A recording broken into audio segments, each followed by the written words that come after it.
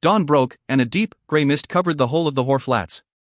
Thick, still, and impenetrable, it lay, stretched across the earth like a death shroud. Night drew away from the mist as the pale, silver light of sunrise crept down out of the breakline. When the night had gone, the mist came awake. With a sluggish heave, it began to churn against the wall of the mountains like some foul soup stirred within its kettle. Faster and faster it swirled, surging up against the cliffs until it seemed the rock must be swallowed and lost.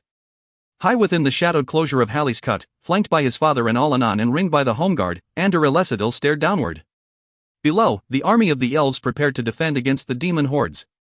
Row upon row of archers, lancers, and pikemen bridged the gorge that opened onto the flats, their weapons held ready, their eyes riveted on the mist as it boiled before the mouth of the pass. Out of this mist must come the demons, yet nothing could be seen of them. As the minutes slipped by and still the attack did come, the soldiers began to grow restless. Ander could sense their uneasiness, like his own, turning slowly to fear. "Stand fast, do. Be frightened." Allanon's voice rang out suddenly, and all eyes turned toward the black-cloaked druid. "It is but mist, though demon-wrought. Courage, now. The forbidding gives way, the demons are about to cross over." Still the mist churned wildly at the entrance to the cut, as if shut away by some invisible barrier that would let it advance further. Silence hung across the land, deep and pervasive. Ander's hands were trembling as he gripped the staff from which the banner of the House of the Ellcrys hung limply, and he fought silently to still them. Then abruptly the cries began, distant and haunting, as if drifting out of the bowels of the earth. Within the mist, streaks of red fire lanced upward to the still darkened morning sky, and the roiling haze seemed to heave. The cries grew louder, turning suddenly to screams that were shrill and savage, filled with madness. They rose steadily, building into a single, unending shriek that emptied out of the flats into the narrow defile of Halley's Cut. "It comes," Allanon whispered harshly. The soldiers of the elven army dropped to their knees, the sound breaking over them like a wave. Arrows were dotched quickly in bowstrings, spears and pikes were braced against the earth. Across the mouth of the pass, the mist erupted in red fire that turned the whole of the sky and earth crimson with its reflection. The shrieks and screams rose to a deafening pitch, and suddenly the air itself seemed to explode in a thunderous clap that burst out of the wilderness to the wall of the breakline and shook the rock to its core. Ander cried out in dismay, and the force of the thunder threw them all to the earth. Hurriedly, they scrambled back to their feet, eyes searching. The air had gone silent. The mist hung grey and still once more. "Allanon," he questioned, softly. "It is finished, the forbidding is broken," the druid breathed. In the next instant the screams welled up anew from out of the emptiness of the flats, a maddened roar of exultation, and the demon hordes, freed at last from their centuries-old prison, spilled through the mouth of Halley's Cut. Down the length of the gorge they came, a wave of struggling, dark bodies. The demons were of all shapes and sizes, bent and twisted by the blackness that had encased them. There were teeth and claws and razor-sharp spines, hair and scales and bristled fur. They slouched and crawled, burrowed and flew, leaped and slithered, all were things of legend and nightmare. Every creature from the oldest tales of horror was there, were creatures, half human, half animal, fleet grey shadows that the eye could barely follow, massive, shambling ogres with hideously distorted features, gremlins that flitted about as if blown on the wind, imps and goblins, black with muck and slime, serpent forms that hissed their venom and twisted in frenzy, furies and demon wolves, ghouls and other things that ate of human flesh and drank of human blood, harpies and bat things that blackened the sky as they lifted their unwieldy bodies from the mass of their brethren. Surging through the mist, they ripped and tore at one another in their eagerness to break free. Elven longbows hummed, and a rush of black arrows cut apart the foremost demons. The rest barely slowed, scrambling quickly over the bodies of those who had fallen. Elven archers shot again and yet again, and still the demons came at them, screaming their rage and frustration. Less than 50 yards separated the two forces, and now the archers fell back into either flank as the forward phalanx of lancers and pikemen moved to the crest of the rise, bracing their weapons in readiness. The demons surged forward, a mass of twisting bodies as they bounded up the broken rock of the gorge to where the elves waited. With a muffled crunch, the tide broke against the wall of the phalanx, claws and teeth ripping. The front ranks of the elven line wavered slightly, but held. Demons hung impaled on spears, their shrieks filling the narrow gorge. With a heave, the elven hunters threw them back onto their own, watching in horror as the shattered forms were swallowed in the mass that came after. Again the demons surged up against the elves, and this time several K.S broke through, only to perish instantly as the rear phalanx moved quickly to plug the gaps in the forward lines. But now the elves were dying also, buried under the black mass of their attackers, dragged forcibly from their ranks and torn apart. And still the demons continued to pour out of the mist, thousands strong, spreading out across the floor of the gorge and up its walls. Arrows cut them down in steady numbers, but where one fell, 3 more appeared to take its place. The elven flanks were beginning to buckle under the rush of attackers, and the entire line was in danger of being overrun. Eventine gave the order to fall back. The elves disengaged hurriedly, retreating to their second line of defense, a broken shelf of rock lying just below the passage that led back into the canyon. Again the longbows sang out, and a hail of arrows flew into the surging mass below. Lancers and pikemen formed their ranks, bracing for the assault. It came almost at once, the wave of struggling dark forms clawing their way over scrub and stone to tear at the hedge of elven spears. Hundreds died in the rush, pierced through by arrow and lance, trampled beneath the feet of their brethren. Yet still they came, surging forth from the mist into the deep funnel of the gorge, against the lines of elven defenders. The elves threw them back once, twice, a third time. Holtzcut filled with dark bodies, crushed and bleeding, screaming in pain and hatred. At the mouth of the canyon, Ander watched silently the ebb and flow of the battle. The elves were losing ground. As Allanan had promised, the Ellcrys staff weakened the demons who came at the elves so that they died under the thrust and cut of elven iron. Yet this was going to be enough to stop the hordes pouring forth. Even with the gallantry of the soldiers, the defensive positions chosen, or all the careful planning, there were simply too many demons and enough of the elves. He glanced hurriedly at his father, but the king did see him. Eventine's hands were fastened on the gnarled length of the Ellcrys staff and the whole of his concentration was fixed on the struggle below. The entire elven defensive line was beginning to buckle dangerously. Using weapons stripped from elven dead, rocks and makeshift wooden clubs, teeth and claws and brute strength, the demons fought to breach the thinning ranks of lancers and pikemen that yet barred their passage forward. The Legion Free Corps, held in reserve until now, threw itself into the center. The elven line, battle cry ringing out. Still the demons came on. We can hold, Eventine muttered and prepared to give the command to withdraw.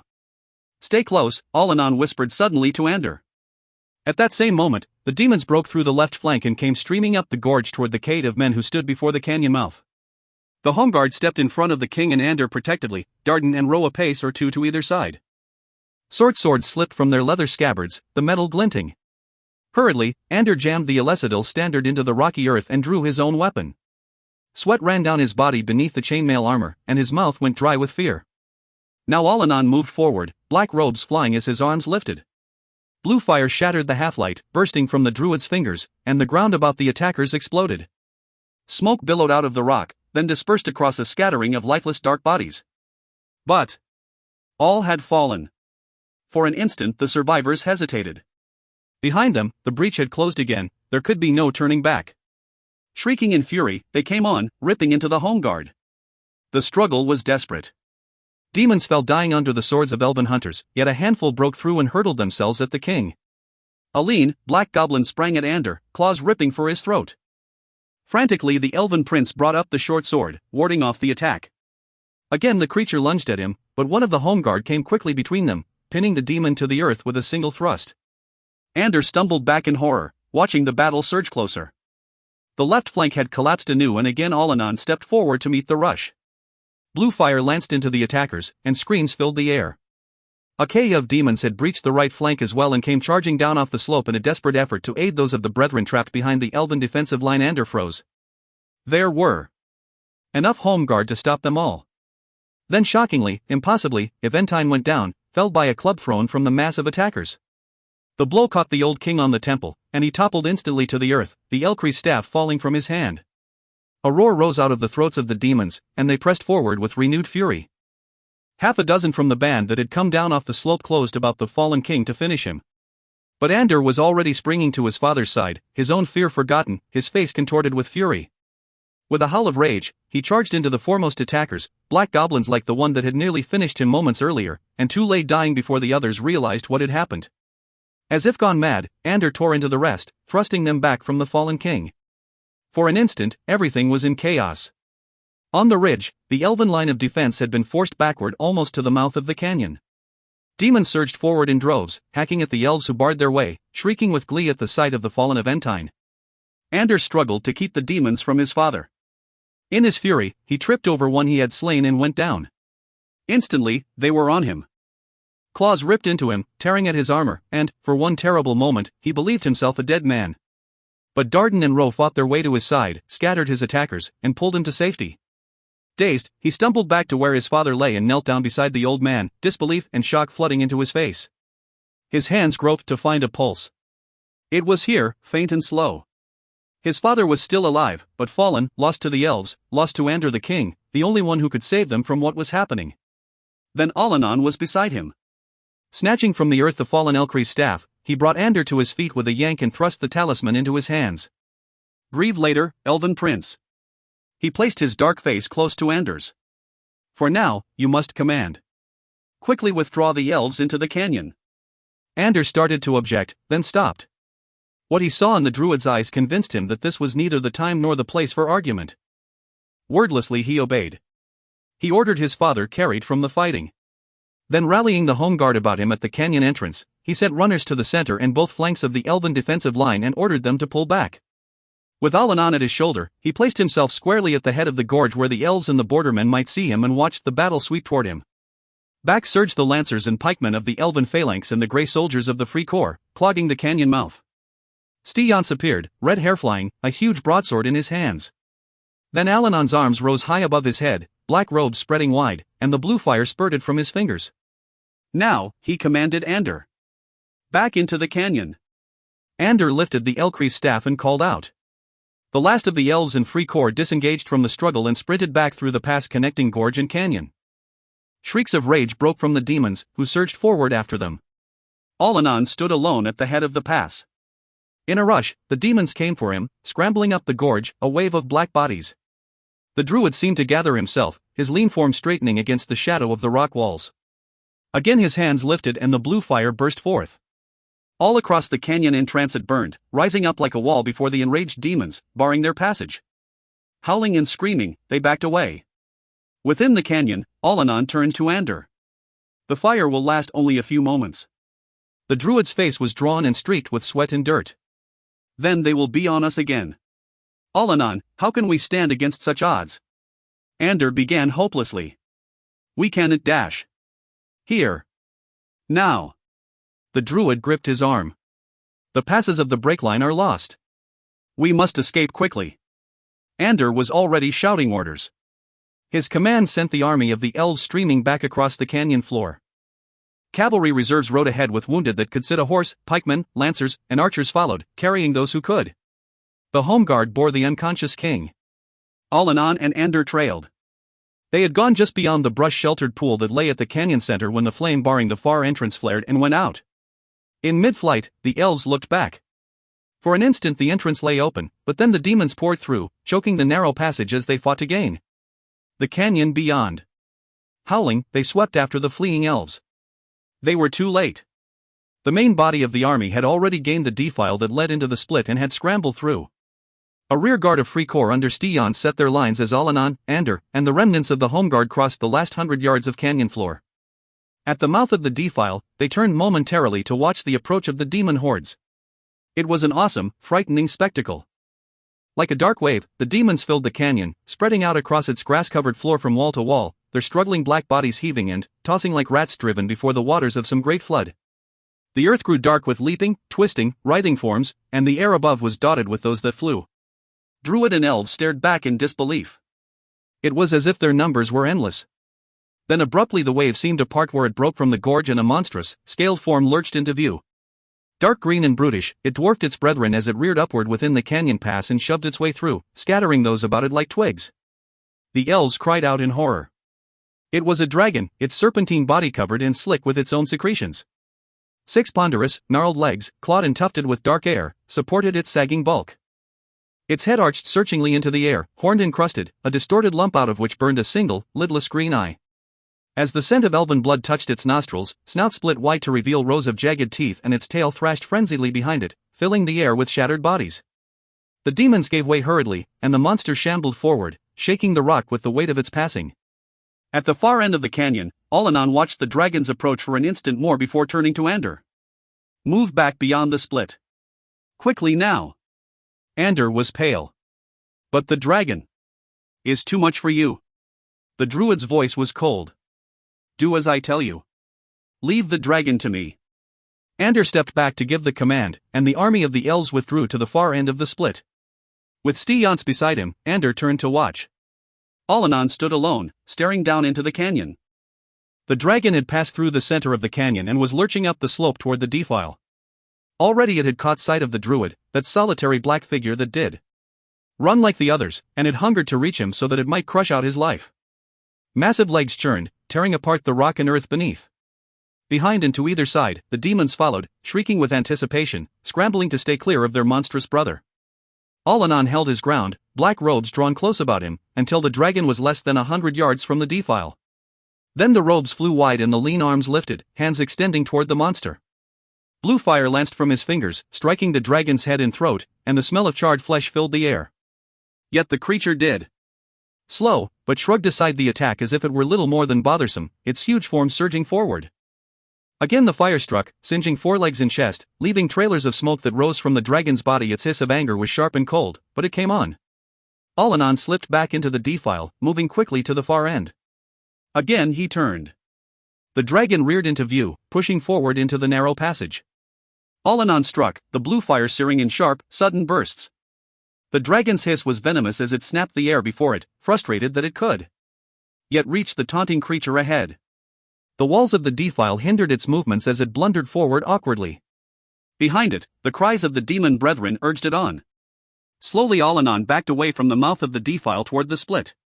The passage was clogged with smoke and dust, and the brutish form of the dragon was obscured by the haze.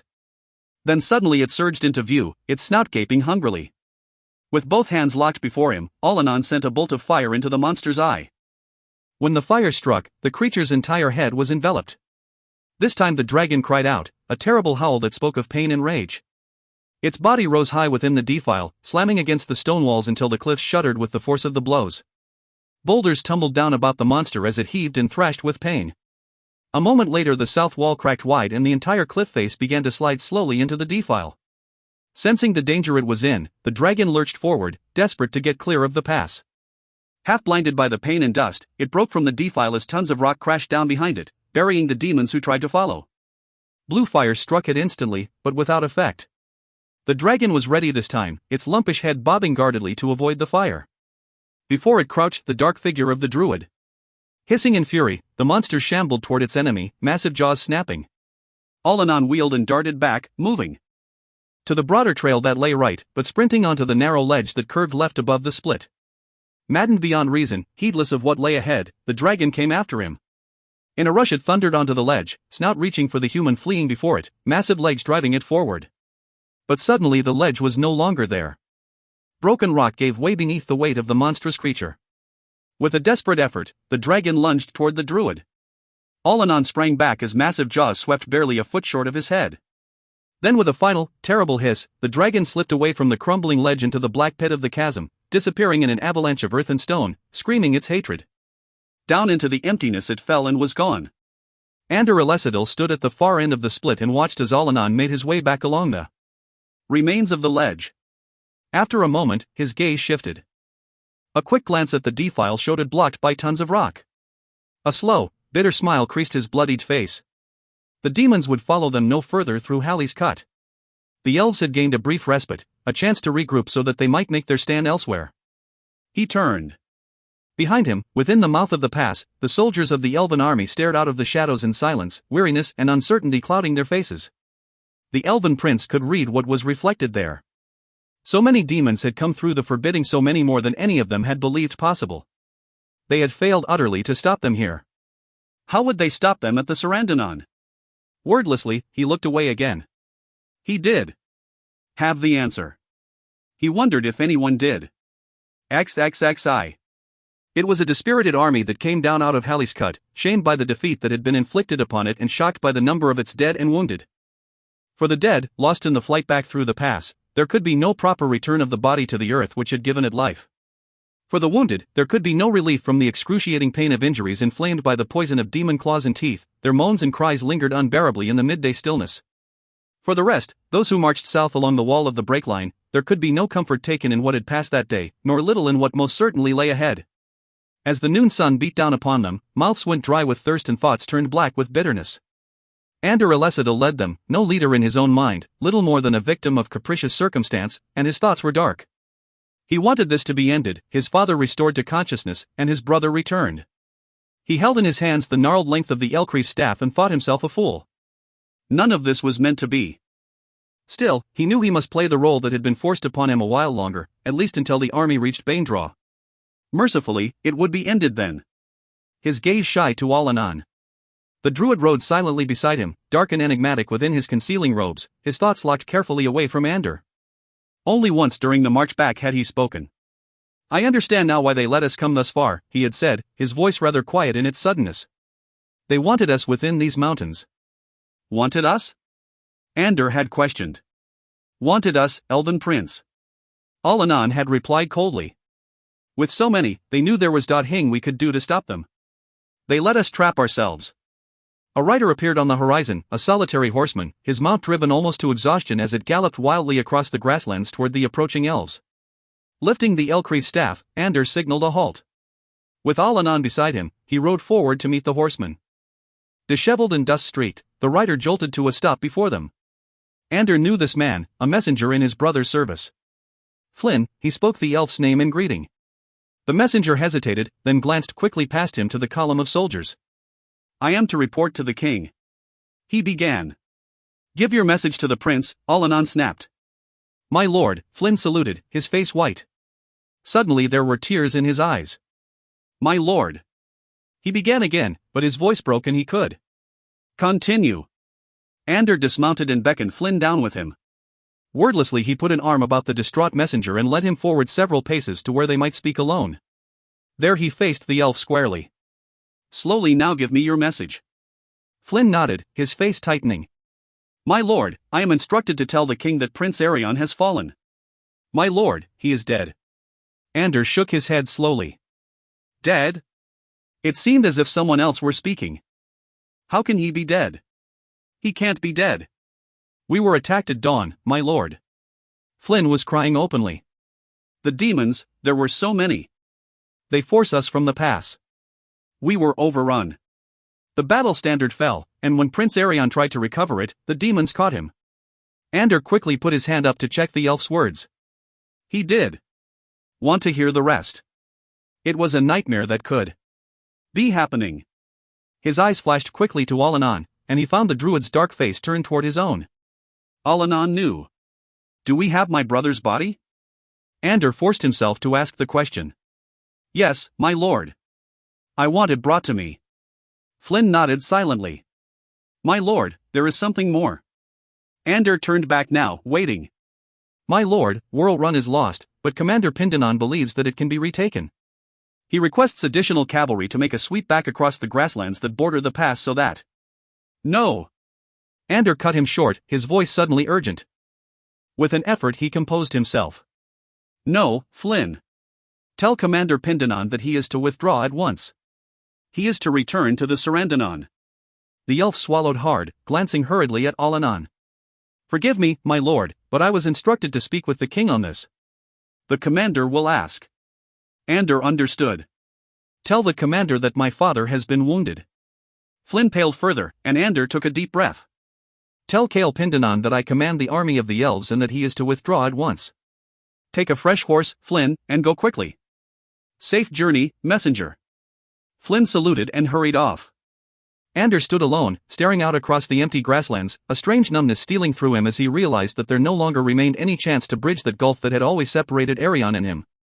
Arion was lost to him forever. His back to Allanan, he let himself cry. Dusk slipped silently across the valley of the Sarandanon, its shadow lengthening to Baindraw and the army of the elves. Within his tent, Eventine Elessida lay sleeping, unconscious still, his breathing shallow and uneven. Ander sat alone at his bedside, staring down at him wordlessly, wishing that he would come awake again. Until the king woke, it would be impossible to judge how serious his injury might be. He was an old man, and Ander was frightened for him. Impulsively, he reached for his father's hand and took it gently in his own. The hand was limp. The old man did stir. Ander held the hand for a moment, then released it again and leaned back wearily. "Father," he whispered, almost to himself. He stood up and moved away from the bed, distracted. How could it have happened? His father fallen, grievously injured, his brother killed, himself become leader of the elves. How could it have happened? It was a madness that he could bring himself to accept. Certainly the possibility had always been there that his father and his brother would be gone and that he alone of the Elessidils would be left to rule. But it had been an absurd possibility. No one had believed it would truly happen, least of all he. He was ill-prepared for this, he thought gloomily. What had he ever been to his father and his brother but a pair of hands to act in their behalf? It had been their destiny to rule the elven people, their wish, their expectation, never his. Yet now. He shook his head wearily. Now he must rule, at least for a time. And he must lead this army that his father had led before him. He must defend the Sarandanon and find a way to stop the demon advance. Ellcrys had shown the elves how difficult this would be. They knew as well as he that if the rockslide brought about by the battle between Allanon and the dragon had blocked Ellcrys, the demons might have caught and annihilated them all. His first task, then, was to give the elves reason to believe that this would happen to them here at Banedraw, despite the loss of both the king and his firstborn son. In short, he must give them hope. He sat down again next to his father. Cale Pindanon could help him, he was a veteran of many wars, an experienced soldier. But would he? He knew that Pindanon was angry with him because of his order to the commander to withdraw from the passes of the breakline. Pindanon had returned yet, remaining behind with a rear guard of elven cavalry to slow the demon advance to the Sarandanon. But forewarning of his displeasure had already reached Ander's ears through comments voiced by a handful of his officers. When he rode in, he would confront Ander directly. Then things would really come to a head. Ander already knew he would ask that command of the army be given to him. Ander shook his head once more. It would be easy enough to do that, to turn command of the army over to Pindanon and let the old warrior assume responsibility for the defense of the elven homeland. Perhaps that was what he should do. Yet something inside of him resisted so simplistic a resolution to the dilemma. There was need for caution in shedding too quickly duties that were clearly his. What would you do? He asked softly of his father, knowing there would be no answer, yet needing one. The minutes slipped past, and the dusk deepened. Finally Darden appeared through the tent flap. Commander Pindanon has returned, he announced. He asks to speak with you.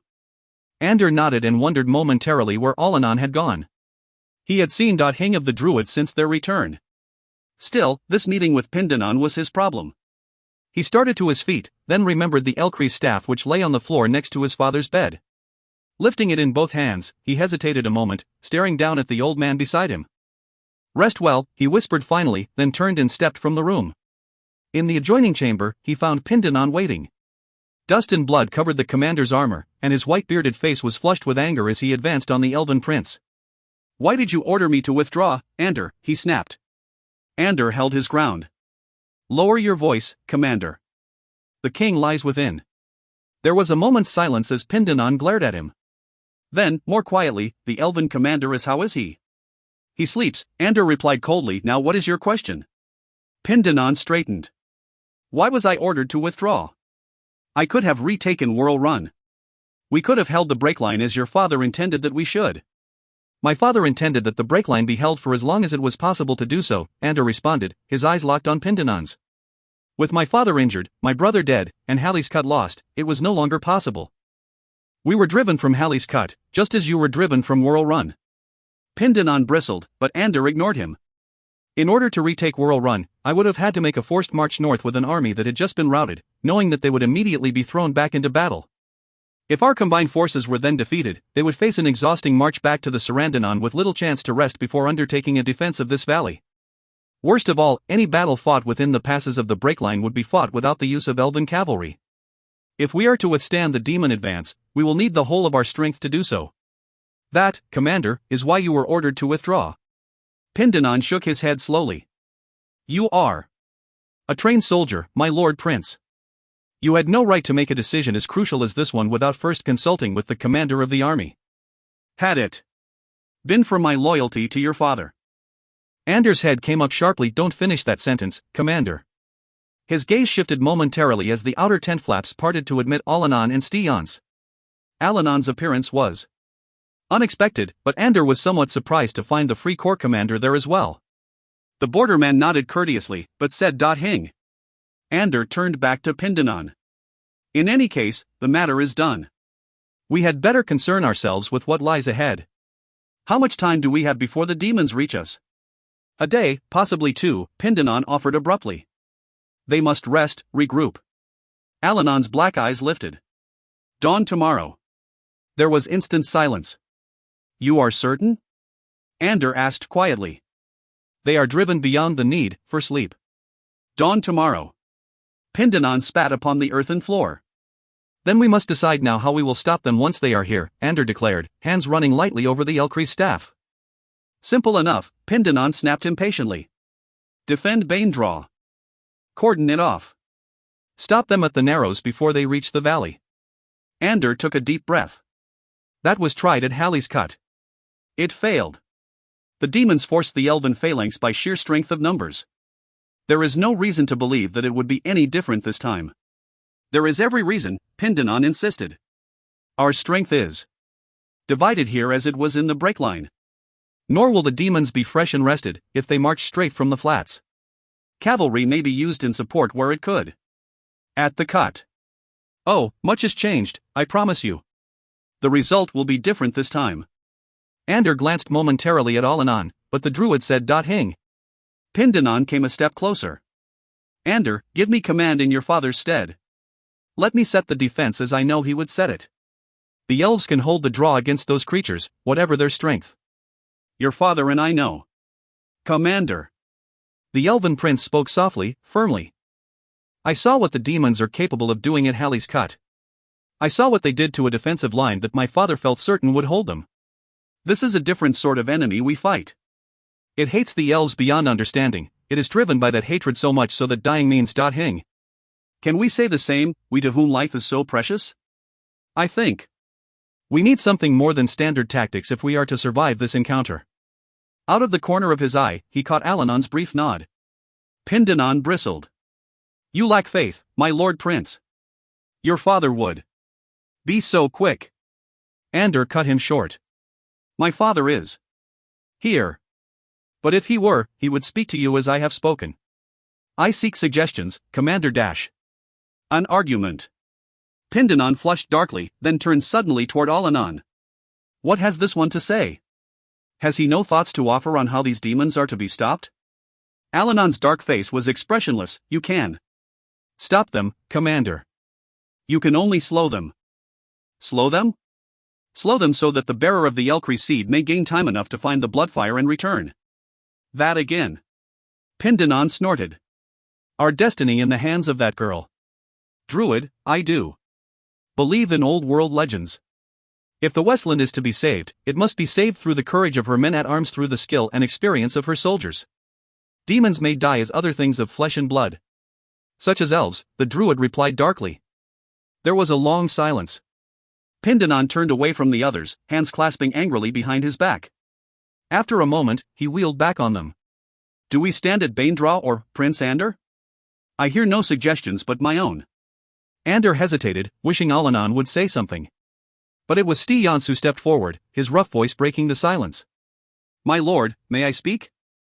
Ander had almost forgotten that the Legion commander was there. He glanced at the big man and nodded. My lord, the Free Corps has faced similar odds on more than one occasion while in the service of the borderlands. It is a matter of pride with us that while our enemies have frequently been stronger than we, still we have survived and they have. We have learned some hard lessons, my lord. I offer one of them to you now. It is this: never settle a stationary defensive line where superior numbers will overrun you. We have learned to split our defensive front with a series of mobile lines that shift with the flow of battle. These lines attack and retreat in sequence, pulling the enemy first one way, then the other, striking always on the flanks as the enemy turns to repel each new assault, withdrawing beyond the enemy's reach when the strike is done. Pindanon snorted. Then you neither gain nor even hold ground, Commander. Stians turned to him. When the enemy has been pulled far enough out in his efforts to catch you, when his lines have thinned and split, then you close ranks to either side and collapse on him. Like so.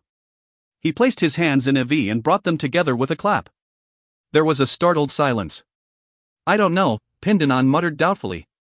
How would you defend Banedraw? Ander pressed. I would use a variation of what I have just described to you, Stians replied. Longbows on the slopes of the Kensrow over the mouth of the draw to harry the advance. Foot soldiers at its head, as if you meant to hold it as you tried to hold Halley's Cut. When the demons attack, stand for a time then give way. Let them break through. Give them a rabbit to chase, a cavalry command to draw them on. When their lines are strung out, their flanks exposed, close on them from both sides, quickly, before they can fall back or be reinforced. Use lances to keep them from you. The demons lack our weapons. If you stay beyond their reach, they can harm you. When you have destroyed their front ranks, let the rabbit pull trough a second rush. Take them her way, keep them off balance. Concentrate on their flanks. He finished. The elves stared at the borderman. Pindanon frowned. Who would be the rabbit in this? Stians smiled crookedly. Who else, Commander? Pindanon shrugged. Ander looked over at him questioningly. It might work, the old warrior admitted grudgingly. If the rabbit is any good, that is. The rabbit knows a few tricks, Stians replied, that is why it is still alive after so many chases. Ander glanced quickly at Alanon. The druid nodded. Then we have our plan for the defense of the Sarandanon, the elven prince announced. His hand clasped Pindanon's, then that of the Iron Man. Let us make certain now that it succeeds. Later that night, when all was in readiness for the morrow's battle and he was alone, Ander Ellcrys paused to reflect on how fortunate it was that Stians had been present at his meeting with Pindanon. It was only then that it occurred to him that it might have been good fortune at all, but a foresight peculiar to the enigmatic dark wanderer they knew as Alanon. XXXII. They buried Ariane Ellcrys at first light of dawn. His brother, Pindanon, and 40 of the home guard interred him in the traditional manner of the elves, at the birth of the new day, at the time of beginning. They bore him in silence to an oak-shaded bluff below Baindraw that looked west over the blue expanse of the Innispor and east across the green valley of the Sarandanon. There the firstborn of Aventine Ellcrys was laid to rest, his body returned to the earth that had given it life, his spirit set free once more. They left no marker to the crown prince. Alanon had warned that there were some among the demons who would search out such testaments and prey upon the dead. There were no songs, no words of praise, no flowers hing to show that Ariane Ellcrys had ever been. There remained hing of Aventine's firstborn but memories. Ander saw the tears in the eyes of those who gathered with him and felt that memories might be enough. Less than an hour later, the demons attacked the elves at Baindraw. Down out of the northern hills they streamed, their screams and howls shattering the stillness of the dawn. They came as they had come at Halley's Cut, a mass of twisted dark bodies surging forward like the unleashed waters of a flood. At the lower end of the draw, the elven phalanx waited, rows of lancers and pikemen standing shoulder to shoulder with weapons braced. As the foremost demons clawed their way toward them, elven longbows hummed along the slopes of the Kensro and the air was filled with feathered arrows. Demons convulsed and fell, buried beneath those who came after. Wave after wave of dark shafts ripped through their ranks, and hundreds died in the rush. But at last the phalanx was reached and the demons flung themselves against it, shrieking with pain as the iron-tipped shafts pierced their bodies and held them transfixed. The attack faltered and was thrown back. Again it came, a sudden surge forward of malformed bodies, teeth and claws ripping, and again it was thrown back. The ground before the elven defensive wall grew littered with dead and dying. Still the horde of demons pressed ahead, endless in number, and at last the elven line wavered and broke, its center seeming to fall away. Into the breach surged the demons, bounding and leaping and scrambling from the draw. Instantly they were set upon by a body of horsemen, grey-cloaked riders with crimson trim, their leader a tall, scar-faced man on a giant blue roan. The riders swept across the head of the demon rush, lances scything. Then they were gone, turning back into the valley, grey cloaks flying, lean forms bent low over their mounts as they galloped away. The demons gave chase in a frenzy moments later, the riders came about, charging back into their pursuers, lances lowered, scattering bodies as again they struck and swung quickly away. The demons howled their frustration and scrambled after them. Then suddenly the grey-cloaked riders wheeled in a solid line that barred the demons' path forward, and the arm of the scar-faced man lifted. No longer masked protectively, but strung out along the grasslands for hundreds of yards beyond the mouth of Baindraw, the demons who had breached the elven defensive line stared about wildly, seeing now what had been done to them. To either side, lines of elven cavalry burst into view, hemming them in like cattle. Behind them, the breach had been closed by a tall, black-robed figure, standing atop the lower slopes of the Kensro, with fire spurting from his outstretched hands to scatter the demons who milled uncertainly within the draw. Desperately, those trapped without sought to break the lines about them. But the elves converged quickly, sword and lance cutting apart the black forms that reached up for them. In moments, the whole of the demon advance had been destroyed. Through the length of the Baindraw, the elven cry of victory echoed. It did end there. For the remainder of the morning and into early afternoon, the battle raged on. Time and again, the demons massed for a rush on the elven phalanx that barred passage through Baindraw. Time and again, they broke through, battling their way past elven archers and druid fire, past lancers and pikemen, only to find themselves face to face with the grey riders of the Legion Free Corps.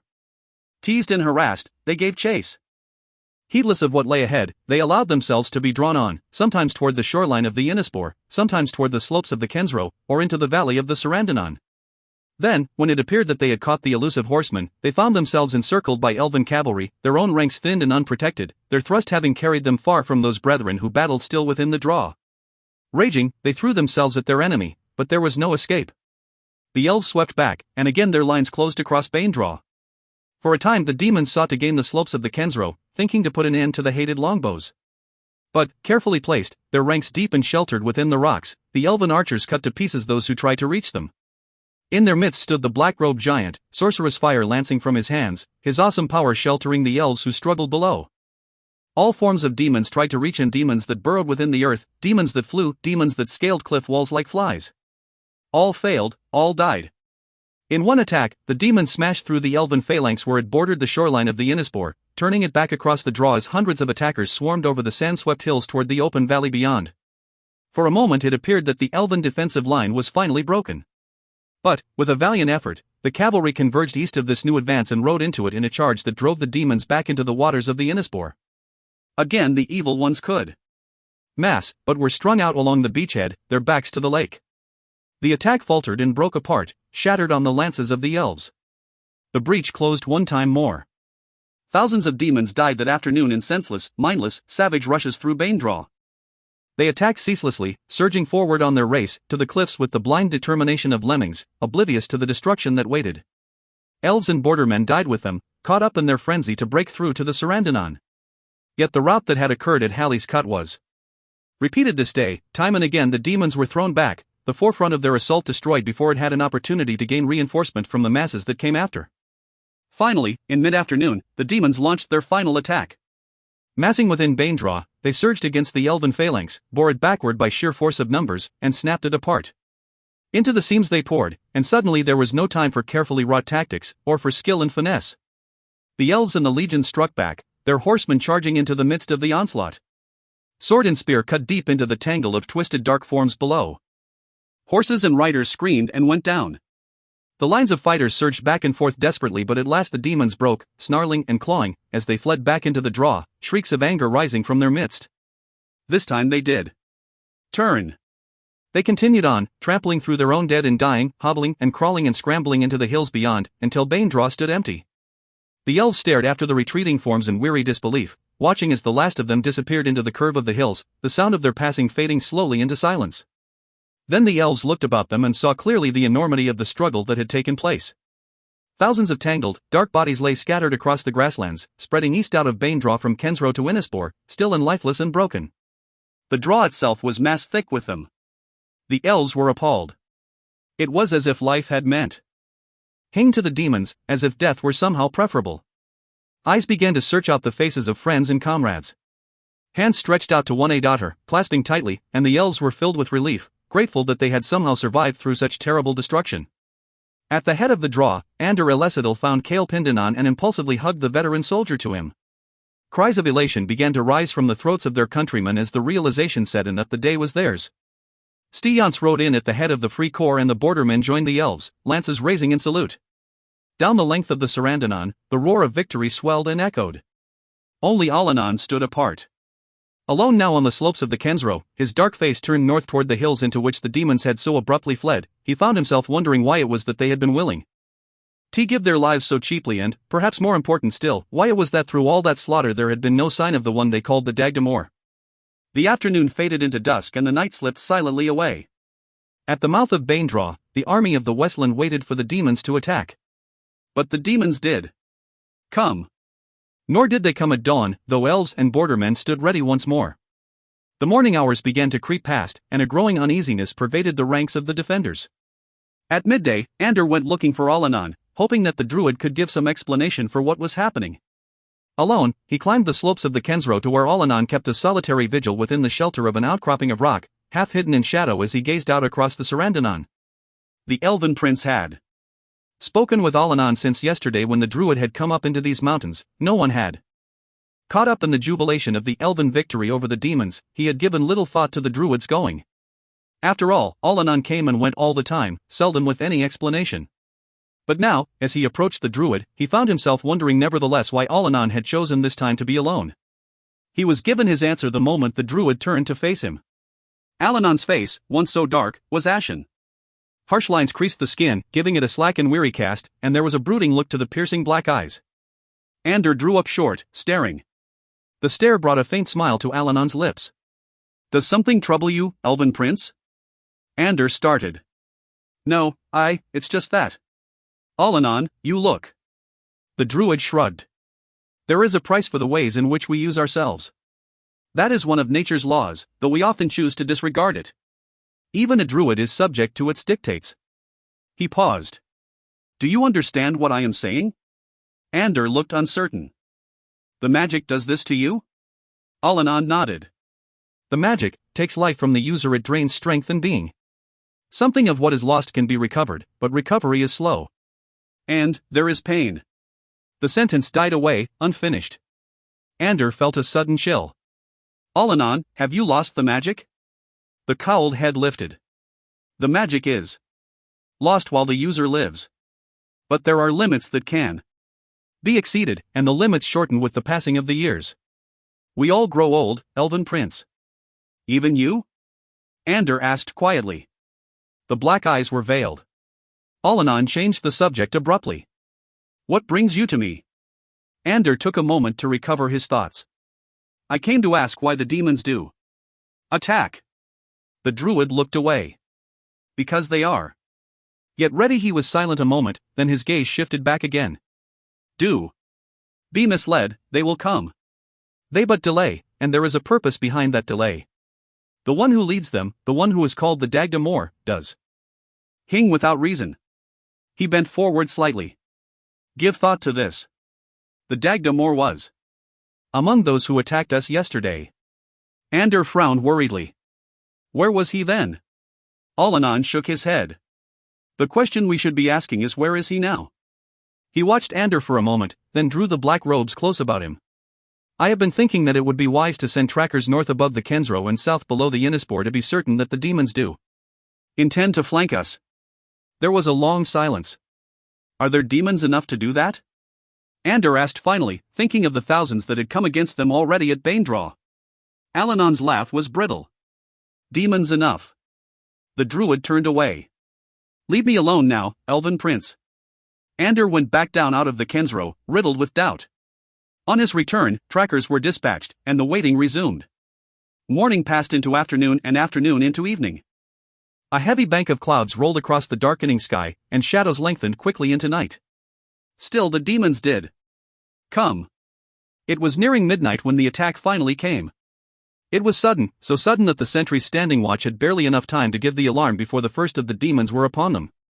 They came through Banedraw in a massive rush, waves of black, corded bodies surging down out of the darkened northern hills into the light of the watchfires.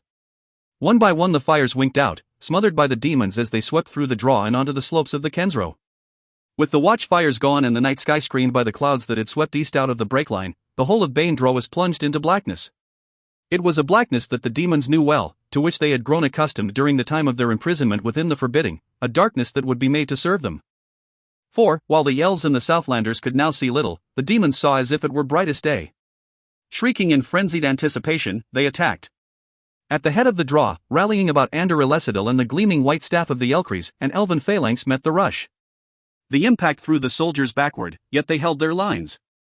Hundreds of dark bodies crushed up against them, teeth and claws ripping. The elves fought back determinedly, lances and pikes thrusting blindly into the mass of demons that pushed forward, and screams of pain tore through the night. But the demons kept coming, surging into the elves, struggling to break apart their defense.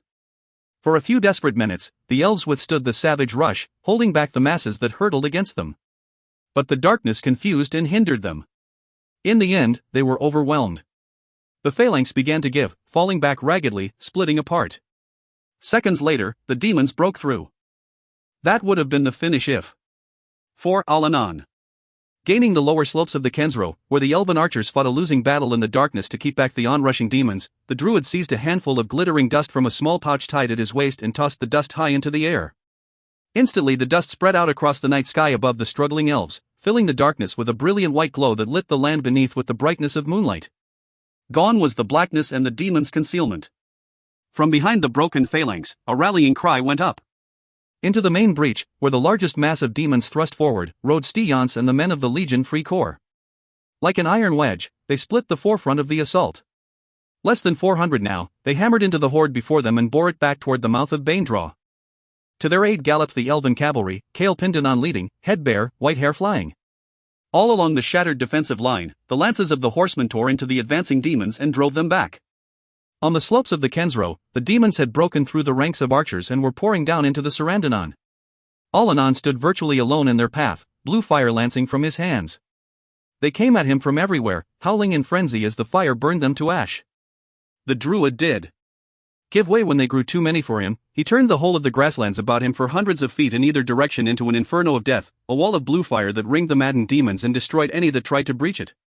100 yards back from the mouth of Baindraw, the elves and the Free Corps fought desperately to keep the main body of demons from breaking through into the Sarandanon.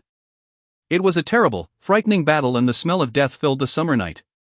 At its height, Cale Pindanon went down, his horse stumbling beneath him. The old warrior was shaken and came to his feet unsteadily, fumbling for his broadsword. Instantly, the demons were upon him, howling. Elven hunters sought to reach their beleaguered commander, slashing and cutting their way through the demons that rose before them. But the demons were too quick. Clawed hands reached for Pindanon, warding off the blows struck at them, and the old soldier was pulled to his death. At the same moment, a handful of demons broke from the crush of fighters about them and hurtled toward Ander Ellcrys. Through the ring of homeguard that battled about him the demons came, bounding like cats, to lunge for the elven prince. In desperation he brought up the Ellcrys staff like a shield and his attackers shrank from it, howling with rage. But Ander was all alone now, surrounded by twisted black forms, and they snapped and tore at him, waiting for a chance to break through the guard of his talisman. Elven hunters fought desperately to reach the prince, yet the demons blocked their way, tearing apart those who came too close, parrying wildly the cut and slash of lance and sword. Their brethren surged to their aid, seeing that they had within their grasp the bearer of the hated talisman. Clawed hands reached out, grasping. Then through the tangle of fighters hurtled a giant, scar-faced borderman, grey-cloaked body streaked with dirt and blood. Up against the demons he went, cutting through corded back bodies with great sweeps of his broadsword until at last he stood next to Ander.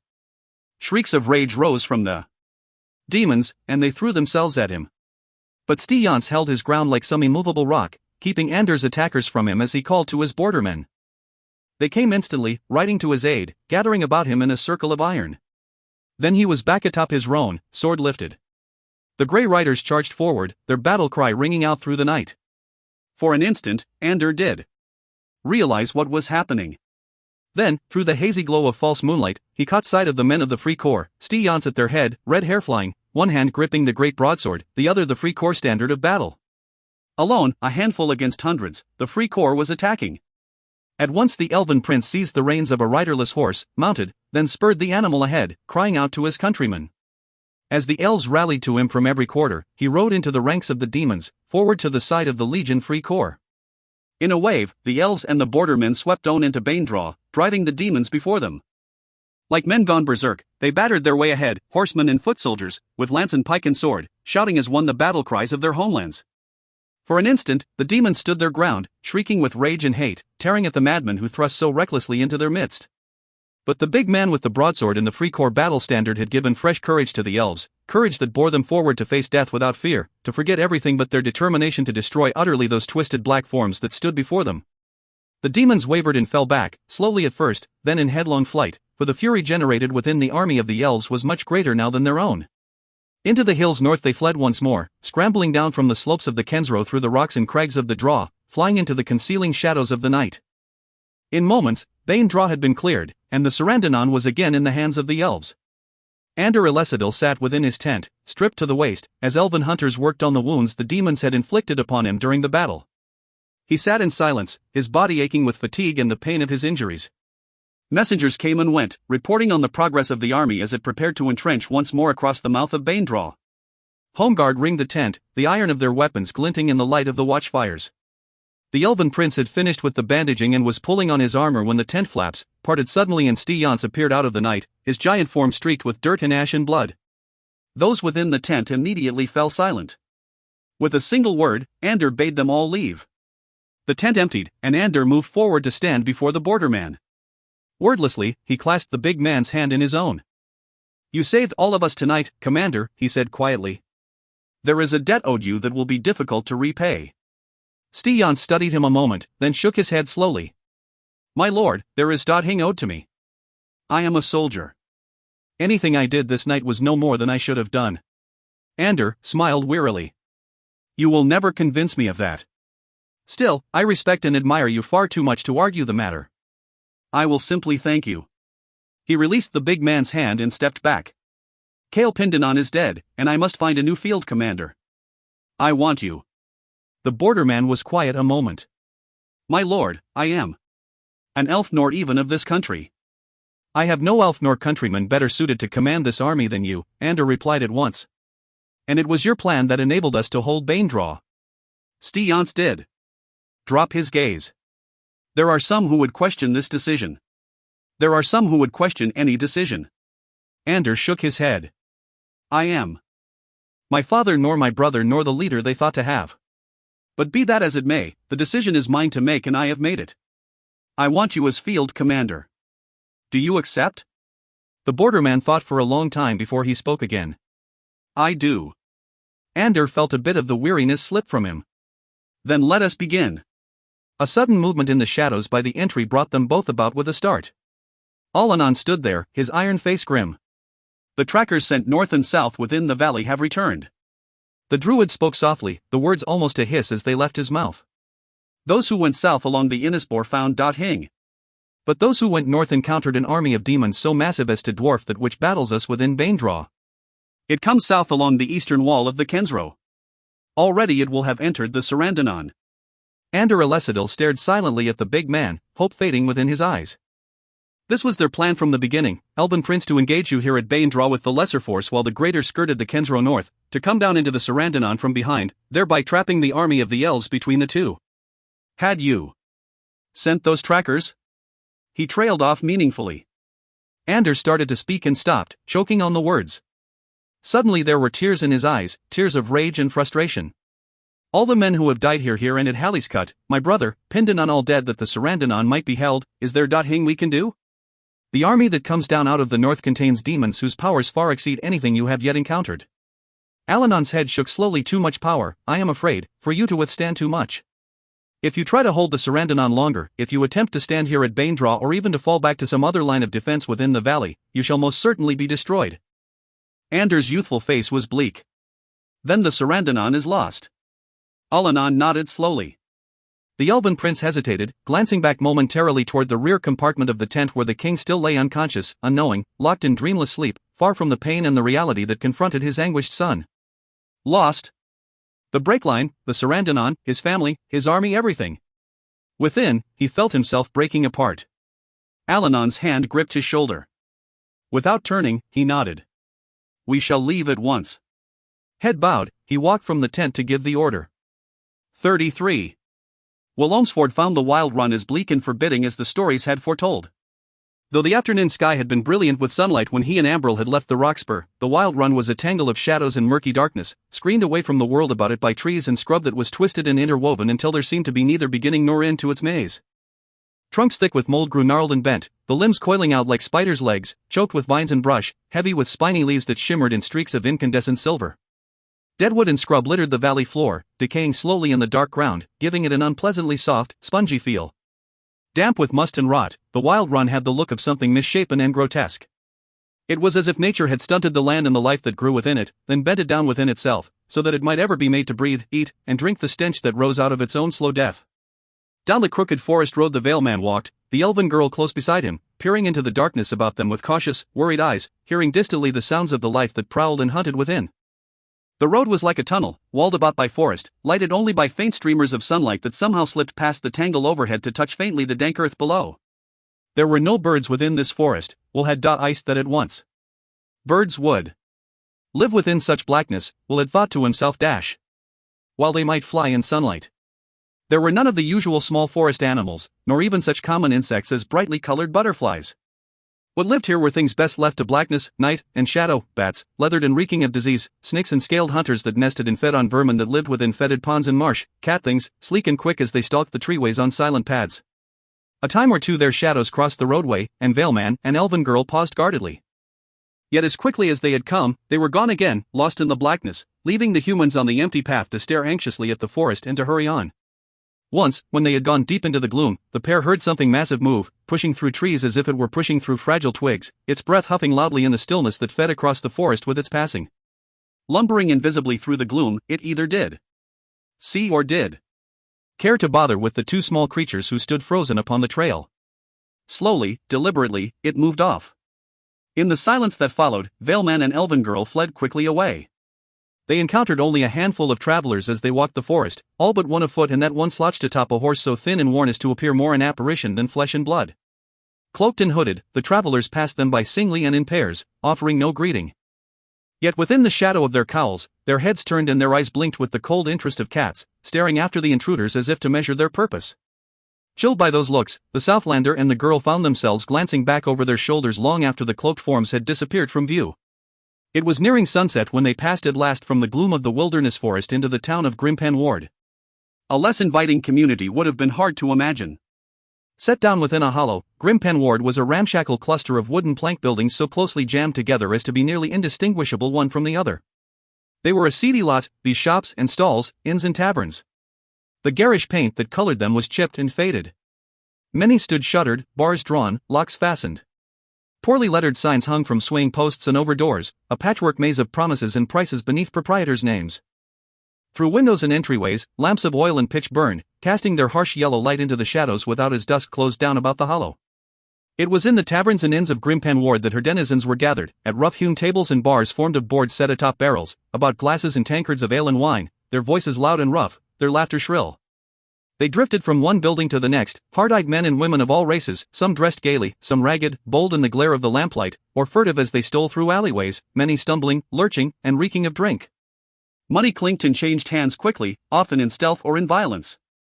Here a lumpish figure slumped down within a doorway, asleep in drunken stupor, his clothes stripped from his body, his purse gone. There a tattered form lay still and twisted within a darkened passage, the lifeblood seeping from the wound at his throat. All about, dogs prowled, ragged and hungry, slinking through the shadows like wraiths. Thieves and cutthroats, harlots and cheats, traitors in life and death and false pleasure. Will Olmsford felt the hair on the back of his neck rise. Perk's grandfather had been right about Grimpen Ward. Holding tight to Amberl's hand, he followed the rutted line of the road as it wound through the tangle of buildings. What were they to do now? Certainly they could go back into the forest. At night. He was reluctant to remain in Grimpen Ward, but what other choice did they have? They were both tired and hungry. It had been days since they had slept in a bed or eaten a hot meal. Still, there seemed to be little chance that they would get either here. Neither of them had any money to buy or anything of value to trade for a night's food and lodging. Everything had been lost in their flight out of the Pycon. The Veilman had thought to find someone within the town who might be persuaded to let them work for a meal and a bed, but what he saw about him suggested that no one of that disposition lived in Grimpen Ward. A drunken gnome lurched up against him and fumbled for his cloak. Will shoved the fellow away hurriedly. The gnome tumbled into the street and lay laughing foolishly at the sky. The Veilman stared down at him a moment, then clasped Ambrel's arm and hurried on. There were other problems facing them as well. Once they left Grimpen Ward, how were they to find their way from there? How were they to keep from becoming quickly lost within the wilderness beyond? They desperately needed someone to guide them, but whom in Grimpen Ward could they trust? If they were forced to continue on without any idea of where they were going, then it would become necessary for Will to use the Elfstones or at least attempt to use them before they had found the tunnels of Safehold and the Bloodfire and long before they were ready to flee. The moment he did that, he would bring the demons down on them. Yet without the use of the stones or the aid of a guide, they would have no chance at all of finding Safehold. If they had all year to do so instead of only days. Will paused helplessly, staring at the lighted doors and windows of the buildings of the town, the shadowy figures who milled within, and the backdrop of the wilderness and the night sky. It was an impossible dilemma, and he had no idea at all how he was going to resolve it. Will, Ambrel tugged anxiously at his arm. Let's get off this street. The Veilman glanced at her quickly and nodded. First things first. They must find a place to sleep for the night, they must have something to eat. The rest would have to wait. With Ambrel's hand in his, he started back up the roadway, studying the inns and taverns at either side. They walked about 50 feet further before the Veilman caught sight of a small, two-story lodging house set back from the other buildings within a grove of scrub pine. Lights burned through the windows of the first floor, while the second story stood dark. The loud voices and raucous laughter were missing here, or at least diminished, and the crowd was small. Will moved over to the courtyard fronting the inn and peered through the streaked glass of the windows opening on the main room. everything appeared quiet. He glanced up. The sign on the gatepost indicated it was the Candlelight Inn. He hesitated a moment longer, then made up his mind. With a reassuring nod to Ambril, who looked more than a little doubtful, he led her through the gate and moved up the walk through the pine. The inn doors stood open to the summer night. "Put your cowl about your face," he whispered suddenly, and when she stared over at him blankly, quickly did so for her. He gave her a smile which belied his own sense of uncertainty, then took her hand firmly in his and stepped through the entry.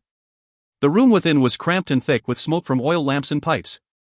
A short bar stood at the front, and a quay of rough-looking men and women clustered about it, talking among themselves and drinking ale. Various tables ringed by chairs and backless stools filled the back, a few occupied by cloaked figures who hunched over drinks and spoke in low voices. Several doors led from this room to other parts of the building, and a stairway ran up the left wall and disappeared into darkness. The floor was splintered and worn, and cobwebs hung from the corners of the ceiling. Next to the doorway, an aged hound chewed contentedly on a meat bone. Will guided Ambril to the back of the room where a small table stood empty save for a fat, low-burning candle, and they seated themselves. A few heads lifted or turned as they passed, then just as quickly looked away again. "What are we doing here?" Ambril asked anxiously, finding it difficult to keep the tone of her voice low enough that they would be overheard. Will shook his head. "Just be patient." A few moments later a lumpish, unfriendly-looking woman of uncertain age trudged over to them, a towel thrown loosely across one arm. As she came up to them, Will iced that she was limping badly. He thought he recognized that limp, and the germ of an idea began to form. "Something to drink?" she wanted to know. Will smiled pleasantly. "2 glasses of ale." The woman walked away without comment. Will watched her go. "I do like ale," Ambril protested. "What are you doing?" "Being sociable." "Did you ice the way that woman limped?" The elven girl stared at him. "What has that got to do with anything?"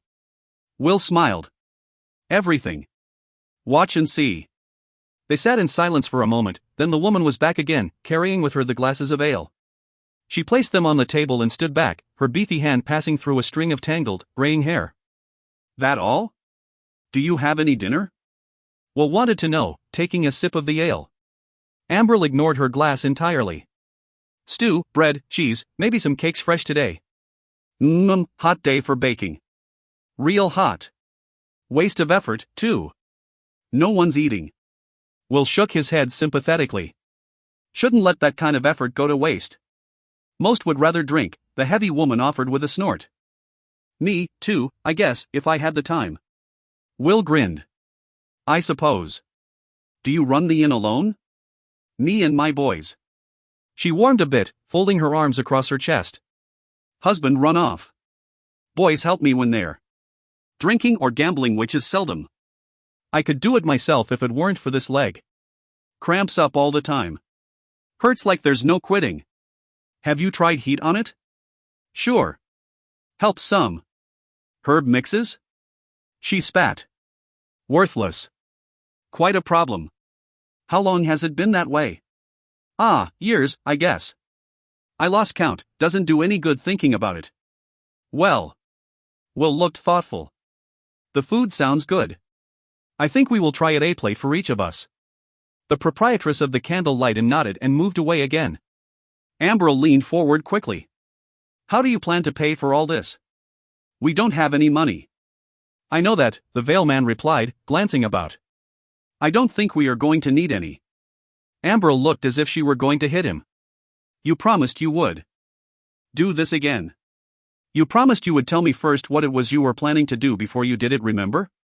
The last time you tried something like this was with the Rovers, and it nearly cost us our lives. These people look a lot more dangerous than the Rovers." I know, but I just thought of it. We have to have a meal and a bed, and this looks like our best chance for both." The elven girl's face tightened within the shadow of the cowl. "I do like this pace, Will Olmsford, this inn, this town, these people, any of it. We could do without the meal and the bed." Will shook his head. "We could, but we won't." "Shoo, she's coming back." The woman had returned with their dinner. She set the steaming plates before them and was about to leave when Will spoke. "Stay a moment," he asked. The proprietress turned back to them. "I have been thinking about your leg. Maybe I can help." She stared at him suspiciously. "What do you mean?" He shrugged. "Well, I think I can stop the pain. The look of suspicion grew more pronounced. Why would you want to do that for me? She scowled. Will smiled. Business. Money. I don't have much money. Then how about a trade? For the price of the ale, this meal, and a night's lodging, I'll stop the pain. Fair enough? Fair enough. Her lumpish body dropped heavily into the chair next to him. But can you do it? Bring out a cup of hot tea and a clean cloth and we will see. The woman came to her feet at once and lumbered off to the kitchen. Will watched her go, smiling faintly. Ambrose shook her head. I hope you know what you are doing. So do I eat your dinner now in case I don't? They had finished most of their meal by the time she returned with the tea and cloth. Will glanced past her to the patrons gathered about the bar. A few glanced were beginning to turn. Whatever happened next, he thought, he did want to call further attention to himself. He looked up at the woman and smiled. This should be done in private. Do you have somewhere we might go? The woman shrugged and led them through one of the closed doors into a small room containing a single table with a candle and 6 stools. She lit the candle and closed the door. The three seated themselves. What happens now? The woman asked. The veilman took a single dried leaf from a pouch about his waist and crumbled it into dust, dropping the dust into the tea. He stirred the mixture about, then handed it back to the woman. Drink it down. It will make you a bit sleepy, hang more. The woman studied it a moment, then drank it. When the cup was empty, Will took it from her, dropped in her kind of leaf and poured a small measure of ale from his glass, which he had carried in with him. These he stirred slowly, watching the leaf dissolve away to hing. Across the table from him, Ambrose shook her head. Put your leg up on this stool, Will ordered, shoving a vacant stool in front of the woman, who dutifully placed her leg on it. Now pull up your skirt. The proprietress gave him a questioning look, as if wondering what his intentions might be for her, then hiked her skirt up to her thigh. Her leg was corded, veined, and covered with dark splotches. Will dipped the cloth into the mixture in the cup and began rubbing it into the leg. Tingles a bit. The woman giggled. Will smiled encouragingly. When the mixture was gone from the cup, he reached into the pouch once more and this time produced a long, silver needle with a rounded head. The woman leaned forward with a start. You're going to stick that in me, are you? Will nodded calmly. You won't feel it, just a touch. He passed it slowly through the flame of the candle that burned at the center of their table. Now hold very still, he ordered. Slowly, carefully, he inserted the needle into the woman's leg, just above the knee joint, until only the rounded head was showing. He left it there a moment, then withdrew it. The woman grimaced slightly, shut her eyes, then opened them again. Will sat back. All done, he announced, hoping that indeed it was. Stand up and walk about. The perplexed woman stared at him a moment, then pulled down her skirt indignantly and rose to her feet. Gingerly, she stepped away from the table, testing the feel of the bad leg. Then abruptly she wheeled about, a broad grin creasing her rough face. It's gone. The pain's gone. First time in months. She was laughing excitedly. I don't believe it. How'd you do that? Magic. Will grinned with satisfaction, then immediately wished he hadn't said that. Ambrose shot him an angry glance. Magic, huh? The woman took a few more steps, shaking her head. Well, if you say so. It sure feels like magic, no pain at all. Well, it wasn't really magic. Will began anew, but the woman was already moving toward the door. I feel so good, I'm going to give everyone a free glass. She opened the door and stepped through. Can't wait to see their faces when they hear about this. No, wait. Will called after her, but the door closed and she was gone. Confound it, he muttered, wishing belatedly that he had made her promise to keep quiet about this. Ambrose folded her hands calmly and looked at him. How did you do that? He shrugged. I'm a healer, remember? The stores taught me a few things about aches and pains. He leaned forward conspiratorially. The trouble is, the treatment doesn't last. Doesn't last. Ambrose was horrified. Will put a finger to his lips. The treatment is only temporary. By morning the pain will be back, so we had better be gone. Will, you lied to that woman, the elven girl cried. You told her you could cure her. No, that was what I said. I said that I could stop the pain. I did. Say for how long? A night's relief for her, a night's sleep and a meal for us. A fair trade. Ambrose stared at him accusingly and did reply. Will sighed. If it is any comfort to you, the pain will be as bad as it was before. But her condition is one that any healer could cure. It has to do with the life she leads, her age, her weight, a lot of other things over which I have no control. I have done as much as I can for her. Will you please be reasonable? Could you give her something for when the pain returns? The veil man reached over and gripped her hands. You are a truly gentle person, do you know that? Yes, I could give her something for the pain. But we will leave it for her to find after we are gone, if you don't mind. A sudden clamor from the other room brought him to his feet, and he moved to the door, slipping it open just a crack. Before, the inn had been all but empty. Now it was nearly filled as people drifted in off the roadway, attracted by the promise of free drinks and the antics of the proprietress, who was gleefully demonstrating her newfound cure. Time to be going, Will muttered and hurriedly led Ambrose from the room. They had taken a dozen steps when the woman called out shrilly and came rushing over to stop them. Head shook and fingers pointed at Will. Too many for the veilman's comfort. A glass of ale, you too, the heavy woman offered. Her hand clapped Will on the shoulder and nearly knocked him off his feet. He managed a weak grin. I think we should get some sleep. We have a long journey and we are really very tired. The woman snorted. Stay up and celebrate. You don't have to pay. Drink all you want. Will shook his head. I think we better get some sleep. Sleep? With all this noise? The woman shrugged. Take room number 10, top of the stairs and down the hall. Sits at the back of the inn. Might be a little more quiet for you. She paused. We're even now, right? I don't owe you anything more? Hing, Will assured her, anxious to be gone. The proprietress grinned broadly. Well, you sold out cheap, you know that? I would have paid you 10 times what you asked for what you done. Why, a couple hours without the pain is worth the ale and the meal and the bed. You got to be clever if you expect to get anywhere in this country. Remember that bit of advice, little elf. It's free. She laughed roughly and turned back to the bar. The free drinks were over. With a crowd of this size, there was money to be made. The woman scurried along the serving board, snatching the coins up eagerly. Will grabbed Ambrose's arm and guided her away from the table to the stairway and up the steps. The stares of the patrons followed after them. And you were worried about her, the veilman muttered as they reached the upper hallway and turned down it. Ambrose smiled and said, Hing. Exiv. They had been asleep several hours when they heard the noises at the door of their room.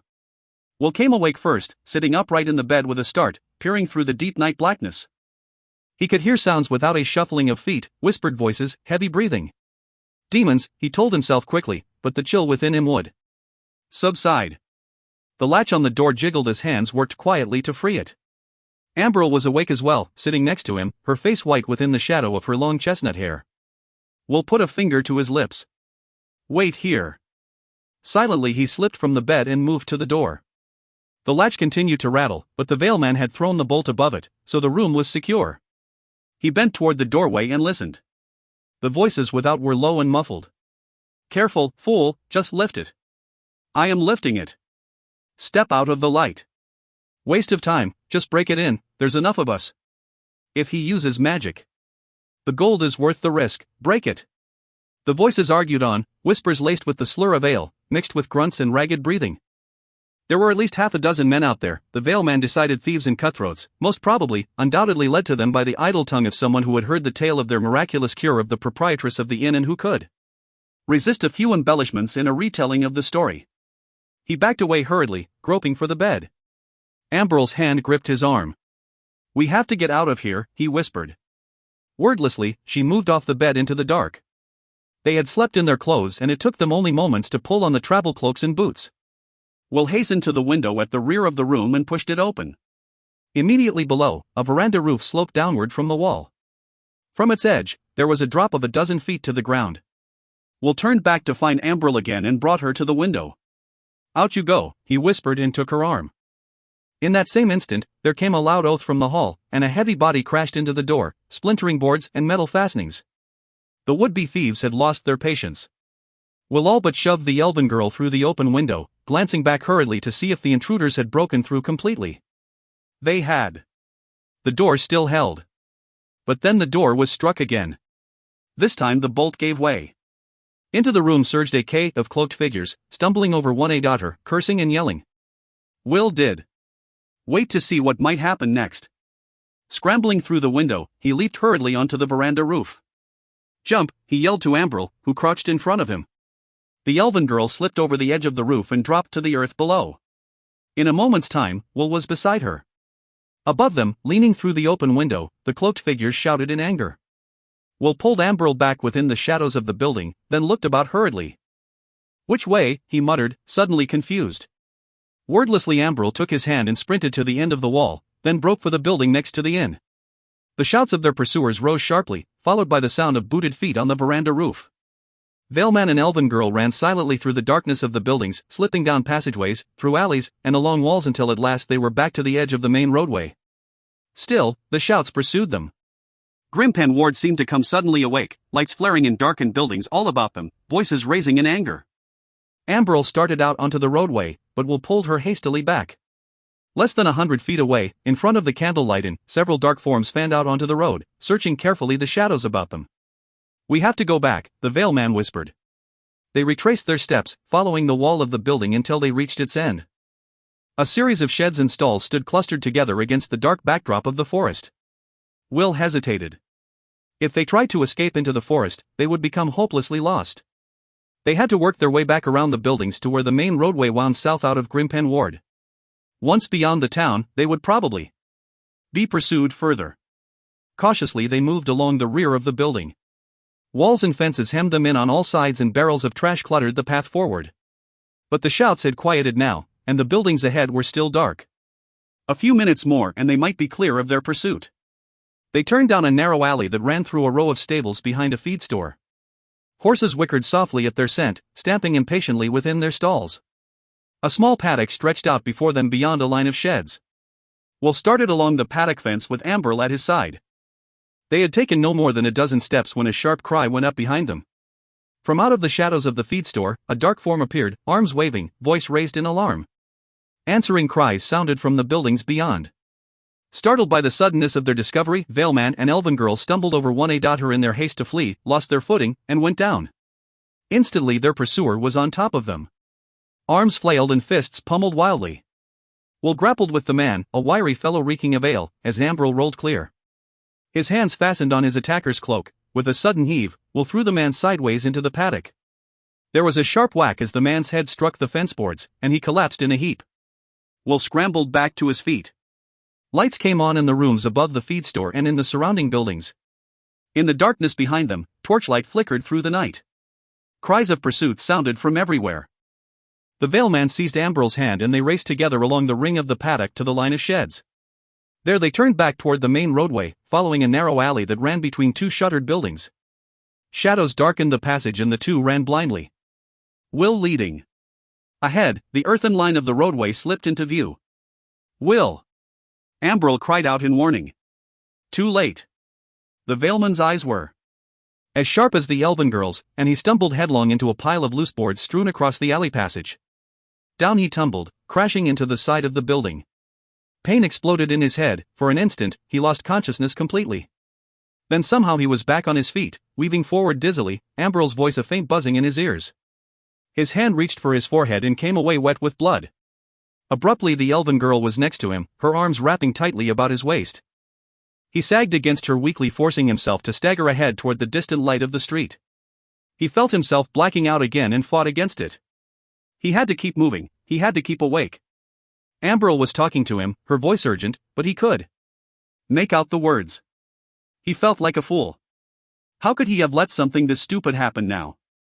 They staggered clear of the alley and turned into the shadows of a porch. Down its length they stumbled, the Elven Girl fighting to keep the Veilman on his feet. Blood ran down into Will's eyes, blinding him further, and he muttered in anger. Suddenly he heard Ambrel gasp in surprise. Through the haze that blurred his vision, he watched a tangle of shadows appear out of the dark. Voices sounded, low and rough, and there was a hiss of warning. The Ambrel was gone, and he felt himself being lifted. Strong hands bore him quickly through the dark. There was a swirl of color before his clouded eyes, mingled with a rush of torchlight. Then he was being lifted again, this time through a narrow opening of canvas flaps. An oil lamp flickered beside him. Voices sounded, whispers of caution, and he felt a damp cloth wipe his face clean of blood. Hands worked by to wrap him in blankets and to place a pillow beneath his head. Slowly he opened his eyes. He lay within a gaily colored wagon, its walls decorated with tapestries, beads, and bright silks. The veil man started. He knew this wagon. Then a face bent close, dark and sensuous, framed in ringlets of thick black hair. The smile that greeted him was dazzling. "I told you we would meet again, Wilhelmsford." It was Eritrea. XXXV. For 5 days the army of the Elves and the Legion Free Corps fought their way back across the Westland to Arberlon. Across the broad valley of the Sarandanon, through woodlands dense and tangled, and down forest roads and rutted trails they fell back slowly, steadily eastward, pursued at every turn by the demon hordes. They marched in daylight and at night, without rest, often without food, for the creatures that tracked them neither slept nor ate. Unburdened by human needs, free of human limitations, the demons came after them, purposeful, unrelenting, driven by their own peculiar form of madness. Like dogs at hunt, they harried the withdrawing army, nipping and slashing at its flanks, rushing it now and then in full assault, striving to turn it from its course, to cripple it, to destroy it. The attack was incessant, and the elves and their allies, already weary from their stand at Baindraw, grew quickly exhausted. With exhaustion came despair and then fear. Ander Ilesadil fell victim to that fear. It began for the elven prince with his own sense of failure. The dead, the defeats of the few days past, and all that the elves had hoped to accomplish and had done haunted him. Yet even this was the worst. For as his battered army struggled eastward and his countrymen continued to die all about him, Ander began to realize that none of them might survive the long march back, that all of them might die. Out of this stark realization was born the fear that became his own private devil, faceless, insidious, lurking just within the shadow of his determination. "Leader of the elves," it asked slyly, "what will you do to save them? Are you so helpless, then? So many have been lost, yet what if all those who remain be lost?" It teased and tormented him, threatening to turn weary resolve into total despair. Even Alanon's presence did help, for the black-robed druid stayed distant and aloof as he rode at Ander's side, veiled in his own world of dark secrets. So Ander fought his fear alone within the silence of his mind, the whole of his strength directed toward its defeat, as slowly, grimly he led his failing soldiers back toward Arberlon. In the end, it was Styance who saved them all. It was in this darkest time of seeming failure and desperation that the giant borderman displayed the tenacity, endurance, and courage that had created the legend of the Iron Man. Assembling a rear guard of elves and free corps, he began a defense of the main column of his army as it bore its dead and wounded eastward under cover of night. In a series of lunges and feints, the Legion commander struck out at his pursuers, drawing them after him, first one way, then another, utilizing the same tactics that he had so successfully employed at Baindraw. Time and again the demons came at him, sweeping first through the valley of the Sarandanon, then into the forest land beyond. Time and again they sought to trap the fleet, Greycloak Legion riders and the swift elven horse, always to close an instant too late, finding only an empty grassland, a blind draw, a hollow dark with shadow, or a scrub-choked trail that turned back upon itself. With a deftness that baffled and maddened the demons, Styance and the riders following him played a deadly cat-and-mouse game that seemed to place them everywhere at once, yet always away from where the main body of the army moved back toward the safety of Arberlon. Demon anger and frustration mounted, as night became day and day night again, the pursuit grew frenzied. These demons were different from the lean, black creatures that had swarmed out of the hill country north of Baindraw to sear the Sarandanon. These were demons that had gone east above the Kensro, more dangerous than their lesser brethren, with powers that no ordinary human could withstand. Some were monstrous in size, corded with muscle and scaled with armor, creatures of mindless destruction. Others were small and fluid and killed with just a touch. Some were slow and ponderous, some quicksilver as they slipped through the forest shadows like wraiths.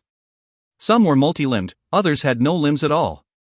Some breathed fire as the dragons of old, and some were eaters of human flesh. Where they passed, the land of the elves was left blackened and scarred, ravaged so that Dothing might live upon it.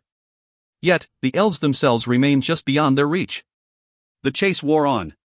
Elven hunters and free corps soldier fought side by side in a desperate attempt to slow the demon advance, watching their numbers dwindle steadily as their pursuers swept after them. Without Styance to lead them, they would have been annihilated.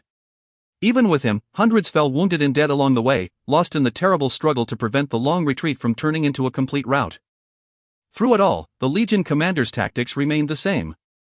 The strength of the demons made it imperative that the elven army be forced to stand again this side of Arberlon. So the rear guard continued to strike quickly and slip away, always to swing back for yet another strike and then another, and each time a few more riders were lost. At last, on the afternoon of the 5th day, the tattered and exhausted army came again to the shores of the Rill Song. With a ragged shout, it crossed back into Arberlon. Then it discovered the price that had been paid. A third of the elves who had marched west to the Sarandanon were dead. Hundreds more lay injured. Of the 600 soldiers of the Legion Free Corps who had followed after them, less than 1 in every 3 remained alive. And still the demons advanced. Dusk fell over the city of Arborlon. The day had gone cool at its end, a bank of heavy storm clouds moving eastward out of the flats to screen away moon and stars and fill the night air with the smell of rain. Lamps began to light within the homes of the city as families and friends gathered together for their evening meal. On the streets and in the treeways, units of the Home Guard began their nightly patrol, slipping through pooled shadows in uneasy silence. Atop the Carillon, on the Elfish, and along the eastern bank of the Rill Song, the soldiers of the Elven army stood ready, staring past rows of iron stanchions filled with burning pitch to the blackness of the forest beyond. Within the trees, Hing moved. In the chambers of the Elven High Council, Ellcrys came face to face for the first time since his return from the Sarandanon with the king's ministers, the army commanders, and the few outlanders who had arrived to aid the elves in their fight against the demons. He passed through the heavy wooden doors at the end of the council room, carrying the silver Ellcrys staff in his right hand. Dust, sweat, and blood covered the Elven prince. While he had permitted himself a few brief hours of sleep, he had yet taken time to wash, preferring to come as quickly as possible before the council. Beside him walked Allanon, tall and black and forbidding, his shadow rising up against the walls of the chamber as he entered, and Stians, his weapon still strapped about him, his hazel eyes cold with death. From their high-backed chairs about the council table, the seats of the gallery, and the risers at the edge of the dais of the kings, those gathered Karn at once to their feet. A rush of whispers and mutterings filled the hall, and questions began to rise up in shouts as each man sought to be heard. At the head of the table, Ellcrys brought his open hand down upon the wooden surface with a crash and the room went silent again. "Be seated," the first minister directed. Grumbling, the men assembled did as they were told. Ander waited a moment, then came forward a step. He knew the rules of the High Council. When the king lay disabled, the first minister presided. Ellcrys was a powerful and respected man, the more so in this situation. Ander had come before the council with a very specific purpose in mind, and he would need the support of Chios if he were to achieve that purpose. He was tired and he was anxious, but it was necessary that he take time to go about matters in the proper way. "My Lord First Minister," he addressed the minister. "I would speak to the council." Ellcrys nodded. "Do so then, my Lord Prince." Slowly, haltingly, for he was the speaker that his father was or his brother had been, Ander told of all that had befallen the Elven army since its departure to the Sarandanon. He described the injury to the king and the death of Arion. He told them of the battles and defeats at the Breakline, of the withdrawal and gallant stand at Banedraw, and finally of the retreat back through the Sarandanon and the Westland forests to Arborlon.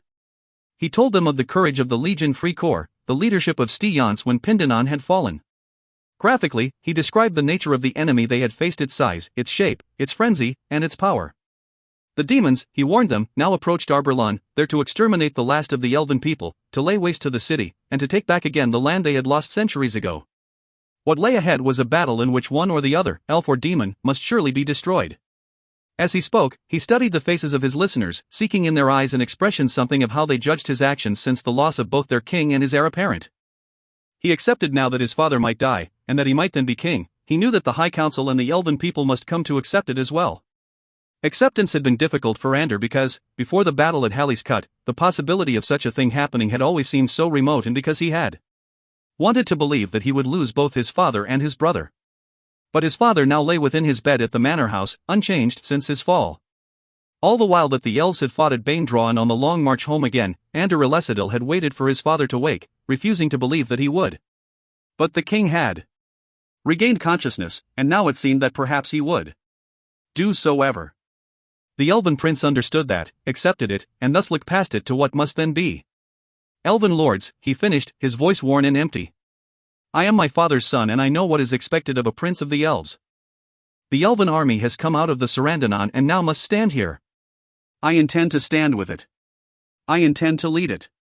I would have it so if there were any way that this moment could be undone, if all that had happened within these past few weeks might be wiped from the record of our lives. But that can be. Were my father here, you would rally to him, to a man I know that. I stand then in my father's place and ask that you rally to me, for I am the last of his blood. These men who stand with me have given me their support. I seek yours as well. Pledge me that support, Elven lords." Wordlessly, he waited. He need have asked for their support, he knew, but merely assumed it. His was the power of the Ellcrys rule, and there were few who would dare to challenge that. He could have asked Allanon to speak for him, the druid's voice alone might have silenced any opposition. Yet Ander wanted no one to intercede for him in this, nor did he wish to take anything for granted. The support of the High Council, and of the Outlanders who had come to give them aid, should be won over by what they might see in him. By fear or any claim of right that did ground itself squarely on whatever strength of character he had shown in his command of the elven army since the moment that his father had fallen. Ellcrys came to his feet. His dark eyes swept briefly over the faces of those assembled. Then he turned to Ander. "My lord prince," his deep voice rumbled. "All who gather in this council know that I follow no man blindly, even though he be of royal blood and the child of kings. I have said often and publicly that I trust the judgment of my people better than the judgment of any one man, though he be king of all the known world." He looked about him slowly. "Yet I am Aventine Ellcrys' faithful minister and his great admirer. He is a king, elven lords, as a king was meant to be. I wish that he were here to lead us in this most dangerous time. But he is. His son offers himself in his place. I know Ander Ellcrys. I think I know him as well as any. I have listened to him, I have judged him by his words and by his acts and by what he has shown himself to be. I say now that in the absence of the king there is no man to whom I would more willingly entrust the safety of my homeland and my life than he." He paused, then carefully placed his right hand over his heart, the elven pledge of loyalty. There was a moment's silence. Then others rose with him from the table, a few at first, then all, hands placed across their hearts as they faced the prince. The commanders of the elven army stepped forward as well. Elrond, dar-faced and gruff, who, after the death of Pindanon, ranked highest in command, Kobold, the tall, immaculately dressed captain of the Black Watch, and Karen, commanding the home guard. In moments all of the elves who had assembled within the High Council stood facing their prince, hands lifted in salute. At Ander Ellcrys' side, a dark figure leaned close. "Now they follow you, elven prince," Allanon spoke softly. Ander nodded. He could almost regret that it was so. They talked then of the defense of Arborlon. Preparations for that defense had begun almost immediately following the departure of the Even army to the Sarandanon 2 weeks earlier. Ellcrys, as ruler of the home city in the king's absence, had convened the High Council, together with the commanders of the elven army who had accompanied the king, for the purpose of deciding what steps should be taken to protect Arborlon in the event the demons broke out of the Sarandanon. A series of carefully drawn defensive measures had been settled upon. The first minister reviewed them now with Ander. There were but 2 approaches to the city from the east, along the trails that ran through the valley of Ren and the forests beyond, and from the west, out of the Sarandanon. North and south of Arborlon stood mountains that offered no passage, tall peaks that shut away the lowland woods and ringed the Carolyn in a wall of rock. Allanon had warned that the break in the forbidding would come in the Hoar Flats. That meant the demons must come east through the Sarandanon, and unless they turned north or south to bypass the mountains sheltering Arborlon, a march that would consume at least several days additional time. The attack on the elven home city would come from the west. Yet it was here that the elven defenses were strongest. 2 natural barriers would immediately confront the demons. First was the Rill Song, somewhat narrow where it arced eastward below the Carolyn, but deep and difficult to navigate in the best weather. Second was the bluff itself, a sheer cliff that rose more than 400 feet to its summit, its stone face split by a web of deep crevices and choked with scrub and heavy brush. A single bridge spanned the Rill Song below the Carolyn at a point where the channel narrowed. There were no shallows for miles in either direction. The Ellcrys provided the primary access route to the Carolyn, although a series of smaller stairways wound upward through wooded sections of the cliff further south. The defense of Arborlon depended then upon the river and the bluff. It had been decided that the bridge spanning the Rill Song would be destroyed immediately upon the return of the elven army. This had been done as planned, Chaos pointed out, and the last link between Arborlon and the Sarandanon had been severed. On the east bank, the elves had anchored hundreds of pitch-burning stanchions to give light in the event a night crossing should be attempted, and they had constructed a stone and earthen redoubt almost at the edge of the Rill Song that ran for several hundred yards along the riverbank at the base of the bluff and arced backward into the cliff face at either side of the Ellcrys. The east bank extended back from the river about 200 feet to the cliffs, and most of this ground was wooded and grown thick with scrub. Here the elves had set dozens of traps and pitfalls to ensnare any demons who sought to flank the redoubt. But it was the Ellcrys that provided the major defense to Arborlon. All of the smaller stairways leading to the great tableland of the Carolyn had been destroyed. All that remained was the Ellcrys 7 stone block ramps and ironbound gates that ran upward from the base of the bluff to the heights. Battlements ringed each gate to close off passage to the gates and ramps above it.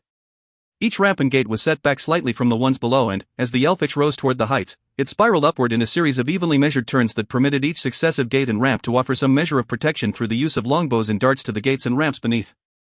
In times of peace, the gates to the 7 ramps stood open, the battlements were left undefended but for a token watch, and the ancient stone grew thick with flowering vines. But now, with the retreat of the elven army from the Sarandanon, the ramparts bristled with elven pikes and lances and the gates stood locked and barred. No defenses had been constructed atop the Carolyn. The plateau ran back to the deep forest in a broad, rolling plain spotted with woods, isolated cottages, and the solitary closure of the gardens of life. East, within the fringe of the forest trees, stood Arbor Lawn. If the demons were successful in reaching the Carolyn, the choices left to the defending elves were few. If enough of them remained, they might stand upon the plain in an attempt to sweep the invaders over the cliff edge. Failing that, they would be forced to fall back to the Valley of Ren, there to fight one final battle or face being driven from the Westland altogether. Kaios paused in his report. Of course, if they bypass the mountains and come in from the east. He began. Alanon cut him short. They will. Time becomes important to them now. They will come from the west.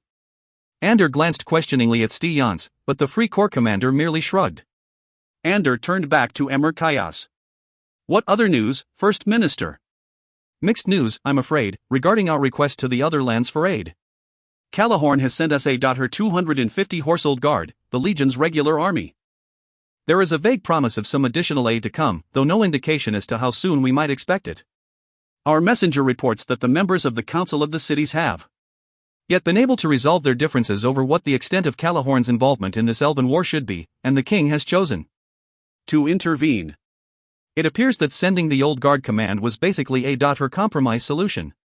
The matter is still under debate, but we have heard more. As Styons had warned, Ander thought darkly. The Federation has sent a message as well, my Lord Prince. Kaios' smile was bitter. A message that is brief and to the point, I might add. It is the policy of the Federation that it become involved in the affairs of other lands and other races. If a threat to others touches upon the sovereignty of its own states, the Federation will act.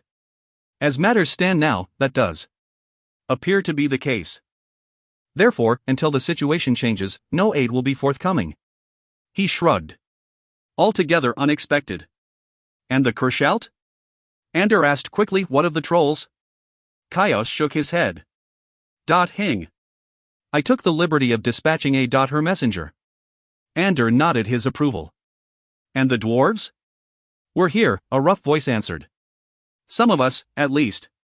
A bearded, thick-set dwarf made his way forward through the men gathered about the council table. Quick blue eyes blinked through a face that was weathered and browned by the sun, and a pair of gnarled hands fastened on the table's edge. Druid. The dwarf nodded briefly to Alanon, then turned to Ander. My name is Browork, elder and citizen of Cullhaven. I've brought 100 sappers to the service of the Elecidils. You can thank the Druid for that. He found us some weeks ago at work on a bridge crossing the Silver River and warned us of the danger. Alanon is known to the dwarves, so there were no questions asked. We sent word to Cullhaven and came on ahead 10 days' march, and a hard march at that. But we're here. He extended his hand and Ander shook it warmly. What of the others, Browork? Alanon asked. The dwarf nodded rather impatiently. On their way by now, I presume. You should have an army of several thousand by week's end. He gave Alanon a disapproving frown. In the meantime, you've got us, Druid, and mighty lucky you are to have us. No one but the sappers could have rigged that ramp. The Elfetch, Kaios explained quickly to a puzzled Ander. Browork and his sappers have been working with us on our defenses. In the process of studying the Elfetch, he saw that it was possible to rig the fifth ramp to collapse. Child's play. Browork dismissed the accomplishment with a wave of his hand. We undercut the stone block, removed the secondary supports, then split the primary with iron wedges fixed to chains. The chains we concealed in the brush beneath the ramp, ran them to the heights, and lined them to a system of pulleys. If the demons reach the fifth ramp, just draw on the chains, slip the wedges, and the whole ramp from the fifth gate down falls away. Simple. Simple if you have the engineering skill of a dwarf sapper, I think. Ander smiled. Well done, Browork. We have need of you. There are others here that you need as well. Alanon put his hand on Ander's shoulder and pointed to the far end of the council table. The elven prince turned. A lone elf dressed all in leather stepped forward and placed his hand across his heart in the pledge of loyalty. Dane, my lord prince, the elf said quietly. I am a wing rider. A wing rider? Ander stared at the elf in surprise. He had heard stories from his father of the people who called themselves the Sky Elf, stories almost forgotten by most, for no wing rider had come to Arbor Lawn in the last 100 years. How many of you are there? He asked finally. 5, Dane replied. There would be more but for the fear of a demon attack on the Winghove, our own home city. My father has sent those of us who are here. We are all of one family. My father is called Harol. He paused and glanced at Allanan. There was a time when the druid and he were friends. We are still friends, Wing Rider, Allanan said quietly. Dane acknowledged the druid's commitment with a nod, then returned his gaze to Ander. My father's sense of kinship with the land elves is stronger than that of most of his countrymen, my lord prince, for most have long since broken all ties with the old ways and the old rule. And my father knows that Allanan stands with the Elesadilzen that has meaning. Thus he sends us. He would be here himself but for the absence his rock Jinwan, who trains with my brother's son so that he may one day be a wing rider as was his father. Still, those of us who are here may be of some use. We can fly the whole of the Westland skies, if need be. We can seek out the demons who threaten and tell you of their movements. We can spy out strengths and weaknesses. That much, at least, we can offer. That much we accept with gratitude, Dane. Ander returned the wing rider's salute. Be welcome. Dane bowed and stepped back. Ander glanced at Chaos. Are there any others come to stand with us, First Minister? Chaos shook his head slowly. No, my lord prince. These are all. Ander nodded. Then these will be enough. He motioned for all who were gathered to seat themselves with him at the council table, and a general discussion ensued on such matters as soldier placement, weapons distribution, battle tactics, and the taking of additional defensive measures. Reports were heard from Elron Tay on the elven hunters of the regular army, from Karen on the home guard, and from Kobold of the Black Watch. Browork gave his assessment of the overall structural efficiency of the elven defenses, and Stiance was consulted on strategies that might be implemented to offset the superior strength of the demon hordes. Even Dane spoke briefly on the fighting capabilities of the rocks and their uses in aerial combat. Time slipped past rapidly, and the night drifted away. Ander grew lightheaded with fatigue, and his thoughts began to wander. It was in the middle of one of these wanderings that a tremendous crash jerked him upright as the doors of the High Council flew open and a disheveled Gale appeared, flanked by the chamber guards. Breathless, the little elf rushed forward and dropped to his knee before Ander. My lord, he gasped, his face flushed with excitement. My lord, the king is awake. Ander stared. Awake? Then he was on his feet and sprinting from the chamber. While he slept, it felt to Aventine Elesadil as if he were floating through a blackness layered with gossamer threads that wrapped his body in a seamless blanket. One by one, he felt the threads enfold him, mold about him, join with him. Time and space were .hing, there was only the blackness and the weave of the threads. It was a warm, pleasant sensation at first, much like the feel to an infant of a mother's close embrace, filled with comfort and love. But then the embrace seemed to tighten, and he began to suffocate. Desperately he struggled to break free and found that he could. He began to sink downward through the blackness, spinning slowly, his blanket a shroud in, he no longer a creature of life, but one of death. Terrified, he thrashed within his silken prison, tearing and ripping at its fabric until, with a sudden rending, it flew apart and was gone. His eyes opened. Light blinded him momentarily, harsh and flickering. He blinked in its glare, disoriented and confused, fighting to gain some sense of where he was and what he was doing. Then the outlines of a room began to gather form, and he recognized the smell of oil lamps and the feel of cotton sheets and woolen blankets wrapped close about his body. All that had happened in the moments before he slept came back again in a rush, images that ran mad and disjointed across his mind, the break line, Halley's cut and the demons attacking from out of the deep mist, lines of elven archers, lancers, and pikemen spread out below him, cries of pain and death, dark forms hurtling toward him through a wall of blue fire, Allanan, Ander, the glint of weapons, then a sudden blow. He twitched violently beneath the covers, and sweat bathed his body. The room sharpened abruptly before his eyes. It was his sleeping room in the manor house in Arborlon, and there was a figure moving toward him. My lord? Gale's frightened voice sounded in his ear and the youthful face bent down close to his own. My lord, are you awake? What has happened? He muttered, his own voice thick and barely recognizable. You were wounded, my lord, at Halley's cut. A blow struck here. The elf pointed to the king's left temple. You have been unconscious ever since. My lord, we were so worried. How long have I slept? He interrupted. His hand reached to touch his head and the pain laced downward through his neck. 7 days, my lord. 7 days. Gale started to back away. I will bring your son, my lord. His mind whirled. My son? Prince Ander, my lord. His aide dashed toward the sleeping room door. He meets now with the High Council. Lie back, I will bring him at once. Eventine watched him wrench open the door, heard him talk briefly with someone beyond, then watched the door close again, leaving him in silence. He tried to raise himself, but the effort was too much and he fell back weakly. Ander? Had Gale said that Ander was meeting with the High Council? Where was Arion? Doubt clouded his thoughts, and the questions came in a flurry. What was he doing here in Arborlon? What had befallen the army of the elves? What had become of their defense of the Sarandanon? Again he tried to raise himself and again fell back. A wave of nausea swept through him. He felt suddenly old, as if the number of his years was a sickness that had wasted him. His jaw tightened. Oh, that he might have back again 5 minutes of his youth to give him strength enough to rise from this bed. Anger and determination fired him, and he inched himself upward against his pillows until he lay propped against them, breathing raggedly. Across the room, Manx raised his grizzled head. The king opened his mouth to call out to the old wolfhound. But suddenly the dog's eyes met his, and the words died in his throat. There was hate in those eyes, hate so cold that it cut through Aventine like a winter frost. He blinked in disbelief, fighting the sense of repulsion that welled up within him. Manx? What was he thinking? He forced himself to look away, to stare elsewhere in the sleeping room, at walls and their hangings, at furniture, and at the drapes drawn tight across the windows. Desperately, he tried to compose himself and could. I am alone, he thought suddenly, unreasonably, and was filled with fear. Alone. He glanced back again at Manx. The wolfhound's eyes fixed him, veiled now, hiding what had been so evident before. Or had he imagined it?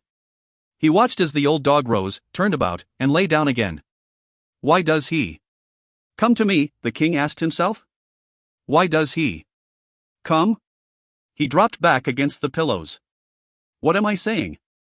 The words whispered in his mind, and he saw the madness that threatened to slip across him. Seeing hatred in the eyes of an animal that had been faithful to him for years? Seeing in Manx an enemy that might do him harm? What was wrong with him?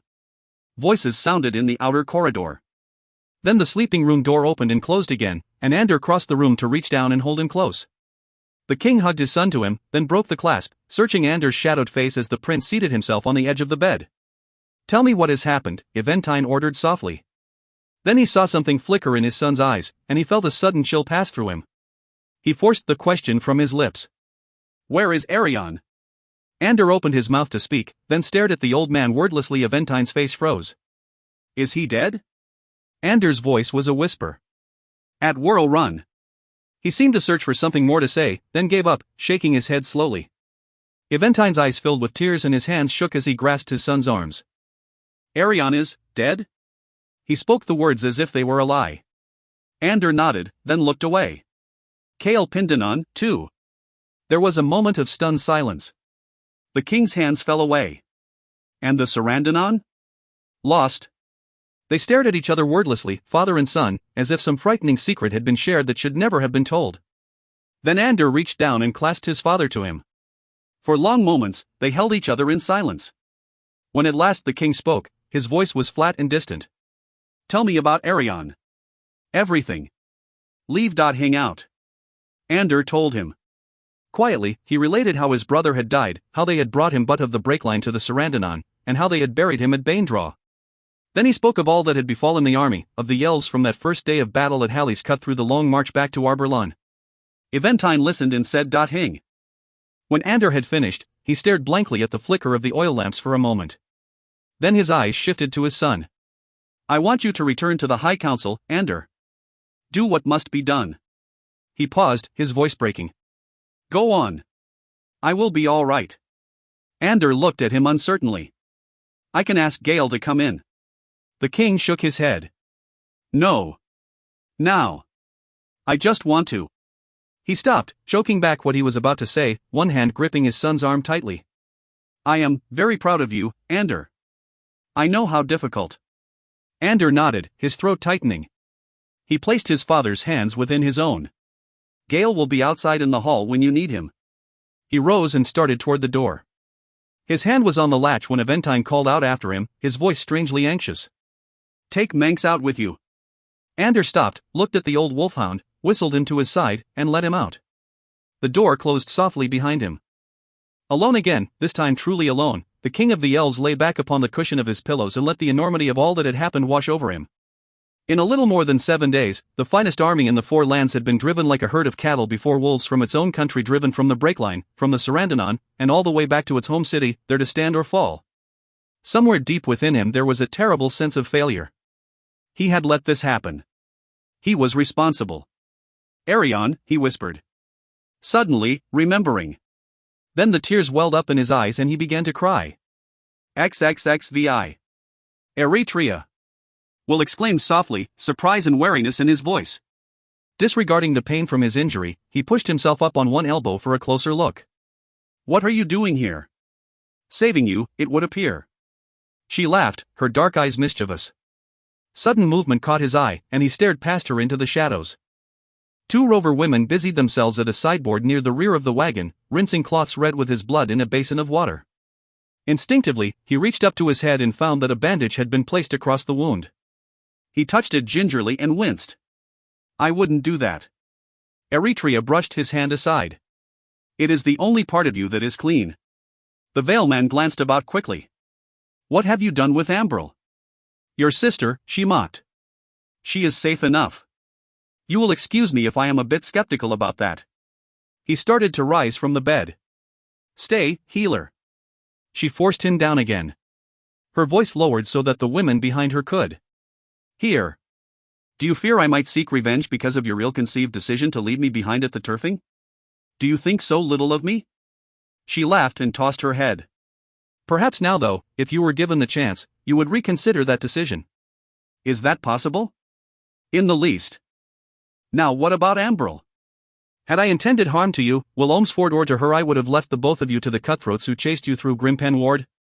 The elven girl is well. I will have her brought after we have talked. She turned to the women at the sideboard. Go. Leave us. The women stopped what they were doing and disappeared through a flap at the other end of the wagon. When they had gone, Eritrea turned back to the veilman, her head cocked to one side. Well, what shall I do with you now, Will Olmsford? He took a deep breath. How did you find me, Eritrea? She grinned. Easily enough.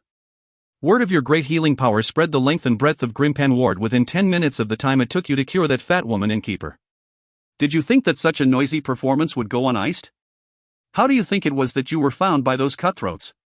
You knew of that, too, then? Healer, you are a fool. She said it kindly, her hand reaching out to touch his cheek. Rovers are the first to know anything that happens in the places where they travel. If it were so, they would long survive, a lesson you apparently have yet to learn. Once word spread of your wondrous act of healing, it was obvious to anyone with half a brain that there would be some who would soon decide that one with your talent must surely be a man of wealth. Greed and drink mix well, healer. You are lucky to be alive. I suppose so, he acknowledged, chagrined. I should have been a bit more careful. A bit. Fortunately for you, I realized who you were and prevailed upon Cephalo to let me find you, once the cry went up from the inn. Otherwise, you might be food for the dogs. A pleasant thought. Will grimaced. He glanced at her quickly. Cephalo knows that I am here? He knows. She smiled and the mischievousness returned to her eyes. Does that frighten you? Let's just say that it concerns me, Will admitted. Why should he do anything for me after what happened back in the turfing? Eritrea leaned close and put her slim, dark arms about his neck. Because his daughter is persuasive, healer, persuasive enough that at times she may influence even so difficult a man as Cephalo. She shrugged. Besides, he has had time to rethink what happened at the turfing. I have convinced him, I think, that it was none of your doing, that in fact you saved the lives of the family. Will shook his head doubtfully. I don't trust him. Nor should you, she agreed. But for tonight, at least, he should cause you no concern. He will wait until morning to have you answer to him. By then, at any rate, your pursuers will have worn themselves out chasing shadows and have gone back again to the taverns for fresh ale and a more tangible source of gain. She rose then, slipped away in a flash of blue silk, and returned a moment later with a damp cloth and a fresh basin of water which she placed on the floor next to the bed. Page 351 picture. We must clean you up, healer. You reek of sweat and dirt, and your clothes are ruined. She paused. Take them off and I'll wash you. Will shook his head. I will wash myself. Can you lend me some clothes? She nodded, but made no move to go. The veilman flushed.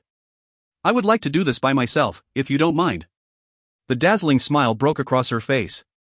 Oh, but I do mind. He shook his head. You really are incorrigible. You are for me, Will Olmsford. I told you that before. The smile faded, replaced by a look so sensuous and compelling as to cause Will to forget momentarily what it was that he was about. When she started to lean toward him, he forced himself to sit up quickly on the bed. Dizziness washed over him, but he kept himself upright. Will you bring me the clothes? For an instant her eyes went dark with anger. Then she rose, crossed to a cupboard, removed some clothing, and brought it to him. You may have these. She tossed them in his lap. She started past him, then dipped suddenly and kissed him quickly on the mouth. Wash and dress yourself then. She sniffed, slipping away. She opened a door at the end of the wagon and disappeared into the night, closing the door behind her securely and latching it from without. Will grinned in spite of himself. Whatever her intentions, she was about to let him run off. Quickly he stripped away his old clothing, washed, and put on the clothes Eritrea had supplied. They fit well, though they were the clothes of a rover, and he felt more than a little strange wearing them. He had just finished dressing when the door opened again and Eritrea appeared with Ambril. The elven girl was dressed in rover pants and tunic with a sash and headband to hold back her waist-length hair. Her face was freshly scrubbed and a bit startled. She glanced at Will's head and there was immediate concern in her green eyes. "Are you all right?" she asked quickly. I have seen to his needs. Eritrea brushed her question aside smoothly. She pointed to the bed opposite Will's. You can sleep there. Be certain that you do. Try to leave the wagon tonight. She gave Will a knowing smile, then turned away and moved to the door. She was halfway through when she glanced back suddenly. Good night, brother Will. Good night, sister Ambril. Sleep well. With a grin, she slipped through the door. The latch fastened behind her with a click. The Veilman and the elven girl slept that night within the rover wagon. It was dawn when they awoke, the new light seeping through cracks in the shuttered windows to light the dusky gloom. Will lay silent for a time, gathering his thoughts, waiting for the sleep to clear from his eyes.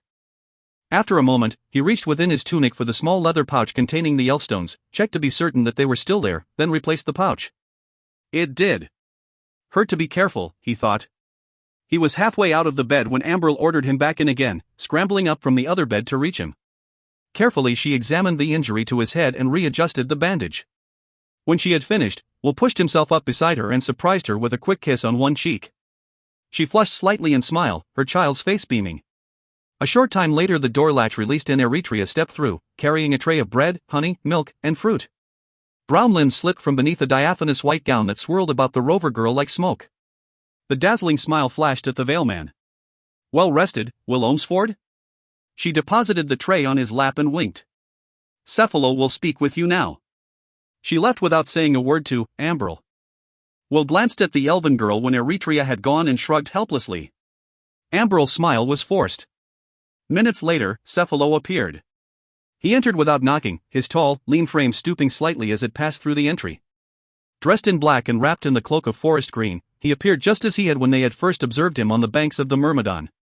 The wide-brimmed hat was cocked jauntily on his head, and he removed it with a flourish as he entered, a broad grin splitting his swarthy face. Ah, the elflings, the healer and his sister. We meet again. He bowed. Still looking for your horse? Will smiled. This time. The rover looked down the length of his hooked nose at them. No? Have you lost your way then? Arborlawn, as I remember, lies north. We have been to Arborlawn and left again, the Veilman replied, setting aside the tray. Come to Grimpen Ward. Both of us, it seems. Indeed. The tall man seated himself opposite the two. In my case, business takes me many places that I might otherwise care to go. But what of yourself, healer? What brings you to Grimpen Ward? Surely the prospect of applying your art to the denizens of so shabby a village as this one. Will hesitated a moment before responding. He was going to have to be very careful what he told Cephalo. He knew the man well enough by now to appreciate the fact that if the rover were to discover anything that he might turn to his own advantage, he would be quick to do so. We have business of our own, he replied carelessly. The rover pursed his lips. You do seem to be doing very well in its pursuit, healer. Your throat would be cut by now if, for me. Will waited to laugh aloud. The old fox. He was about to admit that Eritrea had anything to do with saving them. We seem to be in your debt once again, he offered. Cephalo shrugged. I was hasty in my judgment of you at the turfing. I let my concern for my people override my common sense. I blamed you for what happened when I should have thanked you for aiding. That has bothered me. Saving you now eases my sense of guilt. I am gratified to learn that you feel this way. Will did. Believe one word of it. This has been a difficult time for my sister and me. Difficult? Cephalo's dark face mirrored sudden concern. Perhaps there is something more that I can do to aid you, something to be of service. If you would tell me what it is, exactly, that brings you to this most dangerous part of the country. Here it comes, Will thought. Out of the corner of his eye, he watched Ambril frown in warning. I wish that it were within your power to help. Will did his best to sound sincere. But I am afraid that it is. What I need most is the guidance of someone familiar with the history of this valley, its marks, and its legends. Cephalo clapped his hands lightly. Well, then, perhaps I can be of assistance after all. I have traveled the Wild Run many times. He lifted a long finger to the side of his head. I know something of its secrets. Perhaps, Will thought. Perhaps. He wants to know what we are doing here. The Veil Man shrugged. I do. Feel that we should impose further on your hospitality by involving you in our affairs. My sister and I can manage. The rover's face was expressionless. Why? Tell me what it is that brings you here. Let me judge if the imposition is so great. Ambril's hand closed tightly on Will's arm, but he ignored it, keeping his eyes locked on Cephalo's. He knew that he was going to have to tell the rover something. There is a sickness within the house of the Ellcrys, rulers of the elves. He lowered his voice. The king's granddaughter is very ill. The medicine she needs is an extract from a root that can only be found here, within the Wild Run. I alone know that, I and my sister. We have come here in search of that root, for if we can find it and carry it to the elven ruler, the reward will be great. He felt Ambril's grip loosen abruptly. He did. Dare to look at her face. Cephalo was silent for a moment before replying. Do you know where within the Wild Run this root can be found? The Veil Man nodded. There are books, ancient books of healing from the old world, that speak of the root and the name of its location. But it is a name long since forgotten, long since erased from the maps that serve the races now. I doubt that the name would mean anything to you. The rover leaned forward. Tell it to me anyway. Safehold, Will declared, watching the other's dark face. The name is Safehold. Cephalo thought a moment, then shook his head. You were right, the name means .hing. Still. He paused deliberately, rocking back slightly as if deep in thought. There is one who might know the name, one familiar with the old names of this valley. I could lead you to him, I suppose. Ah, but healer, the Wild Run is very dangerous country, you know that yourself, since you most certainly crossed through some small part of its forests to reach Grimpen Ward. The risk to my people and myself if we were to aid you in such a perilous search would be great. He shrugged apologetically. Besides, we have other commitments, other places to which we must travel, other business to which we must attend. Time is a precious thing to such as we. Surely you can appreciate that. What is it that you are saying? The Veil Man demanded quietly. That without me, you will fail in your quest. That you need me, that I in turn wish to offer my help. But such help as you seek can be given without adequate recompense. Will nodded slowly. What recompense, Cephalo? The rover's eyes glittered. The stones you carry. The ones that hold the power. The Veil Man shook his head. They would be useless to you. Would they? Is their secret so dark? Cephalo's eyes narrowed. Do. Suppose me a fool. You are no simple healer. That much was obvious almost from the moment we first met. Still, it matters. To me, who you are, only what you have. You have the power of the stones, and I wish it. Their magic is elven. Will forced himself to remain calm, hoping desperately that he had lost control of the situation. Only one of elven blood can wield their power. You lie badly, healer. The big man's voice was ugly. He speaks the truth, Ambril interjected quickly, her face frightened. If for the stones, he would have even attempted this search. You have no right to ask him to give them up to you. I have the right to ask whatever I choose, Cephalo snapped, brushing her words aside with a wave of his hand. In any case, I believe neither of you. Believe what you wish. Will's voice was steady. I will give you the stones. The two men stared wordlessly at each other for a moment, the rover's face hard and threatening, yet there was fear there as well, fear generated by Cephalo's vivid memory of the power locked within the Elfstones, power that Will Olmsford had mastered. With great effort he forced himself to smile. What will you give me then, healer? Am I expected to do this service for .hing? Am I expected to risk lives and property without any form of recompense at all? There must be something of value that you can give me, something that has worth equal to that of the stones you so stubbornly refuse to yield. What then? What will you give me? Will tried desperately to come up with something, but there was absolutely nothing else he carried that was worth more than a few pennies. Yet just when he had decided that the situation was hopeless, Cephalo snapped his fingers sharply. I will make a bargain with you, healer. You say that the Elven King will reward you if you bring to him the medicine that will cure his granddaughter. Very well. I will do what I can to help you learn something of this place you call Safehold. I will take you to one who might know the name. I will do that and hing more. In exchange for this, you must give me half of whatever reward you receive from the Elven King. Half. Is it agreed? Will thought it over a moment.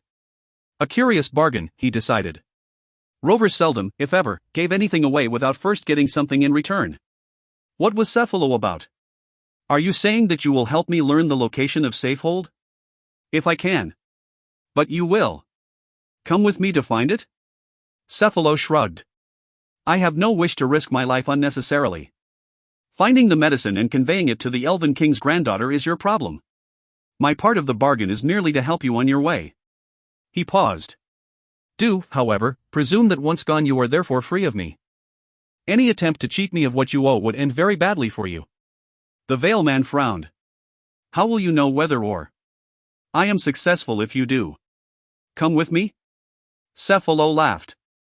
Healer, I am a rover, I will know.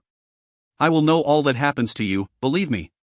His smile was so wolfish that for an instant Will was certain that there was her meaning to his words. Something was wrong, he could sense it. Yet they needed help from somewhere in finding their way through the Wilderrun, help that would permit him to forego any use of the Elfstones. If Cephalo were to give them that help, it might mean the difference between success and failure in finding the Bloodfire before the demons found them. Is it agreed? Cephalo asked again. Will shook his head. He would test the rover. 1/2 is too much. I will give you 1/3. 1/3? Cephalo's face darkened momentarily, then relaxed. Very well. I am a reasonable man. 1/3. That had been entirely too easy, Will thought. He glanced at Ambril, seeing in her eyes the same mistrust that flickered in his own. But the elven girl said hing. She was leaving the decision to him. Come, elfling, Cephalo pressed. Do. Be all day about it. The Veil Man nodded. All right. It is agreed. Good. The rover stood. We will leave at once since our business here is ended. But you are to remain within the wagon for a time. It would do to have you seen again in Grimpen Ward. Once we are into the deep forest, you may come out. He smiled broadly, dipped the wide-brimmed hat in parting and passed back through the entry. The door closed softly behind him and locked. Will and Ambril sat staring at each other. I don't trust him, Ambril whispered. Will nodded. At all. Moments later, the wagon lurched forward and began to roll, and their journey into the Wildrun was underway once more. XVI. The old man hummed softly to himself as he sat in the cane-backed rocker and stared out into the darkening forest. Far to the west, beyond the wall of trees that locked tightly about the clearing in which he sat, beyond the valley of the Wildrun and the mountains that ringed it, the sun slipped beneath the earth's horizon and the day's light faded into dusk. It was the old man's favorite time of day, the midday heat cooling into evening shadow, the sunset coloring the far skyline crimson and purple, then deepening into blue night. From atop the ridgeline, where the woodland trees broke apart enough to permit glimpses of sky, moon, and stars through a screen of limbs and trunks, the air smelled clean for a time, freed of the damp and mustiness that clung to it through the swelter of the day, and the leaves of the forest whispered in a soft, slow nighttime wind.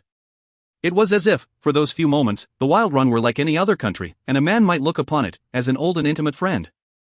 The old man looked often upon the valley that way, more now than at any other time of the day or night perhaps, but always with that same sense of deep and abiding loyalty few others could ever feel as he, but few others knew the valley as he had come to know it. Oh, it was treacherous, hard, and filled with dangers to snare and destroy a man. There were creatures within the Wildrun the like of which could be found in no other place this side of a midnight campfire legend, told with hushed whispers and frightened looks. There was death here, death that came with the passing of every hour, harsh, cruel, and certain. It was a land of hunter and hunted, each living creature a bit of both, and the old man had seen the best and worst of each in the 60 years that he had made the valley his home. He drummed his fingers on the rocker's arms and thought back dreamily. It was 60 years since he had first come to the Wilderrun, a long time, yet barely gone. This had been his home for all those years, and it was a home that a man could respect. Simply a. Her place with houses and people all crowded close, safe, secure, and senselessly dull, but a place of solitude and depth, of challenge and heart, a place to which only a few would ever come because only those few would ever belong. A few like himself, he thought, and now only he remained of those who had once come into the valley. All the rest were gone, claimed by the wilderness, buried somewhere deep within her earth. Of course there were those fools that huddled like frightened dogs within the ragged shacks of Grimpen Ward, cheating and robbing each other and any other fool that might venture into their midst. But the valley was theirs and never would be, for they had no understanding of what the valley was about nor any wish to learn. They might as well be locked within the closet of some castle for all it meant to any claim that they were its lords and ladies. Crazy, they called him, those fools in Grimpen Ward. Crazy to live in this wilderness, an old man alone. He grinned crookedly at the thought. Madness peculiar to its owner, perhaps, but he would choose his own over theirs. Drifter, he called gruffly, and the monstrous black dog that stretched at his feet came awake and rose, a giant animal that had the look of both wolf and bear, its massive body bristling with hair, its muzzle yawning wide. Hey, you! The old man grunted, and the dog came over, dropping its great head onto its master's lap, waiting for its ears to be scratched. The old man obliged. Somewhere in the growing dark, a scream sounded, quick and piercing, to linger in the sudden stillness as a fading echo, then die. Drifter looked up quickly. The old man nodded. Swamp cat. A big one. Something had crossed its path and paid the price. His gaze wandered idly, picking out familiar shapes and forms in the half-light.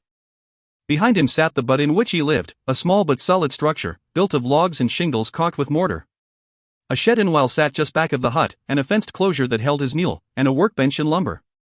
He liked to whittle and carve, liked it well enough that much of his day was spent shaping and honing the wood he took from the great trees about the clearing into odds and ends that it pleased him to look upon. Worthless, he supposed, to everyone but himself, but then he didn't care much about anyone else, so that was all right. He saw little enough of people, and little enough was more than enough, and he didn't look to give them reasons to seek him out. Drifter was all the company he needed. And those worthless cats that wandered about looking for new places to sleep and table scraps, as if they were no better than common scavengers. And the mule, a dumb but dependable creature. He stretched and rose. The sun was down and the night sky was laced with stars and moonlight. It was time to fix something to eat for himself and the dog. He looked momentarily toward the tripod and kettle which sat atop a small cooking file several yards in front of him. Yesterday's soup, and precious little of that enough, maybe, for one more meal. He moved toward the fire, shaking his head. He was a smallish man, old and bent, his stick-thin frame clothed in a ragged shirt and half-pants. White hair ringed his bald head in a thin fringe of snow that ran down the length of a roundish jaw to a beard spotted with soot and bits of sawdust. Brown, wrinkled skin covered his tough old body like leather, and his eyes were barely visible through lids that pouched and drooped. He walked with a sort of hunching motion, as if he had just come awake and, finding his muscles cramped with sleep, was attempting to work out the stiffness. He halted beside the kettle and stared down into it, trying to decide what he might do to improve the appeal of its contents. It was at that moment that he heard the approach of the horses and wagon, distant still, lost in the dark somewhere up the trail from his hut, winding uncertainly toward him. He turned and stared into the night, waiting. At his side, Drifter growled in an unfriendly manner, and the old man gave him a warning cuff. The minutes slipped away, and the sounds drew closer. Finally, a line of shadows emerged from the dusk, winding down over the crest of the rise fronting the clearing, a single wagon with horses in trace and half a dozen riders in tow. The old man's mood soured the moment he saw the wagon. He knew it well enough, knew it to be Rover, knew it to belong to that rogue Cephalo. He spat to one side with distaste and thought seriously about loosing Drifter on the bunch of them. The riders and wagon halted just inside the fringes of the clearing. Cephalo's dark form dismounted and came forward. When he reached the old man, the Rover's wide-brimmed hat swept down in greeting. "Well met, Hebel. Good evening to you." The old man snorted. "Cephalo. What do you want?" Cephalo looked shocked. Hebel, this is no greeting for two who have done as much for one daughter as we. This is no greeting for men who have shared the hardships and misfortunes of humankind. Hello, now." The Rover took the old man's hand and shook it firmly. Hebel neither resisted nor aided the effort. "Ah, you look well." Cephalo smiled disarmingly. "The high country is good for the aches and pains of age, I imagine." "Aches and pains of age, is it?" Hebel spat and wrinkled his nose. "What are you selling, Cephalo? Some cure-all for the infirm?" Cephalo glanced back at those who had come with him and shrugged apologetically. "You are most unkind, Hebel, most unkind." The old man followed his gaze. What have you done with the rest of your pack? Have they taken up with some other thief? This time the rover's face darkened slightly. I have sent them on ahead. They follow the main roadway east to await my coming in the turfing. I am here with these few on a matter of some importance. Might we talk a bit? You're here, aren't you? Hebel pointed out. Talk all you want. And share your fire? Hebel shrugged. I don't have the food to feed you all, wouldn't if I did. Maybe you brought something with you, huh? Cephalo gave an exaggerated sigh. We did. Tonight you shall share our dinner. He called back to the others. The riders dismounted and began caring for the horses. An old woman had been driving the wagon in the company of a young couple. She climbed down now, removed provisions and cookware from the rear of the wagon, and shuffled wordlessly to the cooking fire. The two who sat with her hesitated momentarily, then came forward at Cephalo's invitation. They were joined by a slim, dark-haired girl who had been one of the riders. Hebel turned away wordlessly and reseated himself in the rocker. There was something peculiar about the two who had come down off the wagon seat, but he could quite put his finger on what it was. They looked like rovers and yet at the same time they didn't. He watched them approach with Cephalo and the dark-haired girl. All four seated themselves on the grass about the old man, the dark-haired girl slipping suggestively close to the young man and giving him a bold wink. My daughter, Eritrea. Cephalo shot the girl an irritated look as he introduced her. These two are elves. I'm blind, Hebel snapped, recognizing now why they appeared to be something more than rovers.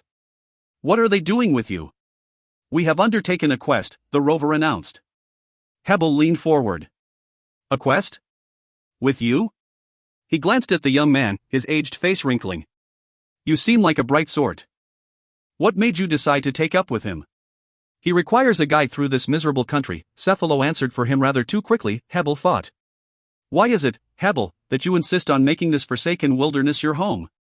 One day I'll pass by and find your bones, old man, and all because you were too stubborn to take your worthless hide to safer regions. Much you'd care, Hebel grunted. For a man such as myself, this land is as safe as any other. I know it, know what walks and breathes and hunts it, know how to keep my distance and when to show my teeth. I'll outlive you, Rover, mark my words on that. He pushed back in the rocker, watching Drifter's dark shadow settle in behind him. What do you want with me? Cephalo shrugged. A bit of talk, just as I've said. Hebel laughed hoarsely. A bit of talk? Come now, Cephalo, what do you want? Don't waste my time, there isn't that much of it left. For myself, Hing. For these young elflings, something of the knowledge stored in that balding old pate. It has taken me a great deal of effort to reach you up here, but there are causes that merit special. Hebel had heard enough. What are you cooking over there? He allowed himself to be distracted by the smell of the food simmering in the cooking kettle. What's in there? How should I know? Cephalo snapped, irritated by the old man's seeming inattention. Beef, I think. Beef and vegetables. Hebel rubbed his weathered hands. I think we should eat before we talk. Got some of that rover ale with you, Cephalo? So they ate plates of stew, dale bread, dried fruit, and nuts, with glasses of ale to wash it all down. Much was said while they ate, though a considerable number of glances were exchanged, and those glances told Hebel a good deal more about the situation than whatever words his visitors might have spoken. The elves, he decided, were there because they had run out of choices in the matter. They cared Hing more for Cephalo and his band than he did. Cephalo, of course, was there because there was something in all of this for him, but what that might be would undoubtedly be kept carefully concealed. It was the dark-haired girl, the rover's daughter, who puzzled him most. The way she looked at that elf lad told him something of what she was about, yet there was more to her than that, more than she was willing to let on. The old man grew, increasingly curious as to what it might be. At last the food was gone and the ale was drunk. Hebel produced a long pipe, struck flint and tinder to its contents, and puffed a broad wreath of smoke into the night air. Cephalo tried again. This young elf and his sister need your help. They have already come a long way, but they won't be able to go any further if you don't give them that help. I told them, of course, that you would. The old man snorted. He knew this game. Don't like elves. They think they're too good for this country, for people like me. He lifted one eyebrow. Don't like rovers either, as you well know. Like them even less than elves. Eritrea smirked. There seems to be a lot you don't like. Shut your mouth. Cephalo snapped, his face darkening. Eritrea went still and Hebel saw the anger in her eyes.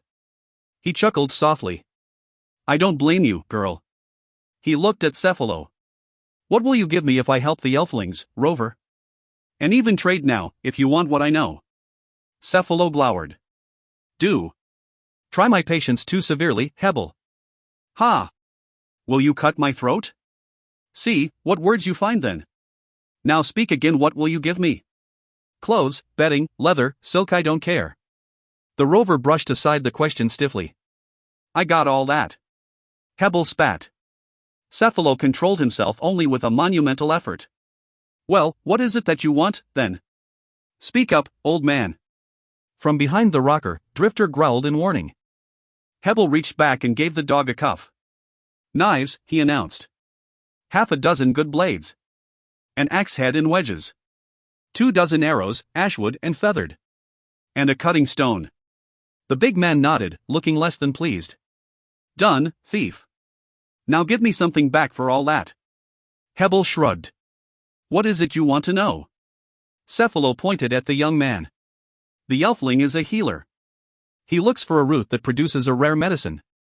His books of healing say that it can be found here, within the Wild Run, in a place called Safehold.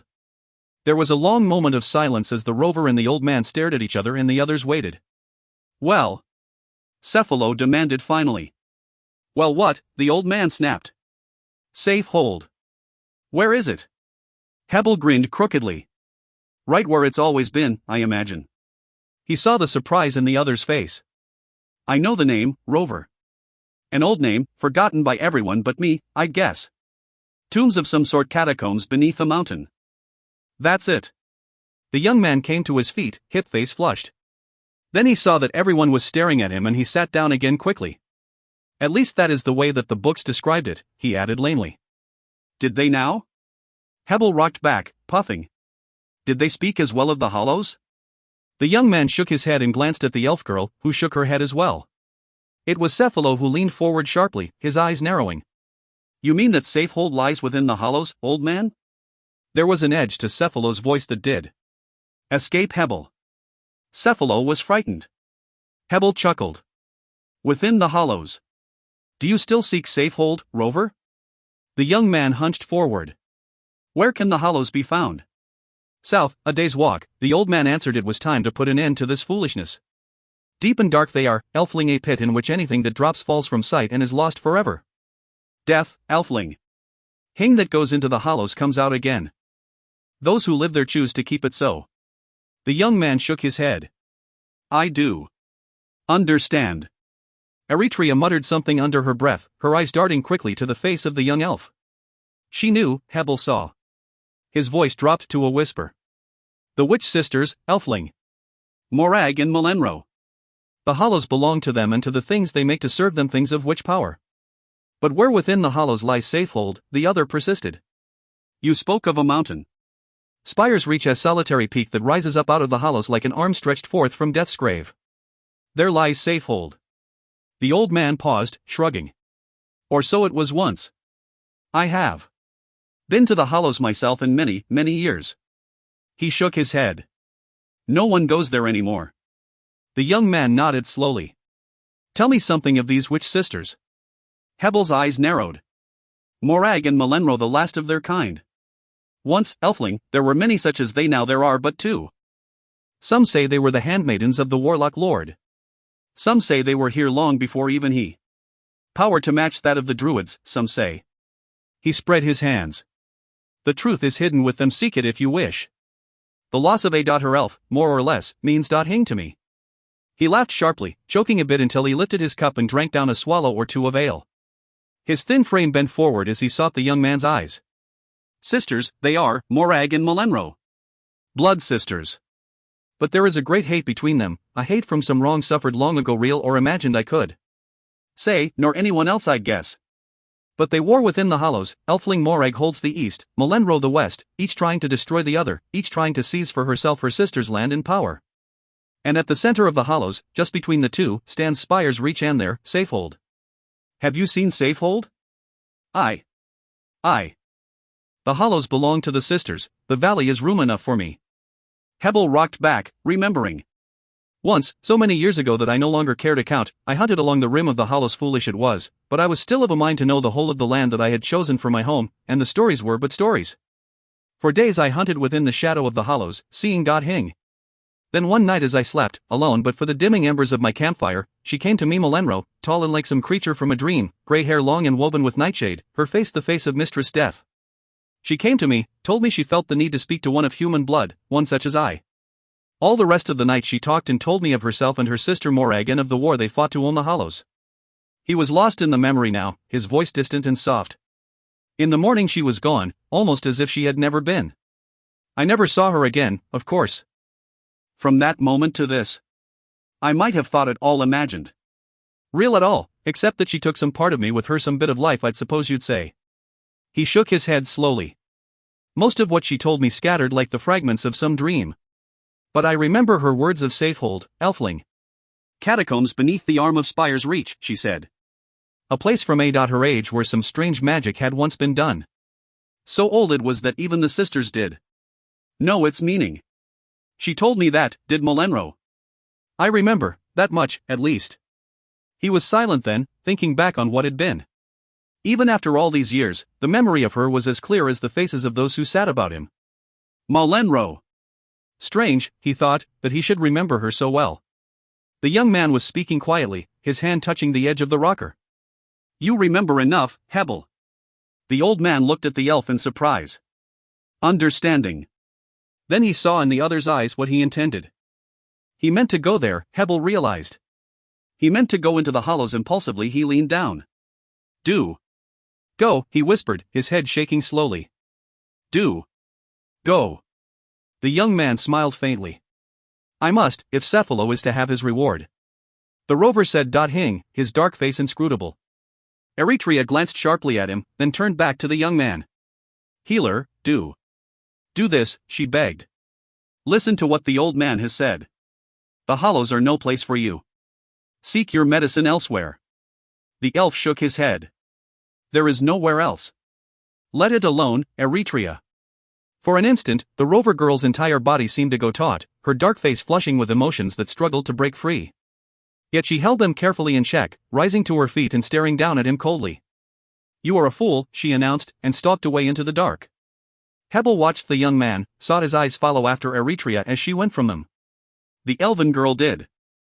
Look, her strange green eyes introspective and all but lost in the shadow of her long hair as it fell forward about her child's face. Is this route so important? The old man asked wonderingly. Just to the young man, but to the girl as well. Can it be found? Her place? Let them be.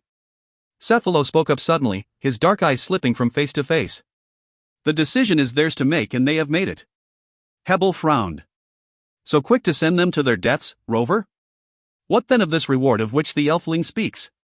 Cephalo laughed. Rewards are given and taken away by the winds of fortune, old man. Where one is lost, her is gained. The elfling must do what he chooses, he and his sister. We have no right to pass judgment. We have to go. The elven girl spoke softly, for the first time since they had been seated, looking deep into the old man's eyes. Well, then. Cephalo rose. Enough said of the matter. The evening is yet done and there is good rover ale to be drunk. Share it with me, friends. We shall talk of the times that have been, rather than guess at what might yet be. Hebel, you shall hear what those fools that people Grimpen Ward have done of late, madness the like of which only men such as you and I can truly appreciate. He called sharply to the old woman, who scurried to his side with a flask of ale. Several more of the rovers drifted over to join them, and Cephalo poured freely from the flask into the cups of all. Laughing and joking, he began a series of wild-eyed stories of places he had probably never been and people he had certainly never met. Bold and easy was the rover, his talk filling the night with the laughter of his people and the clink of their glasses raised in salute. Hebel listened with distrust. Cephalo had been too quick to disparage his warning to the elflings and to disclaim interest in the supposed reward that would come, it seemed, only if the young elf found the medicine he sought and returned again. Too quick by far, he thought, for the rover knew as well as he that no one had ever returned from the hollows. He rocked slowly in his cane-back chair, one hand dropping idly to find Drifter's shaggy head. What more warning could he give this elf, he wondered? What could he say that he had already said to discourage his foolishness? Perhaps Hing, the lad seemed determined that he must go. He wondered then if the elfling would meet Melenro as he had done so many years ago. Thinking that he might, he envied him. It was a short time later when Will Olmsford rose from the company of revelers and walked to the well that sat just back of the old man's hut. Amberl already slept, wrapped in blankets close to the fire, exhausted, it seemed, from the day's journey and the events leading up to it. He also was experiencing an unusual drowsiness, though he had drunk little of the Rover ale. The cold water might help, he thought, and a good night's sleep after. He had just taken a long drink from a metal cup hooked to the well bucket's chain when Eretria stepped from the shadows to stand before him. "I do understand you, healer," she said bluntly. He replaced the cup within the bucket and seated himself in the stone wall of the well. This was Eretria's first appearance since she had called him a fool in front of the others. "I went to a considerable amount of trouble to save your life back in Grimpen Ward," she continued. "It was easy persuading Cephalo that he should allow me to help you. Easy at all. Now it seems that my efforts were wasted. I might as well have let those cutthroats have you, and this elven girl you pretend is your sister. Despite the warnings you have been given, you insist on going into the hollows. I want to know why. Has Cephalo anything to do with this? I don't know what bargain you struck with him, but Dotting he promised even if he were of a mind to deliver, which I doubt he is, would be worth the risk that you take." "Cephalo has Dotting to do with it," Will replied quietly. "If he has threatened you in any way, I would stand with you against him," the girl declared firmly. "I would help you. I know that. But Cephalo has no part in the decision." "Then why? Why must you do this?" The Veilman looked down. "The medicine that is needed for." "Don't lie to me." Eretria dropped next to him on the well wall, her dark face angry. "Cephalo may believe that nonsense about roots and medicines, but he reads only the truth of your words, healer, and the truth of your eyes. You may disguise the first, but never the second. This girl is your sister, she is your charge, a responsibility that you clearly hold dear." "It is. Roots and medicines you seek, but something more. What is it then that lies within the hollows?" Will looked up slowly to meet her gaze and hold it. For a long moment he stared at her without replying. She reached out impulsively, her hands grasping his. "I would never betray you. Never." He smiled faintly. "Perhaps that is the one thing about you of which I am certain, Eretria. I will tell you this. There is a danger that threatens this land, that threatens all the lands. The thing that will protect against it can be found only in Safehold. Amberl and I have been sent to find it." The Rover girl's eyes were filled with fire. "Then let me go with you. Take me with you now as you should have taken me before." Will sighed. "How can I do that? You have just finished telling me that I am a fool for insisting on going into the hollows. Now you would have me treat you as a fool as well. No. Your place is with your people, at least for now. Better than you continue east, far from the Westland and what may come. Healer, I am to be sold by that devil who masquerades as my father the moment we reach the larger Southland cities." Her voice was hard, brittle. "Am I to see myself as better off with that fate than any that you might encounter? Take me with you. Eretria. Hear me out. I know something of this country, for the Rovers have traveled it since the time of my birth. I may know something that could help you. If, at least, I will be no hindrance to you. I can take care of myself better than your elven girl. I ask Dotting of you, healer, that you would ask of me were our positions reversed. You must let me come. Eretria, even if I were to agree to this, Cephalo would never let you go." "Cephalo would. No, until it was too late to do anything about it." Her voice was quick and excited. "Take me with you, healer. Say yes to me." He almost did. She was so wonderfully beautiful that it would have been hard to refuse her anything under normal circumstances. But now, seated next to him, her eyes bright with anticipation, there was a desperation in her words that moved him. She was frightened of Cephalo and what he would do with her. She would beg, the Veilman knew, but she would come as close to that as possible if it would persuade him to help her get free. But the hollows were death, the old man had said. No one went into the hollows. It would be difficult enough looking after Amberl, and despite what Eretria had said about taking care of herself, Will knew that, if she were permitted to come with them, he would worry for her just as he worried for the elven girl. He shook his head slowly. "I can't, Eretria. I can't." There was a long moment of silence as she stared at him, disbelief and anger shading her eyes, the excitement and expectation fading. Slowly she rose. "Though I have saved your life, you will save mine." "Very well. She stepped back from him, tears streaking her face. Twice you have spurned me, Will Ohmsford. You will get the chance to do so again. She wheeled and started away, only to stop again a dozen paces on. There will come a time, healer, I promise you, when you will wish that you had been so quick to refuse me aid. Then she was gone, lost in the night shadows as the veil man stared after her. He remained where he was for a time, wishing desperately that things might be different than they were, wishing that there were some sensible way that he might give to her the help she needed. Then at last he rose, the drowsiness growing, and stumbled off to sleep. XXXVIII. Dawn broke gray and sullen over the wild run, draping the forest land in shadows that read like bloodstains across the dark earth. Clouds masked the morning sky, hanging still and deep over the valley, and an expectant hush filled the air, warning of the approach of a summer storm. Atop the ridgeline, Cephalo and his small band began their descent out of the hills, following the trail that would take them back down to the main roadway and a continuation of their journey toward the hollows. The rovers went from Hebel's camp as they had come, like shadows strayed, the horseman leading the single wagon that bore Will and Ambril, hands raised in brief farewell to the old man who stood wordlessly before the little but and watched them depart. Slowly they passed into the gloom of the forest, massive trees wrapping close about them until all but the faintest streamers of light were shut away and there was nothing but the roadway, narrow and rutted and dark, burrowing down into the depths of the valley. By mid-morning they had reached the main road again and turned east. Mist began to gather on the valley floor, sifting through the trees as the day grew hot and the cool of the night turned to steam. Will and Ambril rode in silence with the old woman, thinking of what lay ahead. There had been no further conversations with Hebel, for they had slept soundly that night, and with their awakening, Cephalo had made certain that the old man had kept his distance from them. Now they found themselves wondering what more he might have told them had he been given the chance. As they pondered this, Cephalo rode back to speak with them, yet the smile in the conversation seemed forced and lacking any real purpose. He appeared several times more during the course of the morning, and each time it was the same. It was almost as if he were looking for something, yet neither Veil Man nor Elven Girl had the slightest idea what it was that he might be seeking. Eretria stayed away from them entirely, and while Ambril was mystified as to the rover girl's sudden change in behavior, Will understood it all too well.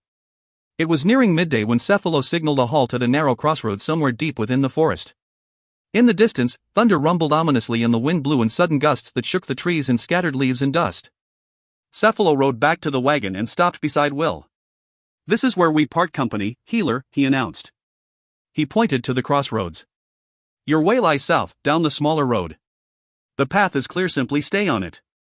You should reach the rim of the hollows before nightfall." Will started to speak, and the rover quickly held up his hand. "Before you say anything, let me advise you to ask that I go with you. That was our bargain, and I have other obligations that I intend to satisfy."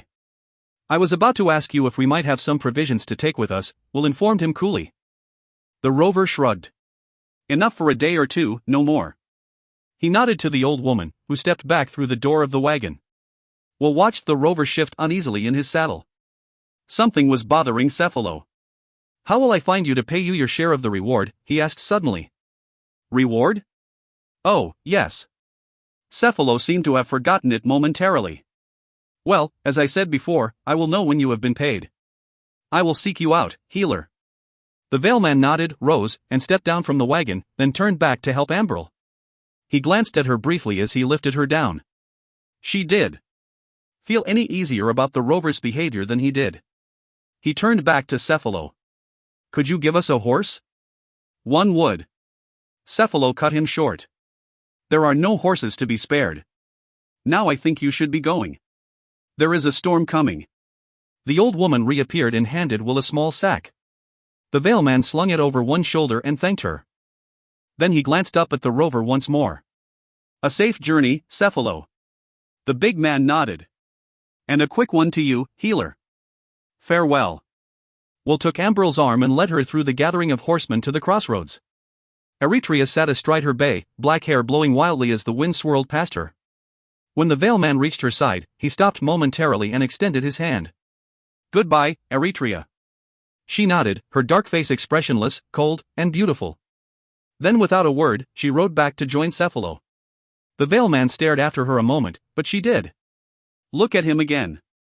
He turned to the pathway leading south. Dirt blew into his eyes, and he shielded them with his hand, squinting into the gloom. With Ambril beside him, he started ahead. Hebel spent the morning at his workbench behind the little hut, hunched over a carving of a swamp cat. As he worked, his mind drifted back to the events of the previous night, to the elflings and their strange quest, and the warning he had given them which they had ignored. He could understand it. Why had they refused to heed him? Certainly he had made it clear enough that it was death to go into the hollows. And certainly he had made it clear as well that the domain of the witch sisters could be violated. What was it then that could prompt this brother and sister to go there for? Hing more than some obscure root medicine? Then it occurred to him that perhaps there was something more.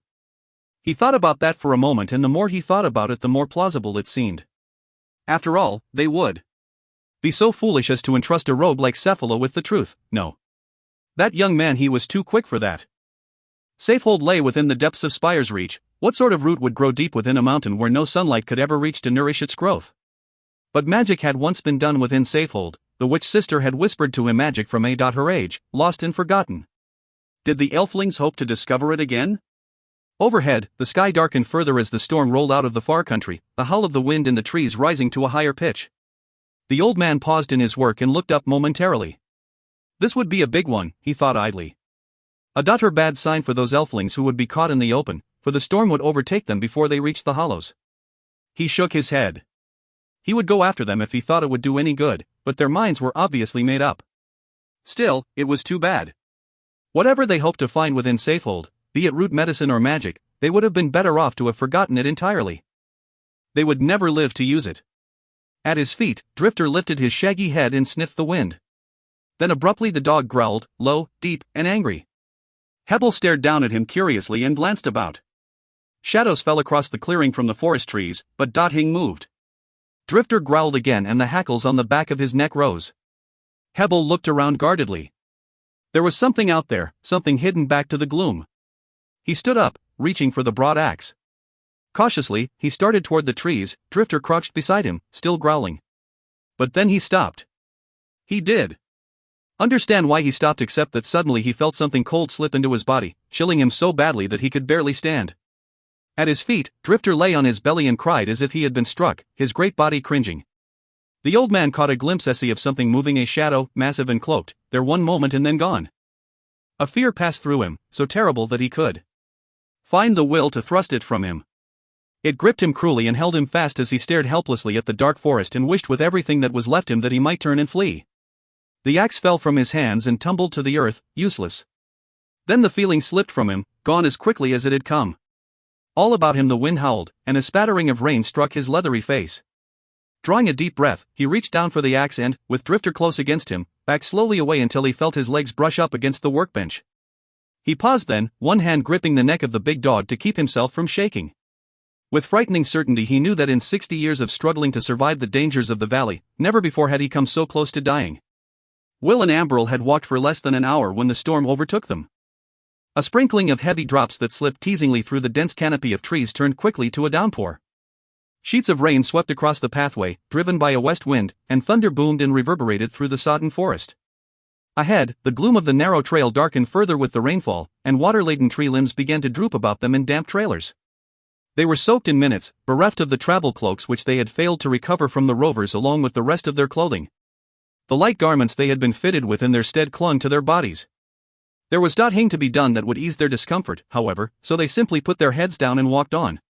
For several hours the rain continued to fall at a steady pace, save for occasional brief lulls that gave false promise of an end to the storm. Through it all, the Veil Man and the Elven girl trudged on, water dripping from their bodies and their clothing, mud caking on their boots, their eyes fixed on the rutted path ahead. When at last the rain did slow and the storm moved eastward, mist began to seep out of the forest to mix with the deep gloom. Trees and brush shone dark and shiny through the haze, and water dripped noisily in the sudden stillness. Overhead, the sky stayed clouded and dark. To the east thunder rumbled distant and lingering. The mist began to deepen, and the pace of the travelers slowed. It was then that the pathway began to slope downward, a slit dropping off that at first was barely perceptible, but gradually duly increased. Veilman and Elven girl slipped and skidded in the muddied earth as they followed it down, peering hopefully into the gloom ahead, yet finding Hing more than the dark tunnel of the road and the closure of the trees. The stillness had grown even more pronounced. Even the faint sounds of insects singing at the passing of the storm had faded into silence. Then suddenly, so suddenly that it was as if someone had removed a veil from before their eyes, the trees of the woods split apart, the slope dropped away, and the great, dark bowl of the hollows lay spread before them. Veilman and Elven Girl stopped where they were in the center of the muddy trail and stared down into the awesome expanse. They knew at once that they had found the hollows. This massive pit of black forest could be nothing else. It was as if they had come upon some monstrous dead lake, still and lifeless, its dark surface grown thick with vegetation so that what lay beneath its waters could only be guessed at. From its shadowed center rose Spire's Reach, a solitary column of rock thrusting up into the gloom, barren and pitted. The hollows were bleak like an open grave that whispered of death. The Veilman and the Elven Girl stood silently upon the rim, fighting a sense of revulsion that grew with each passing moment that they gazed down into the soundless gloom. Nothing that either had ever encountered had looked so desolate. "We have to go down there," Will ventured finally, hating the idea. She nodded. "I know." He cast about hopefully for a way to proceed. Ahead, the trail appeared to stop altogether. Yet when the Veilman walked forward a bit, he saw that it did. And after all, but split to either side to wind downward into the shadows below. He hesitated a moment, studying the two paths, trying to decide which would provide the easier descent, then chose the one that ran left. He held out his arm to Amberl and she gripped it firmly. Leading the way, he started down, feeling his boots slide as the damp earth and rock gave way in clumps. Amberl stayed close, leaning heavily on him for support. Cautiously they moved ahead. Then abruptly Will lost his footing and went down. Amberl fell with him, tripping forward across his legs, tumbling headlong from the muddied path to disappear with a sharp cry into the wooded darkness. Frantically, Will scrambled after her, pushing his way through heavy brush that ripped his clothing and cut his face. He might have found the Elven Girl at all but for the bright silk of her rover clothing, a splash of red against the dark. She lay lodged against a clump of scrub, the breath knocked from her body, her face smeared with mud. Her eyes flickered uncertainly as he touched her. "Will?" He eased her into a sitting position, cradling her in his arms. "Are you all right? Are you hurt?" "No, I don't think so." She smiled. "You're pretty clumsy, you know that?" He nodded, grinning with relief. "Let's get you up." He put his arm about her waist and lifted her clear of the scrub, her small frame feather light as he set her back on her feet. Instantly she cried out and dropped back to the earth, reaching for her ankle. "It's twisted." Will felt along the ankle, checking the bones. "Hing broken, just a bad sprain." He sat down beside her. "We can take a few moments to rest, then go on. I can help you down the slope, I can even carry you if it becomes necessary." She shook her head. "Will, I am so sorry. I should have been more careful." "You?" "I was the one who fell." He grinned, trying to appear cheerful. "Well, maybe one of the old man's witch sisters will come along to help us out." "That is funny." Amberl frowned. She looked about uneasily. "Maybe we should wait until morning to climb down any further. My ankle might feel better by then. Besides, even if we made it down before dark, we would have to spend the night there, and I don't much care to do that." Will nodded. "Nor I. Nor do I think we should try to find our way about at night. Daylight will be soon enough. Maybe we should go back up to the rim." She looked at him hopefully. The Veilman smiled. "Do you really believe the old man's story? Do you think there are witches living down there?" She stared at him darkly. "Don't you?" He hesitated and then shrugged. "I don't know. Maybe. Yes, I guess so. There is very little I don't believe anymore." He sat forward slowly, arms coming up about his knees. "If there are witches, I hope they are frightened of elfstones, because that is just about all the protection we have left. Of course, if I have to use the stones in order to make them afraid, we may be in a lot of trouble." "I don't think so," she responded quietly. "You still think I can use them, don't you, even after what happened on the Pycon?" "Yes. But you shouldn't." He looked at her. "You said something like that once before, remember? After the turfing, when we camped above the Myrmidon. You were worried for me. You said that I should use the stones again, even if it meant saving you." "I remember." "Then later, when we fled the Pycon, I told you that I could no longer use the stones, that their power was lost to me, that my elven blood was strong enough. You told me that I should be so quick to judge myself that you had confidence in me."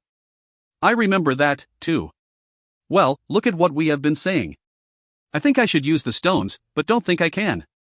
You think I can, but don't think I should. Funny, isn't it?" He shook his head. "And we still don't know which of us is right, do we? Here we are, almost to Safehold, and I still haven't found out." He stopped suddenly, realizing what it was that he was saying. "Well, it's Important, he finished, looking away. Better that we never find out. Better that they be given back to my grandfather. They were silent for a moment. Almost without thinking, Will reached into the rover tunic and lifted out the pouch that held the elfstones. He fingered it idly and was about to return it again when he iced something odd about its feel. Frowning, he opened the drawstrings and dumped the contents into his open palm. He found himself staring at 3 ordinary pebbles. Will! Ambril exclaimed in horror. The Veilman stared at the pebbles in stunned silence, his mind racing. Cephalo, he whispered finally. Cephalo. Somehow he switched these for the stones. Last night, probably while we slept. It had to be then, they were in the pouch that morning in Grimpen Ward I checked. He rose slowly, still talking. But this morning, I forgot. I was so tired last night and you fell asleep almost at once. He must have drugged the ale to be certain I would awake. No wonder he was so anxious to be rid of us. No wonder he made light of Hebel's warning about the hollows. He would be happy if we never came back. The reward meant hing to him. It was the elfstones that he wanted all along. He started up the trail, his face livid. Then abruptly he remembered Ambril. Turning quickly back, he lifted the elven girl in his arms, held her close against him, and scrambled back to the rim of the hollows. For a moment he looked about, then walked to a clump of high bushes several yards back. Stepping beneath the shelter of their boughs, he set the elven girl down.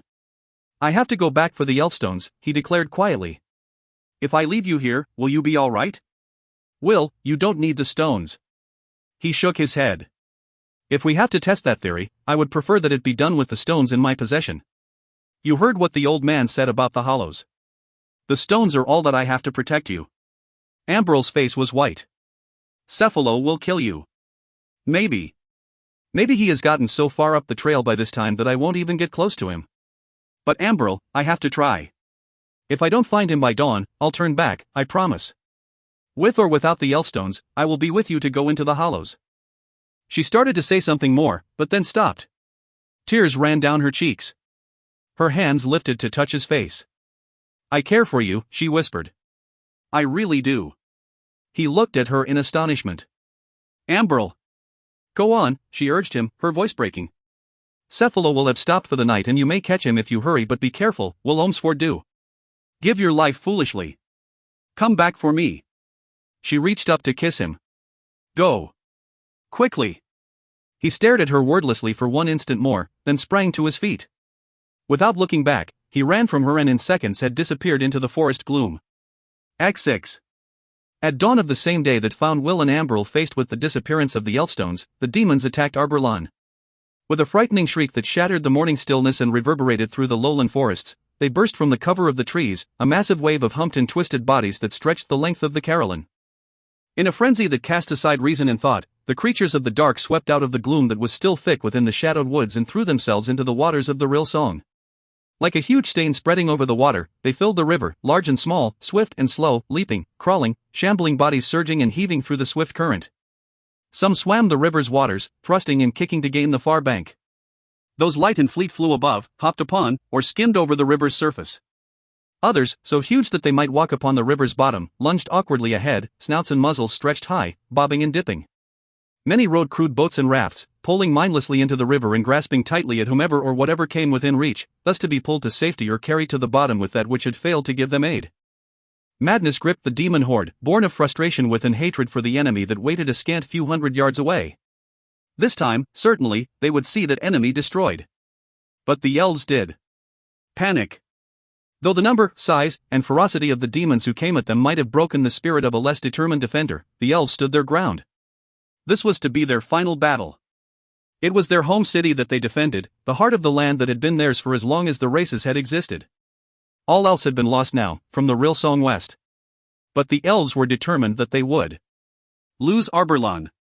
Better that they fight and die here, the last man, woman and child of them, than that they be driven entirely from their homeland, outcasts in foreign lands, hunted like animals by their pursuers. Atop the battlements of the Elfich, Ander Ilesadil watched the demon tide sweep forward. Allanan stood beside him. Neither man spoke. After a moment, Ander's eyes lifted. High overhead a small dot appeared out of the clear blue of the dawn skies, growing in size as it circled downward until it took shape. It was Dane and his rock dancer. Downward they flew, gliding along the cliffs of the Carolyn to settle finally on the open rampway above Ander and the Druid. Dismounting, Dane came hurriedly to where the elven prince waited. "How many?" Ander asked at once. Dane shook his head. "Even the woods and the mist can't hide them all. "The ones we see before us are only a handful." Ander nodded. So many, he thought darkly. But Allanan had said it would be so. He refrained from looking at the Druid. "Do they seek to flank us, Dane?" The wing rider shook his head. "They come directly against the Carolyn, all of them." He glanced down momentarily at the attacking demons as they struggled and thrashed in the waters of the Rill Song, then turned and started back toward the battlements. "I'll rest Dancer a few minutes more, then fly back for aid." Her look. "Good luck, my lord prince." Ander barely heard him. "We must hold here," he murmured, almost to himself. Already the struggle was underway. At the river's edge, row upon row of elven longbows hummed, and black shafts flew into the mass of heaving bodies that filled the waters of the Rill Song.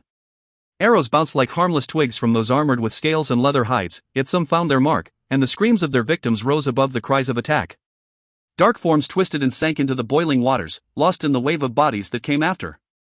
Fire-tipped arrows thudded into the boats, rafts, and logs, but most were quickly extinguished and the craft churned ahead. Again and again the archers shot into the advancing horde as it streamed out of the forest and into the river, but the demons came on, blackening the whole of the west bank and the river as they struggled to gain the elven defensive wall. Then a cry sounded from atop the Carolyn, and cheers rang out. In the pre-dawn gloom, elves turned hurriedly to look, disbelief and joy reflecting in their faces as a tall, gray-haired rider came into view. Down the length of the elfage the cry passed on from mouth to mouth. All along the front line of the Rill Song, behind the barricades and walls, it rose into the morning until it became a deafening roar. "Eventine! Eventine rides to join us!" In an instant's time the elves were transformed, filled with new hope, new faith, new life. For here was the king who had ruled them almost 60 years, for many the whole of their lives. Here was the king who had stood against and finally triumphed over the warlock lord. Here was the king who had seen them through every crisis the homeland had faced. Wounded at Halley's Cut, seemingly lost, he was returned again. With his return surely no evil, however monstrous, could prevail against them. Eventine! Yet something was wrong. Ander knew it the instant his father dismounted and turned to face him. This was the Eventine of old, as his people believed. He saw in the king's eyes a distance separating the elven ruler from all that was happening about him. It was as if he had withdrawn into himself. Out of fear or uncertainty, for he could master those, but out of deep, abiding sadness that seemed to have broken his spirit. He looked strong enough, the mask of his face reflecting determination and iron will, and he acknowledged those about him with the old, familiar words of encouragement. Yet the eyes betrayed the loss he felt, the despondency that had stripped him of his heart. His son read it there and saw that Allanan read it, too. It was only the shell of the king riding forth that morning to be with his people. Perhaps it was the deaths of Arion and Pindanon that had done this, it might have been the injury he had suffered at Halley's Cut, the defeat of his army there, or the terrible devastation of his homeland, but more probably it was all of these and something more, the thought of failing, the knowledge that if the elves lost this battle they would allow an evil into the four lands that no one could stop and which would fall upon all the races and devour them. The responsibility for this must lie with the elves, yet with no man more than with Eventine, for he was their king. Ander embraced his father warmly, masking the sadness that he felt. Then he stepped back and held forth the Ellcrys staff. "This belongs to you, my lord." Eventine seemed to hesitate momentarily, then slowly shook his head. "No, Ander. It belongs to you now. You must carry it for me." Ander stared at his father wordlessly. He saw in the old man's eyes what he had missed before. His father knew. He knew that he was. Well, knew that something within him was changed. The pretense he made to others was to be made to his son. Ander withdrew the staff. "Then stand with me on the wall, my lord," he asked, softly. His father nodded, and together they climbed the battlements. Even as they did so, the foremost of the demon horde gained the east bank of the Rill Song. Out of the river they surged, heaving up with savage cries to throw themselves against the lances and pikes that bristled from behind the elven bulwarks. In moments there were demons emerging from the river's dark waters along the entire length of the defensive line, horned and clawed, a jumble of lengthened jaws ripping and tearing at the defenders that barred their path. At its center, Styons and the last of his free corps anchored the defense, the giant red-haired borderman standing at the forefront of his men, broadsword raised. On the flanks, Elronte and Karen of the Home Guard called out to their soldiers, "Hold, elven hunters, stand." But finally they could stand no longer. Outflanked and outnumbered, they saw their line begin to crumble. Huge demons thrust through the defenders and breached the low walls to open holes to those who followed. The waters of the Rill Song were dark with demon lifeblood in twisted bodies, but, for everyone that fell, still out her three came on, a savage rush that no lesser force could hope to stop. Atop the gates of the second level of the Elfich, Ander gave the order to fall back. Quickly the elves and their allies abandoned the crumbling river wall and slipped into the forest behind, following carefully memorized paths to the safety of the ramp. Almost before the demons realized what was happening, the defenders were within its walls and the gates were shut behind them. Instantly the demons were in pursuit. Pouring through the forest at the base of the heights, they ran afoul of the hundreds of snares and pitfalls the elves had laid for them. For a few moments, the entire rush stalled. But as their numbers increased upon the riverbank, they overran those caught within the traps and came onto the ramp of the Elfich. Massing quickly, they attacked. Up the walls of the first gate they charged, swarming atop 1A.her until they were pouring over the defenses of the lower level. The elves were driven back, almost before the gates to the second level could be closed. The first had fallen. Without slowing, the demons came on, scrambling up the ramp to the second gate. They swarmed along the walls and even up the rugged face of the cliff, clinging to the rock like insects. Bodies clawed, leaped, and bounded up the slope of the ramp in the bluff face, shrieking with hunger. The elves were appalled. The river had stopped the demons. The defenses at the bank had been overrun in minutes. Now the first level of the Elfich had been lost and even the cliff wall did seem to slow them. It was beginning to look as if all their defenses would prove useless. Demon bodies thudded against the gates of the second ramp, clawing upward. Spears and pikes thrust down, impaling the attackers. The gates sagged on their hinges with the weight of the rush. Yet this time the defenders held, iron and sinew bracing the gates and repelling the attack. Cries of pain and death filled the air, and the demon force built into a mass of writhing forms, surging mindlessly against the walls of the ramp. Out of their midst came a handful of furies, light grey forms bounding atop the stone walls, catwomen's faces twisted with hate. Elven defenders fell back from them, shredded by their claws, crying out in fear. Then Alanon's blue fire burst amid the furies, scattering them wildly. The elves counterattacked, throwing the cat things from the walls until the last had disappeared into the dark mass below. The druid and the Elesidyls moved upward to the third gate.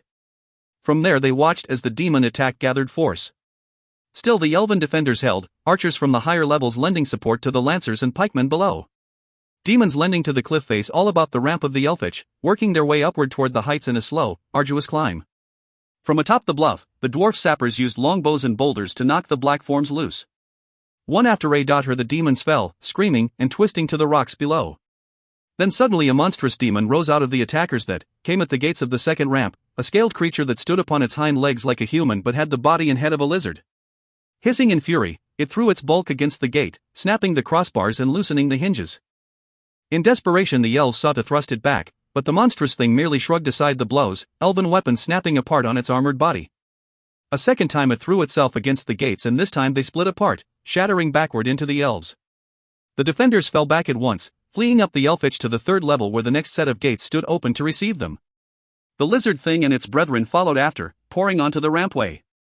For an instant it did appear that the elves would succeed in closing the gates to the third ramp before the demons breached it. Then Styance appeared at the entrance to the ramp, a huge spear gripped in his hands. Flanked by the veteran soldiers of the Free Corps and by Karen and a handful of Home Guard, he stepped in front of the advancing demons. Dropping forward in a crouch, the lizard demon reached for him. But the borderman was too quick. Sidestepped the monster's lunge, he thrust the great spear upward through the back of the gaping jaws and choking, the lizard reared back on its hind legs, the shaft driven through its head. Clawed hands ripped at the Legion commander, but the men of the Free Corps and the elves rallied about him, warding off the blows. In seconds, they were back within the safety of the battlements, the gates closing behind them. For an instant the lizard demon stood within the center of the ramp head, trying to pull free the killing shaft. Then its life was gone, and it fell backward into the midst of its brethren, sweeping them from the ramp as it tumbled over the wall and dropped to the forest below. Snarling, the demons renewed their attack. But their momentum had been lost. Strung out along the length of the Elfich, they could seem to muster a sustained rush.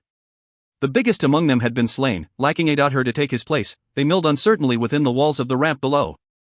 Heartened by the courage of the Free Corps and their own home guard, the elven defenders beat them back. Arrows and spears cut into their midst, and hundreds of black forms collapsed upon the ramp. Still the demons scrambled forward, but confused now and vulnerable. Ander recognized his opportunity. He gave the signal to counterattack. At Charon's order, the gates to the third ramp were thrown wide and the elves rushed forth. Into the mass of demons they charged, driving them back down the elfish, back through the shattered gates of the second ramp. Sweeping clear the ramp, the defenders battled downward to the edge of the lower gates before the demons finally rallied. Back they came, reinforced by the thousands that still poured out of the rill song to the base of the cliff. The elves held a moment only, then retreated to the gates of the second level, bracing them anew with timbers and iron, and there they stood. So it went for the remainder of the day and into the evening. Back and forth along the rampway the battle raged, from the base of the bluff to the gates of the third level, elves and demons hacking and tearing at one another in a struggle where no quarter was asked and none given. Twice the demons retook the second set of gates and pushed up against the third. Twice they were driven back, once all the way to the base of the bluff. Thousands died, though the dead numbered highest among demons, for they fought without regard for life, spending themselves willingly on the defenders' carefully drawn formations. Yet elves were lost as well, injured and dead, and their numbers began to dwindle steadily while the numbers of the demons never seemed to grow less. Then abruptly, without warning, the demons gave up the attack. Back down the length of the elfish they went. In flight nor in haste, but slowly, reluctantly, snarling and rasping as they faded back into the forests. Black forms huddled down in the shadowed gloom of night, crouched motionless and silent as if waiting for something to happen. Behind the gates and walls of the elfish and from the rim of the Carolyn, the exhausted defenders peered down into the dark. They did question what had happened, but were merely grateful for it. For one more day, at least, the city of Arborlon was safe. That same night, scarcely 2 hours after the demons had withdrawn into the wooded blackness below the Carolyn, a messenger came to Aventine and Ander as they met with the elven ministers in the High Council. In an excited voice, he announced that an army of rock trolls had arrived from the Kirschalt. Hurriedly, the king and his son emerged from the council building, the others trailing after, to find the entire courtyard filled, with row upon row of massive, ark-like forms, armored with leather and iron. Broadswords and spears glimmered in the smoky light of torches ringing the assemblage, and a sea of deep-set eyes fixed on the elves' astonished faces. Their commander stepped forward, a huge troll with a great, two-edged axe strapped across his back. With a quick glance at the other elves, he placed himself before the king. "I am Amontar, Maturin of this army," he informed them, speaking in the rough troll dialect. "We are 1,500 strong, King Aventine. We come to stand with the elves." Aventine was speechless. They had all but given up on the trolls, believing that the Northlanders had chosen to become involved in this conflict. Now, to find them suddenly here, just when it appeared that no more help would be coming. Amontar saw the old king's surprise. "King Aventine, you must know that much thought was given to your request for aid," he growled softly. "Always before, trolls and elves have fought against one another. We have been enemies. That can be forgotten all at once. Yet for everyone, there is a time to begin anew. That time has come for elf and troll. We know of the demons. There have been encounters with a scattering of them already. There have been injuries, there have been deaths. The rock trolls understand the danger that the demons pose. The demons are as great an evil as the warlock lord and the creatures of the Skullmark. Such evil threatens all. Therefore it is seen that elf and troll must put aside their differences and stand together, against this common enemy. We have come, my countrymen and I, to stand with you." It was an eloquent statement. Amontar finished and, in a carefully measured gesture, dropped to one knee, signifying in the manner of the rock trolls his pledge of service. Behind him, his men followed him down, silent as they knelt before Aventine. Ander saw the tears that appeared suddenly in the old man's eyes. For that one moment, Aventine came all the way back from the place to which he had withdrawn, and there was hope and fierce pride in his face. Slowly he placed his right hand on his heart, returning the troll's pledge in the elven way. Amontar rose, and the two clasped hands. Ander found himself wanting to cheer. Alanon walked the narrow paths of the gardens of life beneath the clouded night sky through which moon and stars slipped like hunted things. Solitary, noiseless, his tall form passed through the cooling, fragrant blackness of the flowered tiers and sculpted hedges, head bent to the walk before him, arms gathered within the folds of the long, dark robe. His hard face was lost within the shadow of the cowl, lean features etched with lines of worry and bitter resolve. For this night he went to a meeting with death. He walked to the foot of the rise ringed by the soldiers of the Black Watch. Impatient, he lifted his hand and slipped through them with the swiftness of a passing thought, and they did. "See." Slowly he climbed to the top of the rise. Wishing to look at that which he had come to see, eyes lowered and fixed upon the grassy slope he trod. When at last he was atop the rise, his head lifted.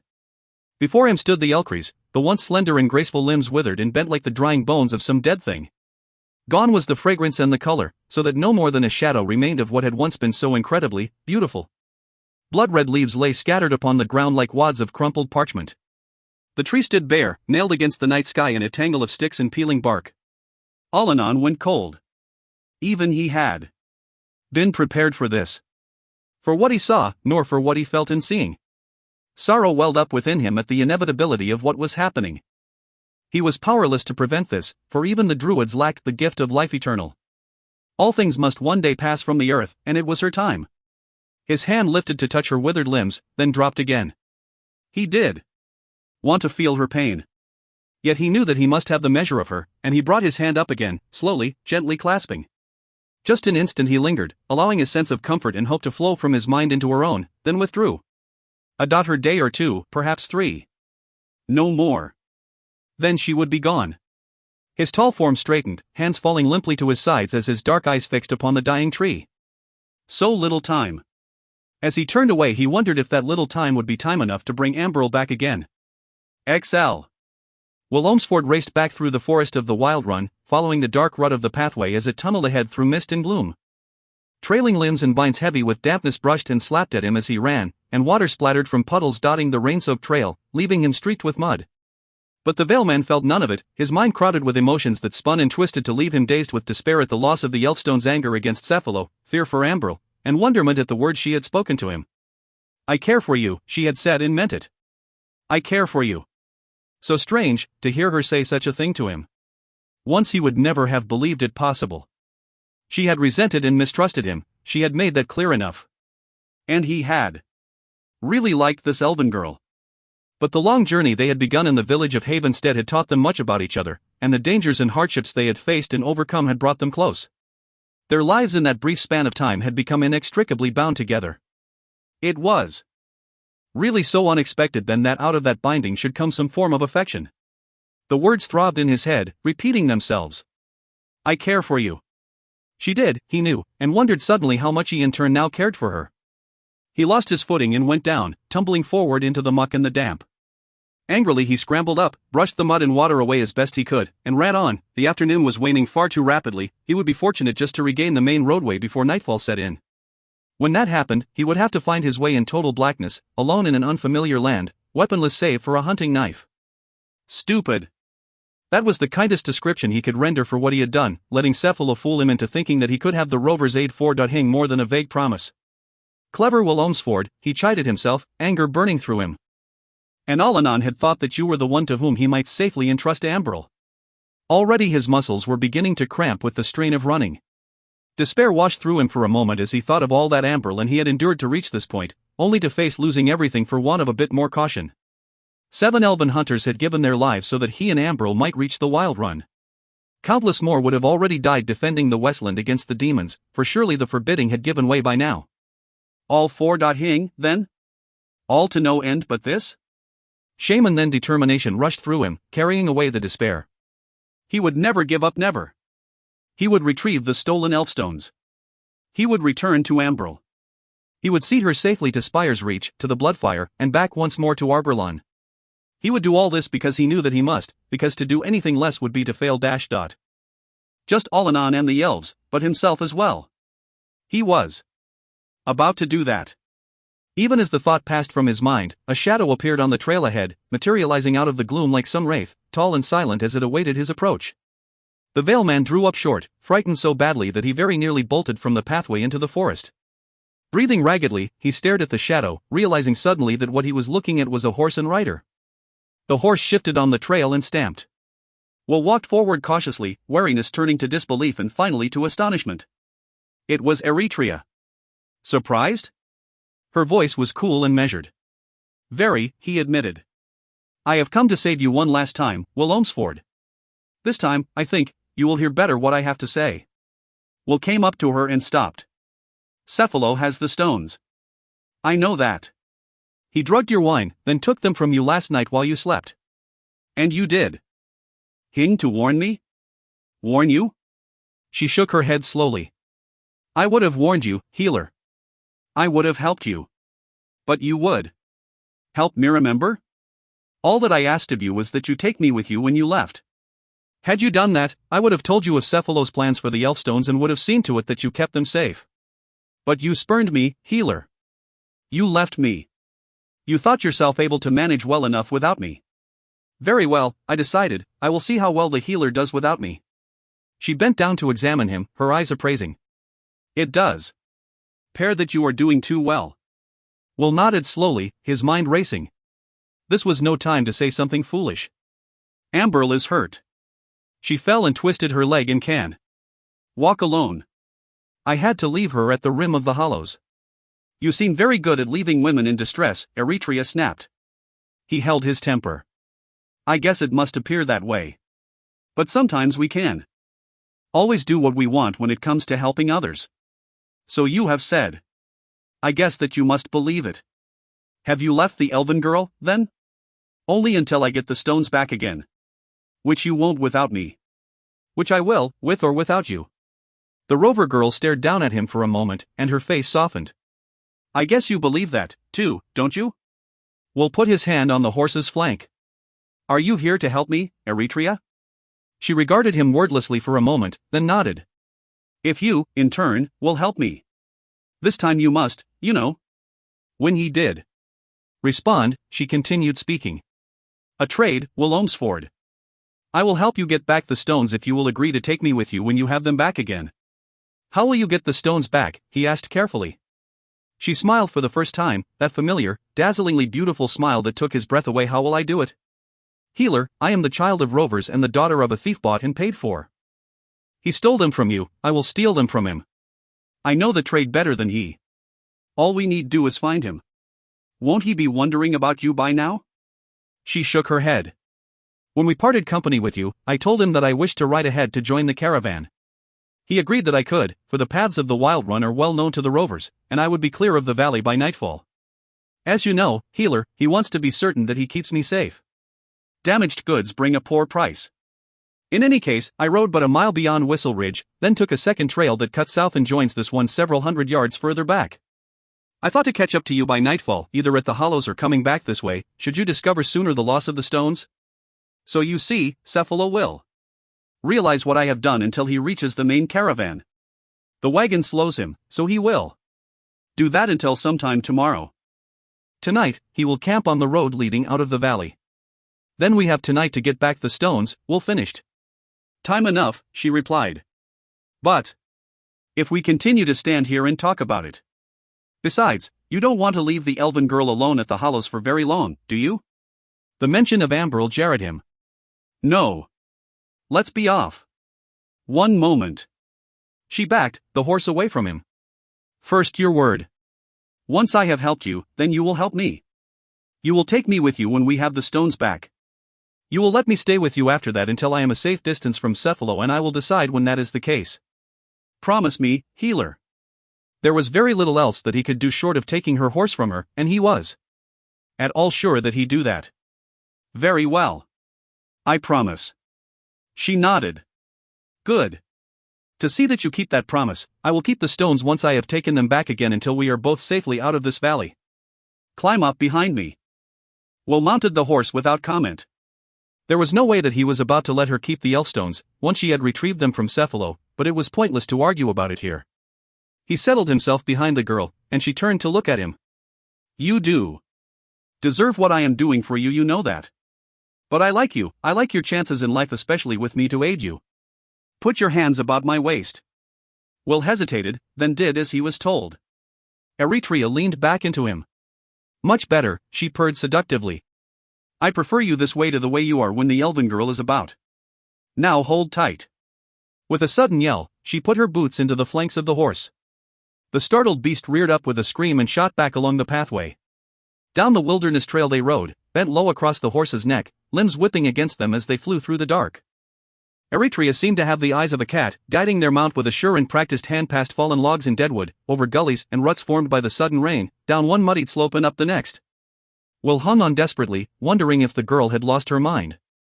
At this pace, they were certain to take a fall. Amazingly, they did. Scant seconds later, Eretria wheeled their horse from the trail through a narrow gap in the trees that was all but completely grown over. With a surge, the animal sprang into the brush, then broke free along a second trail, one that Will had missed completely in his trek south to the hollows, and galloped ahead into the misty gloom. On they rode, Rover Girl and Veilman, barely slowing for the obstacles that barred their path forward, racing ahead into the growing dark. What little light there was had begun to fade as dusk approached. The sun, lost somewhere beyond the canopy of the forest, sank downward toward the rim of the mountains. Shadows deepened and the air cooled, and still Eretria did slow. When at last they did stop, they were back once more on the main roadway. Eretria reined the horse in sharply, patted the animal's sweating flanks and glanced back at Will with an impish grin. That was just to let you know that I can hold my own with anyone. I need no looking after from you. The Veilman felt his stomach begin to settle. You have made your point, Eretria. Why are we stopping here? Just to check, she replied, and dismounted. Her eyes scanned the trail for a few moments, and then she frowned. That's odd. There are no wagon tracks. Will followed her down. Are you sure? He studied the roadway, finding no sign of wheel marks. Maybe the rain washed them out. The wagon was heavy enough that the rain should have washed away all traces of its passing. She shook her head slowly. Besides, the rain would have been nearly ended by the time it reached this point. I don't understand it, healer. The light was growing steadily dimmer. Will glanced about apprehensively. Would Cephalo have stopped to wait out the storm? Maybe. She looked doubtful. We had better backtrack a bit. Climb on. They remounted and began riding west, glancing from time to time at the muddied earth for some sign of the rover wagon. There was Hing. Eretria urged their mount into a slow trot. Ahead, mist curled out of the forest on either side, thin, wispy trailers that slipped like feelers through the gloom. Night sounds came from deep within the trees as the creatures of the valley awoke and began to hunt. Then a new sound rose from somewhere ahead, faint at first, lingering like an echo in the midst of the sharper, quicker sounds, then stronger and more insistent. It grew into a howl, high-pitched and eerie, as if such pain had been inflicted upon some tortured soul that the limits of endurance had been passed and all that was left before death was that final, terrible cry of anguish. Will gripped Eretria's shoulder in alarm. What is that? She glanced back. Whistle Ridge just ahead. She grinned nervously. The wind makes that sound sometimes. It grew worse, a harsher, more biting cry, and the land began to rise through the forest in a rocky slope that took them above the mist, the trees parting to reveal small patches of blue night sky. The horse had begun to respond to the sounds, huffing nervously, dancing and shifting as Eretria sought to calm it. They moved more slowly now, edging ahead through the dusk until they were atop the ridgeline. Beyond, the roadway straightened once more and disappeared into the gloom. Will saw something then, a shadow moving toward them, materializing out of the howl of the wind and the night. Eretria saw it as well and reined in sharply. The shadow came closer. It was a horse, a big sorrel, riderless, its reins trailing in the earth. It came slowly up to them and rubbed noses with their own mount. Both Veilman and Rover Girl recognized it at once. It was Cephalo's. Eretria dismounted, handing the reins of her own horse to Will. Wordlessly, she examined the sorrel, walking quickly about it, patting its flanks and neck to keep it calm. There were no marks on the animal, but it was sweating heavily. When she glanced again at Will, Eretria's dark face was uncertain. Something has happened. His horse would stray. The Veilman nodded. He was beginning to get a very bad feeling about this. Eretria climbed atop Cephalo's horse and took up the reins. We will go on a bit further, she decided, but there was doubt in her voice. Side by side, they rode along the ridgeline, the wind whistling its eerie cry through the high rock and the trees of the forest. Overhead, the stars winked into view, pale white light shining down into the dark of the wild run. Then something else appeared through the gloom, a utter shadow, this one black and squarish and motionless upon the trail. Veilman and Rover Girl slowed, easing their horses ahead cautiously, uneasiness reflecting in their eyes. Gradually the shadow began to take shape. It was Cephalo's wagon, the garish colors caught in the starlight. They rode closer, and uneasiness then turned to horror. The team of horses that had pulled the wagon was dead, twisted and broken, still locked in their leather and silver-studded traces. Several more of the animals lay close by and, with them, their riders, scattered on the trail like straw men, torn and crumpled, bright clothing stained with blood that seeped through the fabric to mix with the muddied earth. Quickly Will looked about, peering into the shadows of the forest, searching for some sign of the thing that had done this. Hing moved. He glanced at Eretria. She sat rigid on her mount, the color draining from her face as she stared fixedly at the bodies on the trail. Her hands dropped slowly to her lap, and the reins slipped free. Will dismounted, scooped up the fallen reins, and tried to hand them back to the frightened girl. When Eretria did move to take them, he gripped her hands, placed the reins of both horses between her fingers, and forced them closed. She glanced down at him wordlessly. Wait here, he ordered. He walked toward the wagon, studying the twisted forms about him as he went. All lay dead, even the old woman who had driven the wagon, bodies broken like deadwood. The veil man felt his skin crawl. He knew what had done this. One by one, he checked them until at last he found Cephalo.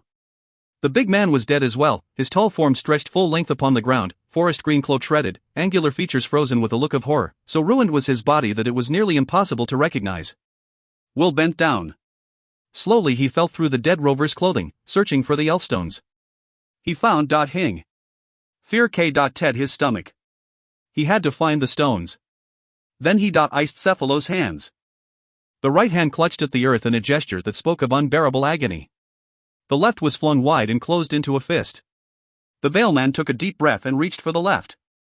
One by one he pried open the rigid fingers. Blue light winked from between them, and relief flooded through him. Embedded in the flesh of the palm lay the elfstones. Cephalo had sought to use them as he had seen Will do in the turfing, but the stones had responded to the rover and he had died still clutching them. The veil man pulled them free of the dead man's grip, wiped them on his tunic, and dropped them back into their leather pouch. Then he rose, listening to the shriek of the wind whistling through the ridge. Dizziness washed over him as the smell of death filled his nostrils. Only one thing could have done this. He remembered the elven dead at the camp at Dray Wood and in the fortress of the Pycon. Only one thing. The Reaper. But how had it found them again? How had it trailed them all the way from the Pycon to the Wild Run? He steadied himself and hastened back to Eretria. She still sat astride Cephalo's horse, dark eyes bright with fear. Did you find him? She asked in a whisper. Cephalo? Will nodded. He's dead. They're all dead. He paused. I took back the stones. She did. Seemed to hear him. What kind of thing could do this, healer? Some animal, maybe? Or the witch sisters, or... No. He shook his head quickly. No, Eretria, I know what did this. The thing that did this tracked Amberl and me all the way south from Arborlon. I thought that we had lost it on the other side of the rockspur, but somehow it has found us again. Her voice shook. Is it a devil? A special kind of devil. He glanced back at the dead upon the trail. They call it a reaper. He thought a moment. It must have believed we were traveling with Cephalo. Perhaps the rain confused it. It followed after him and caught him here. Poor Cephalo, she murmured. He played one game too many. She paused and glanced back at him sharply. Healer, this thing knows now that you did. Come east with Cephalo. Where will it go next? Veilman and Rover Girl stared wordlessly at each other. Both knew the answer. At the rim of the hollows, Amberl crouched within the shelter of the bushes where Will had hidden her and listened to the sounds of the night. Darkness lay over the Wild Run like a shroud, deep and impenetrable, and the elven girl sat locked within it, unable to see beyond the covering brush, hearing the creatures that prowled the gloom. Knowing that it would be dawn before Will could return to her, she tried for a time to sleep. But sleep would come. Her ankle pained her and her mind crowded with thoughts of the Veil Man and his quest, of her grandfather, of the dangers all about her. At last she gave it up. With her knees pulled up against her body, she hunched forward, determined that she would become as nearly as she could a part of the forest about her, still, motionless, and unseen. For a time she succeeded. None of the forest creatures ventured near her, staying back within the deep woods, back from the rim of the hollows. The hollows themselves lay wrapped in a silence so profound that the elven girl could hear it as clearly as she heard the sounds of the night. Once or twice something flew past her shelter, the quick flap of wings breaking the stillness briefly, then fading once more.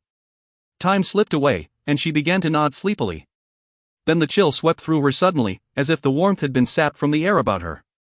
She came awake and rubbed her arms briskly. The chill left and the heat of the summer night slipped back across her. Uncertain now, she glanced about her shelter. Everything was as it had been before. In the darkness Hing moved, Hing sounded. She took a deep breath and closed her eyes again. The chill came back. She waited this time before moving, keeping her eyes tightly shut, trying to trace the source of the chill. She discovered that it came from somewhere within herself. She did understand. Cold, bitter cold, within her, pushing through her, numbing like the touch of death. Her eyes snapped wide. Instantly she understood. She was being warned how she did know that something was going to kill her. Had she been anyone but who she was, she might have ignored the feeling as being Hing more than the workings of her imagination. But she was highly sentient, Such feelings had come over her before and she knew better than to dismiss them. The warning was real. It was only the source that confused her. She hunched forward in momentary indecision. Something was coming for her, something monstrous, something that would destroy her. She could hide from it, she could stand against it. She could only run. Ignoring the pain in her ankle, she slipped from beneath the bushes, crouched down beyond them, and stared into the forest gloom. The thing that stalked her was close. She could sense its presence clearly now as it moved soundlessly through the night. She thought suddenly of Will, and she wished desperately that he were there to help her. But Will was there. She must save herself, and she must do so quickly. There was only one place for her to go, one place that her stalker might follow: the hollows. She hobbled to their edge and stared down into the depthless black. Fear gripped her. The hollows were as frightening to her as the thing behind. She steadied herself, green eyes sweeping across the black to the Tower of Spire's reach. It was here that she must go. It was there that Will would look for her. She found a pathway leading down and started along it, easing carefully into the shadows. In moments, she was enveloped by the blackness. The light of the stars and moon were lost above the trees. Her child's face tightened with determination, and she felt her way forward. She kept as still in her movements as she was able, and there was only the slight scraping of her boots on earth and rock to betray her passage. Below, there was only silence. At last she was on the floor of the hollows. She paused then, sitting back against a tree trunk, rubbing gingerly the injured ankle. It was badly swollen by now, aggravated by her decision to walk upon it. Sweat bathed her face as she stared upward into the gloom and listened. She heard Dot Hing. No matter, she told herself. Whatever it was that sought her, it was up there still, searching. She had to get deeper into the hollows. Her eyes had begun to adjust to the blackness. She could discern vaguely the shapes of trees and clumps of brush about her. It was time to go on. She pushed herself up and hobbled ahead into the dark, trying to keep her weight off her injured ankle. Moving from one tree to the next, she rested a moment at each, listening anxiously to the deep silence. The pain was growing worse, a steady throb that seemed to intensify with each step forward. The muscles of her good leg had stiffened and cramped with the constant hobbling. Already she was beginning to tire. Finally she had to stop. Breathing heavily, she lowered herself to the ground beside a thicket and leaned back against the cooling earth. Carefully, she composed herself and tried to trace anew the source of the warning. For a moment Dot Hing happened. Then the chill swept back across her, penetrating, biting. She caught her breath. The thing that sought her was within the hollows. She hauled herself back to her feet and went on, limping blindly through the gloom. At one point it occurred to her that she might be traveling in a circle, but she pushed the thought quickly from her mind. She fell constantly. Several times she went down so hard that she nearly blacked out. Each time she came to her knees gasping for breath, rose, and forced herself to go forward. The minutes slipped by until she lost all track of time. About her, the silence and the dark deepened. At last she could go no further. She fell to her knees, the sound of her breathing harsh in her ears. Crying with frustration, she began to crawl. Rock and deadwood scraped at her hands and knees as she worked her way through the brush, her ankle throbbing with pain. She would give up, she swore silently. The thing would have her. She turned her thoughts to Will. She saw in her mind the look that had crossed his face when she told him that she cared for him. She should have said it, she knew. But she had wanted to tell him so badly at that moment. She had needed to tell him. It surprised her how much she had needed to tell him. And the wonder in his eyes. She collapsed on her face, weeping. Will. She whispered his name like a talisman to ward off the evil that stalked her through the blackness. Then she lifted herself and crawled on. Her mind wandered, and she seemed to sense the presence of other creatures about her, moving with her through the night, quick and all but soundless. Little people, she thought. But the thing, where was the thing? How close to her was it? She crawled and crawled until her strength was gone entirely. Then she lay down upon the forest earth. She was finished, she knew. She had Dot Hing left to draw upon. Her eyes closed and she waited to die. A moment later, she slept. She was still sleeping when the crooked wooden fingers of a dozen gnarled hands lifted her up and bore her away. XLI. The Veilman and the Rover girl rode down the rock-strewn trail and off Whistle Ridge, the wind whistling past their ears. Into the blackness of the lower forest they flew, Rover silks whipping about their bodies as they bent low across their horses' necks and peered blindly into the gloom. The trees quickly closed about them and the night sky disappeared. With reckless disregard for their lives, they rode on, trusting to the sure-footedness of their mounts and to luck. There was no discussion of this, they had no time for discussion. The instant that Will realized that the Reaper would backtrack until it found the trail Ambrel and he had taken south to the Hollows after parting company with the Rovers, his mind went blank to every thought but one. Ambrel would be at the end of that trail, alone, injured, and unprotected. If he did reach her before the Reaper did, she would die, and it would be his fault because it had been his decision to leave her. An image of the torn and broken bodies of the Rovers on the trail flashed in his mind. At that moment he forgot everything but his need to get to Ambrel. Scrambling back atop his horse, he wheeled the animal about and galloped away. Eretria gave chase immediately. She might have done otherwise. With Cephalo dead, she had no further need for the Valeman's protection. She no longer belonged to anyone, she was her own person at last. She might have turned her horse about and ridden safely from the valley and the terrible thing that had killed Cephalo and the others. But Eretria did even stop to consider this. She thought only of Will, riding off without her, leaving her behind once more. Pride, stubbornness, and the strange attraction she felt for the Valeman flared within her. She could permit him to do this to her again. Without hesitating, she went after him. So began their race to save Ambrel. Will Olmsford, riding as if he were a man possessed, quickly lost all track of where he was. Gloom and mist slipped about him as he came down off the ridgeline into the deep forest, and he could barely make out the dark shapes of the trees at either side as he whipped past them. Yet he did. Slow, he could. He heard the sound of Ayat, her horse, following and realized that Eretria had come after him. He muttered a quick oath. Did he have enough to worry about already? But there was no time to concern himself with the Rover girl.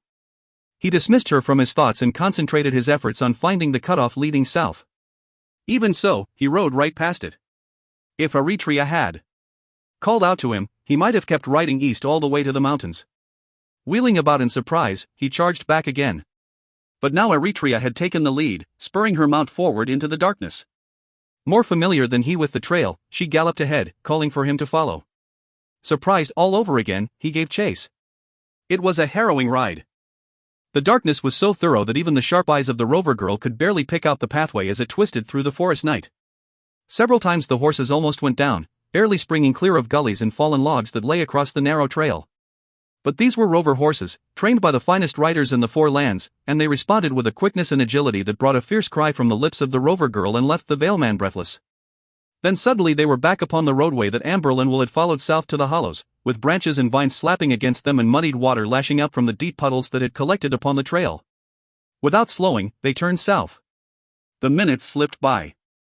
At last they broke from the forest onto the rim of the hollows, its black circle spread out before them like some bottomless pit in the earth. Reining in their horses sharply, they sprang to the ground, staring about at the forest gloom. Silence hung across the hollows, deep and pervasive. Will hesitated only a second, then began searching for the bushes in which he had hidden Ambrel. He found them almost at once and pushed his way to their center. There was no one there. For an instant, he panicked. He groped about for some sign of what might have happened to the elven girl, but there was Dothaing to be found. His panic increased. Where was she? He rose, backing from the bushes. Perhaps these were the wrong ones, he thought suddenly, and began to look about for others. He stopped almost at once. There were no others like them close enough to be seen. No, it was here that he had hidden her. Eretria hurried up to him. Where is she? I don't know, he whispered, his lean face sweating. I can't find her. He regained control of himself with an effort. Reason it through, he told himself. Either she fled or the Reaper took her. If she fled, where would she go? He looked at once to the hollows.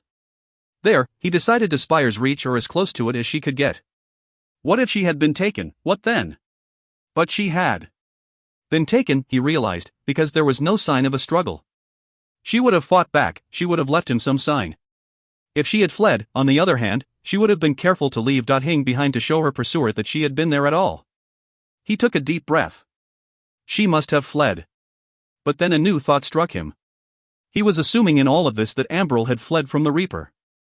What if it had been the Reaper, but something that had come out of the hollows? His jaw locked in frustration. There was no way to tell. In this blackness, he could hope to find a trail. Either he would have to wait until morning, when it might be too late to help Ambrel, or he would have to use the Elfstones.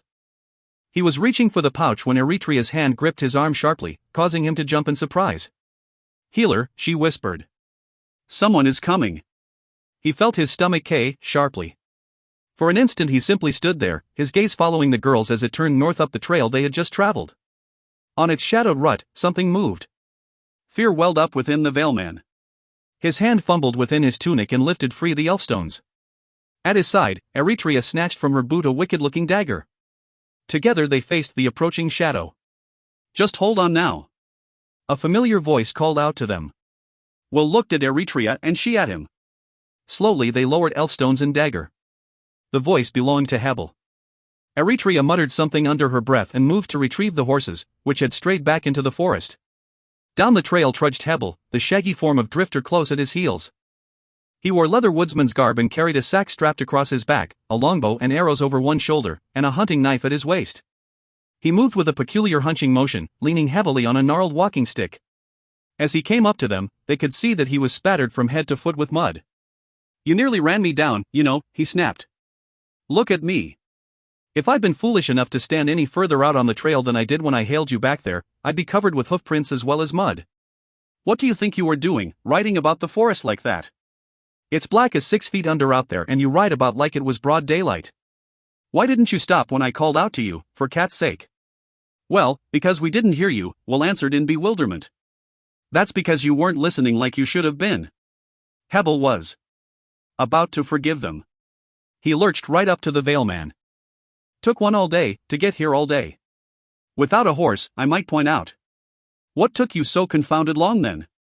The way you were riding a minute ago, you could have been here and gone again half a dozen times. He caught sight of Eretria as she reappeared with the horses. What are you doing here? Where is the elfling girl? That thing didn't get her, did it? Will started. You know about the Reaper? Reaper? If that's what it's called, yes, I know about it. It came to my camp earlier today just after you'd left.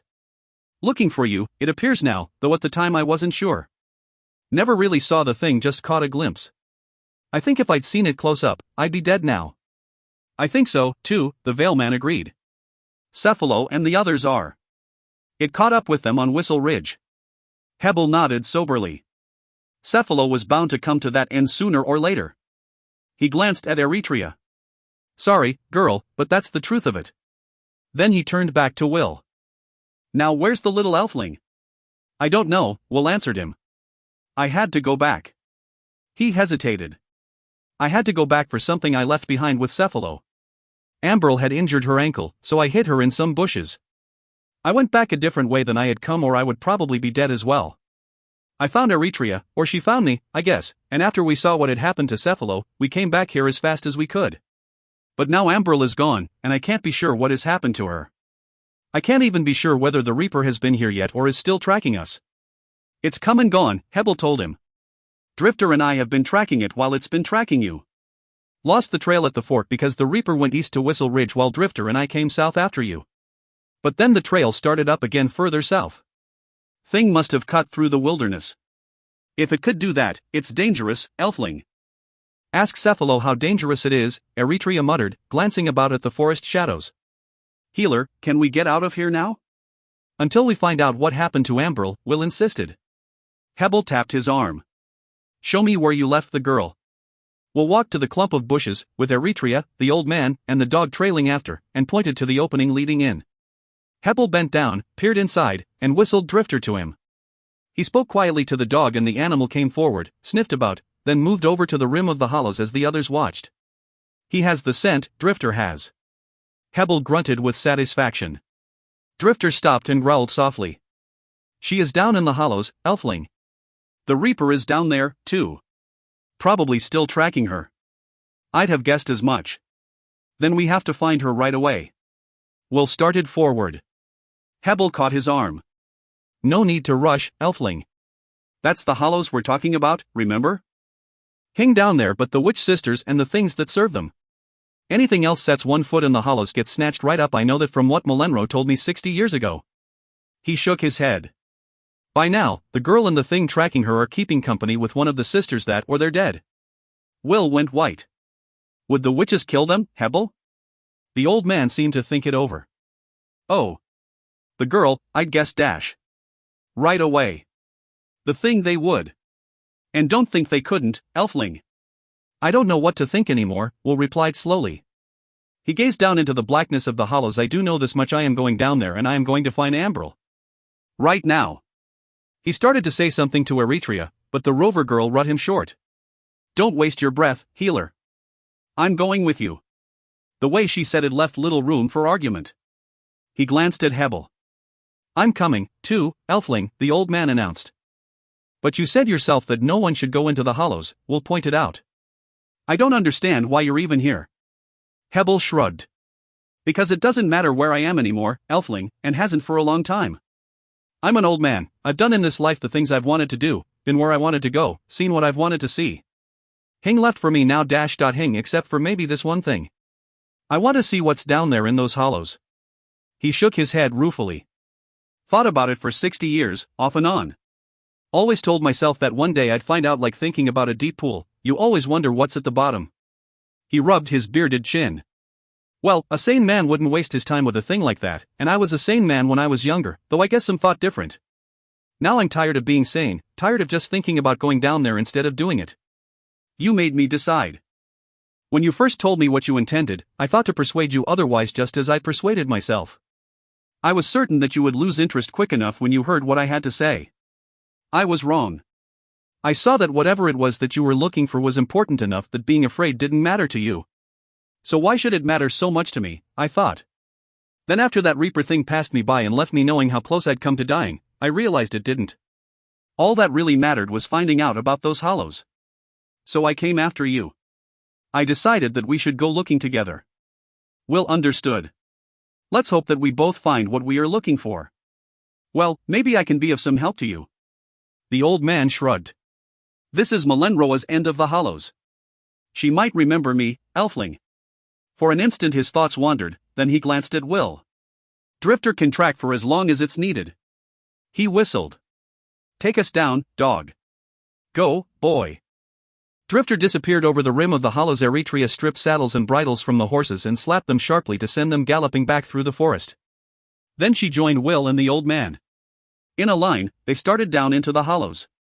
Won't have to rely on Drifter very long, Hebel declared firmly. Melenro, she'll find us quick enough. If that were so, Will found himself thinking, then he hoped that she would find Ambril as well. Ambril came awake in the darkness of the hollows forest. It was the slight swaying, jostling motion of being carried that awoke her, and for an instant she panicked.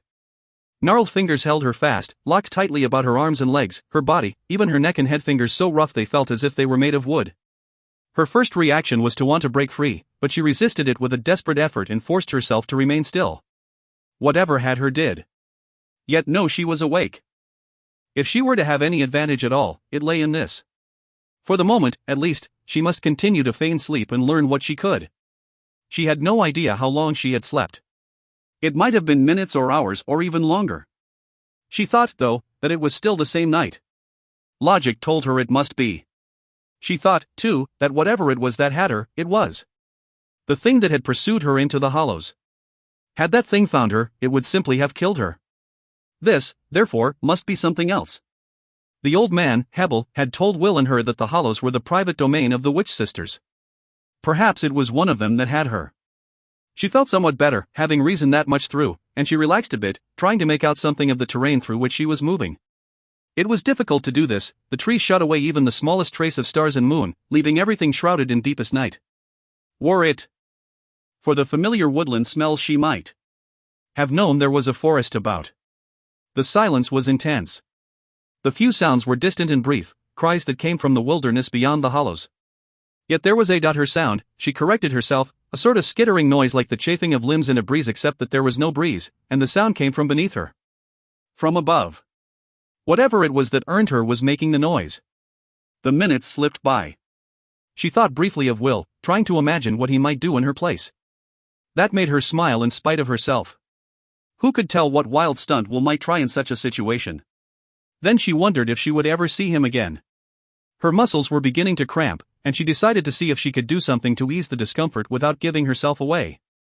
Experimentally she stretched her legs, pretending to stir in her sleep, testing the fingers that held her. They moved with her, but did release. So much for that. The sound of running water reached her, growing stronger with each passing second. She could smell it now, fresh and scented with wildflowers, a stream that twisted and churned in the quiet of the forest. Then it was beneath her, and the rustle of the sticks and the night sounds faded in its rush. Footsteps echoed hollowly on wooden planks, and she knew she had been carried over a bridge. The gurgle of the stream faded slightly. Chains clanked and rumbled as if being gathered in, and there was a dull thud. Something had closed behind, a door, a very heavy door. An iron bar and lock snapped into place. She heard them clearly. Night air washed about her as before, but it carried with it the unmistakable smell of stone and mortar. Fear welled up within her once more. She was inside a walled area, a courtyard perhaps, being taken, she now believed, to some sort of confinement, and if she did break free at once, she would break free at all. Yet the fingers that constrained her showed the slightest hint of loosening, and there were many of them. It would take a tremendous effort to wrench free, and she did believe that she had that kind of strength left in her. Besides, she thought dismally, even if she were to break free, where would she go? Ahead, her door opened, creaking slightly. Still no light came to her, there was hing but blackness all about. Pretty thing, a voice said suddenly, and the elven girl started with surprise. She was carried ahead. Behind her, the door closed and the smells of the forest disappeared. She was inside, but inside of what? Twisting and turning, her captors carried her along passageways that smelled damp and musty, yet there was her odor, a kind of incense, a perfume. The elven girl breathed it deeply and it left her head in a momentary spin. Then at last there was a light, suddenly, unexpectedly, glimmering just ahead from within a tall archway. Ambril blinked at the unfamiliar brightness, her eyes still accustomed to the dark. She was carried through the archway and down a winding stair. The light blinked above her, fell behind momentarily, then followed after, weaving and bobbing against the dark. Her forward motion stopped. She felt herself being lowered onto a thick, woven matting, and the wooden fingers slipped free. She raised herself up on her elbows and squinted toward the light. It hung there before her for just an instant, then retreated slowly behind a wall of iron bars. A door swung shut and the light was gone. But just before it disappeared, the elven girl caught a glimpse of her captors, their slender forms outlined clearly in the white glow. They appeared to be made out of sticks. On the floor of the hollows, we'll call a halt. It was so black that he could barely see his hand in front of his face, he could see Hebel or Eretria at all, nor they him. If they attempted to proceed under these conditions, they would soon become separated and hopelessly lost. He waited a few moments for his vision to sharpen. It did, but only slightly. The hollows remained a dim, barely perceptible mass of shadows. It was Hebel who came up with a plan to resolve their difficulty. Whistling Drifter to him, he produced a length of rope from the sack he carried, and bound one end to the dog, the rest he fastened about his waist and to the waists of the Veilman and the Rover girl. Thus tied, they could follow after her without risk of separation. The old man tested the line, then spoke softly to Drifter. The big dog started ahead. It seemed to Will as if they walked the hollows for hours, stumbling through an endless maze of trees and brush, nearly blind in the impenetrable blackness, trusting to the instincts of the dog that led them. They did talk to her at all, moving through the forest as silently as they could, all too conscious of the fact that somewhere within that same forest the Reaper prowled. Will had never felt quite so helpless as he did then. It was bad enough that he could see almost hing, it was worse knowing that the Reaper was down there with him. He thought constantly of Ambril. If he were frightened, what must it be like for her? His fear made him ashamed. He had no right to be afraid. When she was the one who was alone and unprotected, and he was the one who had left her that way. Yet the fear stayed with him. To ward it off, he clutched the pouch with the elfstones in one hand, grasping it firmly, as if having it there might somehow protect him against whatever hid within the forest night. Yet deep within, the feeling persisted that the elfstones would protect him, that their power was lost to him and he could get it back again. It made no difference what Ambril had told him or what he had told himself. The feeling lacked reason or purpose, it was simply there, haunting, malignant, terrifying. The power of the elfstones was no longer his. He was still trying to shake the feeling when the rope before him went suddenly slack. He almost stumbled over Hebel, who had come to a complete stop. Eretria bumped up against him, and the three stood bunched together, peering ahead into the gloom. Drifters found something, the old man whispered to Will. Dropping to his knees, he worked his way forward to where Drifter was sniffing the ground, Will and Eretria following close behind. He patted the dog soothingly and felt along the earth for a time, then rose. Molenro. He spoke her name softly. She's got the elfling girl. Are you sure? Will whispered back. The old man nodded. Has to be. That Reaper thing's somewhere else now. Drifter doesn't smell it anymore. Will did. Understand how Hebel could be certain of all this, especially when it was so impossibly black, but there was no point in arguing the matter. What do we do now? He asked anxiously. Keep going. Hebel grunted. Drifter go, boy. The dog started ahead once more, the tree humans trailing after. The minutes slipped away, and gradually the forest began to lighten. At first Will thought his eyes were playing tricks on him, but finally he realized that night was fading and a new day had begun. Trees and brush began to take shape about him, the dimness sharpening slowly as the sun slipped its faint glow through the forest roof. Ahead, the shaggy black form of Drifter became visible for the first time since they had descended from the hollow's rim, head lowered to the trail as he sniffed his way along the damp earth. Then abruptly the big head lifted and the dog stopped. The humans stopped with him, startled looks on their faces.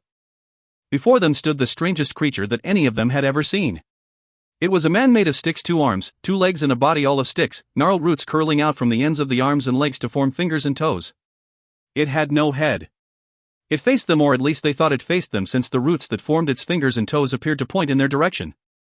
Its slender body swayed slightly as if it were a sapling caught in a sudden wind.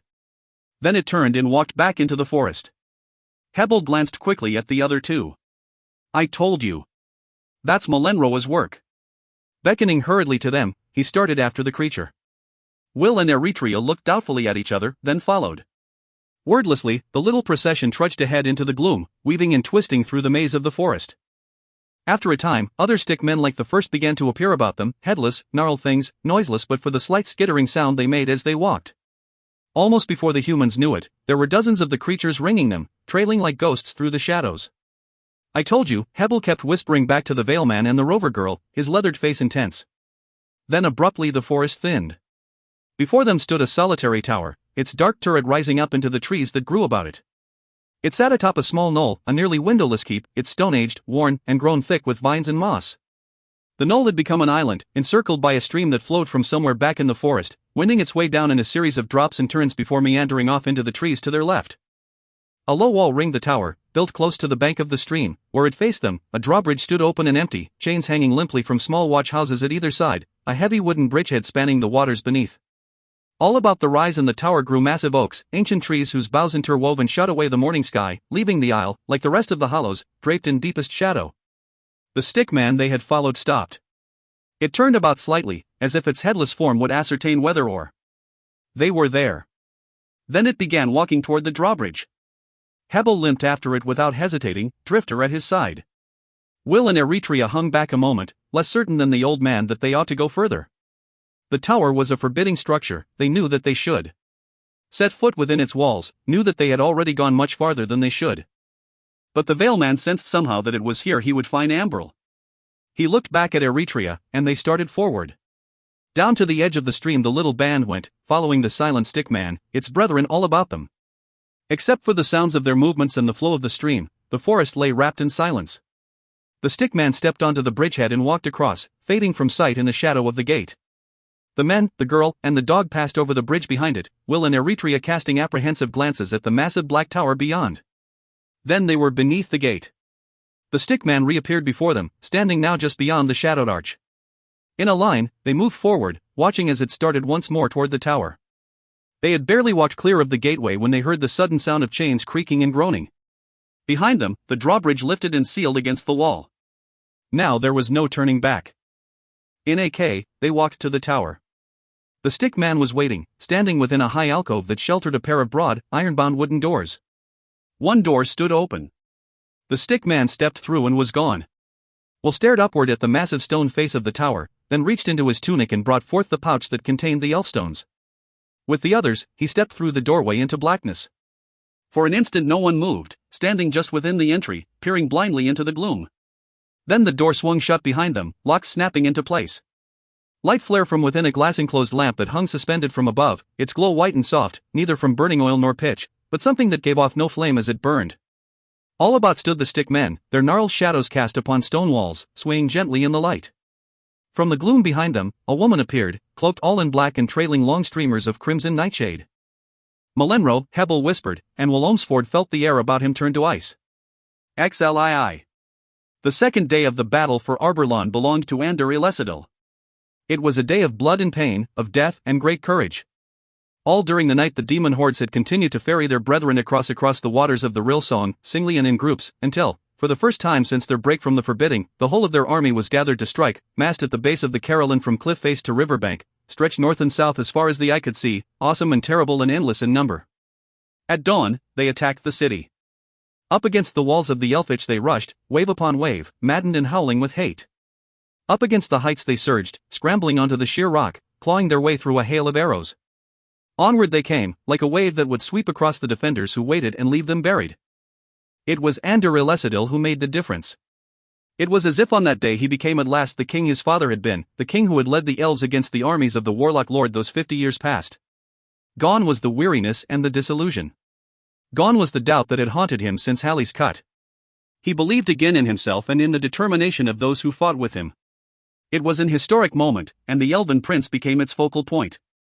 Gathered about him were the armies of 4 races, battle standards flying in the morning wind. Here were the silver war eagles and spreading oak of the elves, the grey and crimson sash of the Free Corps, and the black horses of the Old Guard. There flew the forest greens of the dwarf sappers split by the twist of the Silver River, and the hammer and twin blue mountains of the rock trolls of the Kerschelt. Never before had they flown as one. In the history of the 4 lands the races had never before been united in a common cause, to form a common defense, and to serve a common good. Troll and dwarf, elf and man, the humans of the New World stood together against an evil from ancient times. For that single, wondrous day, Ander Ellcrys became the spark that gave them all life.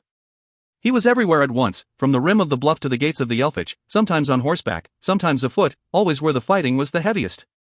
Chainmail gleaming, Ellcrys' staff held high, he stood foremost among the defenders of the city against the demons who rushed to slay him. Wherever he went, the cry went up and the defenders rallied. Always outnumbered, always pressed, still the elven prince and his comrades at arms threw back their attackers. Ander Ellcrys was something more than human that day, fighting with such ferocity that it seemed as if Hing could stand against him.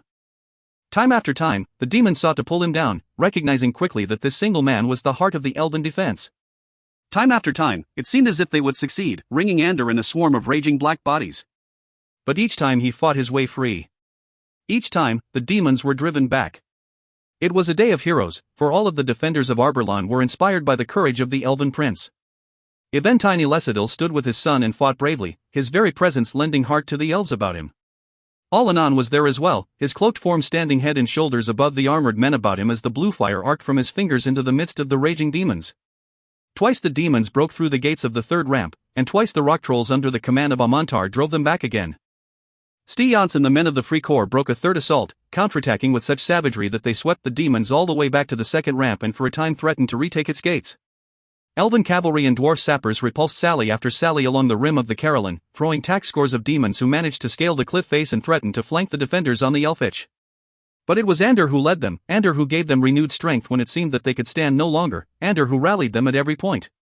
When the day at last was ended and darkness began to fall, the demons were forced to withdraw once more, slipping back into the forests below the heights, shrieking with rage and frustration. For yet a second day, the defenders of Arborlon had held. It was Ander Ellcrys' finest hour. Then the fortunes of the defenders of the city took a turn for the worse. With the coming of night, the demons attacked again, waiting only until the sunlight was gone, then rising up out of the forests to sweep over the elven defense. One by one, they extinguished the torches that had been lit along the lower Elfich, battling their way forward to the gates of the 3rd ramp. Desperately, the defenders braced for the assault, massive rock trolls blocking the gates while elves and legion soldiers fought from atop the walls. But the rush was too strong, the gates buckled and snapped apart. Into the breach surged the demons, clawing their way forward. On the heights as well, the demons began to break through. Dozens of black forms slipped between the lines of cavalry patrolling the bluff and scattered wildly toward the city. Of these, more than 100 converged on the Gardens of Life, aware that within its gates stood the thing that for so many centuries had held them imprisoned. There they came face to face with the soldiers of the Black Watch who stood ready to fulfill the purpose of their order and to defend to the last man the ancient tree that was their trust. Maddened beyond reason, the demons attacked. Up against the lowered pikes of the Black Watch they charged and were cut to pieces. At the southern end of the Carolyn, her band of demons managed to tunnel beneath a line of dwarf traps set along a dismantled secondary stairway leading up from the Rilsong and thus gained the heights. Skirting the Black Watch and the Gardens of Life, they slipped east away from the Carolyn, crawling through the shadows behind the line of torches set against its rim and broke for the city. Half a dozen elven wounded, en route to their homes from the battle, were caught in the open and killed. More might have perished but for a patrol of dwarf sappers, who had agreed to aid the elves in keeping watch along the perimeter of the city. Realizing that the demons had broken through the defenders of the bluff, they followed the cries of the dying and fell upon their slayers. When the struggle was ended, only 3 dwarves were still standing. All the demons lay dead. By dawn, the heights had been cleared and the demons thrown back once more. But the 3rd ramp of the Ellcrys had been lost and the 4th was threatened. At the base of the bluff, the demons massed anew. Cries rang out through the morning stillness as they charged up the ramp, solidly massed, the foremost among them bearing a massive wooden battering ram. Into the gates they carried the ram, smashing the wooden barrier apart, then pouring through. Trolls and elves formed quickly into a tight phalanx, a wall of iron spears and lances that cut deep into the writhing black forms. But the demons came on, surging up against the harried defenders until they had forced them back within the fortress of the 5th ramp. It was a desperate moment. 4 of the 7 levels of the Ellcrys had been lost. The demons were halfway to the summit of the bluffs. Ander rallied the defenders, flanked by Amantar and Karen and surrounded by Homeguard. The demons charged, hammering against the gates of the ramp. But just when it seemed that they must break through, Alanon appeared on the walls, arms lifting. Blue flame raced the length of the ramp below, splitting wide the demon rush, turning the battering ram to ash. Momentarily stunned, the demons fell back. All through the morning the demons sought to breach the elven defense of the 5th ramp. At midday, they finally succeeded. A pair of monstrous ogres pushed to the forefront of their brethren and threw themselves against the gates once, twice. Wood and iron shattered into fragments and the gates broke apart. The ogres burst through onto the ramp beyond, scattering the defenders. A handful of rock trolls tried to stop them, but the ogres shoved the trolls aside as if they were made of paper. Again Anders sallied his soldiers, urging them forward.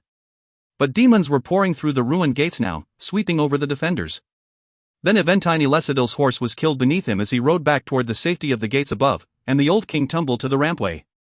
The demons saw him fall. With a howl, they surged forward. They would have had him but for Styons. With a scattering of Legion Free Corps, the borderman sprang into their path, swords cutting.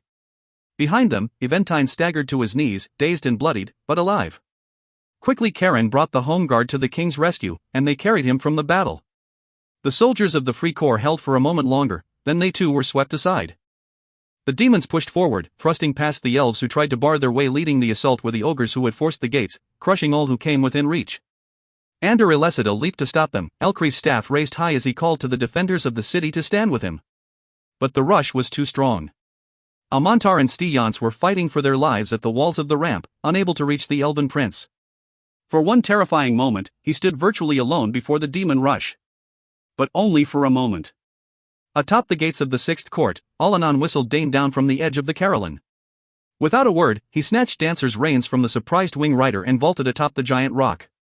In the next instant he was winging downward, black robes billowing out like sails. Dancer screamed once, then dropped into the midst of the demons who threatened Ander, claws and beak tearing. Shrieking, the black forms scattered.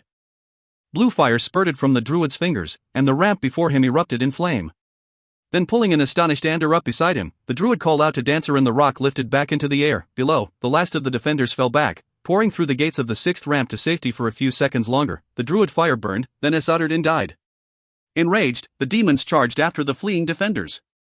But by now the dwarf sappers on the heights had been alerted. Winches and pulleys began to turn as the chains wrapped about the supports of the ramp were drawn tight.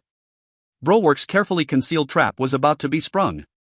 Out from beneath the Ellcrys flew the already weakened supports, cracking and snapping as the chains twisted them free.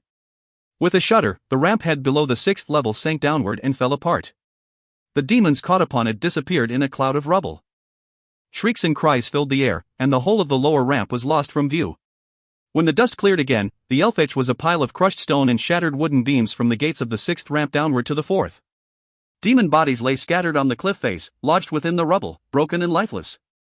Those who had survived fell back toward the base of the bluff, dodging boulders and debris that tumbled down about them, disappearing finally into the woodlands below. The demons did come again that day against the city of Arborlon. Suffering from yet her head wound as well as from a number of smaller cuts and scrapes, Eventine Elesidil was carried from the battle atop the Ellcrys to the seclusion of his manor house. Faithful Gale was there to care for him, to wash and dress his wounds, and to help him to his bed. Then, with Dardan and Ro to watch over him, the king of the elves was left to sleep. But Eventine did sleep. He could. He lay within his bed, propped up against the feathered pillows, staring disconsolately into the darkened corners of the room, despair washing through him. For all the help that the Legion, the dwarves, and the rock trolls had given the elves, the battle was still being lost. All of their defenses had failed. Another day, perhaps two, and the 6th and 7th gates of the Elfich would fall and the demons would be atop the Carolyn. That would be the end. Hopelessly outnumbered, the defenders would be swiftly overrun and destroyed. The Westland would be lost and the elves scattered to the four winds. The implications behind what he was thinking burned through him. If the demons won here, it would mean that Aventine Elecidil had failed. Just his own people, but the peoples of all the lands for the demons would stop with the Westland, now that they were free of the forbidding. And what of his ancestors who had imprisoned the demons so many centuries ago, at a time so remote that he could barely envision its being? He would have failed them as well. They had created the forbidding, but they had entrusted its care to those who followed after them, depending on those who came after to keep it strong. Yet the forbidding had been forgotten over the centuries in the upheaval of the old world and the rebirth of the races, forgotten by them all. Even the chosen had come to think of it as little more than a distant part of their history, a legend that belonged to her age, to the past or to the future, yet never really to the present. His throat tightened. If Arberlon fell, if the Westland were lost, it would be his failure. His penetrating blue eyes turned hard with anger. For 82 years he had lived upon this earth, for more than 50 of them, he had been the leader of his people. He had accomplished much in that time and now it would all be lost. He thought of Arion, his firstborn, the child who should have lived to carry on what he had worked so hard to achieve, and of Cale Pindanon, his old comrade at arms, his loyal follower. He thought of the elves who had been lost defending the Sarandanon and Arberlon. All of them dead, and Hing. He eased himself down within the coverings of the bed, mulling over the choices that were left, the tactics that might yet be employed, the resources that might be called upon when the demons came again. His mind filled with them, and deep within he felt a sense of hopelessness. They were enough, they would never be enough. Groping for answers to the questions he posed himself, he suddenly remembered Ambril. It startled him to think of her, and he sat upright in the bed. In the confusion of the past few days he had forgotten his granddaughter, she who was the last of the chosen, who Allanan had told him was the only real hope for his people. What, he wondered sadly, had become of Ambril? He lay down again and stared through the shadow of the drapes to the growing darkness beyond. Allanan had said that Ambril was alive, by now deep within the lower Westland, but Aventine did believe that the druid really knew. The thought depressed him. If she were dead, he did want to know, he decided suddenly. It would be better that way. Knowing. Yet that was a lie. He needed to know, desperately. Bitterness welled up within him. Everything was slipping away from him, his family, his people, his country, everything he loved, everything that had given meaning to his life. There was a basic unfairness to it all that he could understand. No, it was more than that. The basic unfairness of it all was something he could accept. If he did, he knew that it would finish him. He closed his eyes against the light. Where was Ambril? He must know, he insisted stubbornly. He must find a way to reach her, to help her if his help were needed. He must find a way to bring her back to him. He took a deep breath, then her. Still thinking of Ambril, he drifted off to sleep. It was dark when he awoke. At first he was certain what it was that brought him awake, his mind still drugged with sleep, his thoughts scattered. A sound, he thought, a cry. He raised himself up against the gathering of pillows and stared into the darkness of the room. Pale, white moonlight seeped through the fabric of the drawn curtains, illuminating faintly the lines of the bolted double windows. Uncertain, he waited. Then he heard her sound, a muted grunt, quick and surprised, fading almost instantly into silence. It had come from outside his room, from the hall where Darden and Rose stood watch. He sat up slowly, peering into the gloom, straining to hear something more. But there was only the silence, deep and ominous. Aventine slid to the edge of the bed and dropped one leg cautiously to the floor. The door to his bedchamber swung slowly open, light from the oil lamps of the hallway beyond spilling into the room. The Elven King froze.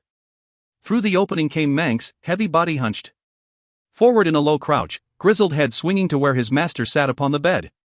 The wolfhound's eyes glittered like a cat's, and his dark muzzle was streaked with blood. But it was his forelegs and paws that startled the king most. They seemed in the half-light to have become the corded limbs and claws of a demon. Manx passed from the light of the oil lamps into shadow, and Aventine blinked in surprise. In that instant he was certain that what he had seen was something left over from a dream, that he had imagined that Manx was Manx, but something else. The wolfhound moved toward him slowly, and the king could see that his tail was wagging in a friendly manner. He exhaled in relief. It was just Manx, he told himself. Manx, good boy. He started to say and stopped as he caught sight of the reddened tracks that the dog had left on the floor behind him. Then Manx was springing for his throat, quick and silent, jaws gaping wide, clawed hands reaching. But Eventine was quicker. Snatching the coverings from the bed before him, he caught Manx within their folds. Twisting the coverings about the struggling dog, the king slammed the animal down hard upon the bed and sprang for the open door. In an instant he was through, yanking the door shut behind him, hearing the latch snap into place. Sweat ran down his body. What was happening? In a daze, he stumbled back from the door, nearly tripping over the lifeless body of Ro, who lay sprawled half a dozen feet away, his throat ripped open. Eventine's mind whirled. Manx? Why would Manx? He caught himself sharply. But it was Manx. Whatever it was that had come at him within his sleeping chamber was Manx, just something that looked like Manx. Numb, he started down the hallway, searching for Darden. He found him near the front entry, a lance driven through his heart. Then the door to his bedchamber burst open, and the thing that looked like Manx, yet surely was, bounded into view. Frantic, Eventine sprang for the entry doors, wrenching at the handles. They were jammed, the locks sealed. The old king turned, watching as the beast in the hall stalked slowly toward him, reddened jaws gaping. Fear surged through Eventine, fear so terrible that for an instant it threatened to overwhelm him completely. He was trapped within his own house. There was no one to help him, no one that he might turn to. He was alone. Down the length of the hall the monster came, the sound of its breathing a slow rasp in the silence. A demon, Eventine thought in horror, a demon pretending to be Manx, faithful old Manx. He remembered then awakening after the fall of the Sarandanon to find Manx and thinking suddenly, irrationally, that it was Manx at all, but something else. An illusion, he had thought, but he had been wrong. Manx was gone, dead he guessed for many days, even weeks. Then the awful truth dawned on him. His meetings with Allanon, the plans they had worked so hard to keep secret, the care they had taken to protect Manx had been there. Or the demon that looked like Manx. There was a spy within the elven camp. Allanon had warned a spy that all the while had been as close to them as they had been to each other. The old king thought of the times that he had stroked that grizzled head, and it made his skin crawl. The demon was less than a dozen feet from him now, inching along the floor, jaws open, clawed forelegs bent. Eventine knew in that instant that he was a dead man. Then something happened within him, something so sudden that the elven king was blinded to everything else. Rage swept through him, rage at the deception that had been done him, rage at the deaths that had occurred because of that deception, and most of all, rage at the helplessness he felt now, trapped as he was within his own house. His body went taut. Next to the fallen Darden lay the short sword that had been the elven hunter's favorite weapon. Keeping his eyes fixed upon those of the demon, Eventine inched away from the doors. If he could manage to reach that sword. The demon came at him suddenly, bounding across the space that separated them, launching itself at the elven king's head. Eventine brought his arms up to protect his face and fell backward, kicking violently. Teeth and claws ripped into his forearms, but his feet caught the underside of the creature and sent it tumbling past him into the darkened recesses of the entry. Quickly he rolled back to his feet, throwing himself over Darden and grasping the fallen sword. Then he was up again, turning to face his attacker. Astonishment flooded his face. From the darkened corner where it had tumbled, the demon slouched, no longer Manx, but something different now. It was changing even as it stalked toward him, changing from Manx into a lean, black thing, corded with muscle, its body sleek and hairless. It came at him on 4 legs that ended in clawed hands, and its mouth split wide with gleaming teeth. It circled the king, lifting itself from time to time on its hind legs, feinting with its hands like a boxer, hissing with hate. A changeling, Eventine thought, and forced down a new wave of fear. A demon that could be anything it wanted to be. The changeling lunged at him suddenly, claws ripping at his shoulder and side, leaving him torn and bloodied. He swung at the thing with the sword too late. It was past him and gone before he could reach it. Back the demon circled, slowly, like a cat watching its cornered prey. I must be quicker this time, the old king told himself. The demon lunged again, feinted at his chest, and slipped beneath the arc of his sword, tearing at the muscles of his left leg.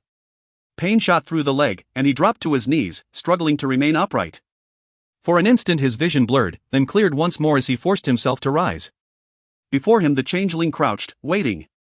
When he stayed on his feet, it began to circle once more. Blood streamed down Eventine's body, and he felt himself weakening. He was losing this battle as well, he thought frantically, and it would end in his death if he did. Find a way to take the offensive against this monster. Weaving and bobbing, the demon stalked him.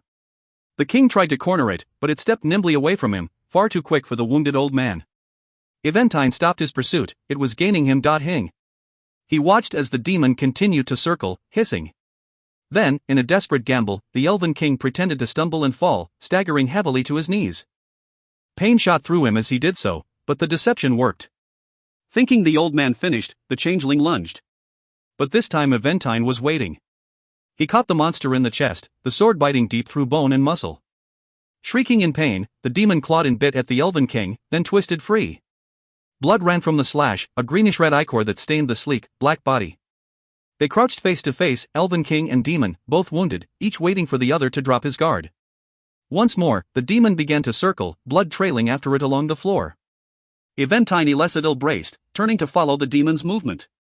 He was covered with blood, and his strength was ebbing from him. Pain racked his torn body. He knew that he could only last a few minutes more. Abruptly the changeling sprang at his throat. It happened so quickly that the king did have time to do much more than tumble backward, arms raised before his face, sword held high. The demon landed on top of him, bearing him to the floor, teeth and claws ripping. Eventine screamed in pain as the claws tore into his chest and the jaws closed about his forearm. Then the doors to the manor house burst apart, locks splintering, hinges ripped from their fastenings.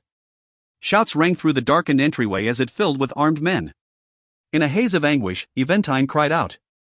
Someone had heard. Someone had come. From atop the fallen king, the changeling rose up, shrieking. In that instant it left its throat exposed. Eventine's sword swept up, glittering. Back flew the demon, head nearly severed from its body, its voice lost in a sudden gasp. As it fell, the king's rescuers closed in about it, swords thrusting deep into its body. The changeling shuddered with the impact of the blows and died. Eventine Ellcrys staggered to his feet, sword still clutched within his hand, blue eyes hard and fixed. A numbing sensation spread through his body as he turned to find Ander reaching out for him. Then the king of the elves tumbled downward, and the night closed in. XLIAI. Like Mistress Death she came for the humans, taller even than Alanon, grey hair long and woven thick with nightshade, black robes trailing from her slender form, a whisper of silk in the deep silence of the tower. She was beautiful, her face delicate and finely wrought, her skin so pale that she seemed almost ethereal. There was an ageless look to her, a timelessness, as if she were a thing that had always been and would forever be. The stick men fell back from her as she approached, the clicking of their wooden legs a faint rustle in the gloom. She passed them without a glance, her strange violet eyes never leaving the three who stood transfixed in her presence. Her hands stretched forth, small and fragile, their fingers curving as if to draw them close. Molenro. Hebel whispered her name a second time, his voice expectant. She stopped, her perfect features devoid of expression as she looked down upon the old man. Then she turned to Eritrea and finally to Will. The veil man had gone so cold that he was shaking. I am Molenro, she said, her voice soft and distant. Why are you here? No one spoke, their eyes riveted on her. She waited a moment, then her pale hand passed before them. The hollows are forbidden. No human is allowed. The hollows are my home and within them I hold the power of life and death over all living things. To those who please me, I grant life. To those who do, death. It has always been so. It will always be. She looked at each of them in turn, carefully this time, violet eyes reaching out to hold their own. Finally her gaze rested on Hebel. Who are you, old man? Why have you come to the hollows? Hebel swallowed. I was looking for you, I guess. His words stumbled over one a. Her. I brought you something, Molenro. Her hand stretched forth. What have you brought me? Hebel removed the sack he carried, lifted its flap and fumbled through its contents, searching. A moment later he withdrew a polished wooden figure, a statue carved from a piece of oak. It was Molenro, captured so perfectly that it seemed as if she had stepped from the carving into life. She took the wooden figure from the old man and examined it, her slender fingers running slowly over its polished surface. A pretty thing, she said finally. It is you, Hebel told her quickly. She looked back at him, and Will did. Like what he saw. The smile she gave the old man was faint and cold. I know you, she said, then paused as her eyes studied anew his leathered face. Long ago it was, upon the rim of the hollows, when you were still young. A night I gave you. I remembered, Hebel whispered, pointing quickly to the wooden figure. I remembered what you were like. At Hebel's feet, Drifter crouched against the stone floor of the tower and whined. But the old man never heard him. He had lost himself completely in the witch's eyes. She shook her gray head slowly. It was a whim, foolish one, she whispered. Holding the statue, she stepped past him to where Eretria stood. The Rover girl's eyes were wide and frightened as the witch came up to her. What have you brought me? Melenroa's question teased through the silence. Eretria was speechless. Desperately she looked at Will, then back again to Melenro. The witch's hand passed once before her eyes in a gesture that was both soothing and commanding. Pretty thing, Melenro smiled. Have you brought yourself? Eretria's slender body shook. No. Do you care for this one? Melenro pointed suddenly to Will. She turned to face the Veil Man. He cares for someone else, I think. An elven girl, perhaps? Is this so? Will nodded slowly. Her strange eyes held his own, and her words reached out to him, bold and insistent. It is you who holds the magic. Magic? Will stammered in reply. Her hands slipped back within the black robes. Show it to me. So compelling was her voice that before Will Ohmsford knew what he had done, he had opened the hand that held the leather pouch. She nodded to him faintly. Show it to me, she repeated. Unable to help himself, the Veilman emptied the elfstones from the pouch into his outstretched hand. Cupped within his palm, they glittered and flared. Melenro drew in her breath sharply, and one hand lifted toward them. Elfstones, she said softly. Blue for the seeker. Her eyes found Will's. Shall they be your gift to me? Will tried to speak, but the cold within him tightened and no words came from his lips. His hand locked before him, and he could draw it back again. Melenroa's eyes looked deep into his own. What he saw there terrified him. She wanted him to know what she could do to him. The witch stepped back. Wisp, she called. From the shadows sidled a small, furry-looking creature, like a gnome in appearance, with the face of a wizened old man. Scurrying to Melenroa's side, the creature peered up at the cold face anxiously. Yes, lady. Wisp serves only you. There are gifts. She smiled faintly, her voice trailing into silence. Wordlessly, she handed Wisp the wooden statue of herself, then moved back to stand again before Hebel. Wisp hastened after, crouching down within the folds of her cloak. Old man, she addressed Hebel, her pale face bending close to his own. What would you have me do with you? Hebel seemed to have recovered his senses. His eyes were no longer distant as they glanced quickly at the witch and then away again. Me? I don't know. Her smile was hard. Perhaps you should stay here within the hollows. It doesn't matter, he insisted, as if he sensed somehow that the witch would do with him as she pleased anyway. Then he looked up. But the elflings, Melenro. Help them. You could. Help them, she cut him short. The old man nodded. If you want me to stay, I will. There's nothing else for me. But let them go. Give them the help they need. She laughed softly. Perhaps there is something that you can do to help them, old man. But I have done all that I can. Perhaps. If I told you there was something more that you might do, you would be willing to do it, wouldn't you? Her eyes fixed the old man. Will saw that the witch was toying with him. Hebel looked uncertain. I don't know. Of course you know, she said softly. Look at me. His head lifted. They are your friends. You want to help them, don't you? The Veilman was frantic. Something was terribly wrong, but he could neither move nor speak to warn Hebel. He caught a glimpse of Eretria's frightened face. She, too, sensed the danger. Hebel sensed it as well. But he sensed, too, that he could escape it. His eyes met those of the witch. I want to help them. Melenro nodded. Then so you shall, old man. She reached to touch his face. Hebel saw in the witch's eyes what was to become of him. Drifter rose, teeth suddenly bared, but Hebel's hand caught the back of the big dog's neck and held him fast. The time for resistance was over. The witch's fingers stroked the old man's bearded cheek gently, and his whole body seemed to go suddenly rigid. No! Will tried to scream, but it was already too late. Melenroa's cloak enfolded both Hebel and Drifter, and they were lost from sight. The cloak remained wrapped about them for a moment, then slipped free. Melenro stood alone. In one hand she held a perfectly sculpted wooden carving of the old man and the dog. In this way shall you help them best. She smiled coldly. Page 459 picture. She handed the wooden figures to Wisp, who gathered them in. Then she turned to Eretria. Now what shall I do with you, pretty one, she whispered. Her hand lifted, and a single finger pointed. Eretria was forced to her knees, head bowed. The fingers curled back, and Eretria's hands stretched out to the witch in a gesture of submission. Tears streaked her face. Melenro watched without comment for a moment, then looked abruptly at Will. Would you see her become a wooden statue as well? Her voice had an edge to it that cut through the Veilman like a knife. Still he could speak. Or the elven girl, perhaps? You know, of course, that I have her. She did. Wait for the response she knew he could give. She stepped forward, her tall figure bending down until her face was close before his own. I wish the elfstones, and you shall give them to me. You shall give them, elfling, for I know that if they are taken from you by force, they are useless. Her violet eyes burned into him. I would have their magic, do you understand? I know they're worth far better than you. I am older than this world and its races, older than the druids who played at Piranha with magics long since mastered by my sister and me. It is so with the elfstones. Though I am of elven blood, yet my blood is the blood of all the races, and so I may command their power. Still, even I can break the law that calls their power into being. The elfstones must be given freely, and so they shall. Her hand came close before his face, nearly touching it.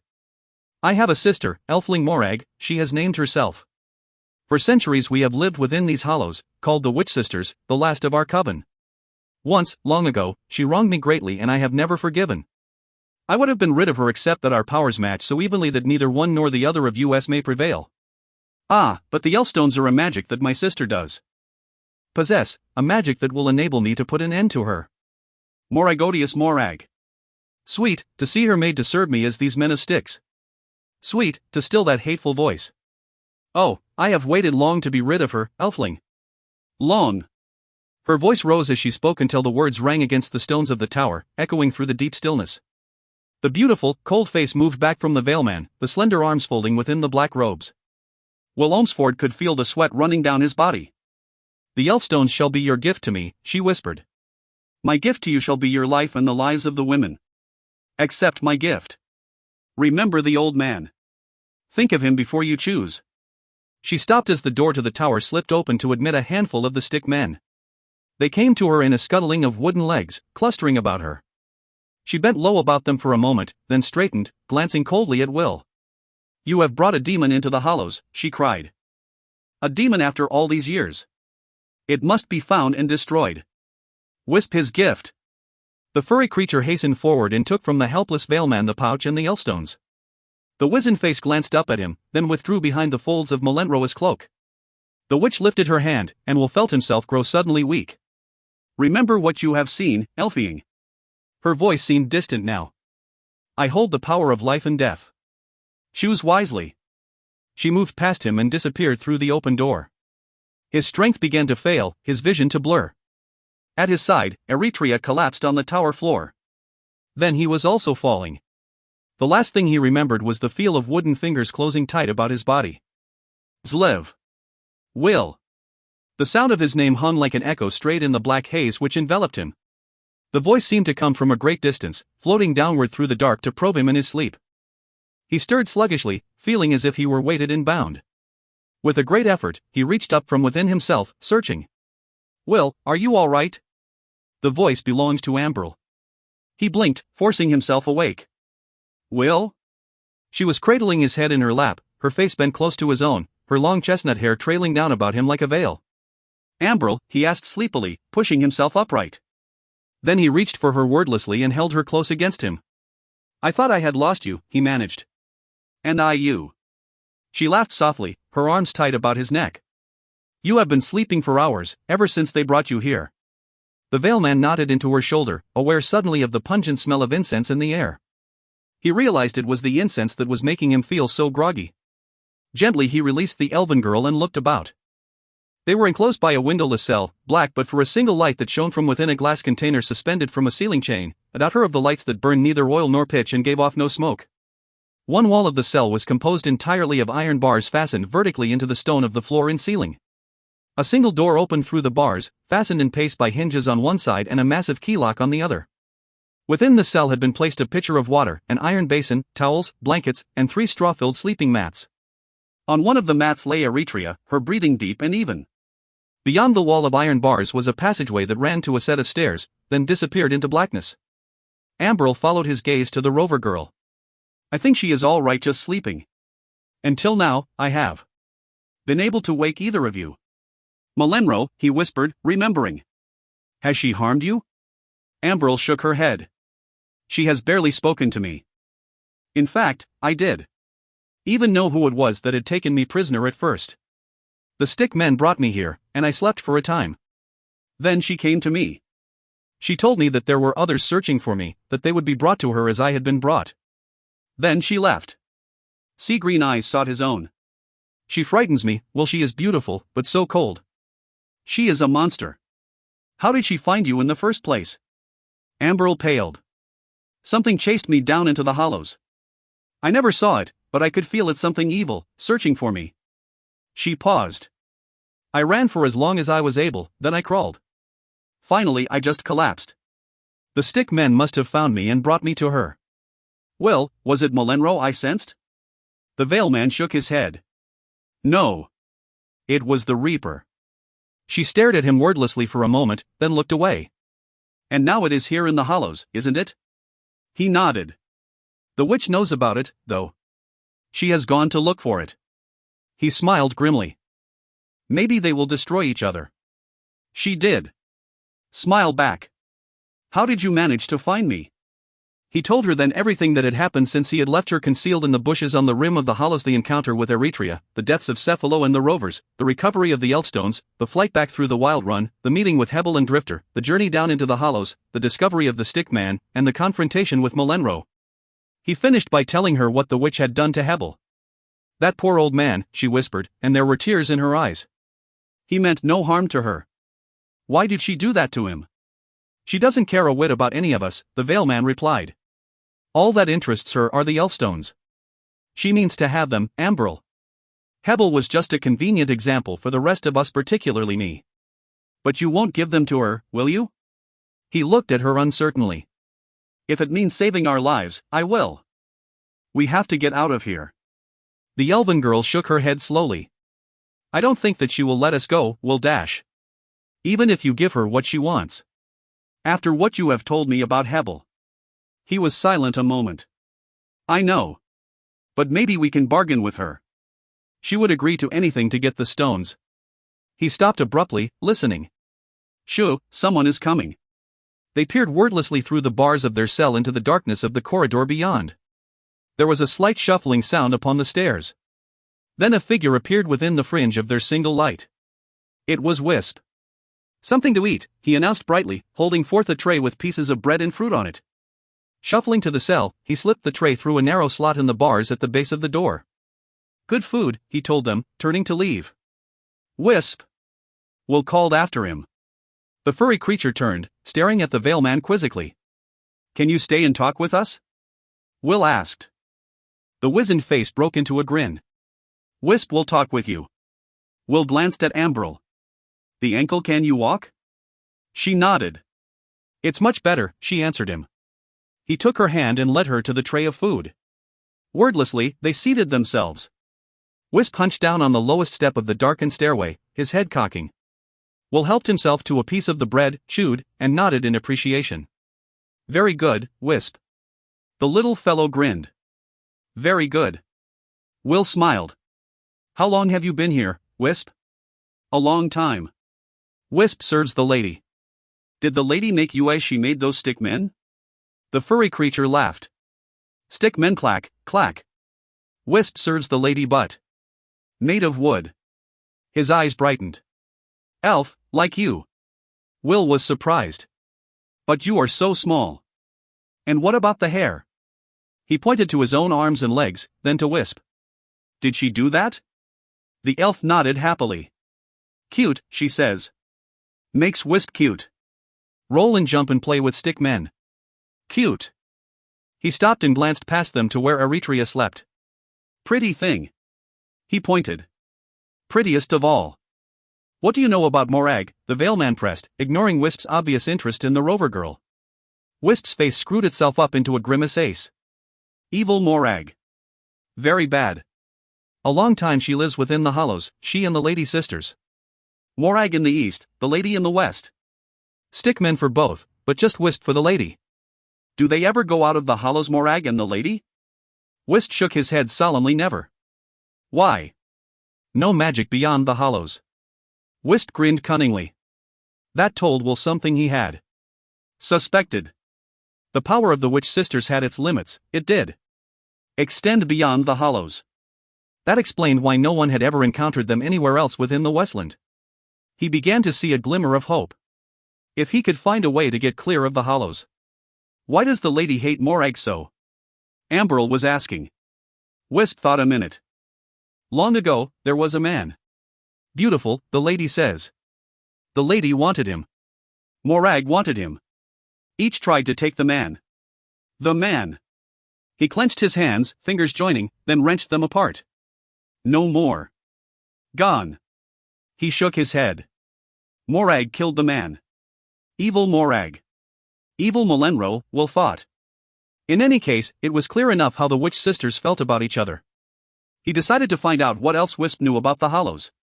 Do you ever go out of the tower, Wisp? He asked. The wizened face broke into a proud grin. Wisp serves the lady.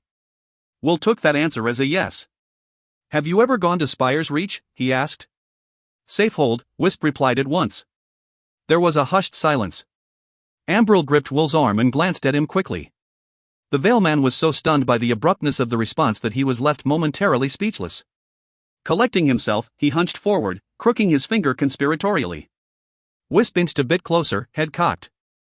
Tunnels and tunnels that wind and twist, Will said. Easy to get lost in those tunnels, Wisp. The furry elf shook his head. Wisp. No, he challenged. What of the door made of glass that will break? Wisp thought a moment, then clapped his hands excitedly. No, just pretend glass. Wisp knows pretend glass. Wisp serves the lady. Will was trying to decipher that answer when Wisp pointed past them. Look. Pretty thing, hello. The Veilman and the elven girl turned around. Eretria was sitting up on the straw mat, awake at last, her black tresses falling down about her face as she rubbed the back of her neck. Slowly she looked up at them, started to speak, then caught Will's warning finger as it passed before his lips. She glanced past him to where Wisp crouched half a dozen feet from the bars of their cell, grinning broadly. Pretty thing, hello, Wisp repeated, one hand lifting tentatively. Hello, she replied uncertainly. Then, seeing Will's quick nod of encouragement, she flashed her most dazzling smile. Hello, Wisp. Talk with you, pretty thing. Wisp had forgotten all about Will and Amberl. Eretria rose unsteadily, her eyes blinking with sleep, and came over to sit with her companions. She scanned quickly the stairs and the passageway beyond. What game are we playing now, healer? She whispered out of the corner of her mouth.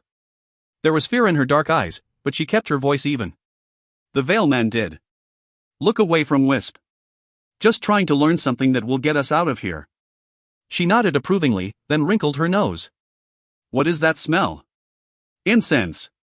I can't be sure, but I think that it acts like a drug when you breathe it in.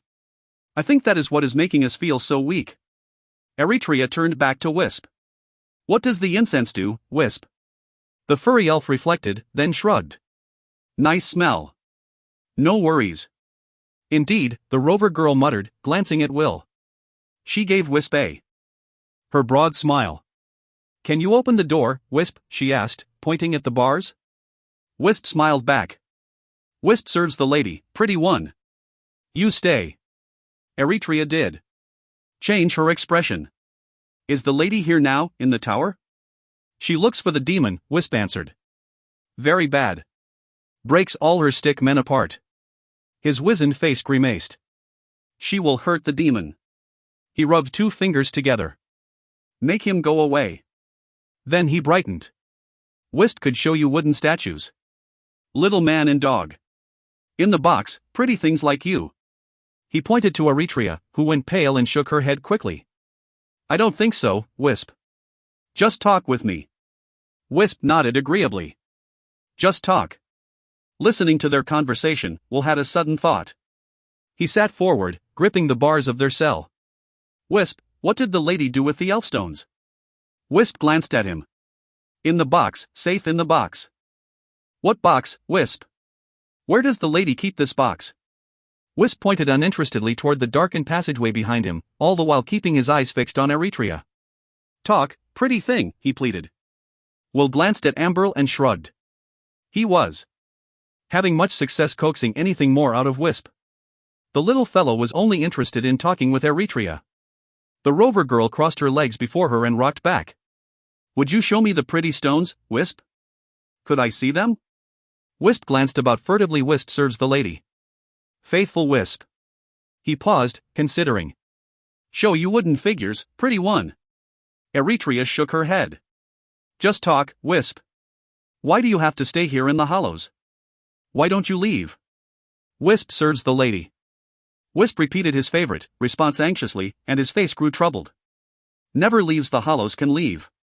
From somewhere high within the tower, a bell rang once and was still. Wisp rose hurriedly. Lady calls, he told them, starting up the stairs. Wisp! Will called after him. The little fellow stopped. Will the lady let us leave if I give her the elfstones? Wisp did. Seemed to understand. Leave? Go out of the hollows? Will pressed. Wisp shook his head quickly. Never leave. Never. Wooden figures. He waved to Eritrea. Pretty thing for Wisp. Take good care of pretty thing. Talk some more. Talk later. He turned and darted up the stairs into the gloom. Wordlessly, the prisoners watched him go. Above them, the bell sounded a second time, its echo reverberating into silence. Will spoke first. Wisp could be wrong. Melenro wants the elfstones badly. I think she would let us leave the hollows if I agreed to give them to her. They huddled down before the door of their cell, eyes drifting uneasily to the darkness of the stairway beyond. Wisp is wrong. Amberl shook her head slowly. Hebel told us that no one goes into the hollows. And he said that no one ever comes out, either. The elven girl is right, Eritrea agreed. The witch will never let us go. She will make wooden figures of us all. Well, then, we had better come up with her plan. We'll grip the bars of the cell, testing their strength. Eritrea rose, peering guardedly into the gloom of the stairway. I have her plan, healer, she said softly. She reached down into her right boot, separated the folds of leather along the inner side, and extracted a narrow metal rod with a curious hook at one end. Then she reached into her left boot and pulled forth the dagger she had displayed to Will when they had been surprised by Hebel on the rim of the hollows. She held up the dagger with a quick grin, then slipped it back into the boot. How did Melenro miss that? Will asked her in surprise. The rover girl shrugged. She did. Bother to have the stick men search me. She was too busy, making us feel helpless. She moved to the cell door and began examining the lock. What are you doing? Will came over to her. I am getting us out of here, she declared, peering carefully into the keyhole. She glanced back at him momentarily and indicated the metal rod. Pick lock. No rover would be without one. Too many ill-advised citizens spend their time trying to keep us locked up. I guess they don't trust us. She winked at Amberl, who frowned. Some of those people probably have good reason to trust you, Amberl suggested. Probably. Eritrea blew dust from the lock. We all deceive her at times, don't we, Sister Amberl? Wait a minute. Will dropped down beside her, ignoring the exchange. Once you succeed in picking that lock, Eritrea, what do we do then? The rover girl looked at him as if he were a fool. We run, healer, just as fast and as far as we can away from this place. The veil man shook his head. We can't do that. We have to stay. We have to stay, she repeated in disbelief. For a while, at least. Will glanced momentarily at Amberl, then made his decision. Eritrea, I think this might be a good time to put aside a few of those deceptions you mentioned. Listen carefully. He motioned for Amberl to join them, and the three hunched down together in the gloom. Quickly Will explained to the rover girl the truth of who Amberl was, who he was, why they had come into the Wild Run, and what it was that they were really seeking. He left Hing out of his narration, for it was necessary now that Eritrea appreciate the importance of their search for the Bloodfire. They were in grave danger in this tower, but the danger to them would lessen, even if they were to get clear of it. If anything were to happen to him, he wanted to be certain that the rover girl would do what she could to see that Amberl escaped the hollows. He finished, and Eritrea stared at him wordlessly. She turned to Amberl. Is all this true, elven girl?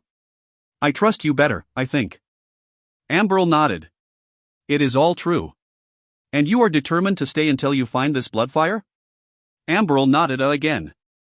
The rover girl shook her head doubtfully. Can I see the seed you carry?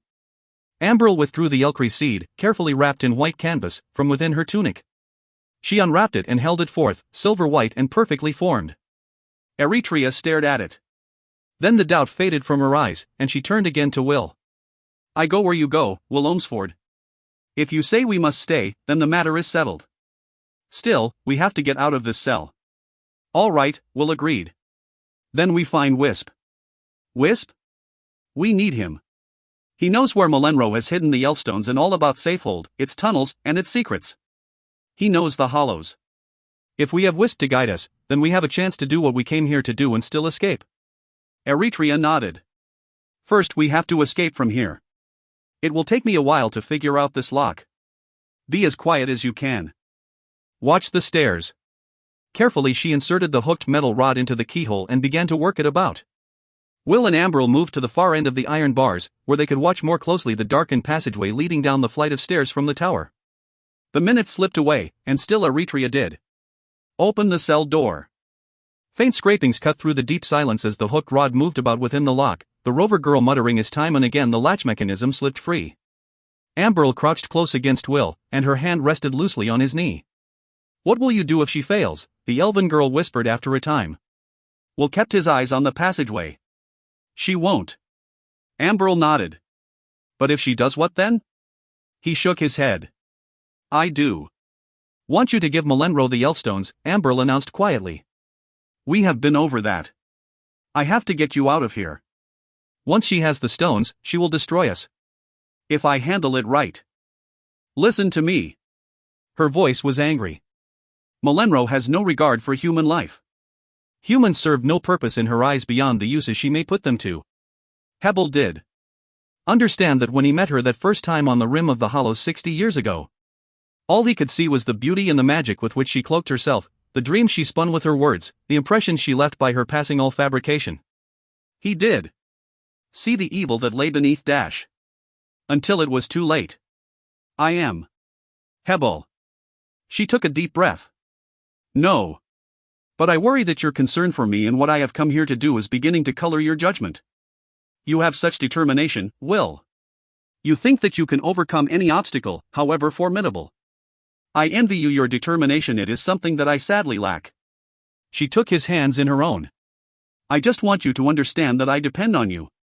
Call it what you wish. I need your strength, your conviction, your determination. But neither that nor what you feel for me must be allowed to distort your judgment. If it does, we are both lost. Determination is just about all I have to work with, he responded, eyes shifting momentarily to find hers. Nor do I agree with you that you lack that same determination. But I do, Will. Allanon knew that when he chose you to be my protector. He knew, I think, how important your own determination would be to our survival. And without it, Will, we would have been dead long ago. She paused, her voice softening further until she could barely be heard. But you are wrong when you say that I do lack that same determination. I do. I always have. I do. Believe that. She caught his sudden glance down. You do. Know me as well as you think, Will. He studied her face. What do you mean? I mean that there are things about me. She stopped. I mean that I am as strong as I would like to be, Dash. As courageous. Even as dependable as you. Remember, Will, when we began the journey from Havenstead? You did. Think much of me then. I want you to know that I did. Think much of me either. Ambrel, you were frightened. That does. Oh, I was frightened all right, she interrupted quickly. I am still frightened. My being frightened is the reason for everything that has happened. By the cell door, Eretria muttered angrily and sat back, eyeing the still tightly locked barrier. She glanced once at the Veilman and went back to work. What are you trying to tell me, Ambrel? Will asked quietly. Ambrel shook her head slowly. I suppose I am trying to work up enough courage to tell you the one thing that I have been unable to bring myself to tell you since we began this journey. She stared back into the gloomy interior of their little cell. I suppose I want to tell you now because I do know if I will have her chance. Then tell me, he encouraged. Her child's face lifted. The reason that I left Arborlawn and did continue as a chosen in service to the Ellcrys was that I became so frightened of her that I could no longer bear even to be around her. That sounds foolish, I know, but hear me out, please. I have never told this to anyone. I think that my mother understood, but no one else ever has. I can blame them for that. I might have explained myself, but I chose to. I felt that I could tell anyone. She paused. It was difficult for me once I had been chosen by her. I knew well enough the uniqueness of my selection. I knew that I was the first woman to be chosen in 500 years, the first woman since the time of the Second War of the Races. I accepted that, though there were many who questioned it and questioned it openly. But I was the granddaughter of Aventine Elecidil, it was then altogether strange that I should be chosen, I thought. And my family, especially my grandfather, were so proud. But the uniqueness of my selection went beyond the fact that I was a woman, I discovered. From the first day of my service, it was different for me from what it was for my companion chosen. The Ellcrys, it was well known, seldom spoke to anyone. It was virtually unheard of for her to converse with her chosen after the time of their selection, save in very rare instances. Even then, a conversation with her might take place once during the entire time of a chosen service. But from the first day forward, she spoke to me once or twice, but every day. In passing. In brief, but at length and with purpose. Always, I was alone, the others were never there. She would tell me when to come, and I would do so, of course. I was honored beyond belief, I was special to her, more special than anyone had ever been, and I took great pride in that. She shook her head at the memory. It was wonderful at first. She told me things that no one else knew, secrets of the land and the life upon it that had been lost to the races for centuries, lost or forgotten. She told me of the great wars, of the race wars, of the birth of the four lands and their peoples, of all that had been since the beginning of the new world. She told me something of what the old world had been like, though her memory failed her as she went back in time. Some of what she told me, I did understand. But I understood much. I understood what she told me of growing things, of planting and nurturing. That was her gift to me, the ability to make things grow. It was a beautiful gift. And the talks were magical, just being able to hear about all those wonderful things. That was at first. That was when I had just begun my service, and the talks were so new and exciting that I accepted what was happening without question. But soon something very unpleasant began to take place. This will sound odd, Will, but I began to lose myself in her. I began to lose all sense of who I was. I wasn't me anymore, I was an extension of her. I still do know if that was intentional on her part or merely the natural result of our close relationship. At the time, I believed it intentional. I grew frightened of what was happening to me, frightened and then angry. Was I expected as a chosen to forego my own personality, my own identity, in order to satisfy her needs? I was being toyed with, I felt, I was being used. It was wrong. The rest of the chosen began to see a change in me. They began to suspect, I think, that there was something different about my relationship with the Ellcrys. I felt them avoiding me, I felt them watching. All the while, I was losing myself in her, a little more of me gone with every day. I was determined to stop it. I began avoiding her as the other chosen avoided me. I refused to go to her when she asked, I sent a daughter in my stead. When she asked me what was wrong, I would tell her. I was frightened of her, I was ashamed of myself, I was angry at the whole situation. Her mouth tightened. At last I decided that the real problem was that I was never meant to be a chosen. I did seem able to cope with the responsibility, to understand what was expected of me. She had done something for me that she had done for no other chosen, a wondrous, marvelous thing, and I could accept it. It was wrong that I should feel this way, none of the others would have reacted as I had. My selection as a chosen had been a mistake. So, I left, well, barely a month after my choosing. I told my mother and my grandfather that I was leaving, that I could no longer continue to serve. I did tell them why. I could bring myself to do that. Failing as a chosen was bad enough. But to fail because she had made demands on me that anyone else would have been pleased to meet, no. I could admit to myself what had happened between the Ellcrys and me, but I could admit it to anyone else. My mother seemed to understand.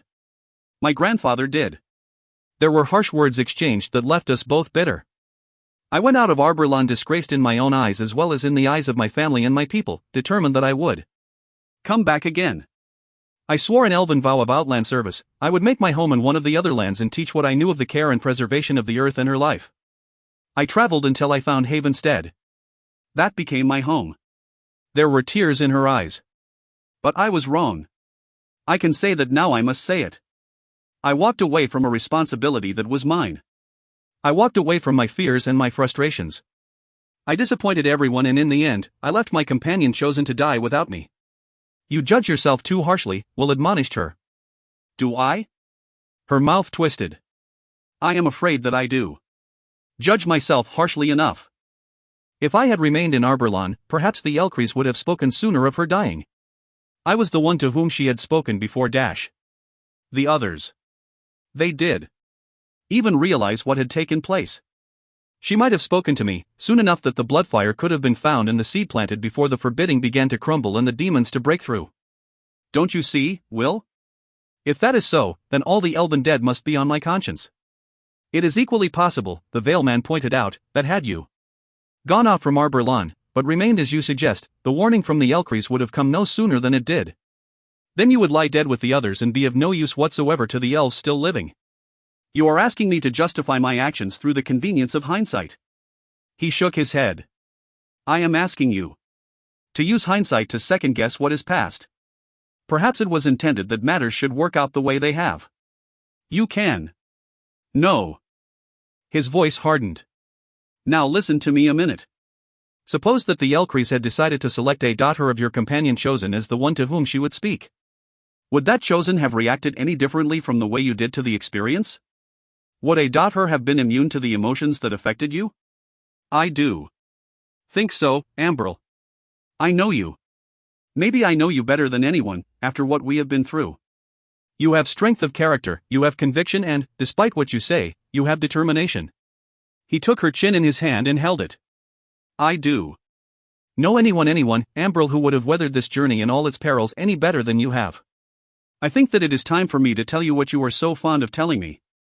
Believe in yourself. Stop doubting. Stop second-guessing. Just believe. Put a little trust in yourself. Ambril, you merit that trust. She was crying openly, silently. I do care for you. And I for you. He kissed her forehead, no longer doubting. Very much. She lowered her head against his shoulder, and he held her. When she looked up at him again, the tears were gone. I want you to promise me something, she told him. All right. I want you to promise me that you will make certain that I see this quest through to its conclusion, that I do. Falter, that I do. Stray, that I do. Fail to do what I came to do. Be my strength and my conscience. Promise me. He smiled gently. I promise. I am still afraid, she confessed softly. At the door to their cell, Eretria stood up. Healer. Will scrambled to his feet, Ambril with him, and together they hurried over to join the rover girl. Her black eyes danced. Wordlessly she slipped the metal rod from the keyhole and returned it to her boot. Then with a wink at the Veilman, she grasped the iron bars to the cell door and pulled. The door swung silently open. Will Olmsford gave her a triumphant grin. Now if they could only find Wisp. XLV. They found him almost immediately. They had left the cell, moved to the bottom of the stairway, and were peering upward tentatively into the gloom of the passageway when they heard the sound of approaching footfalls. Quickly Will motioned Eretria to one side of the passage opening, while drawing Ambril back against the other. Flattened against the stone, they waited expectantly as the footsteps drew closer, a light, familiar scuttling sound that Will recognized at once. Seconds later, Wisp's wizened face poked out of the darkness of the passage. Pretty one, hello, hello. Talk with Wisp? Will's hand latched firmly onto his neck. Wisp gasped in fright, struggling madly to break free as the Veilman lifted him clear of the floor. Keep still. Will whispered in warning, yanking the little fellow about so that he could see who had him. Wisp's eyes went wide. No, can. Leave. Be quiet. Will shook him until he was still. One more word, and I will snap your neck, Wisp. Wisp nodded frantically, his wiry form squirming in the Veilman's grip. Will dropped to one knee, lowering his captive to the floor again, still holding tightly to his neck. Wisp's eyes were like saucers. Now listen carefully, Wisp, the Veilman said. I want the Elfstones back again, and you are going to show me what the witch has done with them. Do you understand? Wisp shook his head violently. Wisp serves the lady. Can leave. In a box, you said. Will ignored him. Take me to where she keeps that box. Wisp serves the lady. Wisp serves the lady, the little fellow repeated in desperation. You stay. Go back. Will was momentarily at a loss. Then Eritrea stepped forward, her dark face just inches from Wisp's.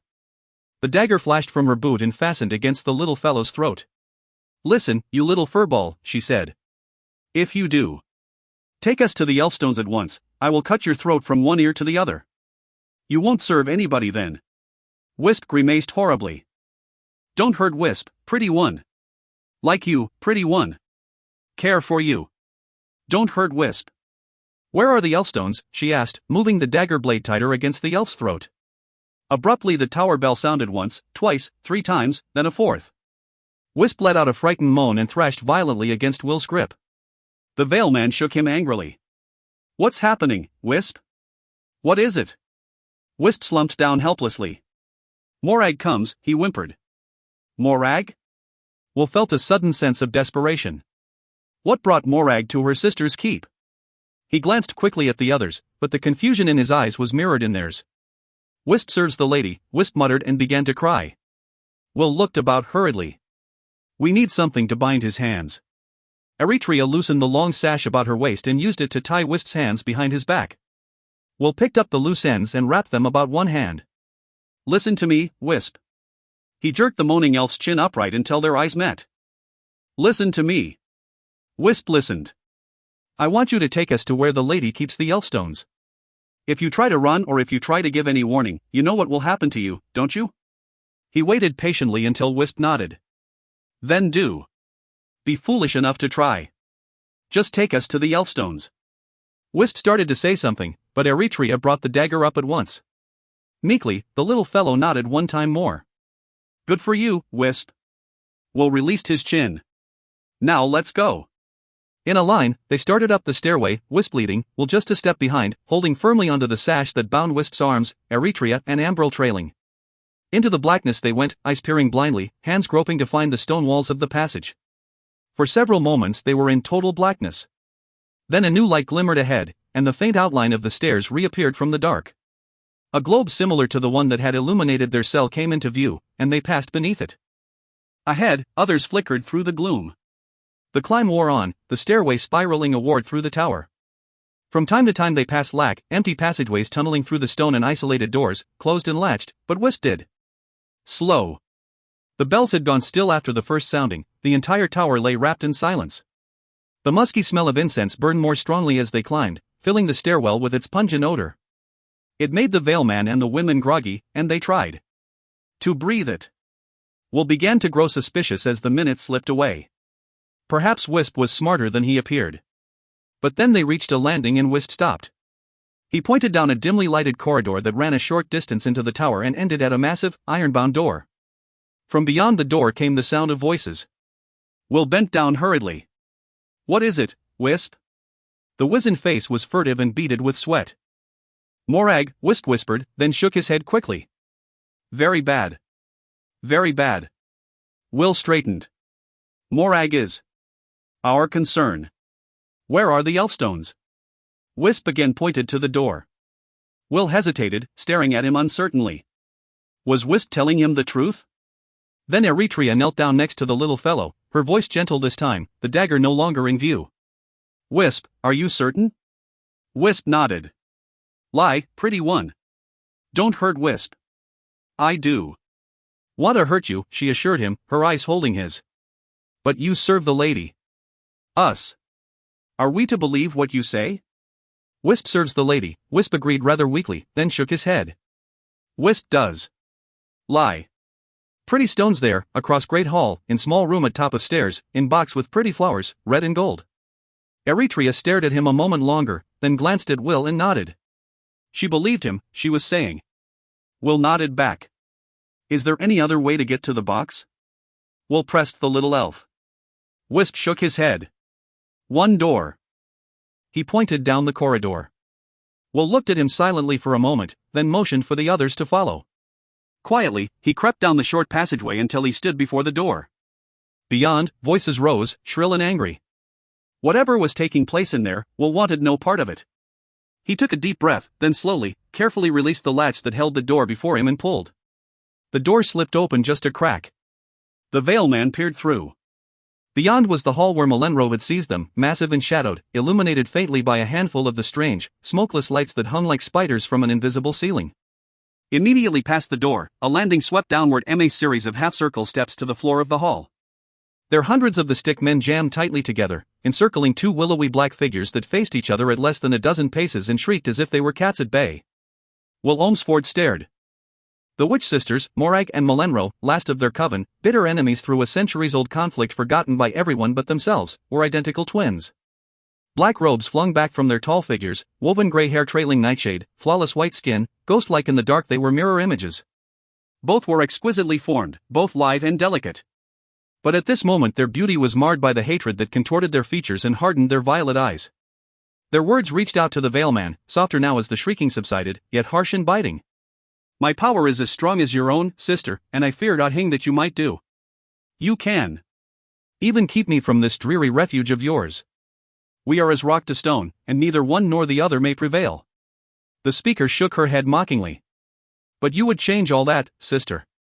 You would seek to arm yourself with magic that does belong to you. In so doing, you would bring an end to our shared dominion over these hollows, foolish sister. You can have no secrets from me. I know as soon as you what it is that you intend. She paused. And I know of the Elfstones. You know. Hing, shrieked the other, whom will now saw to be Melenro. Go from my home, sister. Go while still you may, or I will find a way to make you wish that you had. Morag laughed. Be still, foolish one. You can frighten me. I will leave when I have what I came to get. The Elfstones are mine. Melenro snapped. I have them and will hold on to them. The gift was meant for me. Sister, no gift shall be yours if I do wish it. Such power as the Elfstones offer must belong to her who is best suited to wield it. That one is me. It has always been me. You have never been better suited to anything, sister. Melenro spat. I have permitted you to share this valley with me because you were the last of my sisters, and I felt some pity for one as ugly and purposeless as yourself. Think on it, sister. I have always had my share of pretty things, but you have had Hing but the company of your voiceless stick men. Her voice became a hiss. Remember the human you tried to take from me, the beautiful one that was mine, the one you wanted so badly? Remember, sister? Why, even that pretty one was lost to you, wasn't he? So careless you were that you let him be destroyed. Morag stiffened. It was you who destroyed him, sister. I. Melenro laughed. One touch from you and he withered with horror. Morag's face was frozen with rage. Give me the Elfstones. I will give you Hing. Crouched motionless behind the massive wooden door, Will Olmsford felt a hand on his shoulder and he jumped in surprise. Ellcrys appeared past him through the crack. What is happening? Stay back, he whispered, and his own eyes returned at once to the confrontation taking place within the hall. Morag had come forward and now stood directly in front of Melenro.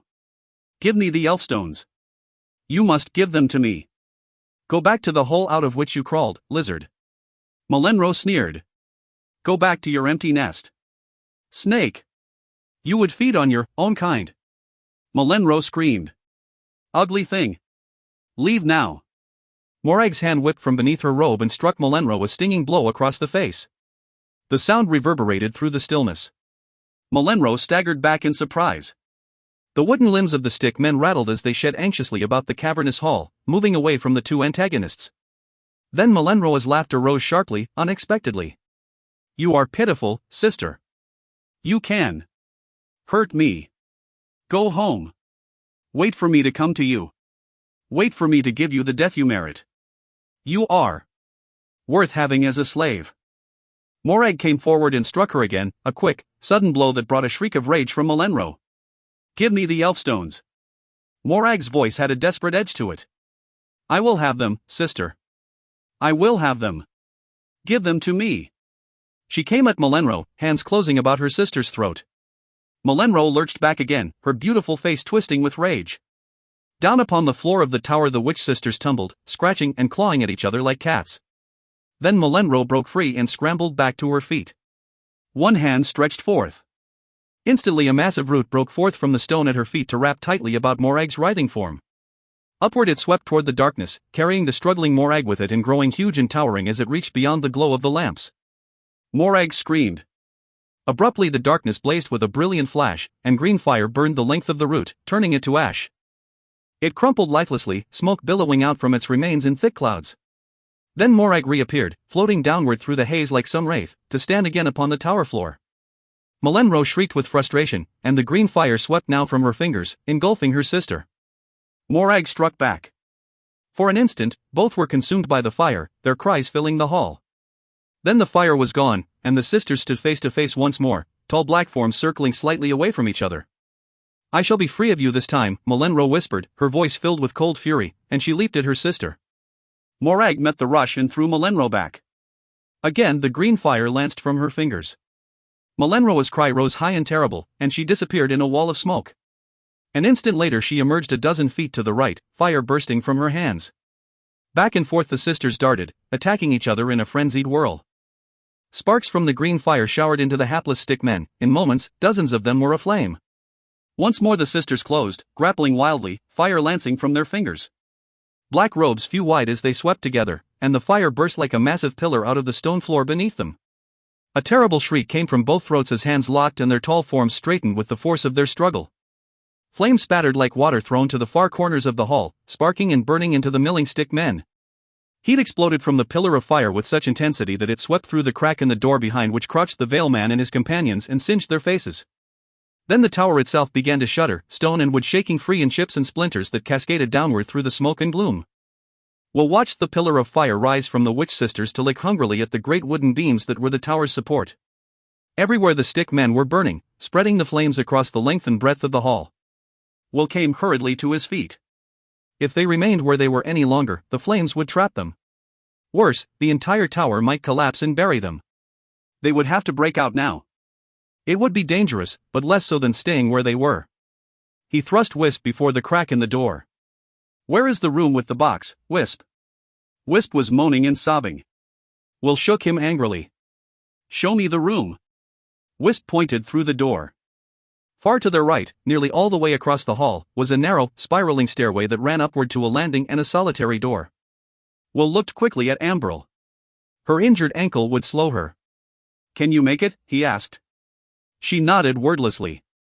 He looked at Eretria, and she nodded as well. He took a deep breath.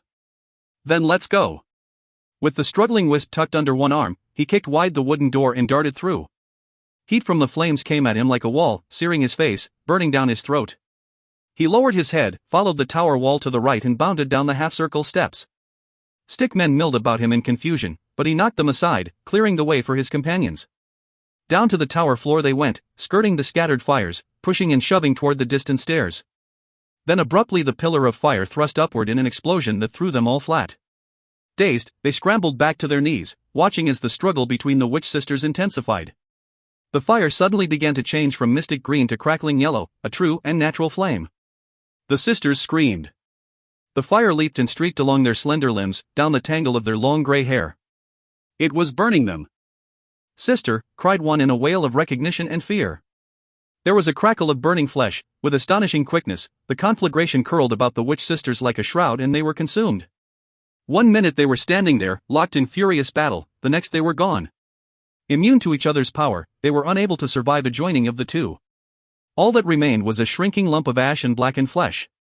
Will heard Ambril gasp in horror. Then the stick men were falling, collapsing like rag dolls, arms and legs separating from bodies, fingers and toes wilting, until Hing was left of them but a vast pile of smoldering deadwood. The magic that had made them and kept them had died with the witch sisters. In the burning hall, Hing remained alive but the 3 outlanders and Wisp. Their time was growing short. Choking as smoke billowed over him, Will sprang back to his feet. Holding fast to Wisp, he pushed ahead through the flames and the smoke, kicking aside what remained of the stick men as he went, calling wildly to Ambril and Eretria to follow him. Wisp was crying and muttering, but Will had little patience with that and ignored him, struggling onto the stairway at the far side of the room and stumbling upward. At the landing, he groped for the latch that held the door closed, praying that it would open. It did. Eyes watering, throat raw and burning, he pushed his way inside. The roar of the fire followed him, drowning out Wisp's frantic cries.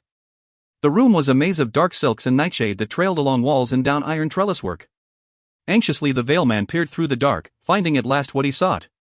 On a table at the far side of the chamber, nestled amid clusters of ornaments and jars of incense and perfume, sat a large, intricately carved wooden box, its lid adorned with flowers painted red and gold. The Elfstones! A fierce joy swept through him. Wisp was screaming madly, but Wool did hear him, dizzied by the heat and the smoke, preoccupied with regaining the stones. He was vaguely aware of Eretria and Ambril entering the room behind him as he stumbled forward toward the box. He was reaching for the lid when Eretria cried out in warning and knocked him quickly aside. "How many times must I save you, healer?" she shouted to make herself heard above the roar of the fire. Snatching an iron latch bar from its hook against one wall, she edged to one side of the box and extended the bar gingerly to flip open the lid. A blur of green shot from within the box, wrapping tightly about the bar. Quickly the rover girl hammered the bar against the stone floor, leaving the thing still curled about it, a lifeless husk. Will stared in horror. It was a viper. He was trying to warn you. Eretria pointed to Wisp. The little fellow had collapsed in tears. Will was shaken so badly that for an instant he could neither move nor speak. One bite from that viper. Eretria prodded the wooden box with her dagger, pushing it clear of the table. It fell to the chamber floor, and a cluster of precious stones and jewelry tumbled free. In their midst lay the leather pouch. The rover girl snatched it up, held it a moment as if deciding what should be done with it, then handed it to Will. He took it wordlessly, loosened the drawstrings, and peered inside. A faint smile touched his lips. The Elfstones were his once more. A new shudder swept through the tower. In the hall beyond, one of the massive support timbers gave way, crashing downward in a shower of flames.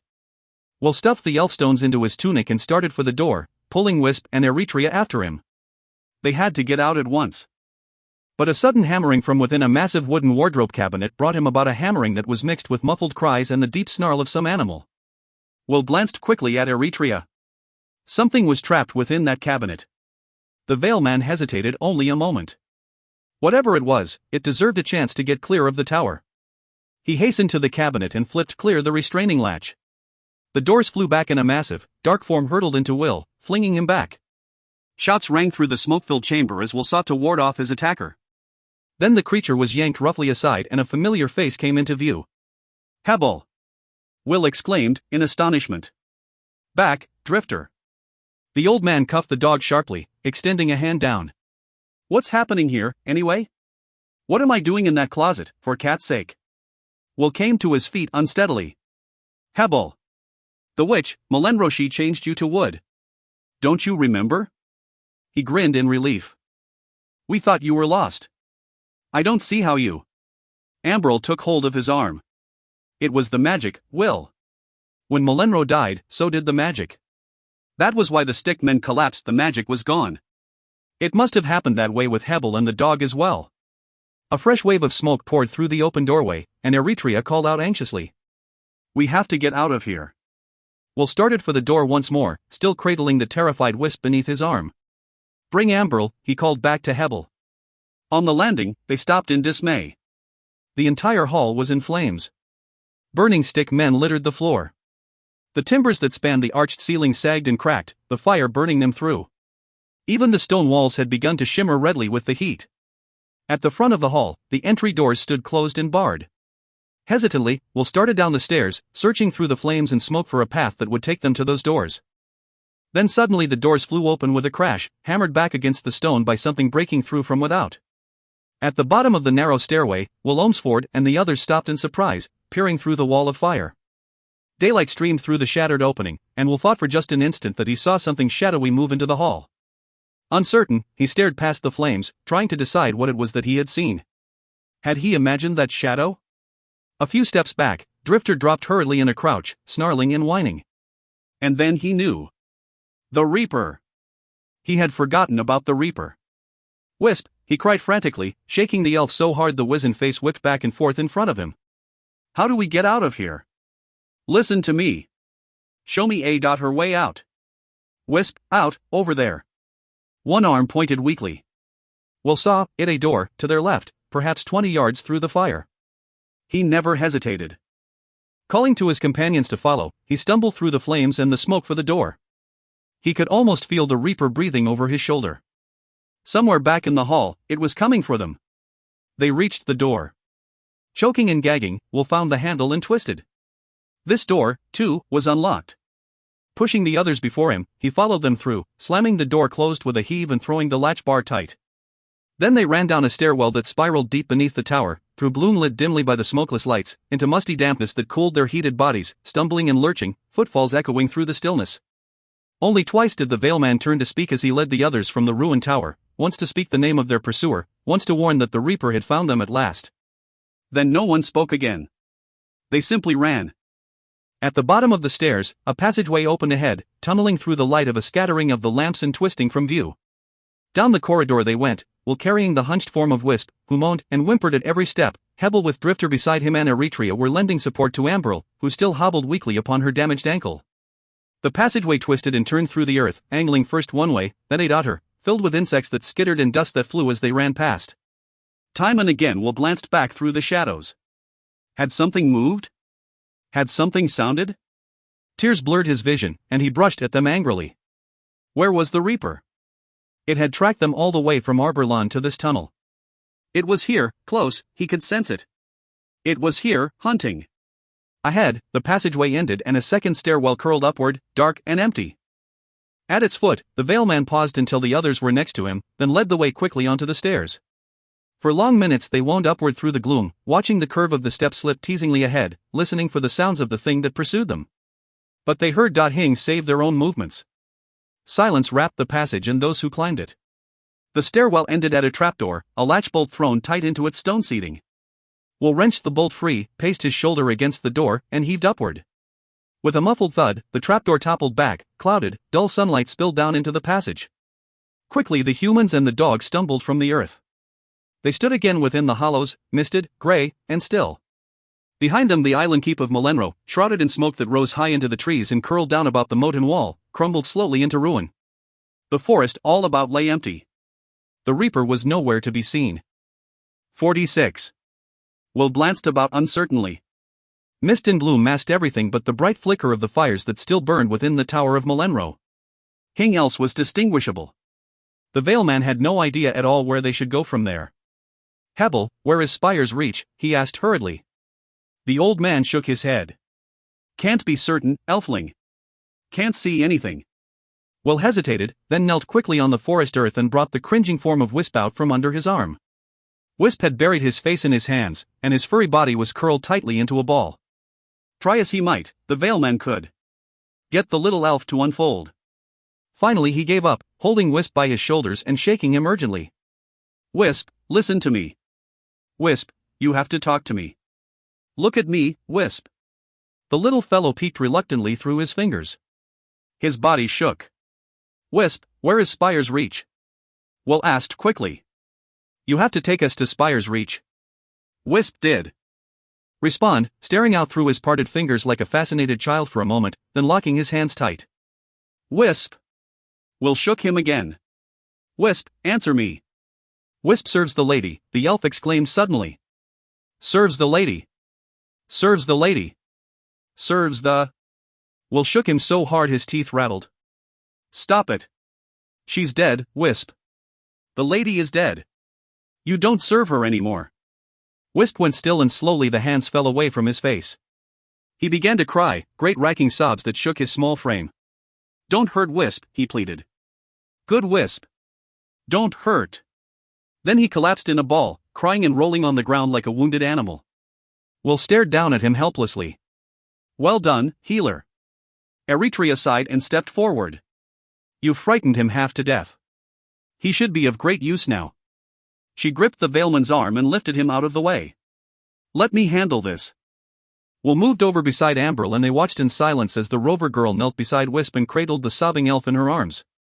Whispering softly, she held him close against her and stroked the furry head. Long moments passed and finally Wisp stopped crying. His head lifted slightly. Pretty thing? It's all right, Wisp. Pretty thing take care of Wisp? I'll take care of you. She gave Will a stern look. No one will hurt you. Hurt Wisp? The wizened face lifted to find her own. Promise? Eretria gave him a reassuring smile. I promise. But you have to help us, Wisp. Will you do that? Will you help us? The little fellow nodded eagerly. Help you, pretty thing. Good Wisp. Good Wisp, indeed, Eretria agreed. Then she bent close to him. But we have to hurry, Wisp. The demon, the one that followed us into the hollows, it still hunts for us. If it finds us, it will hurt us, Wisp. Wisp shook his head. Let it hurt, Wisp, pretty one. No, it won't hurt you, Wisp dash dot. If we hurry. She stroked his cheek. But we have to find this mountain healer, what is it called? Spire's Reach, Will offered. She nodded. Spire's Reach. Can you show us how to get there, Wisp? Can you take us there? Wisp glanced uncertainly at Will, then passed into the burning tower. His eyes remained fixed on the tower for a moment, then shifted back to Eretria. I will take you, pretty one. Eretria rose and took the little fellow's hand. Don't worry, now. I'll take care of you, Wisp. As they moved past Will, the rover girl winked. I told you that you needed me, healer. They melted into the gloom of the forest. Wisp led, slipping eel-like through the mist and the tangle of the woods, Eretria's hand gripped firmly in his own. Hebel followed with Drifter, then Will with Amberl, his arm about her waist to lend support as she limped along gamely beside him. But almost immediately, the others began to widen the distance between them. In trying to catch up, Amberl stumbled and went down. Will did hesitate. He simply picked up the elven girl and went on, cradling her in his arms. To his surprise, Amberl did protest. He had expected that she would, so fiercely self-reliant had she been throughout their journey. But she was quiet now, her head resting on his shoulder, her arms draped loosely about his neck. A single word passed between them. Will pondered her behavior momentarily, then his mind was racing on to other matters. Already he was working on a plan for their escape dash. Just from the hollows, but from the Reaper as well. For it did them no good to escape from the hollows, if they did escape from the Reaper as well. Certainly the hollows were dangerous, but it was the Reaper that really frightened Will, a relentless hunter that Hing seemed able to stop, a creature that defied the laws of reason and probability and simply pushed aside the obstacles that hindered its search for the fragile woman-child the Veilman carried. He knew he must let it find her. Even the Elfstones, could he find a way to unlock their awesome power, might be enough to stop this creature. They must escape it, and they must escape it quickly. He thought that he had the means to do so. It was the 5th day of their descent into the Wilder, on the last day that Perk would fly Jean across the valley before winging home. The Veilman dropped one hand from Amberl momentarily to feel the outline of the small object that nestled in his tunic pocket, the silver whistle that Perk had given him to summon Jean. It was their sole link to the youthful wing rider, and Will had guarded it carefully. He knew that he had promised Amberl that he would call upon the boy if their situation were desperate, but surely it could be more desperate than this. If they were forced to hike back through the hollows, back through the Wild Run, and back through the whole of the lower Westland in order to reach the safety of Arborlawn, they would never make it. The Reaper would find their trail and catch them. It would be foolish to believe otherwise. They must find her way back, and the only other way he knew was to fly Jean. The Reaper would still come after them, just as it had come after them before, but by then they would be safely beyond its reach. Maybe, he cautioned himself. Maybe. They still needed time to escape, and what time remained was slipping rapidly away from them. There had been much to begin with, and most of that had already been used up. The Reaper hunted them. Even though they had outmaneuvered it in the ruins of the Witch Sisters' tower, still it would find them again quickly enough. If they were to escape, they must reach Safehold, locate the Bloodfire, immerse the Ellcrys seed, gain the high slopes of Spire's Reach, signal Perk, who could be anywhere over the Wild Run, board Jean if the Great Rock could carry them all, and fly to safety all before the Reaper caught up to them. That was asking a lot, Will knew. The forest brushed and tore at him as he followed after Eretria's slim form, branches and vines slapping at his face. He cradled Amberl close, the strain of carrying her already beginning to wear at his arms. All about, the forest lay deep and still. He wondered momentarily about Arborlawn and the elves. By now, the demons must have broken through the forbidding and flooded the Westland, and the elven people must be engaged in the defense of their homeland. The terrible conflict that Aventine had sought to avoid must have come to pass. And what of the Ellcrys? Had Allanan found a way to protect the dying tree? Had the Druid's power been strong enough to withstand the onslaught of the demons? Only a rebirth of the Ellcrys could save the elves, Allanan had said. Yet how much time remained before even that would come too late? Pointless questions, Will Olmsford chided himself. Questions that he could answer, for it was possible for him to know what was happening beyond the hollows. Yet he found himself wishing that it were possible for Allanon to reach out to him, tell him something of what was happening in the homeland of the elves, and let him know that there was still time if Will could just find a way to get back again. Despair washed through him then, sudden, frightening in its certainty, as if he knew that even if he were to succeed here in what he sought to accomplish, still it would be too late for those who awaited his return. And if that were so? Will Olmsford did. Let the thought finish itself. That way lay madness. The terrain began to rise, gently at first, then sharply. They were upon the slopes of Spire's Reach. Rock slides and clumps of boulders materialized through the tangle of the woods, and a narrow trail curled upward into the mist. They pushed ahead. Gradually the mist began to fade, and the roof of the forest fell away below them. Large stretches of gray sky appeared through breaks in the trees, and the gloom of the lower forest began to dissipate in small streamers of sunlight. Slowly, carefully, the climbers worked their way up the slopes, catching brief glimpses through the thinning trees of the hollows spread out beneath them in a sea of tangled limbs. Then abruptly the trees opened before them and they stood upon a bluff that faced out across the hollows to the higher walls of the wild run. Clusters of scrub and deadwood rose out of deep swathes of sawgrass and ran back to the cliff face and a massive cavern that opened down into Spire's Reach like a great dark throat. Wisp led the little company to the entrance to the cavern, skirting the maze of heavy brush, then stopped just outside and turned quickly to Eretria. Safe hold, pretty thing there. He pointed into the cavern. Tunnels and tunnels that wind and twist. Safe hold. Good Wisp. The rover girl smiled reassuringly and glanced back to Will. Now what? Will came forward and peered unsuccessfully into the darkness. He set Ambril upon her feet momentarily and turned to find Wisp. The little fellow moved at once behind Eretria, hiding his face within the folds of her pants. Wisp? Will called him gently, but Wisp would have dotting to do with the Veilman. Will sighed. There was no time for this foolishness. Eretria, ask him about a door made of glass that will break. The rover girl bent down so that Wisp was facing her again. Wisp, it's all right. I won't let anyone hurt you. Look at me, Wisp. The little fellow raised his head and smiled uncertainly. Eretria stroked his cheek. Wisp, can you show us a door made of glass that will break? Do you know of such a door? Wisp cocked his head. Play games, pretty thing? Play games with Wisp? Eretria was at a loss.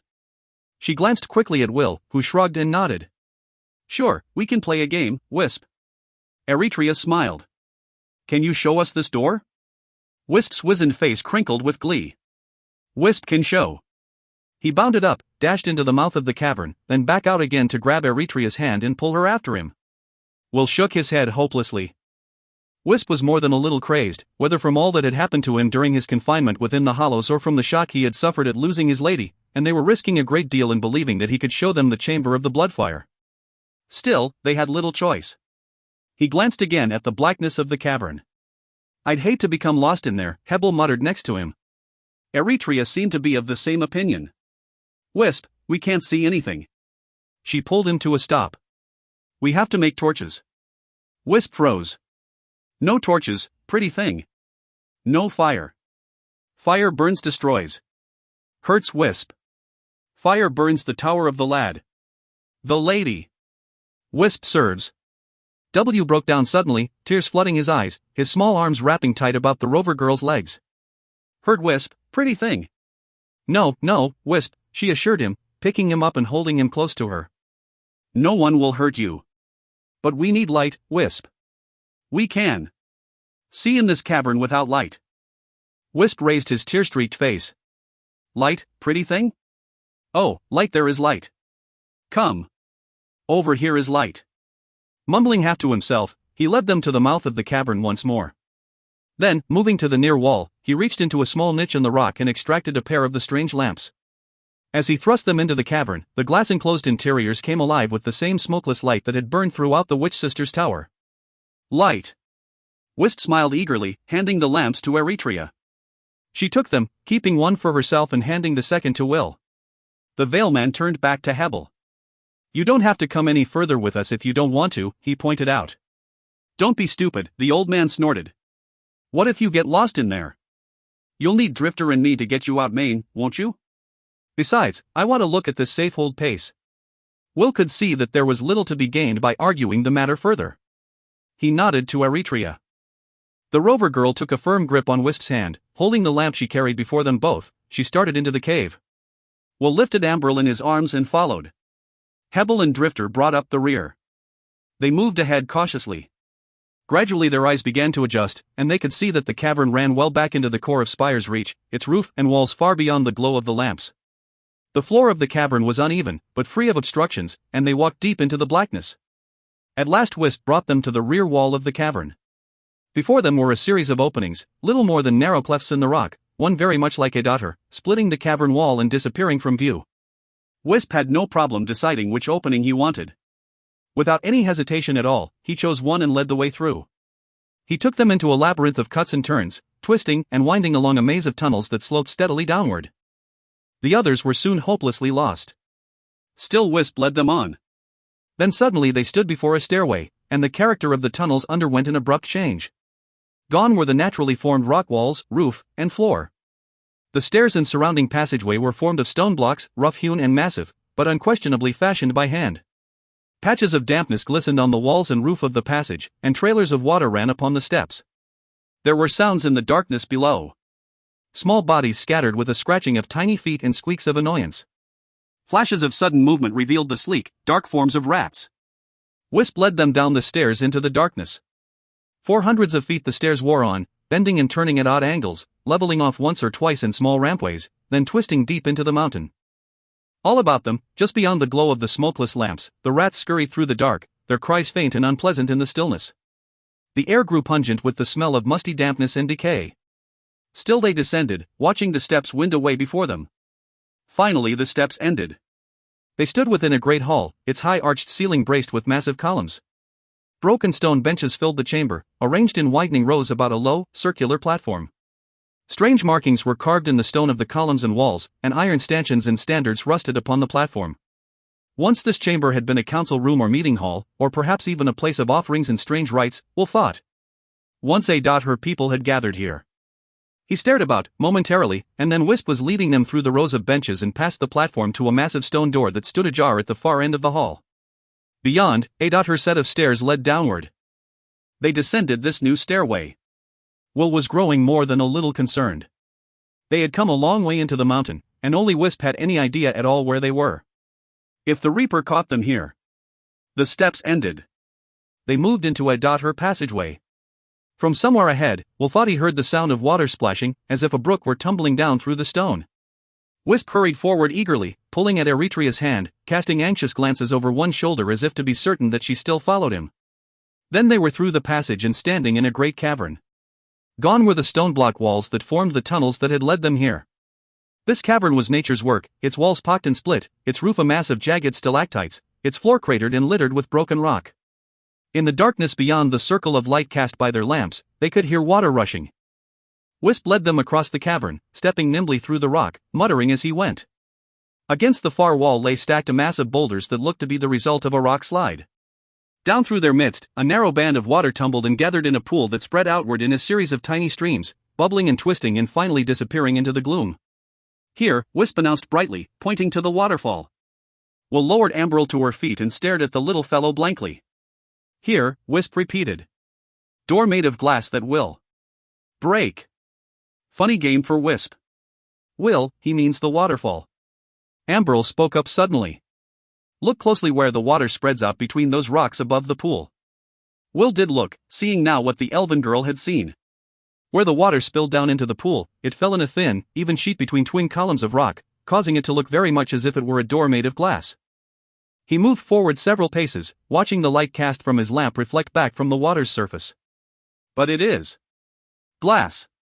Eritrea snapped. It's just water. But would the Ellcrys remember that? Ambril countered quickly, speaking still to the Veilman. It has been so long for her. Much of what she once knew has become forgotten in the passing of time. On much she is confused. Perhaps she remembers this waterfall only for what it appeared to be, a door made of glass that will break. Eritrea looked down at Wisp. This is the door, Wisp? You're sure? Wisp nodded eagerly. Funny game, pretty thing. Play funny game with Wisp again. If this is the door, then there should be a chamber beyond. Will started forward. Wisp can show. Wisp darted ahead of him, pulling Eritrea as he went.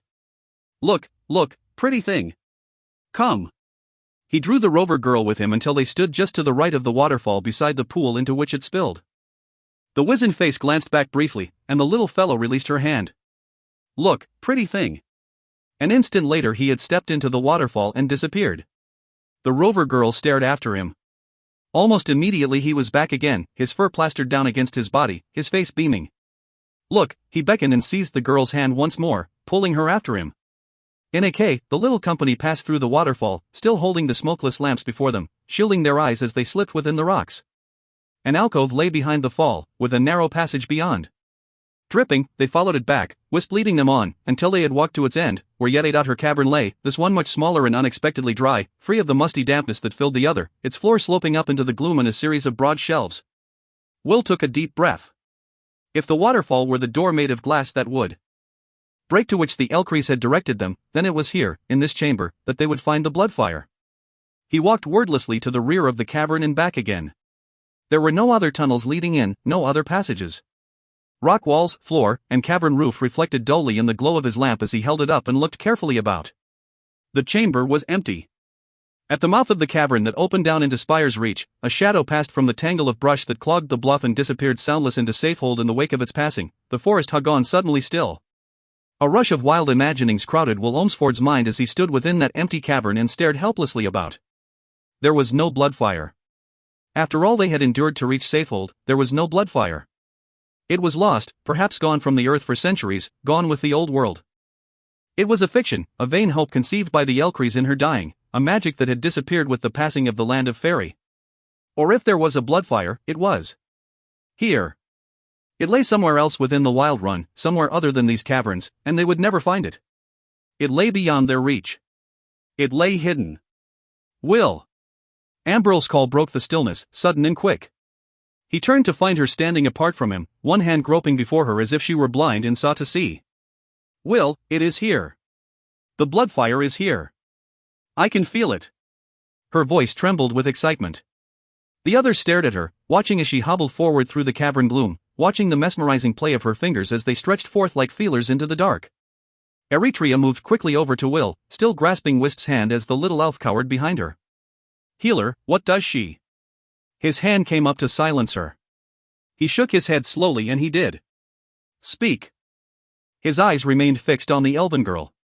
She had moved now to one of the higher levels of the cavern, a small shelf that stood almost in the exact center of the chamber. Painfully, she limped forward, stepping onto the shelf. At its far edge, a large boulder sat. Ambril hobbled to the boulder and stopped, hands reaching down to stroke its surface. Here. She breathed the word. Will started forward at once, bounding onto the shelf. Instantly the elven girl turned back to face him. No. Come no closer, Will. The Veil Man stopped. Something in the tone of her voice forced him to stop. They faced each other wordlessly in the gloom of the cavern for an instant, and in the elven girl's eyes there was a look of desperation and fear. Her eyes stayed locked on his a moment longer, and then she turned away. Placing her slim body against the boulder, she shoved. As if it were made of paper, the boulder rolled back. White fire exploded from the earth. Upward toward the roof of the cavern it lifted, the flame glistening like liquid ice. It burned white and brilliant as it rose, yet gave off no heat. Then slowly it began to turn the color of blood. Will Olmsford staggered back in shock, unaware momentarily that in the rush of fire Ambril had disappeared altogether. Then behind him he heard Wisp scream in horror. Burn! Wisp will burn! Heard Wisp. His voice became a shriek. His wizened face contorted as the fire flooded the cavern with red light. The lady Bins, she burns. Wisp serves the burns. His mind snapped. Wrenching free of Eritrea, he ran from the chamber, screaming one long wail of anguish. Hebel grabbed for him and missed. Wisp, come back! Eritrea cried. Wisp! But it was too late. They heard him pass through the waterfall and he was gone. In the crimson glare of the bloodfire, the three who remained faced 1A. Her wordlessly. XLVII. In the next instant Will Olmsford realized that he could no longer see Ambril. He hesitated, thinking that somehow his eyes were deceiving him, that the fire was hiding her in its mix of shadows and crimson light, that she must still be standing there on that shelf of rock where she had stood a moment earlier. Yet if that were so, why was it that he couldn't see her? He was starting toward the bloodfire to find out when the scream sounded high and terrible as it lingered in the stillness. Wisp! Eretria whispered in horror. She was already moving toward the passageway when Will caught up with her and pulled her quickly back toward the fire. Hebel backed away with them, one hand gripping Drifter's neck as the big dog growled in warning. Then they heard something pass through the waterfall. Wisp, Will knew, this was something else, something much bigger than Wisp. The sound of its passing told him that much. And if it was Wisp then? The hackles on the back of Drifter's neck bristled up in fear and the big dog dropped to a crouch, snarling. Behind me! Will motioned Eretria and Hebel back. Already he was reaching into his tunic, pulling free the pouch that held the elfstones. Backing to the edge of the rock shelf where the bloodfire burned, his eyes fixed on the chamber entry, he yanked open the leather drawstrings, his fingers groping frantically. It was the Reaper. Its shadow moved in the chamber entry, as soundless as the passing of the moon. The Reaper walked like a man, though it was much larger than any ordinary man, a massive, dark thing, larger even than Alanon. Robes and a cowl the color of damp ashes were all that could be seen of it.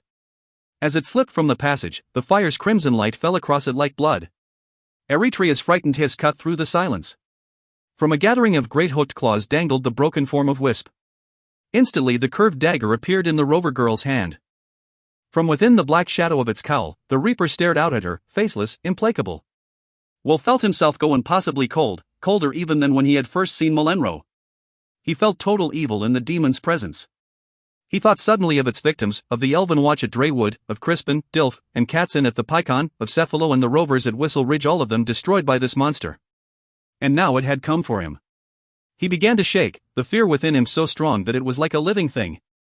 He could take his eyes from the demon, could bring himself to look away, though every fiber of his body begged him to do so.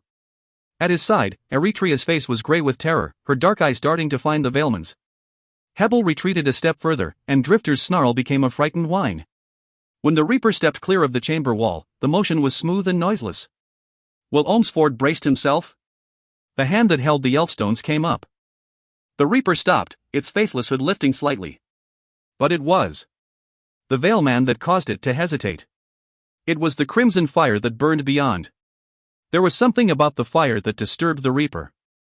Silently the demon studied the blood-red flames as they licked at the smooth surface of the rock shelf and rose to the chamber ceiling. The fire did appear to threaten. It simply burned, cool, smokeless, and steady, leaving no mark. The Reaper waited a moment longer, watching. Then it started forward. The dreams came back to Will Olmsford in that instant, the dreams that had plagued his sleep at Havenstead and again at the fortress in the Pycon, the dreams of the thing that hunted him through mist and night, the thing from which he could escape. The dreams came to him now as they had come to him in his sleep, and all of the feelings that had swept through him then were reborn, yet stronger and more terrifying. It was the Reaper that had pursued him, its face never seen as it stalked him from one imagined dream world to the next, always just a step away. The Reaper, now come out of nightmare into reality. But this time there was nowhere to flee, nowhere to hide, no waking out of sleep. This time there was no escape. Alanon! Help me! He retreated deep within himself and found the druid's words floating in a sea of unreasoned fear. Believe in yourself. Believe. Have confidence. I depend on you most of all. I depend on you. He gathered the words to him. Hand steady, he called upon the magic of the elfstones with everything that he could muster. Down into the stones he plunged, feeling himself drop through layers of deep blue light. His vision seemed to cloud as he fell, and the scarlet glow of the bloodfire seemed to fade to gray. He was close now, close. He could feel the fire of the elfstone's power. Yet Hing happened. He panicked then, and for an instant the fear overwhelmed him. So completely that he almost broke and ran. It was only the realization that there was nowhere left to run to that made him stand fast. The barrier was still there, still within him just as it had been within him following the encounter with the demon and the turfing, as it would always be within him because he was a true master of the elfstones. Their rightful holder, Hing, but a foolish Veilman who had presumed that he could be something more than what he was. Healer! Eretria cried desperately. Again the Veilman tried and again he failed. The power of the elfstones would be called forth. He could reach it, could command it. Sweat bathed his face, and he clenched the elfstone so tightly that the edges cut into his palm. Why would the power come? Then Eretria stepped away from him, fainting suddenly with the dagger, calling the demon after her. The Reaper turned, the faceless cowl following her as she moved slowly down the rock shelf, as if she thought to escape back through the chamber entry. Will recognized at once what she was doing. She was giving him time, a few precious seconds more to bring the power of the Elfstones to life. He wanted to call out to her, to tell her to come back and to warn her that he could no longer use the magic. But somehow he could. Speak. Tears ran from the corners of his eyes as he strained to break the barrier that locked him from the stones. She was going to die, he thought frantically. The Reaper was going to kill her while he stood there and watched it happen. Lazily, the Reaper tossed aside what remained of Wisp. From beneath its robes, hooked claws stretched out into the crimson light of the bloodfire toward the rover girl.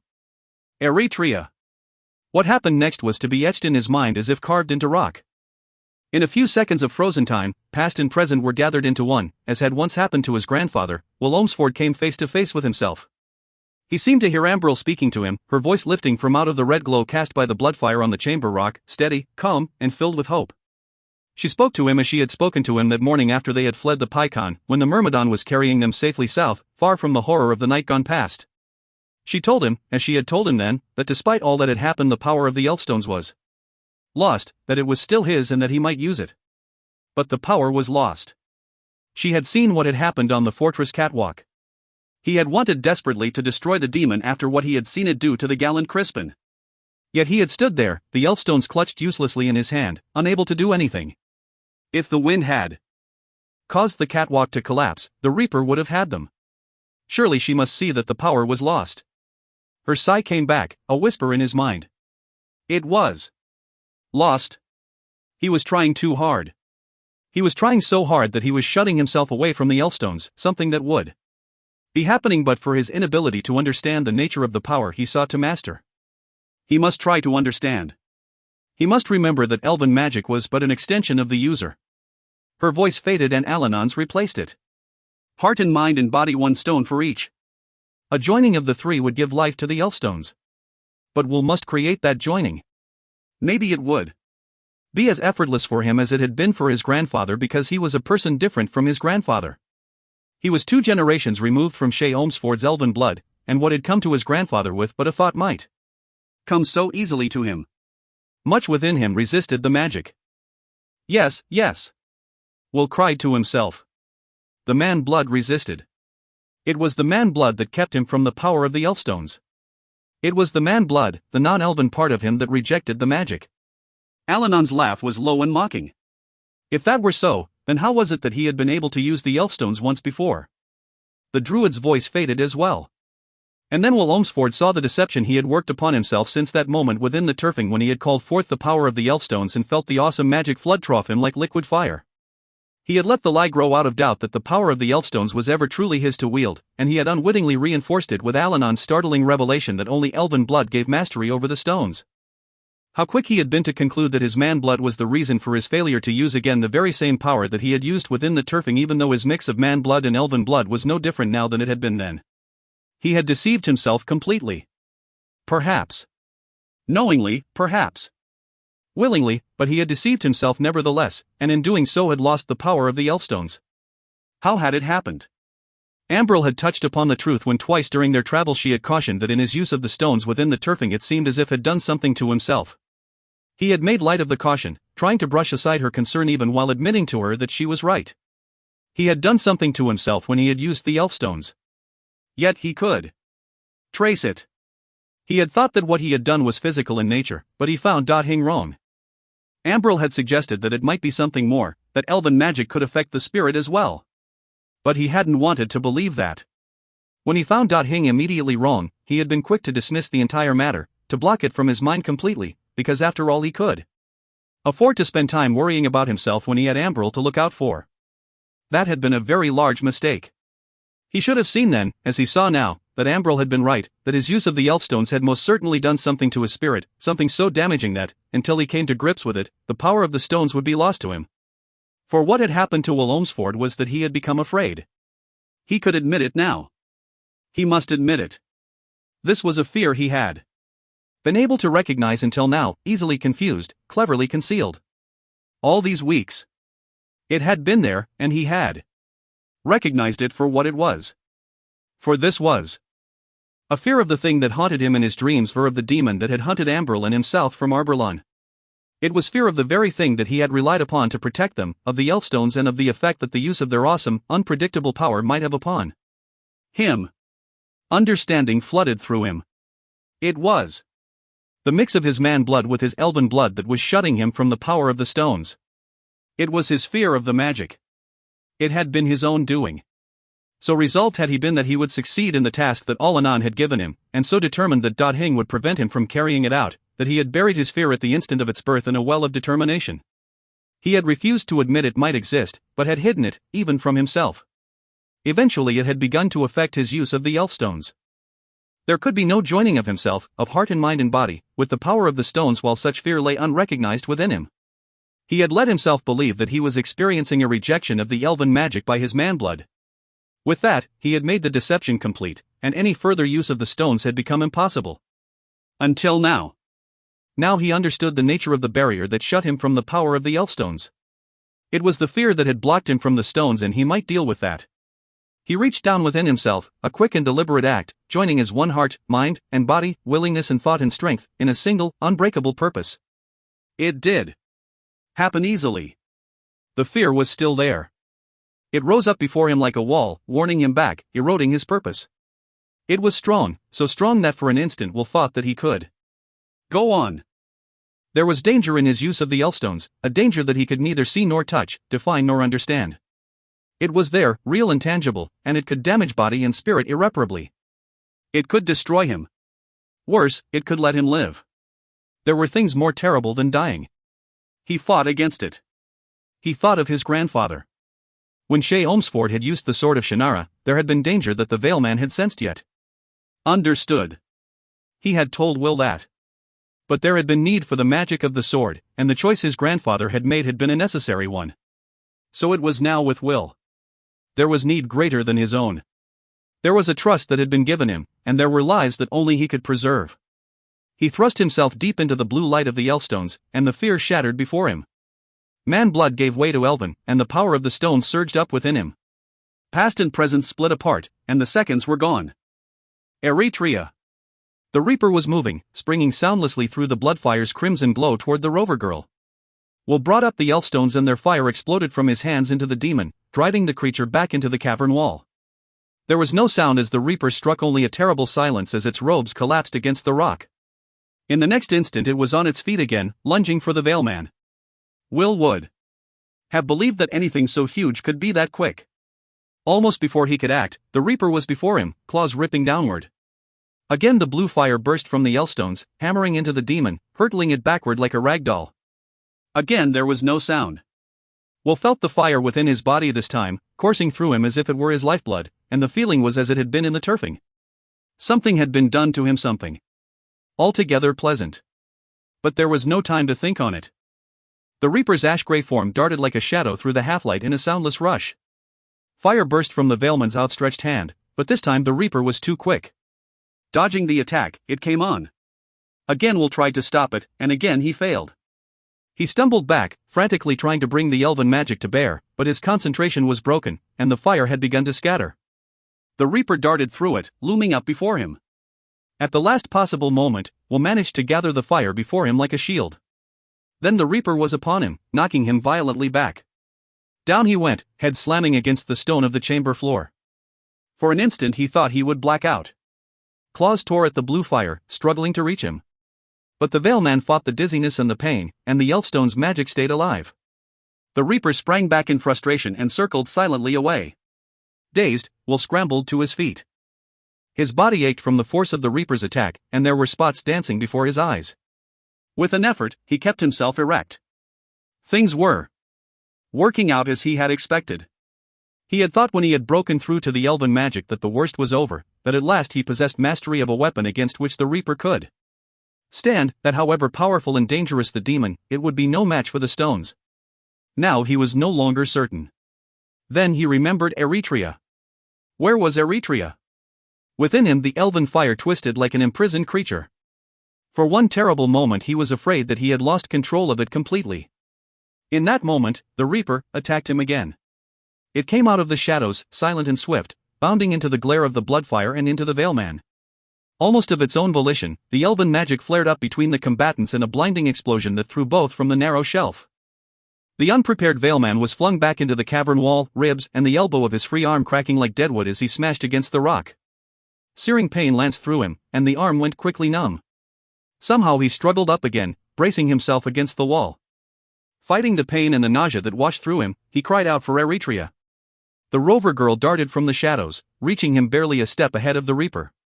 With a noiseless lunge the monster came for them, too quickly this time for the dazed Veilman to act. It would have had them but for Drifter.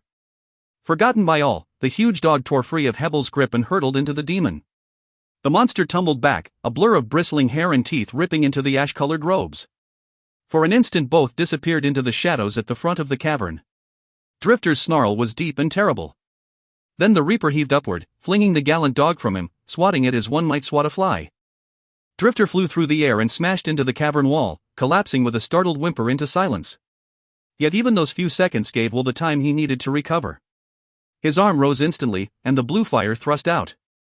It caught the Reaper a glancing blow, but again the creature twisted free, circling swiftly away through the cavern half-light until the pillar of the bloodfire screened it from view. The Veilman waited, eyes sweeping the chamber. There was no sign of the demon. Frantically he searched the shadows, knowing that it would come again. He could find it. Eretria crouched sobbing beside him, one hand still clutching the dagger, her face streaked with dirt and sweat. Hebel bent close to Drifter, whispering urgently. The seconds slipped away. Still Hing moved. Then Will glanced up. The Reaper was on the cavern roof. He saw it just as it dropped toward him, grey robes flying wide. Frantically he shoved Eretria aside and brought up the elfstones. Like a cat, the demon landed before them, massive and soundless. Eretria screamed and stumbled back in horror. Slowly, the black hole of the cowl widened, freezing Will Olmsford with its empty stare. The Veilman could move. The blackness held him, faceless and deep. Then the Reaper lunged, and for just an instant Will felt himself swallowed by the thing. He would have died then but for the power of the elfstones. Seeking stones, Alanon had called them, and the warning cried out in his mind: seek the Reaper's face. Quicker than thought, the magic acted, blinding him to the terrible monster, to his fear and pain, and to everything but a primitive instinct for survival. He heard himself scream, and the blue fire exploded from him. It tore through the Reaper's faceless cowl, gripped the demon like a vice about its invisible head and held it fast. Twisting desperately, the monster sought to break free. Will Olmsford's hands locked before him, and the elven magic swept from his shattered body into the Reaper, lifting it, thrusting it back against the cavern wall. There the Reaper hung, impaled upon the blue fire, writhing in fury as it burned. An instant later the fire swept downward through the demon's robes and exploded in a flare of blinding light. When the fire died, all that remained of the Reaper was a charred outline of its twisted robes burned deep into the cavern rock. XLVIII. The bloodfire enfolded Amberly Lessadil with the gentle touch of a mother's hands. All about her the flames rose, a crimson wall that shut away the whole of the world beyond, yet did no harm to the wondering girl. How strange, she thought, that the fire did burn. Yet when she had pushed away the rock and the fire had burst forth about her, somehow she had known that it would be so. The fire had consumed her, but there had been no pain, there had been no heat or smoke or even smell. There had been only the color, deep hazy scarlet, and a sense of being wrapped in something familiar and comforting. A drowsiness crept through her and the pain and fear of the past few days seemed to drain slowly away. Her eyes wandered curiously through the flames, trying to catch a glimpse of the cavern that housed the fire and the companions who had come with her. But there was Hing, there was only the fire. She thought to step through it momentarily, to reach beyond its haze, yet something within her dissuaded her from doing so. She should remain here, she sensed. She should do what she had come here to do. What she had come here to do, she repeated the words and sighed. Such a long journey it had been, such a terrible ordeal. But now it was ended. She had found the bloodfire. Curious how that had happened, she thought suddenly.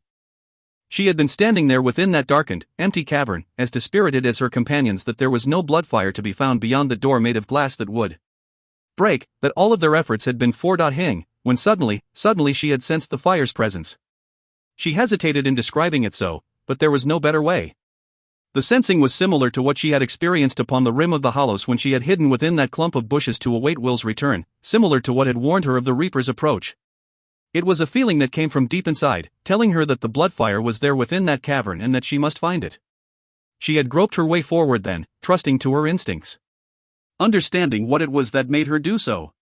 Even when she had found the fire beneath that cavern shelf and worn wool back from her, even when she had pushed aside the rock to free the fire, she had understood what it was that was guiding her. The thought disturbed her. She still did understand. Something had touched her. She needed to know what it was. She closed her eyes and sought it out. Understanding came slowly.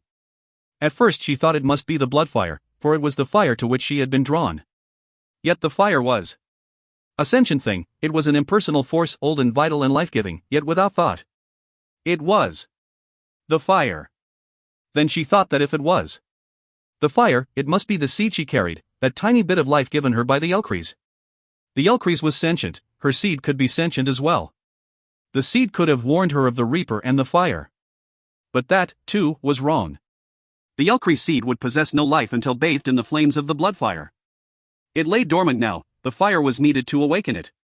It was the seed. But if it was the blood fire and it was the seed, what was left? Then she saw it. It was she. Something within her had warned of the reaper. Something within her had warned of the blood fire. The warnings had come from within her because they belonged to her. It was the only answer that made any sense. Her eyes opened in surprise, then quickly closed again. Why were the warnings hers?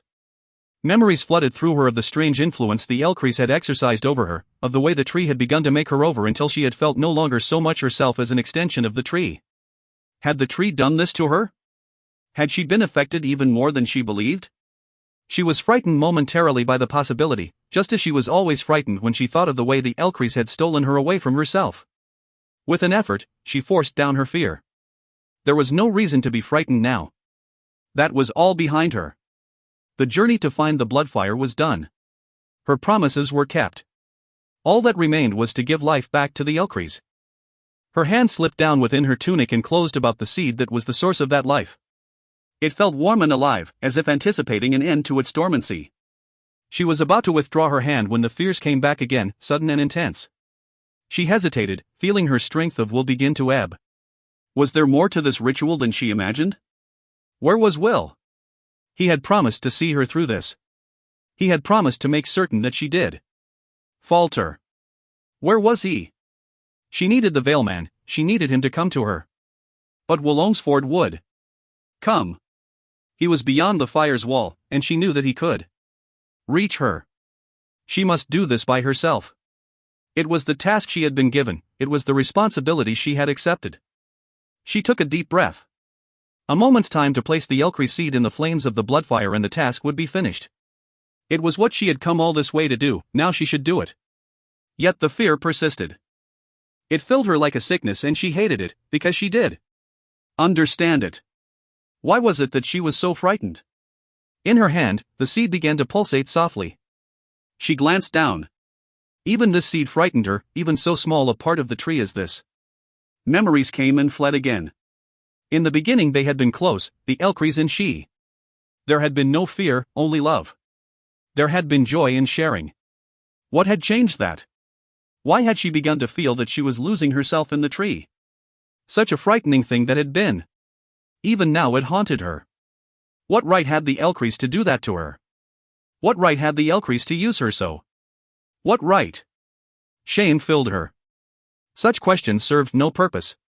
The Ellcrys was dying and she needed help. Recrimination. The elven people needed help. The even girl opened her eyes and blinked into the bloodfire's crimson glow. There was no time to indulge her bitterness or to explore her fear. There was only time to do what she had come to do, to bait the seed she held in the fire. She started the fire. Why had the seed already been affected by the fire? Could the flames reach it within her tunic? Had they already touched it? What difference whether she took the seed out? More questions. Pointless questions. Again she started to withdraw the seed and again the fear held her back. Tears filled her eyes. Oh, that there might be someone else to do this thing. She was a chosen. She was suited. She was.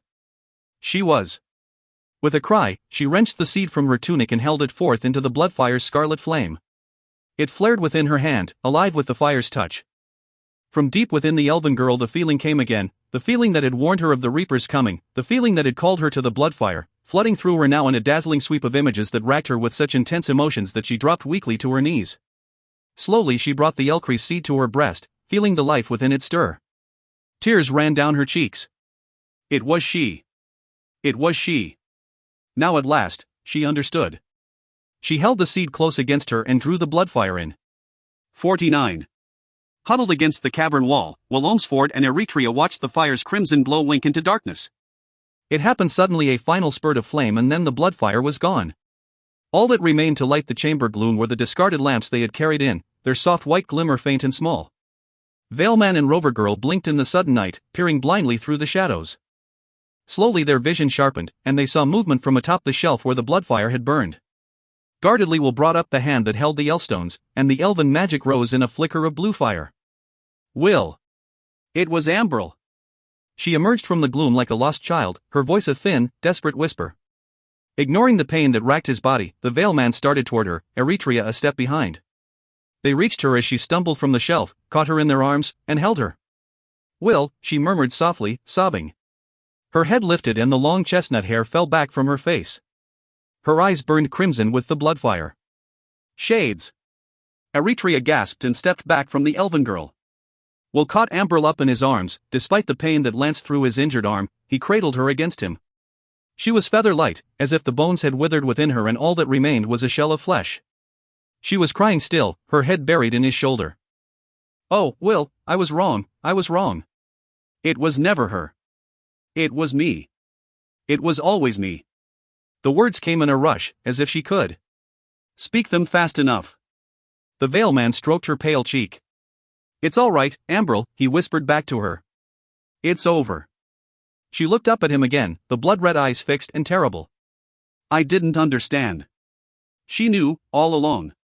She knew, and she tried to tell me, to let me see, but I didn't understand, I was frightened. Don't talk. The Veilman gripped her tightly, a sudden, unreasoning fear slipping through him. They had to get free of this blackness. They had to get back to the light. He turned quickly to Eretria. Pick up the lamps. The Rover Girl didn't argue. She retrieved the smokeless lights and hurried back to him. I have them, healer. Then let us hurry from this. He began and caught himself. The Ellcrys. The seed. Had the elven girl? Ambril, he whispered gently. Has the seed been placed within the fire? Ambril? It is done, she said so softly he barely caught her words. How much had this cost her, he wondered bitterly. What had happened to her within the fire? But no, there was no time for this. They must hurry. They must climb from these catacombs back to the slopes of Spire's Reach and then return to Arborlon. Their Ambril could be made well again. There she would be all right. Hebel, he called out. Here, Elfling. The old man's voice was thin and harsh. He appeared out of the shadows, cradling Drifter in his arms. Legs broke. Maybe something more. There were tears in Hebel's eyes. I can't leave him. Healer. Eretria's dark face was suddenly close before his own. How are we to find our way back without the dog? He stared at her as if he had forgotten she existed, and she flushed with shame, thinking him angry for her reaction to the elven girl. The Elfstones, he muttered finally and did. Stop to question whether he could use them. The Elfstones will show us the way. He shifted Ambril slightly in his arms, grimacing as the pain from his shattered body rose up in waves. Eretria caught his arm. You can. Carry the elven girl and use the stones as well. Give the girl to me. He shook his head. I can manage, he insisted. He wanted Ambril to stay close to him. Don't be so stubborn, she pleaded softly. Her jaw tightened, and it was with difficulty that she spoke. I know how you feel about her, healer. I know. But this is too much for you. Please, let me help. Give her to me to carry. Their eyes met momentarily in the half-light, and Will saw the tears that glistened on her cheeks. That admission had hurt her. Slowly he nodded.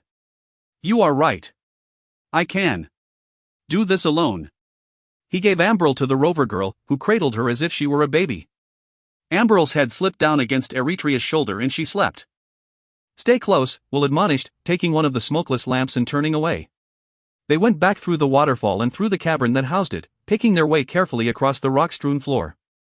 Blood and sweat mingled freely on Will Olmsford's body, and the pain grew worse.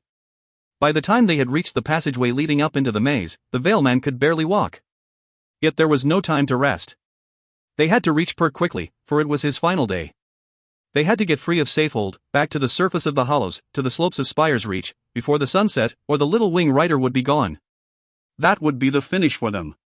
Without Perk and Jean to carry them to Arborlawn, they would never get clear of the Wild Run. Staggering to a halt before the passage entry, Will fumbled through the compartments of the pouch he carried at his waist. Within were the herbs and roots that aided him in his healing. After a moment's search, he brought forth a dark purple root, its 6-inch length coiled tight. He held it before him, hesitating. If he ate it, its juice would kill the pain. He would be able to go on until they reached the slopes of the mountain above. But the root had other effects. It would make him drowsy and eventually render him unconscious. Worse, it would cause him to become increasingly less coherent. If it took effect too quickly, before they succeeded in finding their way clear of the catacombs. Eretria was watching him wordlessly. He glanced up at her and the frail body she carried. Then he bit into the root and began to chew. It was a chance he had to take. They stumbled ahead in the dark. When the maze began to open up before them, the Veilman brought up the hand that held the elfstones and called forth the magic within. It came quickly this time, flooding through him like a sudden rush of heat, whirling through his limbs and exploding outward into the dark. Like a beacon, it curled before them through the catacombs, leading them on. They followed, shadows in the passage gloom. Onward they trudged, the crippled Veilman spewing forth the blue fire to give them direction, the rover girl close beside him, holding the sleeping elf girl gently, and the old man cradling the giant dog. The minutes slipped slowly away. Pain from the wounds suffered in the battle with the Reaper faded into numbness, and Will Olmsford felt himself drift through the darkness like a thing filled with air.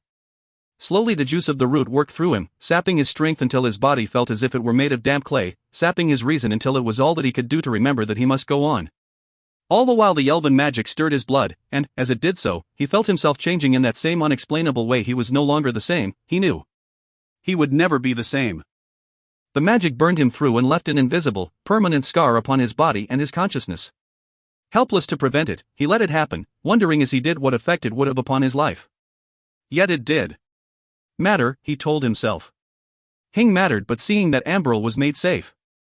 The little company pushed ahead in the wake of the brilliant blue fire, and the tunnels and corridors and stairways disappeared into the blackness behind them. When they finally staggered from the cavern mouth of Safehold, into the air and light of the valley, they had spent themselves. The rover girl had carried Amberl the entire way, and her strength was gone. The Veilman was barely conscious, numbed through by the pain-killing root, drifting in and out of coherence as if wandering directionless through a deep mist. Even Hebel was exhausted. Together they stood upon the open bluff high on the slopes of Spire's Reach and linked in the mix of fading sunlight and lengthening shadow, their eyes following its sweep across the expanse of the hollows westward to where the sun set slowly into the forest, a brilliant blaze of golden fire.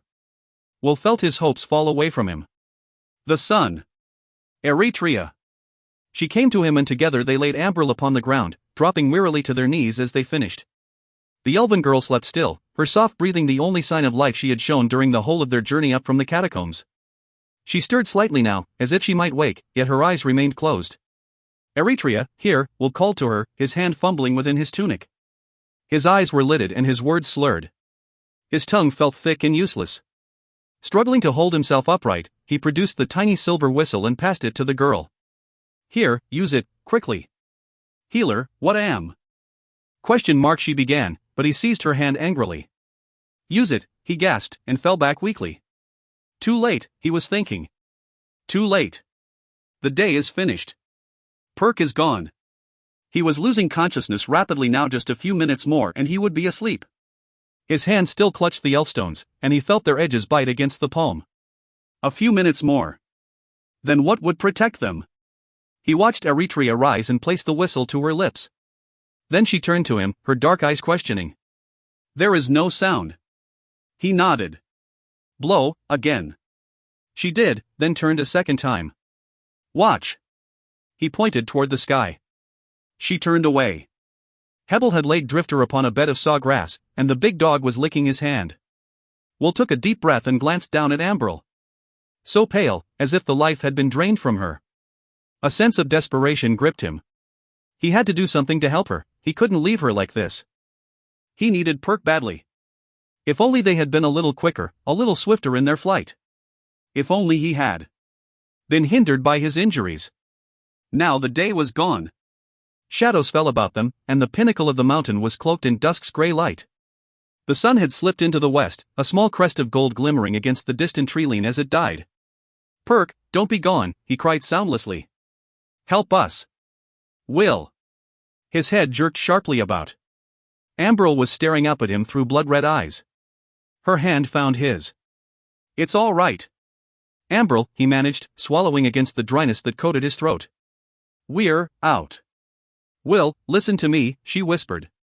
Her words were clear now, no longer vague or hurried, only faint. He tried to answer her, but her fingers came up to seal his lips, and her head shook slowly. "No, listen to me. Don't speak. Just listen." He nodded, bending down as she moved her body close. "I was wrong about her, Will, about the Ellcrys. She was trying to use me. There were no games being played. The fear, that was unintentional, caused by my failure to understand what it was that she was doing. Will, she was trying to make me see, to let me know why it was that I was there, why it was that I was so special. You see, she knew that I was to be the one. She knew. Her time was gone, and she saw." She stopped then, biting her lip against the emotions welling up within her. Tears began rolling down her cheeks. "Amberl," he started to say, but she shook her head. "Listen to me. I made a choice back there. It is my choice and there is no one but me to answer for it. Do you understand? No one. I made it because I had to. I made it for a lot of reasons, for reasons that I can." She faltered, her head shaking. "For the Chosen, Will, for Crispin and Dilf and the other elven hunters. For the soldiers at Drey Wood. For poor little Wisp. All of them are dead, Will, and I can't let it be for.hing. You see, you and I have to forget what we." The words would come for her, and she began to sob. "Will, I need you so much." Fear rushed through him. He was losing her. He could feel it, deep down within him. He struggled to free himself from the numbness that weighted him. Then Eretria called out to them, her voice sharp with excitement. They turned, eyes lifting to follow the line of her outstretched arm as it pointed skyward. Far to the west, through a haze of dying sunlight, a great golden bird soared downward toward the bluff face. "Perk!" Will cried softly. "Perk!" Amberl's arm went about him and held him close. Then he was being carried, and through a fog of half-sleep he heard Perk's voice speaking to him. "It was the smoke from that burning tower, Will. Jean and I circled all day. I knew you were down here. I knew it. Even when the day was almost gone and it was time to return to the Wing Hove, I couldn't leave. I knew the lady would need me." "Will, she looks so pale." The Veilman felt himself being hoisted onto Jenion's back. Eretria's slim brown arms began fastening the harness straps tightly about him. "Amberl," he whispered. "She's here, healer," the rover girl responded quietly. "We are all safe now." Will let himself sag back against her, drifting slowly toward unconsciousness as the night about him deepened. "Elfling," a voice called gently, and his eyes opened to find Hebel's weathered face looking up. "Goodbye, Elfling. I'll go no further with you now. The wilderness is my home. I've taken my search as far as I care to. And Drifter, he's going to be fine. The rover girl helped me splint the leg, and he's going to be just fine. He's a tough one, that dog." The old man bent close. "You and the Elfling girl, I wish you luck." Will swallowed hard. "We owe you, Hebel." "Me?" The old man laughed gently. "Me, Elfling. A thing. Luck, now." He stepped away and was gone. Then Amberl appeared, her slim form hunching down in front of him, and Perk was back, quickly checking harness straps and lines. A moment later the boy's strange call sounded. With a sudden lurch, Jean lifted slowly into the sky, her great wings spanning outward across the dark bowl of the hollows. Upward rose the giant rock, the forests of the Wild Run falling away below. In the distance, the wall of the rock spur came into view. Will Olmsford's arms tightened around Amberl. A moment later, he was asleep. Night lay over Arborlon. In the solitude of the Gardens of Life, Alanon walked alone to the top of the small rise where the Ellcrys stood, his black robes wrapped close to ward off the evening chill, the silver staff she had entrusted to his care cradled within his arms. He had come to be with her, to comfort her in whatever way he might, to give to her what companionship he could. These were to be her final hours. The burden that had been given her so many years ago was about to be lifted. He paused momentarily, staring up at her. It would have seemed curious had someone come upon them. He thought the druid and the Ellcrys, stark black silhouettes framed against a moonlit summer sky, the man standing wordlessly before the withered, barren tree as if lost in some private reverie, his dark face an impassive mask that told Hing of what feelings might lie beneath. But no one would come. He had decreed that the tree and he should spend this night alone and that no one should be witness to her dying but he. He stepped forward then, her name whispered in his mind. Her limbs reached for him at once, frightened and urgent, and his thoughts went quickly to comfort her.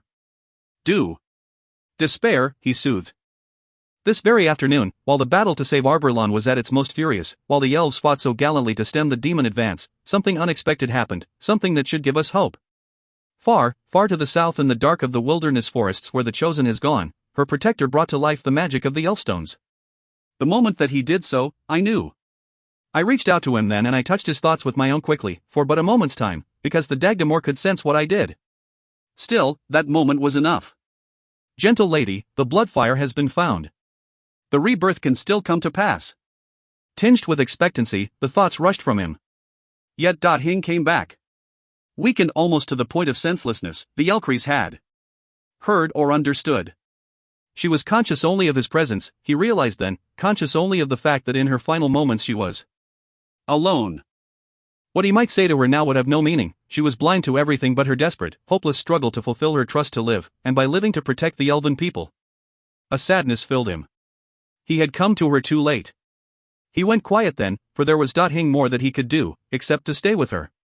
Time slipped away, agonizingly slow in its passing. Now and again her random thoughts reached him, filtered down like scattered bits of color in his mind, some lost in the history of what had been, some cloaked in wishes and dreams of what might yet be, all hopelessly tangled and fragmented by her dying. Patiently he caught those thoughts as they slipped from her, and he let her know that he was there, that he had heard, that he was listening. Patiently he shared with her the trappings of the death that sought to cloak her. He felt the chill of those trappings, for they spoke all too eloquently of his own mortality. All must pass the way that she was passing, they whispered. Even a druid. It caused him to ponder momentarily the inevitability of his own death. Even though he slept to prolong his life, to lengthen it far beyond the lives of ordinary men, still one day he, too, must die. And like the tree, he was the last of his kind. There were no druids to follow him. When he was gone, who then would preserve the secrets handed down since the time of the first council at Paranor? Who then would wield the magic that only he had mastered? Who then would be guardian of the races? His dark face lifted. Was there yet time, he wondered suddenly, to find that guardian? Night sped away with soundless steps, and dawn's pale light broke across the darkness of the eastern sky. Within the vast Westland forests, life began to stir. Allanan felt something change in the Ellcrys' touch. He was losing her. He stared fixedly at the tree, hands gripping tightly the silver staff as if by clasping it so he might hold fast to the life that drained from her. The morning sky brightened, as it did, the images came less frequently. The pain that washed into him lessened, and a curious detachment replaced it. Bit by bit, the detachment widened the distance between them. In the east, a crest of sunlight edged above the horizon, and the night stars faded away. Then the images ceased altogether. Allanan stiffened. In his hands, the silver staff had gone cold. It was over. Gently he laid the staff beneath the tree. Then he turned and walked from the gardens and did look back. Ander Elesidil stood silently by his father's bed and stared down at the old man. Torn and battered, the king's frail body lay wrapped in bandages and blankets, and only the shallow rise and fall of his chest gave evidence of life. He slept now, a fitful, restless sleep, hovering in the gray zone between life and death. A rush of feelings swept through the elven prince, scattering like leaves in a strong wind. It was Gale who had wakened him, frightened and unsure. The young aide had come back to the manor house, restless, unable to sleep, thinking to do some work in preparation for the coming day.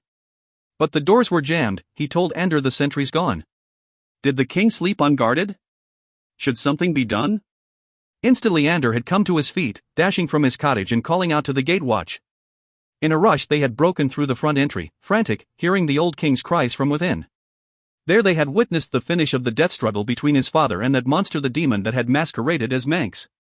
His father had regained consciousness for just a short time as they carried him, bleeding and broken, to his bedchamber, to whisper in horror of the battle that had been fought and the betrayal he had suffered. Then consciousness had left him, and he had slept. How could his father have survived? Where had he found the strength? Ander shook his head. Only the few who had found him could begin to appreciate what it must have taken. The others, the ministers and the commanders, the guards and the retainers, had come later. They had seen the old king sprawled in that blood-smeared entry, torn and shredded. They had seen what had been done to him. There was speculation, of course speculation that bred rumors. The king was dead, they whispered. The city was lost. Anders' jaw tightened. He had silenced them quickly enough.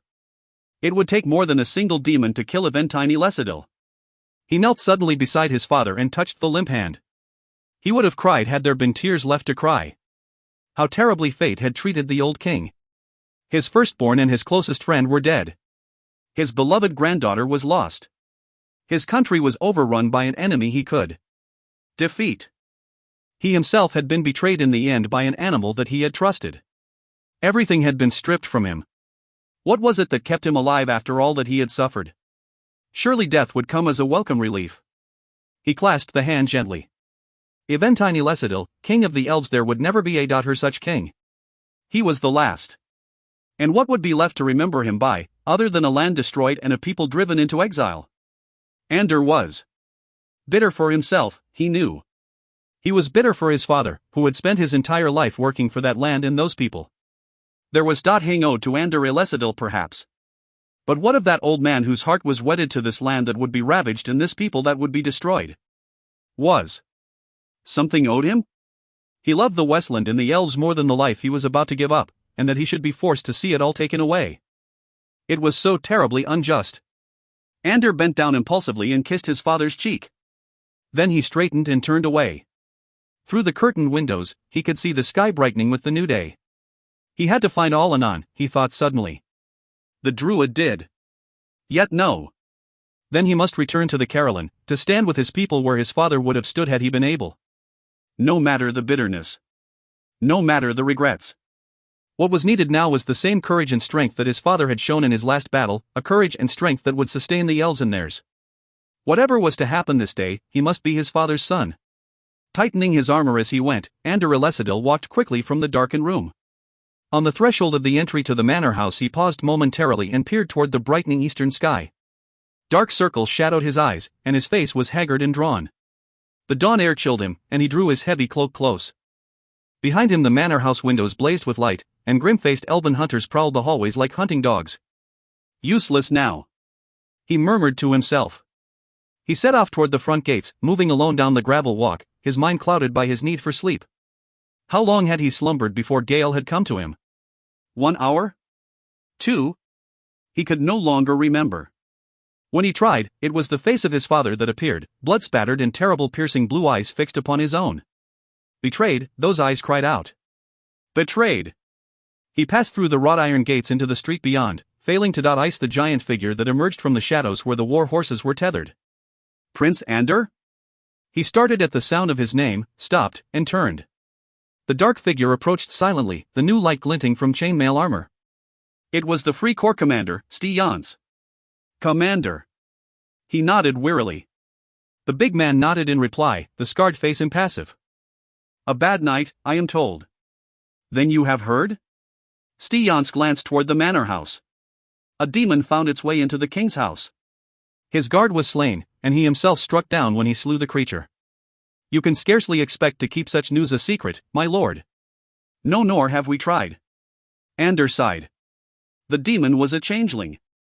It made itself appear as my father's wolfhound, an animal he had had with him for many years. None of us know how long it has been there, playing this game, but tonight it decided the game was finished. It killed the guards, bolted the doors leading out, and attacked the king.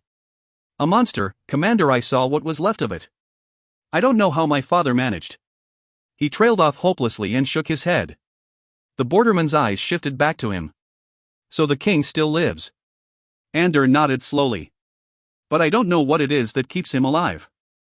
They were silent then, their eyes glancing back toward the lighted manor house and the armed figures that patrolled its shadowed grounds. Perhaps he waits for the rest of us, my lord, Stians said quietly. Their eyes met. What do you mean? Ander asked him. I mean that time draws short for all of us. Ander took a deep breath. How much longer do we have? Today. The hard face remained expressionless, as if the borderman spoke of Hing more significant than what the weather might be that day. Ander straightened. You seem resigned to this, Commander.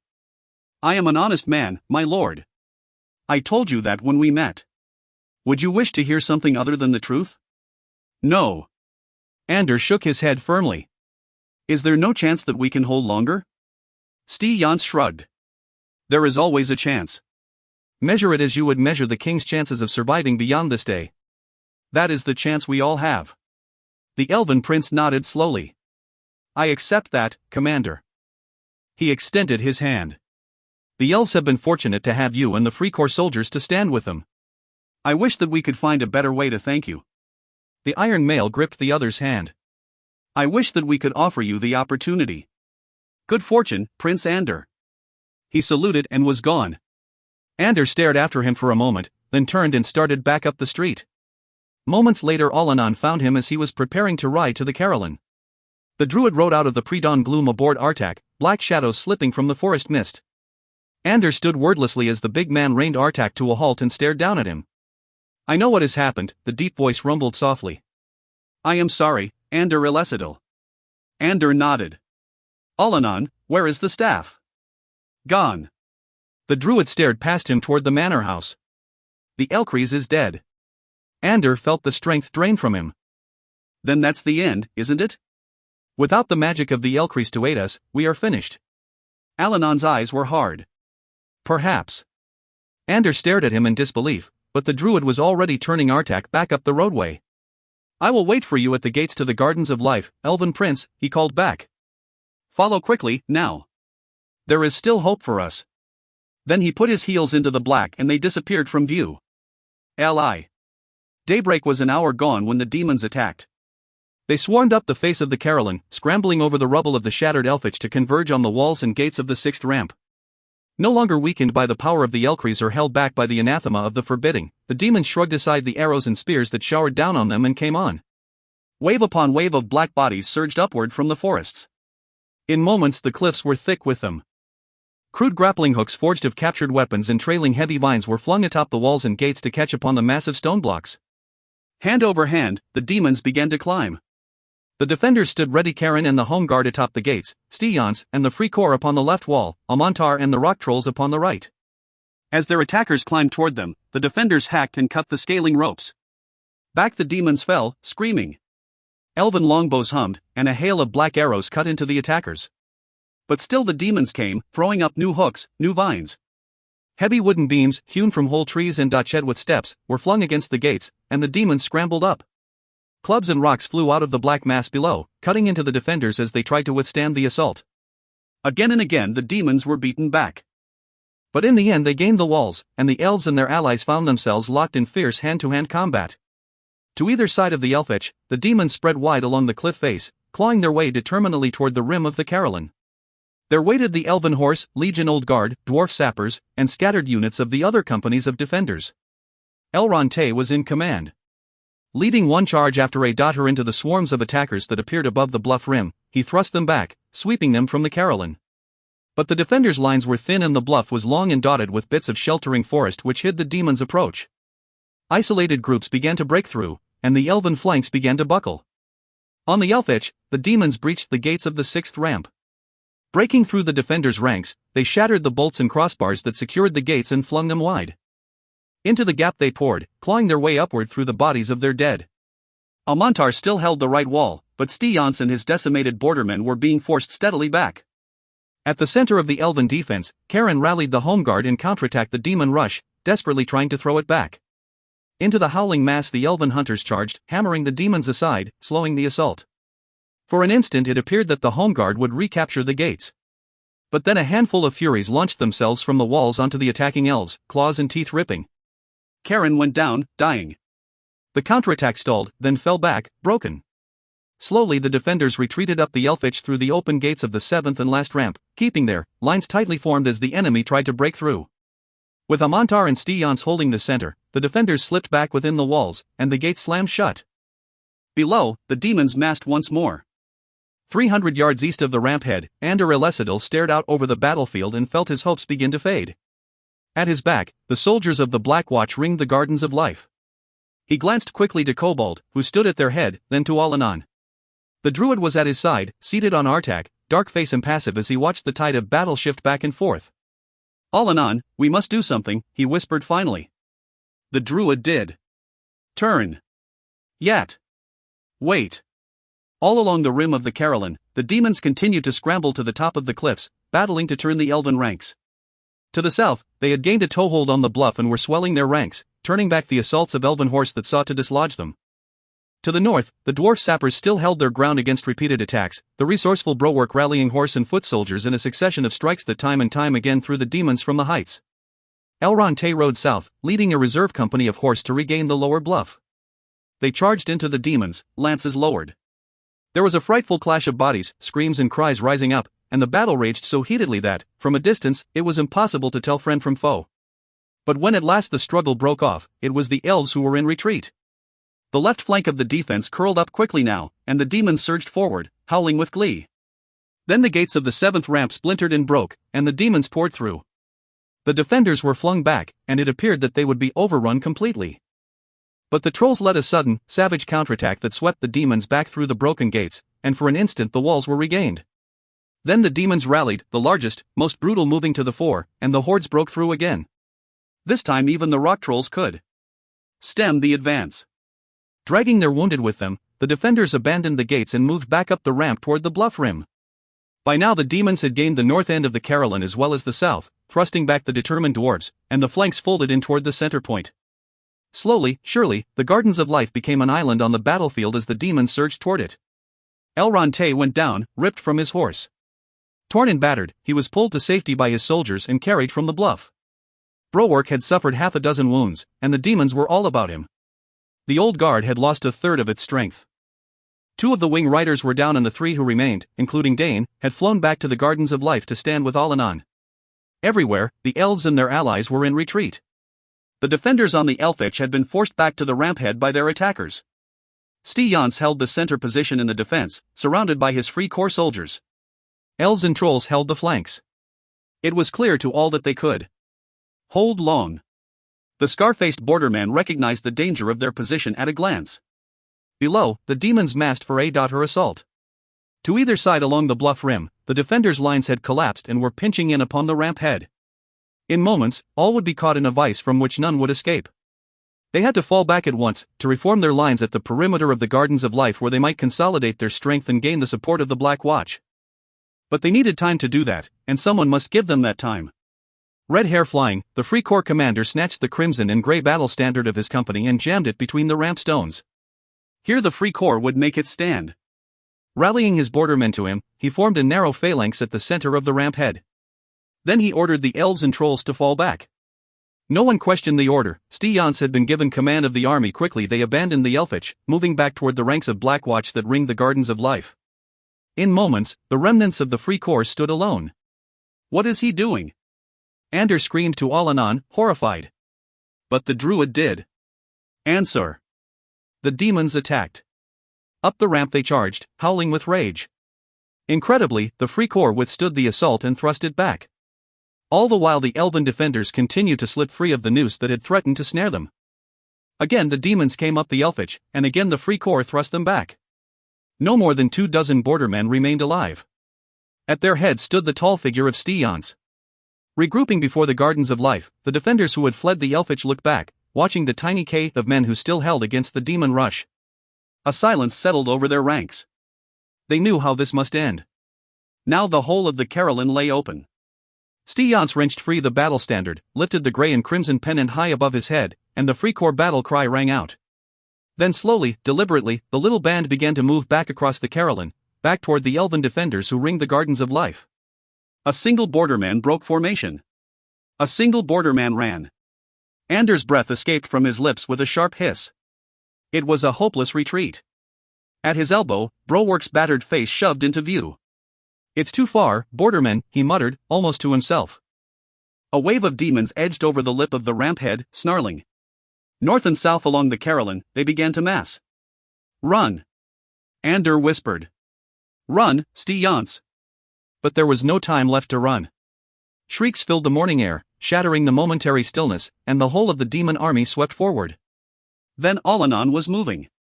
A quick word to Dane and Dancer's reins were in his hands. A moment later he had swung astride the giant rock and was lifting skyward. Ander Ellcrys and those who stood with him stared after the druid in astonishment. High above the gardens Allanon flew, black robes billowing out, lean arms raised. On the Carolyn, the converging demons slowed abruptly and stared skyward. Then a monstrous clap of thunder burst across the grasslands as if the earth had split apart in anger, and blue fire spurted from the druid's fingers. In an arc that reached from one end of the demon advance to the other, the fire swept the foremost ranks of the attackers and burned them to ash. Howls and shrieks rose from the demons as a wall of flame lifted before them, forcing them back from the encircled free core. A roar of excitement went up from the elves. A narrow corridor had opened through the ring of fire to the gardens and the embattled army of the elves. Back through this corridor came the bordermen quickly now, for their trap might close again at any moment. All about them the demons raged, but the fire held them at bay. "Run!" Ander cried silently. "There is still a chance." Back raced the bordermen, and the distance between them narrowed. A handful of Furies gave chase, maddened beyond reason, hurtling through the flames. But Allanon saw them. One dark hand raised, clenching. Druid fire lanced into the cat things and they disappeared in a brilliant explosion, a pillar of fire rising skyward to mark their end. High overhead, Dancer screamed his battle cry. And then Sti Jans and his Free Corps soldiers broke clear of the fire and were back once more within the safety of the elven lines. Shouts and cheers welcomed them, and the battle standards of the four lands lifted in the morning air. On the Carolyn, the druid fire burned lower now, but still the demons did try to cross. With the Furies so easily destroyed, none cared to face Allanon alone. Milling behind the wall of flames, they snarled and raged at the lone black flyer. And they waited. The druid glided past, eyes searching. He knew what must happen now. A challenge had been issued, and one among the demons must answer it. Only the Dagdamor was strong enough to do so and answer he would, Allanon believed, because he had no other choice. The Dagdamor could sense the magic of the Elfstones as well as Allanon. He, too, would know that Wilomsford had used the stones, that the quest for the Bloodfire had been successful, and that the thing he feared most might yet come to pass, a rebirth of the hated Ellcrys and a restoration of the forbidding. It was a dangerous moment for the demon lord. His changeling was dead. His reaper had failed. His army had staled. If he were stopped now, even though all that remained of the Westland was his, he had lost. The Ellcrys was the key to the demon's survival. The mother tree must be destroyed in the earth in which she rooted raised so that Hing could ever again grow there. Then the seed could be hunted at leisure and the last chosen found. Then the demons could be assured that they would again be banished from the land. Yet none of this would come to pass if Allanon were first destroyed. The Dagdamor knew that, and now he would have to act. A frightful shriek rose from the demons. From beneath the rim of the Carolyn, a massive black shadow lifted into the clear morning sky. Allanon turned. It was the winged creature that had nearly caught Wilomsford and Amberl in the valley of Wren on their flight north from Havenstead. The druid saw the thing clearly now, a monstrous bat, sleek and leathery, its blunt snout split wide to reveal gleaming fangs, its legs crooked and taloned. He had heard rumors of such bats living deep in the mountains of the far Northland, but even he had never seen one until now. It hovered above the demon hordes, its cry a high, grating squeal that froze the black mass beneath it into sudden stillness. Allanon tensed. Seated astride the creature's hooked neck was the Dagdamor. The challenge had been accepted. The druid swung Dancer about sharply. Downward flew the bat, the demon's humped form bent close. In one hand, the staff of power began to gleam redly. Allanon waited, holding Dancer steady beneath him. The bat squealed in anticipation. Out from the demon's staff of power the red fire lanced, but just an instant too late. Dancer banked sharply, guided by the druid's touch, then swung abruptly left. As the winged monster swooped down, taloned feet reaching and missing, demon fire exploding into the Carolyn, Allanon wheeled Dancer about. The bat was ponderous and slow in its flight. As it rose, the druid flew beneath it and struck back. Blue fire burned the monster's wings and body, searing its leathered skin, and it cried out shrilly. But it flew back, and again the Dagdamor brought down the staff of power. Demon fire knifed across the morning sky, sweeping in front of the druid in his mount. A wall of flame hung in the air before them, and this time there was no chance to turn. Dancer never hesitated. With a scream, the giant rock looped upward, carrying Allanon clear of the fire, then straightened and swept downward across the Carolyn. From the Gardens of Life, cheers rose from the throats of the elves and their allies. Again the demon attacked, his massive earner dropping swiftly again. Dancer was too quick. Back across the bluff the giant rock flew. Demon fire burst from the staff of power, lancing past the rock, burning the grasslands to ash. Dancer swung right, then left, gaining direction so quickly that the Dagdamor could bring the fire to bear. All the while Alanon fought back, druid fire ripping into the monstrous bat, burning it over and over again until smoke trailed from its ruined body in small swirls as it flew. Page 537 picture. The battle wore on, a terrifying duel that carried druid and demon back and forth above the scarred surface of the Carolyn, twisting and turning, each trying to outmaneuver the other. For a time they fought evenly, and neither could gain an advantage over the other. The bat was ponderous and easily struck, but it was also strong and seemed unaffected by its injuries. Dancer was simply too quick, the fire never touched him. But as the minutes slipped by and still the struggle did end, the rock began to tire. For 3 days he had flown in battle, and his strength was ebbing fast. Each time he swept back above the bluff, the demon fire burned closer. Silence fell over the ranks of the defenders. Through each mind the same thought passed. Sooner or later, the rock would falter or the druid would guess wrong. Then the demon lord would have them. Moments later, their fears were realized. Fire lanced across Dancer's path of flight as the rock bank suddenly left, shattering the great bird's wing. Instantly Dancer faltered and began to spiral downward toward the Carolyn. A cry of horror went up from the elves. Again the staff of power flared, and again the fire burned into the broken rock. Down swept the bat, taloned feet flexed. Desperately Alanon turned as the monstrous thing dropped toward him, and his arms stretched skyward, hands clenched. The bat was almost on top of him when blue fire burst from the druid's fingers. The bat's entire head seemed to explode and disappear. But its momentum carried it into the stricken Dancer. 30 feet above the Carolyn, the bat and the rock collided, slamming into each other with terrifying force. Locked together, they dropped earthward, carrying their riders with them. Downward they plummeted and struck the ground with crushing force. Dancer shuddered once and lay still. The bat never moved. In that instant, it appeared to all as if the battle were lost. Dancer and the bat were dead. Alanon lay stretched upon the ground, still and burned. Only the Dagdamor was in motion. One leg was smashed, but the demon pulled himself free of the stricken bat and started toward the druid. Alanon stirred, head lifting weakly. Slowly the Dagdamor dragged himself forward until he stood 10 feet from the fallen druid. Face twisting with hate, the demon braced. In his hands, the staff of power began to glow. Alanon! Ander Ellcrys heard himself cry out, and the echo reverberated in the sudden stillness. Perhaps the druid heard. Somehow he was on his feet, sidestepping the bolt of fire that lanced past him, moving so swiftly that he was on top of the Dagdamor before the staff of power could be brought to bear a second time. The demon tried to swing the staff about, and then Alanon's hands were locked on its gnarled length. Demon fire flared within the staff, and pain swept through the druid. But his own magic rose in defense, and blue fire mingled with the red. Back and forth the druid and the demon wrestled, bodies straining, each trying to wrench the staff free from the other's hands. Then Alanon reached deep within some final well of strength, some last inner reserve, and the blue fire exploded from him. It burst from his hands and swept the length of the staff of power, smothering the demon fire, coursing into the body of the Dagdamor. The demon's eyes went wide with horror, and he screamed once, high and terrible. Alanon heaved upward, throwing back the humped form, forcing the demon slowly to his knees. Again the demon screamed, the hatred spilling out of him. Desperately he fought against the fire that engulfed his body, struggling to break the druid's hold.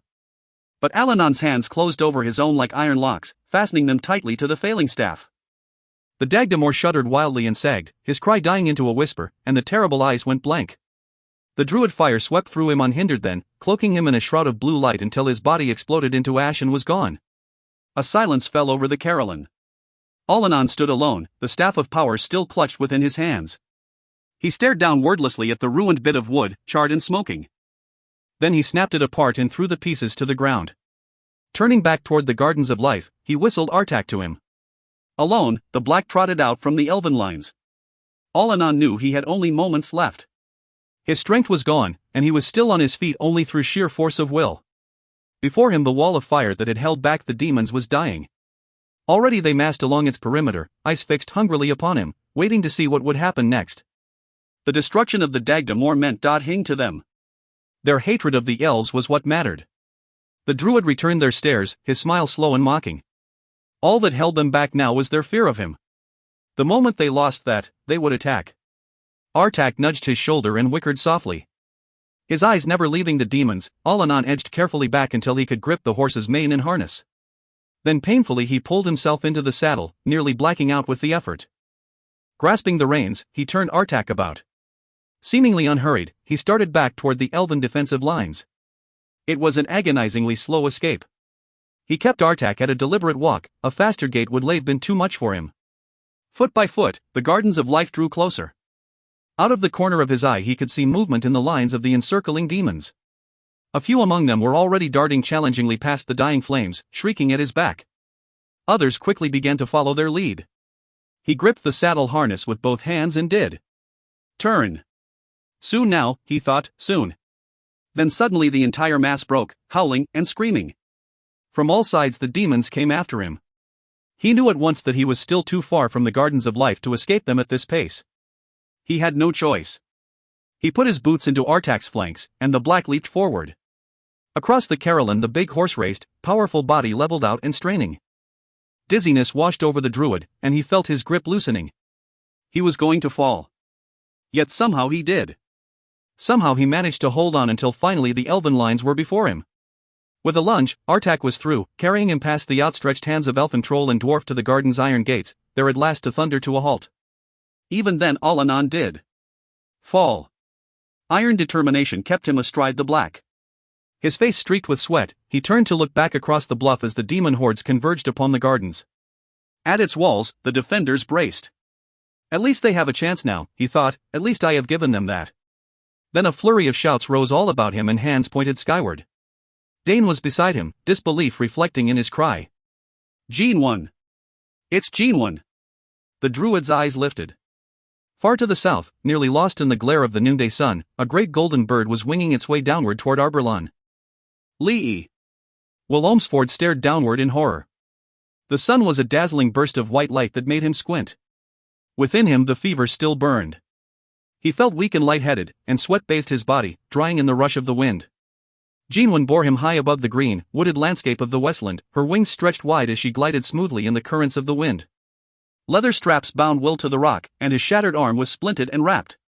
In front of him sat Perk, the small body swaying easily with Jenyen's movements, his hands and voice guiding her flight. Huddled close against the little wing rider, nearly lost within a covering of heavy robes, was Ambril. The arms about his waist belonged to Eretria. He turned, and the rover girl's dark eyes met his. The look she gave him was stricken. Below lay the elven city of Arberlon. Bodies littered the Carolyn, fires burned across its bluff, and the Elfich lay in ruins. Horsemen and lancers, pikemen and bowmen, ringed the Gardens of Life like an iron wall. All about them a wave of twisted black bodies swarmed, thousands strong, and it seemed as if at any moment the defenders might all be swept away. The demons, he whispered soundlessly. The demons. He was conscious suddenly of movement from Ambril. The elven girl had straightened slightly, still bent close to Perk, and she was speaking to the boy. One small hand gripped the wing rider's shoulder. He nodded. Then Jeanwyn began to descend, dropping swiftly toward the Carolyn and the Gardens of Life. The garden stood like an island, sculpted hedgerows and flower beds carefully ordered and serene, awash in a sea of scarred grasslands and shrieking black demons. Will watched the glitter of weapons in the sunlight as the defenders fought back against the hordes that came on against them. Already the back creatures were breaking trough. A scattered few were within the walls. On the small rise at the garden center, the lifeless husk that had once been the Ellcrys stood forgotten. Jeanwyn cried out suddenly, a piercing shriek that cut through the din of the battle taking place below. For an instant all eyes were turned upon the giant rock. Downward she plunged, like a falling piece of sunlight. Scattered cries of recognition rose from among the eaves. A wing rider, they cried, and searched futilely for others. Then Jeanwyn was within the gardens, dropping slowly to the foot of the small rise. Great wings folded in and the scarlet head dipped sharply. Perk scrambled down, working swiftly to release the harness straps that secured the others. He freed Ambril first, and she slid limply from Jenyen's back, crumpling to her knees as her feet touched the ground. Will struggled to reach her, but the fever had weakened him and the straps would loosen. Beyond the hedgerows and flowered tiers, the sounds of battle drew closer. Ambril, he called. She was on her feet again, standing. A dozen paces from him, her child's face lifting. For an instant the terrible blood-red eyes fixed upon his, and it seemed as if she would speak. Then, wordlessly, she turned and started up the rise. Ambril! Will screamed and thrashed against the straps that bound him. Jeanwyn lurched sharply, crying out, and Perk fought to stead her. Be still, healer. Eretria tried to caution him, but he was beyond being cautioned. All he could see was Ambril moving away from him. He was losing her. He could sense it. Jeanwyn started to rise then, frightened by the Veilman's struggles. Perk grasped her harness and pulled himself up, vainly trying to bring her under control. Then Eritrea's knife was out, severing the straps that secured both Will and her. An instant later they were falling, tumbling headlong into a line of bushes. Pain shot through the Veilman's injured body as he struggled back to his feet.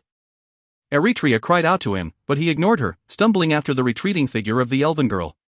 Already she was halfway up the rise, moving slowly toward the tree. Howls rose from close at hand. Abruptly half a dozen demons broke from the hedgerows. Perk had Jeanwyn grounded again and had just dismounted and gone after Will. Instantly the demons came at him. But the Veilman had seen them. His fist swung about, the elfstones gripped within it. Blue fire exploded into the demons and they disappeared. "Get away," he called back to Perk. "Fly, Wing Rider." Eritrea stumbled to his side, other demons began to emerge from the sheltering hedgerows, shrieking as they came. A scattering of Blackwatch burst through to intercept them, pikes lowered. But the demons fought their way past the elves and came at Will. The Veilman turned to face them, and again the elfstones flared. Perk was back atop Jeanwyn, but instead of flying to safety, the little Wing Rider had turned the giant rock toward the closest attackers, driving them back. Yet there were dozens more, converging from everywhere, and even the fire of the elfstones was enough to stop them all. Then a single piercing cry rose above those of the demons and seemed to hang in the heat of the summer noon. Will turned. Atop the rise stood Ambril, arms stretched forth to clasp the trunk of the Ellcrys. At her touch the tree appeared to shimmer like the waters of a stream caught in a blaze of sunlight, then disintegrate in a shower of silver dust that fell about the elven girl like snow. She stood alone then, arms lifting, frail body straightening. And she began to change. "Ambril!" Will screamed one final time, falling stricken to his knees. The elven girl's body began to lose its shape, the human form melting, clothing shredding and falling from her legs fused and tendrils from her feet slipped downward into the earth. Slowly, her upraised arms lengthened and split. "Oh," Will Eritrea whispered as she sank down beside him. Ambril was gone. In her place stood the Ellcrys, perfectly formed, silver bark and crimson leaves gleaming in the sunlight, born anew into the world of the elves. A wail of anguish rose from the demons. The forbidding was restored. All across the Carolyn they cried out as it began to draw them back again. Frantically they stumbled away, fighting to escape the blackness that closed inexorably about them. But here was no escape. One by one they faded from the light, hundreds and then thousands, large and small, black forms writhing, until finally the last had vanished. Silence fell over the defenders of Arborlawn as they stared wordlessly about. It was as if the demons had never been. In the gardens of life, Will Olmsford wept. Liaa. The elves found him there moments later. At Ander Illesidil's command, they carried him to Arborlawn. Too stunned by the loss of Ambril to argue, his body racked with fever, he let them take him. He was carried to the manor house of the Illesidils, down its hallways and corridors, silent and shadowed, to a room where he was bedded. Elven healers washed and dressed his wounds and bound his shattered arm. They gave him a bitter liquid to drink that made him drowsy, and they wrapped him carefully in linen and blankets. Then they left him, closing the door quietly as they went.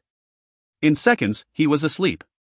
As he slept, he dreamed that he wandered through a deep, impenetrable darkness, hopelessly lost. Somewhere within the same darkness was Ambril, but he could find her. When he called, her response was faint and distant. Gradually he became aware of her presence, cold and evil and strangely familiar, a thing that he had encountered before. Terrified, he began to run, faster and faster, fighting his way through webs of black silence. But the thing pursued him, though it made no sound, he could sense it nevertheless, always just a step behind.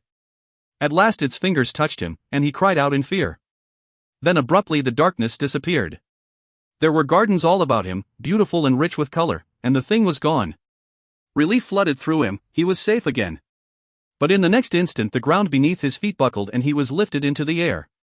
Suddenly he could see that a black wave beyond the gardens was sweeping slowly inward, closing about him, rising like an ocean in which he would surely drown. Desperately he turned to find Ambril, and he saw her now, darting like some voiceless wraith through the garden center, just a glimpse and then she was gone. Over and over he called for her, but there was no answer. Then the black wave washed over him, and he began to sink. Ambril! He awoke with a start, his body damp with sweat. On a small table set against the far wall, a single candle burned. Shadows wrapped the room, and nightfall lay over the city. Will Olmsford. He turned at the sound of his name, searching. A tall, culled figure sat at his bedside, black and faceless against the faint glow of the candle's flame. The Veilman blinked slowly in recognition. Al-Anon. Then everything came back to him in a rush. Bitterness stirred within him, bitterness so tangible that he could taste it. When at last he was able to speak, his voice was a low hiss. You knew, Al-Anon. You knew all the time. There was no reply. Tears stung the Veilman's eyes. He thought back to that first night in Storlock, when he had met the Druid. He had known then that he could afford to trust Al-Anon, that he must trust him. Flick had warned him, Al-Anon was a man of secrets, and he hid those secrets well. But this, how could he have hidden this? Why didn't you tell me? The words were a whisper. You could have told me. There was a movement within the shadows of the cowl. It would have helped you to know, Veilman. It would have helped you, isn't that what you mean? You used me. You let me think that if I could protect Amberl from the demons, if she could be brought safely back to Arbor Lawn, then everything would be all right. You knew that was what I believed, and you knew it wasn't so. The Druid was silent. Will shook his head in disbelief. Couldn't you at least have told her? No, Veilman. She would have believed me. She would have let herself. It would have been too much to ask of her. Think back to what happened when I spoke with her at Havenstead. She did even want to believe that she was still a chosen. Her selection as a chosen had been a mistake, she insisted. No, she would have believed me. Then she needed time to learn the truth about herself and to understand that truth. It was something that I could have explained to her, it was something that she had to discover for herself. The Veilman's voice shook. Words, Al-Anon, you are so practiced in their use. You can persuade so easily. You persuaded me once, didn't you? But I will be persuaded this time. I know what you did. Then you must know also what I did. Do, Al-Anon replied quietly. He bent forward. The final decision was hers, Veilman mine. I was never there to make that decision, only to see to it that she was given the opportunity to make it herself. I did that and Hing more. Hing more? You made certain that she made the decision the way you wanted it made. I wouldn't call that Hing. I made certain she understood what the consequences of the decision would be, whichever way she chose to make it. That is somewhat different. Consequences. Will's head jerked up from the pillow and his sudden laugh was laced with irony. What do you know about consequences, Al-Anon? His voice broke. Do you know what she meant to me? Do you know? Tears streamed down his face. Slowly he lay back again, feeling strangely ashamed. All of the bitterness drained out of him, and he ached with the emptiness that was left. He looked away from Al-Anon self-consciously, and they both stayed silent. In the darkness of the sleeping room, the lone candle's glow touched them softly. It was a long time before the Veilman looked back again. Well, it's finished now. She's gone. He swallowed hard. Would you at least explain why? The Druid said. Hing for a moment, hunched down within the concealing shadows of his robe. When he finally spoke, his voice was almost a whisper. Listen then, Veilman. She is a marvelous creature, this tree, this Ellcrys, a living bit of magic formed by the bonding of human life with earthfire. Before the Great Wars, she was made. The elven wizards conceived her when the demons were finally brought to bay and there was a need to prevent them from again threatening the land of Fairy. The elves, you remember, were a violent people. Preservation of life was their purpose and their work. Even with creatures as destructive and evil as the demons, they would consider deliberate annihilation of a species. Banishment from the land appeared the most acceptable alternative, but they knew it would have to be a banishment of such power that the demons thousands of years hence would still be subject to its laws. And the banishment would have to be to a place where no harm would come to others. So the elven wizards used their most powerful magics, the ones that called for the greatest sacrifice of all, the willing gift of life. It was this gift that enabled the Ellcrys to come into being and the forbidding to be created. He was quiet a moment. You must understand the elven way of life, the nature of the code that governs that way of life, to appreciate what the Ellcrys truly represents and why, therefore, Amberl chose to become her. The elves believe that they owe a debt to the land, for the land is the creator of and the provider for all life. The elves believe that when one takes from the land, one must give something back in return. This belief is traditional, it is ritual. Their lives are given them, therefore they must give life back again. They accomplish this, Veilman, through a life marked by service to the land, endeavoring each in his own way to see to it that the land is preserved. The Ellcrys is but an expansion of that dedication. She is the embodiment of the belief that the land and the elves are mutually dependent. The Ellcrys is a joining of the land with elven life, a joining conceived to protect against an evil that would see both destroyed. Ambril understood that in the end. She saw that the only way in which the Westland and her people could be saved was through her sacrifice, her willingness to become the Ellcrys. She saw that the seed she bore could be given life only through a giving up of her own.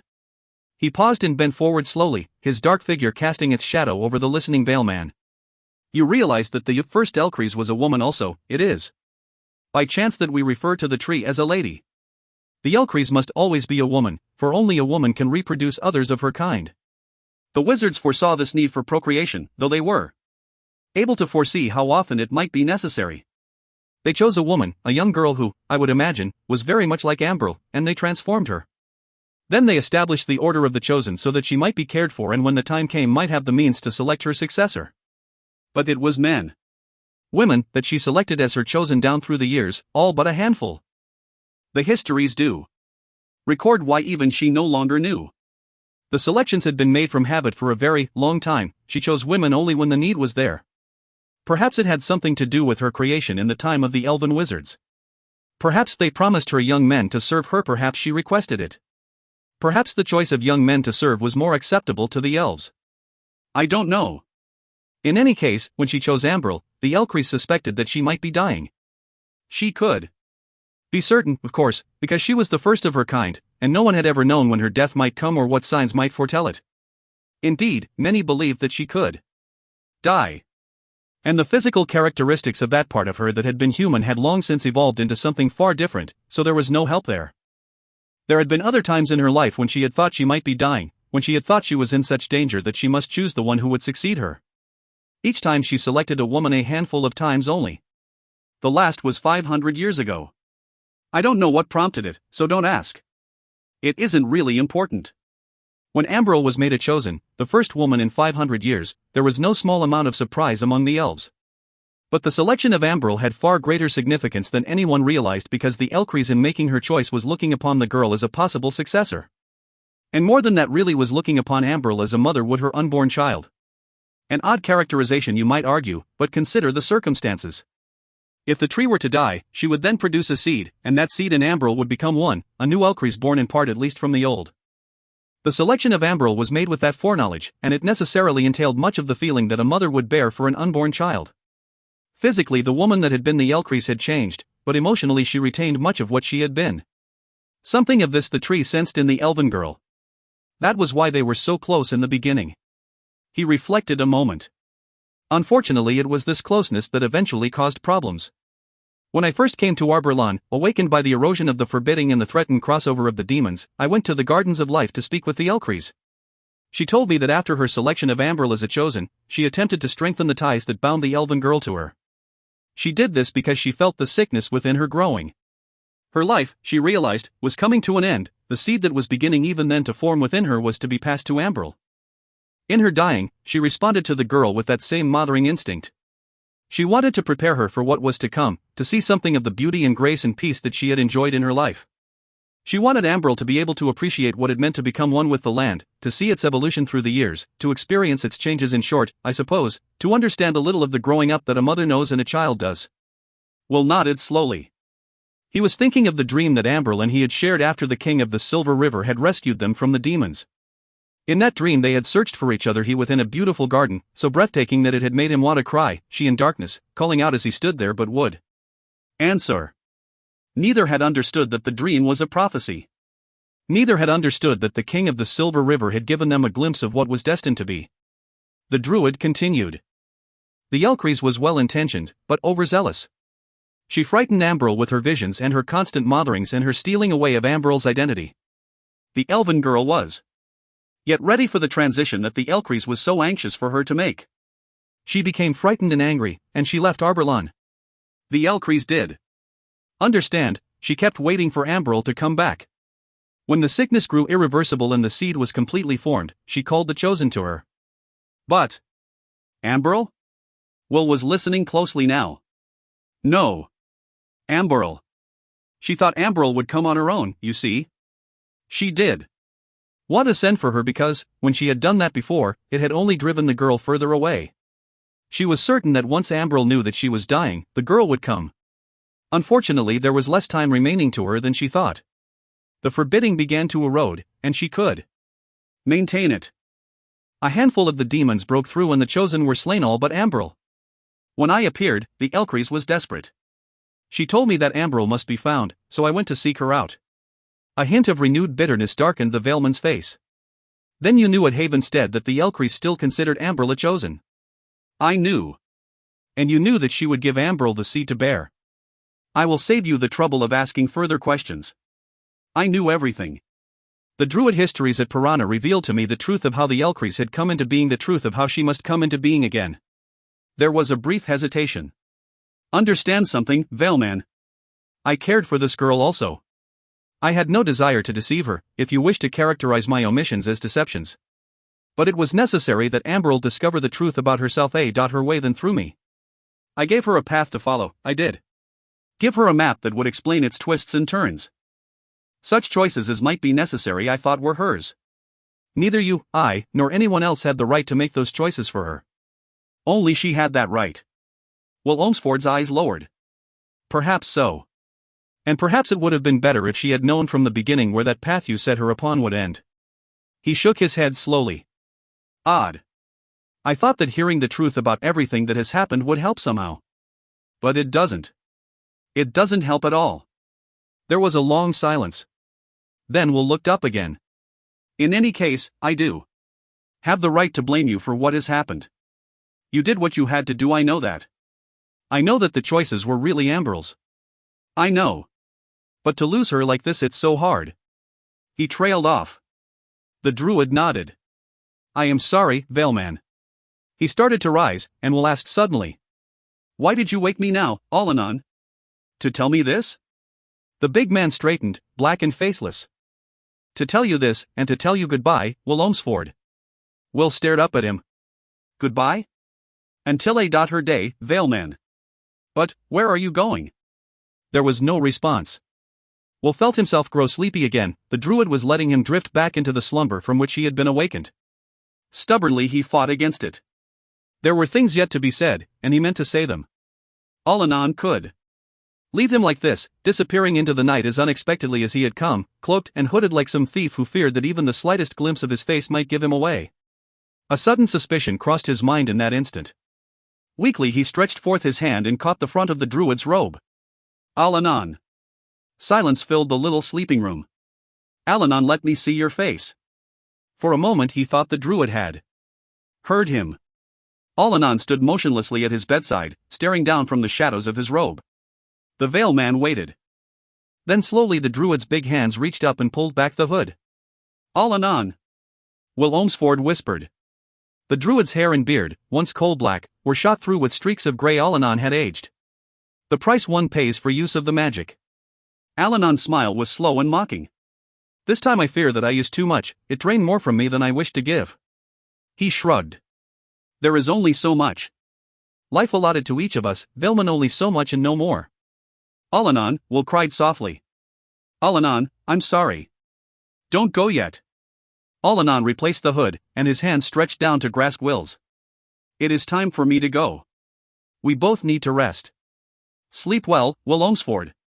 Try to think ill of me, I believe that Ambril would.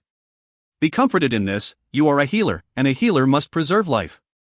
You have done so here for the elves, for the Westland. And though Ambril may seem lost to you, remember that she may be found always within the land. Touch it, and she will be with you. He stepped away into the dark and pinched out the candle's flame. Don't go, Will called out sleepily. Goodbye, Will. The deep voice drifted out of a fog. Tell Flick that he was right about me. He will like that. Allanon, the Veilman mumbled softly, and then he was asleep. Through the dimly lit corridors of the Ellcrys home the Druid stole, as silent as the shadows of the night. Homeguard patrolled these corridors, elven hunters who had fought and survived in the Battle of the Ellcrys, hard men and easily moved. Yet they stepped aside for Allanon. Something in the Druid's glance suggested that they should. Moments later he stood within the bedchamber of the Elven King, the door closing softly behind him. Candlelight illuminated the room with a dim, hazy glow that seeped through the gloom into shadowed corners and hidden nooks with a blind man's touch. Windows stood closed and drapes drawn, masking the room in silence. On a wide double bed at the far end of the chamber lay Aventine, swathed in bandages and linen sheets. At his side Ander dozed fitfully in a high-backed wicker chair. Wordlessly, Allanon came forward and stopped at the foot of the bed. The old king slept, his breathing ragged and slow, his skin the color of new parchment. The end of his life was near. It was the passing of an age, the druid thought. They would all be gone now, all those who had stood against the warlock lord, all those who had aided in the quest for the elusive sword of Shannara, all but the Olmsfords, Shay, and Flick. A grim, ironic smile passed slowly across his lips. And himself, of course.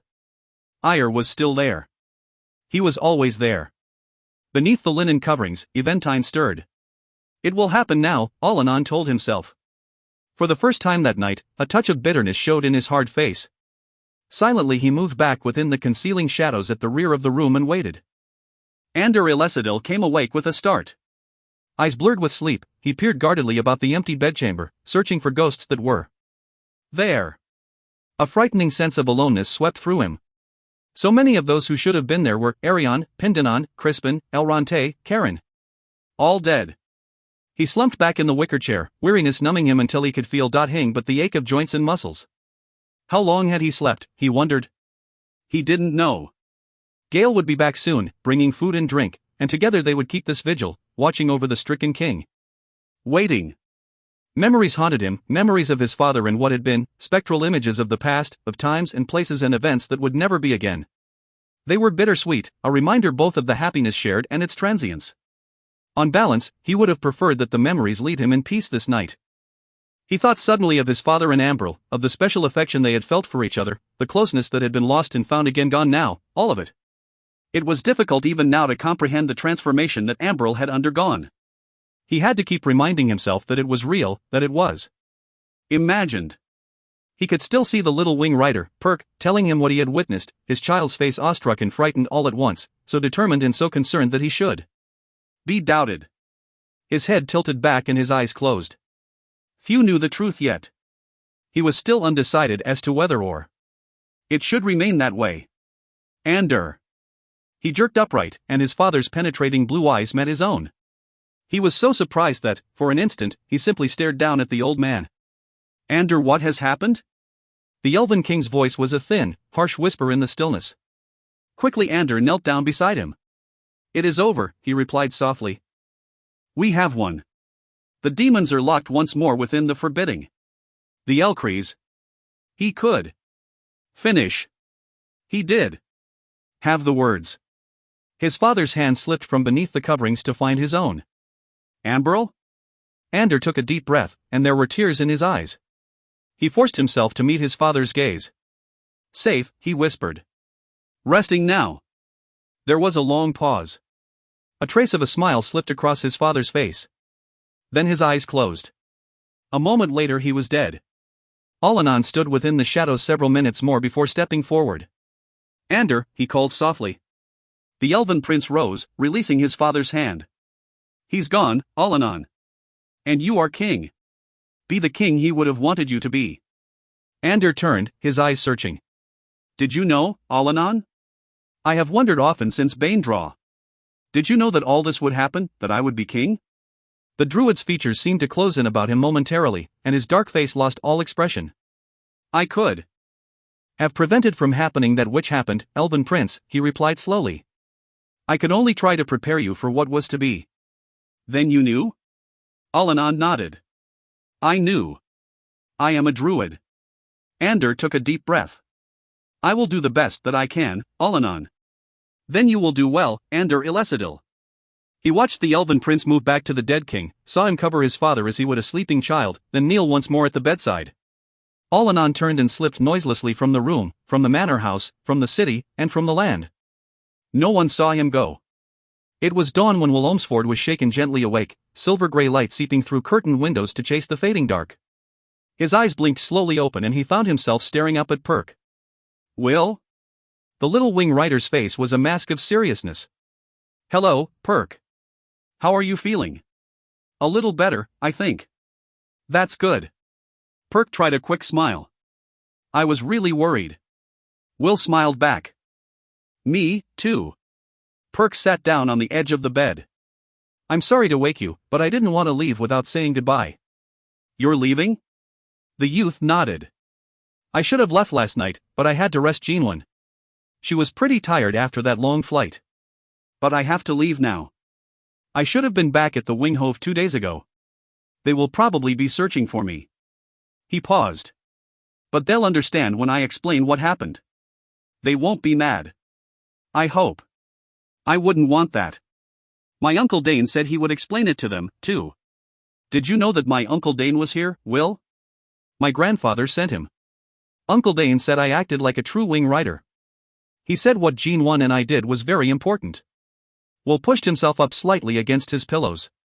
So it was, Perk. Very important.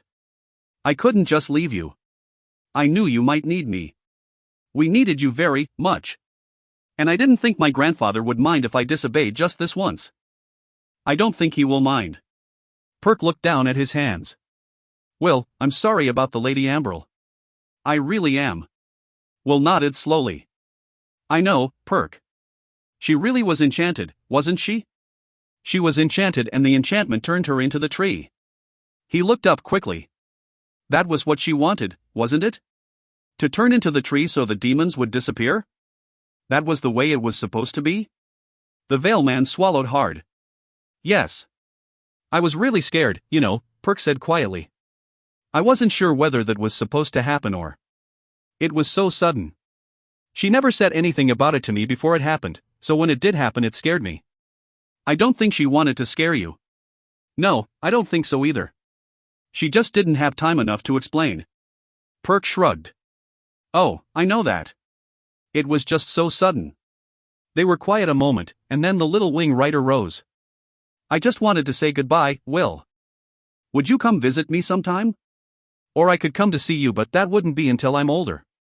My family won't let me fly out of the Westland. I will come visit you, Will promised. Soon. Perk gave a sort of half wave and walked to the door. His hand was on the latch when he paused and glanced back at the Veil Man. I really liked her, Will, a whole lot. I liked her, too, Perk. The little wing rider smiled briefly and disappeared through the door. Liv. They went home then, all those who had come to Arborlawn to stand with the elves, all but 2. The wing riders went first, at the dawn of the day that began the reign of Ander Illesidil as the new king of the land. Elves 3 who remained of the 5 who had flown north together and the boy called Perk. They left quietly, with barely a word to anyone but the young king, and were gone before the sun fully crested the eastern forests, their golden-hued rocks chasing after the disappearing night like the first rays of the morning sun. At midday the rock trolls departed, a Montar at their head, as fierce and proud as when they had come, weapons raised in salute as the elven people gathered along the streets and in the tree lanes to cheer their passing. For the first time in more than 1,000 years, troll and elf parted. As enemies, but as friends. The dwarves stayed several days longer, lending to the elves the benefit of their vast engineering expertise by assisting in the drafting of plans for the rebuilding of the shattered Elfich. A most difficult task lay ahead in that rebuilding, for only was it necessary to replace the demolished 5th rampway, but most of the remainder of the structure was in need of shoring up as well. It was the kind of challenge that the redoubtable Browork relished. With the aid of Ho's sappers yet able to work, he traced for the elves the steps by which the task might best be accomplished. When finally he did take leave of Ander and the elven people, he did so with the promise that a her company of dwarf sappers, one in better condition to serve than his own, would be sent at once to give whatever aid was necessary. We know that we can depend upon the dwarves. Ander gripped Browork's rough hand in parting. Always, the crusty dwarf agreed with a nod. See that you remember that when we have need of you. Finally it was the turn of the men of Callahorn to depart, the handful of Legion Free Corps and Old Guard who had survived the ferocious struggle to hold the Elfich. A dozen of the former remained, and of those, 6 would fight again. The command had virtually ceased to exist, the bodies of its soldiers scattered between the passes of the Breakline and Arborlawn. Yet once more the tall, scar-faced borderman called Stiance had survived where so many others had. He came to Ander Illesidil early on the morning of the 6th day following their victory over the demon hordes, riding out on his great blue roan to where the elven king stood at the edge of the Carolyn and reviewed with his engineers the plans drafted by the dwarf sappers. Excusing himself hurriedly, Ander walked quickly to where the Free Corps commander had dismounted and stood waiting. Ignoring the nod of respect the big man gave him, Ander seized the other's hand and gripped it firmly. "You are well again, Commander," he greeted him, smiling. "Well enough, my lord," Stiance smiled back. "I came to thank you and to say goodbye. The Legion rides again for Callahorn." Ander shook his head slowly. "It is for you to thank me. It is for me and for the elven people to thank you. No one gave more to us and to this land than the men of the Free Corps. And you, Sti Jans, what would we have done without you? The borderman was quiet for a moment before speaking. My lord, I think we found in the people and the land a cause worth fighting for. All that we gave freely. And you did. Lose this fight, that is what matters. How could we lose with you to aid us? Ander gripped his hand anew. He paused. What will you do now? Sti Jans shrugged. The Free Corps is gone. Perhaps they'll rebuild. Perhaps. Perhaps there will be a new Legion command. I will ask for one, in any case. Ander nodded slowly. Ask me, Sti Jans, ask me, and the command is yours. I would be honored to have you. And the elven people would be honored. You are one of us. Will you consider it? The borderman smiled, turned, and swung back into the saddle. I am already considering it, King Ander Illesidil. He saluted smartly. Until we meet again, my lord, strength to you and to the elves. He reined the big roan about, grey cloak flying, and rode east across the Carolyn. Ander watched him go, waving after him. Until we meet again, borderman, he replied without speaking. Thus they went home, all those who had come to Arborlon to stand with the elves, all the brave ones, all but two. One was the Valeman, Will Olmsford. Sunshine lay across the Carolyn in a blanket of warmth and hazy brightness as the noonday neared and Will Olmsford approached the gates leading into the gardens of life. Down the gravel pathway the Valeman walked, his stride measured and even, and there was no sign of hesitation in his coming. Yet when he stood at last before the gates, he was sure that he could go further. It had taken him a week to come this far. The first 3 days following his collapse in these same gardens had been spent in his chambers in the Illesidil Manor House, asleep most of the time. 2 more had been spent in the seclusion of the grounds surrounding the ancient home, wrestling with the jumble of emotions that seethed within him as memories of Amberl came and went. The last 2 days he had spent studiously avoiding the very thing he had now come to do. He stood for a long time at the garden's entrance, staring upward at the arch of silver scroll and inlaid ivory, at the ivy-grown walls, and the pines and hedgerows leading in. Heads turned toward him questioningly as the people of the city came and went, passing into and out of the gates before which he stood. They were there for the same reason that had brought him and were wondering as they saw him if he were perhaps even more odd and self-conscious than they. Sentries of the Black Watch stood rigid and aloof to either side, eyes shifting momentarily to watch the motionless figure of the Valeman, then looking quickly away again. Still Will Olmsford did go forward. Yet he knew he must. He had thought it through quite carefully. He must see her one time more. One final time. There could be no peace within him until it was done. Almost before he realized it, he was through the gates, following the curve of the pathway that would take him to the tree. He felt oddly relieved as he went, as if in making the decision to go to her he was doing something only necessary, but right. A bit of the determination that had seen him through so much these past few weeks returned to him now, determination that had been drained from him when he had lost the elven girl, so complete was his belief that he had failed her. He thought he understood that feeling better now. It was so much a sense of failure that he had experienced as a sense of his own limitations. You can do everything you might wish that you could do, Uncle Flick had told him once. And so, while he had been able to save Amberl from the demons, he had been able to save her from becoming the Ellcrys. Yet saving her from that, he knew, was something that had ever been within his power. It had only been within hers. Her choice, as she had told him, as Alanan, too, had told him. No amount of anger, bitterness, or self-remorse would change that or bring him the peace he needed. He must reconcile what had happened her way. He thought he knew that way now. This visit to her was the first step. Then he passed through an opening in a tall row of evergreens and she was before him. The Ellcrys rose up against the clear blue of the noonday sky, tall silver trunk and scarlet leaves rippling in the golden sunlight, a thing of such exquisite beauty that in the instant he saw her tears came to his eyes. Amberl, he whispered. Gathered at the foot of the small rise upon which she stood were elven families from the city, their eyes fixed upon the tree, their voices lowered and hushed. Will Olmsford hesitated, then moved forward to join them. You see, the sickness is gone, a mother was saying to a little girl. She is well again. And her land and her people are safe, the Valeman added silently. Because of Amberl, because she had sacrificed herself for both. He took a deep breath, gazing upward at the tree. It was something she had wanted to do, something she had had to do. Just because it was needed, but because in the end she had come to believe it to be the purpose for her existence.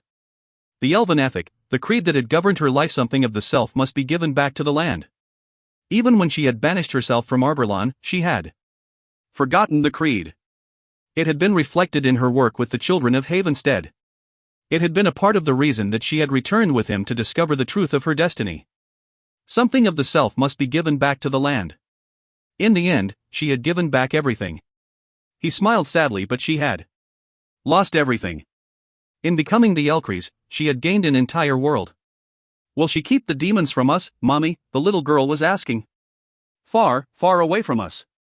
Her mother smiled. And protect us always? Yes, and protect us always. The little girl's eyes flitted from her mother's face to the tree. She is so pretty. Her small voice was filled with wonderment. Amberl. Will gazed upon her for an instant longer, then turned and walked slowly from the gardens. He had just passed back through the gates leading in when he spied Eritrea. She stood a little to one side on the pathway leading up from the city, her dark eyes shifting quickly to meet his own. The bright rover silks were gone, replaced by ordinary elven garb. Yet there could never be anything ordinary about Eritrea. She was as stunningly beautiful now as she had been the first time Will had laid eyes on her. Her long black hair shimmered in the sunlight as it curled down about her shoulders, and a dazzling smile broke over her dusky face as she caught sight of him. Wordlessly, he walked over to greet her, permitting himself a small grin in reply. You look like a whole man again, she said lightly. He nodded. You can take whatever credit is due for that. You're the one who got me back on my feet. Her smile broadened at the compliment. Every day for the past week she had come to him, feeding him, dressing his wounds, giving him company when she had sensed he needed it, giving him peace when she had seen that he needed to be alone. His recovery, both physical and emotional, was due in no small part to her efforts. I was told that you had gone out. She glanced briefly toward the gardens.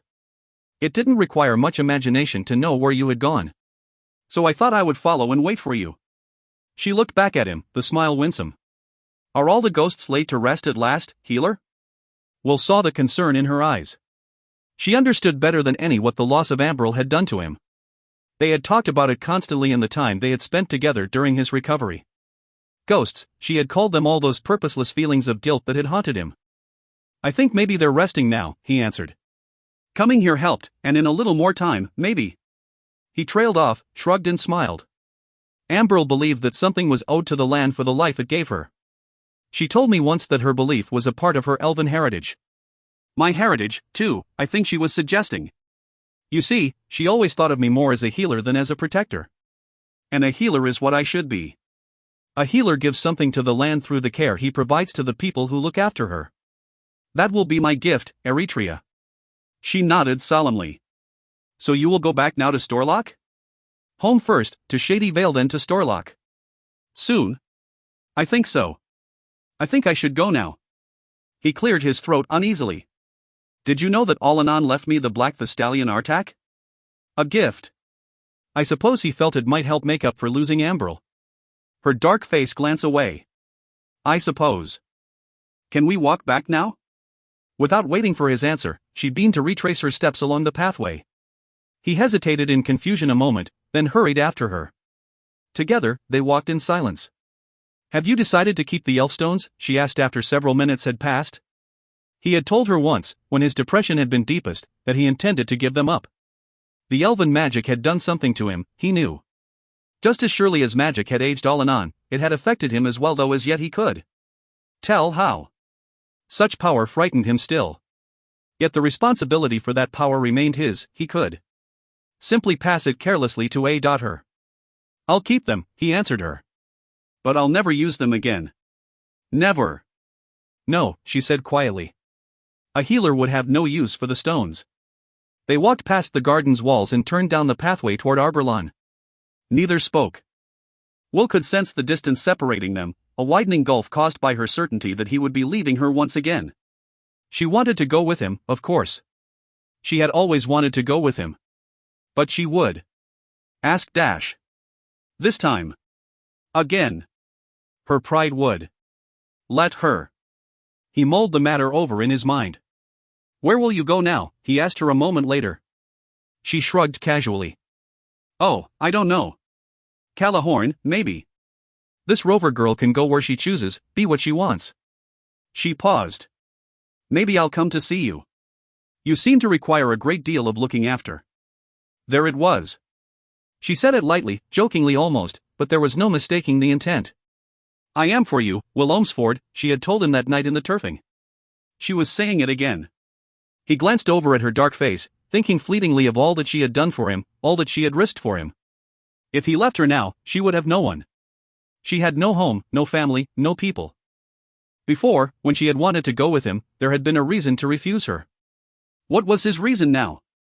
It was just a thought, she added, brushing the matter off quickly. A nice thought, he said quietly. But I was thinking that maybe you'd like to come back with me now. The words were spoken almost before he realized what he had decided. There was a long, long silence, and they kept walking along the pathway, neither one looking at the other, almost as if ding it all had been said. Maybe I would, she replied finally. If you mean it. I mean it. Then he saw her smile, that wondrous, dazzling smile. She stopped and turned toward him. It is reassuring to see, Will Ohmsford, that you have come to your senses at last. Her hand reached for his and clasped it tightly. Riding back along the Carolyn toward his city, his mind still occupied by thoughts of the rebuilding of the Ellcrys, and a Relessidle caught sight of the Vale man and the Rover girl as they walked back from the gardens of life. Reining in his horse for a moment, he watched the two who had yet gone home, saw them stop, then saw the girl take the Valeman's hand in her own. A slow smile creased his face as he swung his horse wide of where they stood. It looked very much as if Will Ohmsford, too, would be going home now. But alone.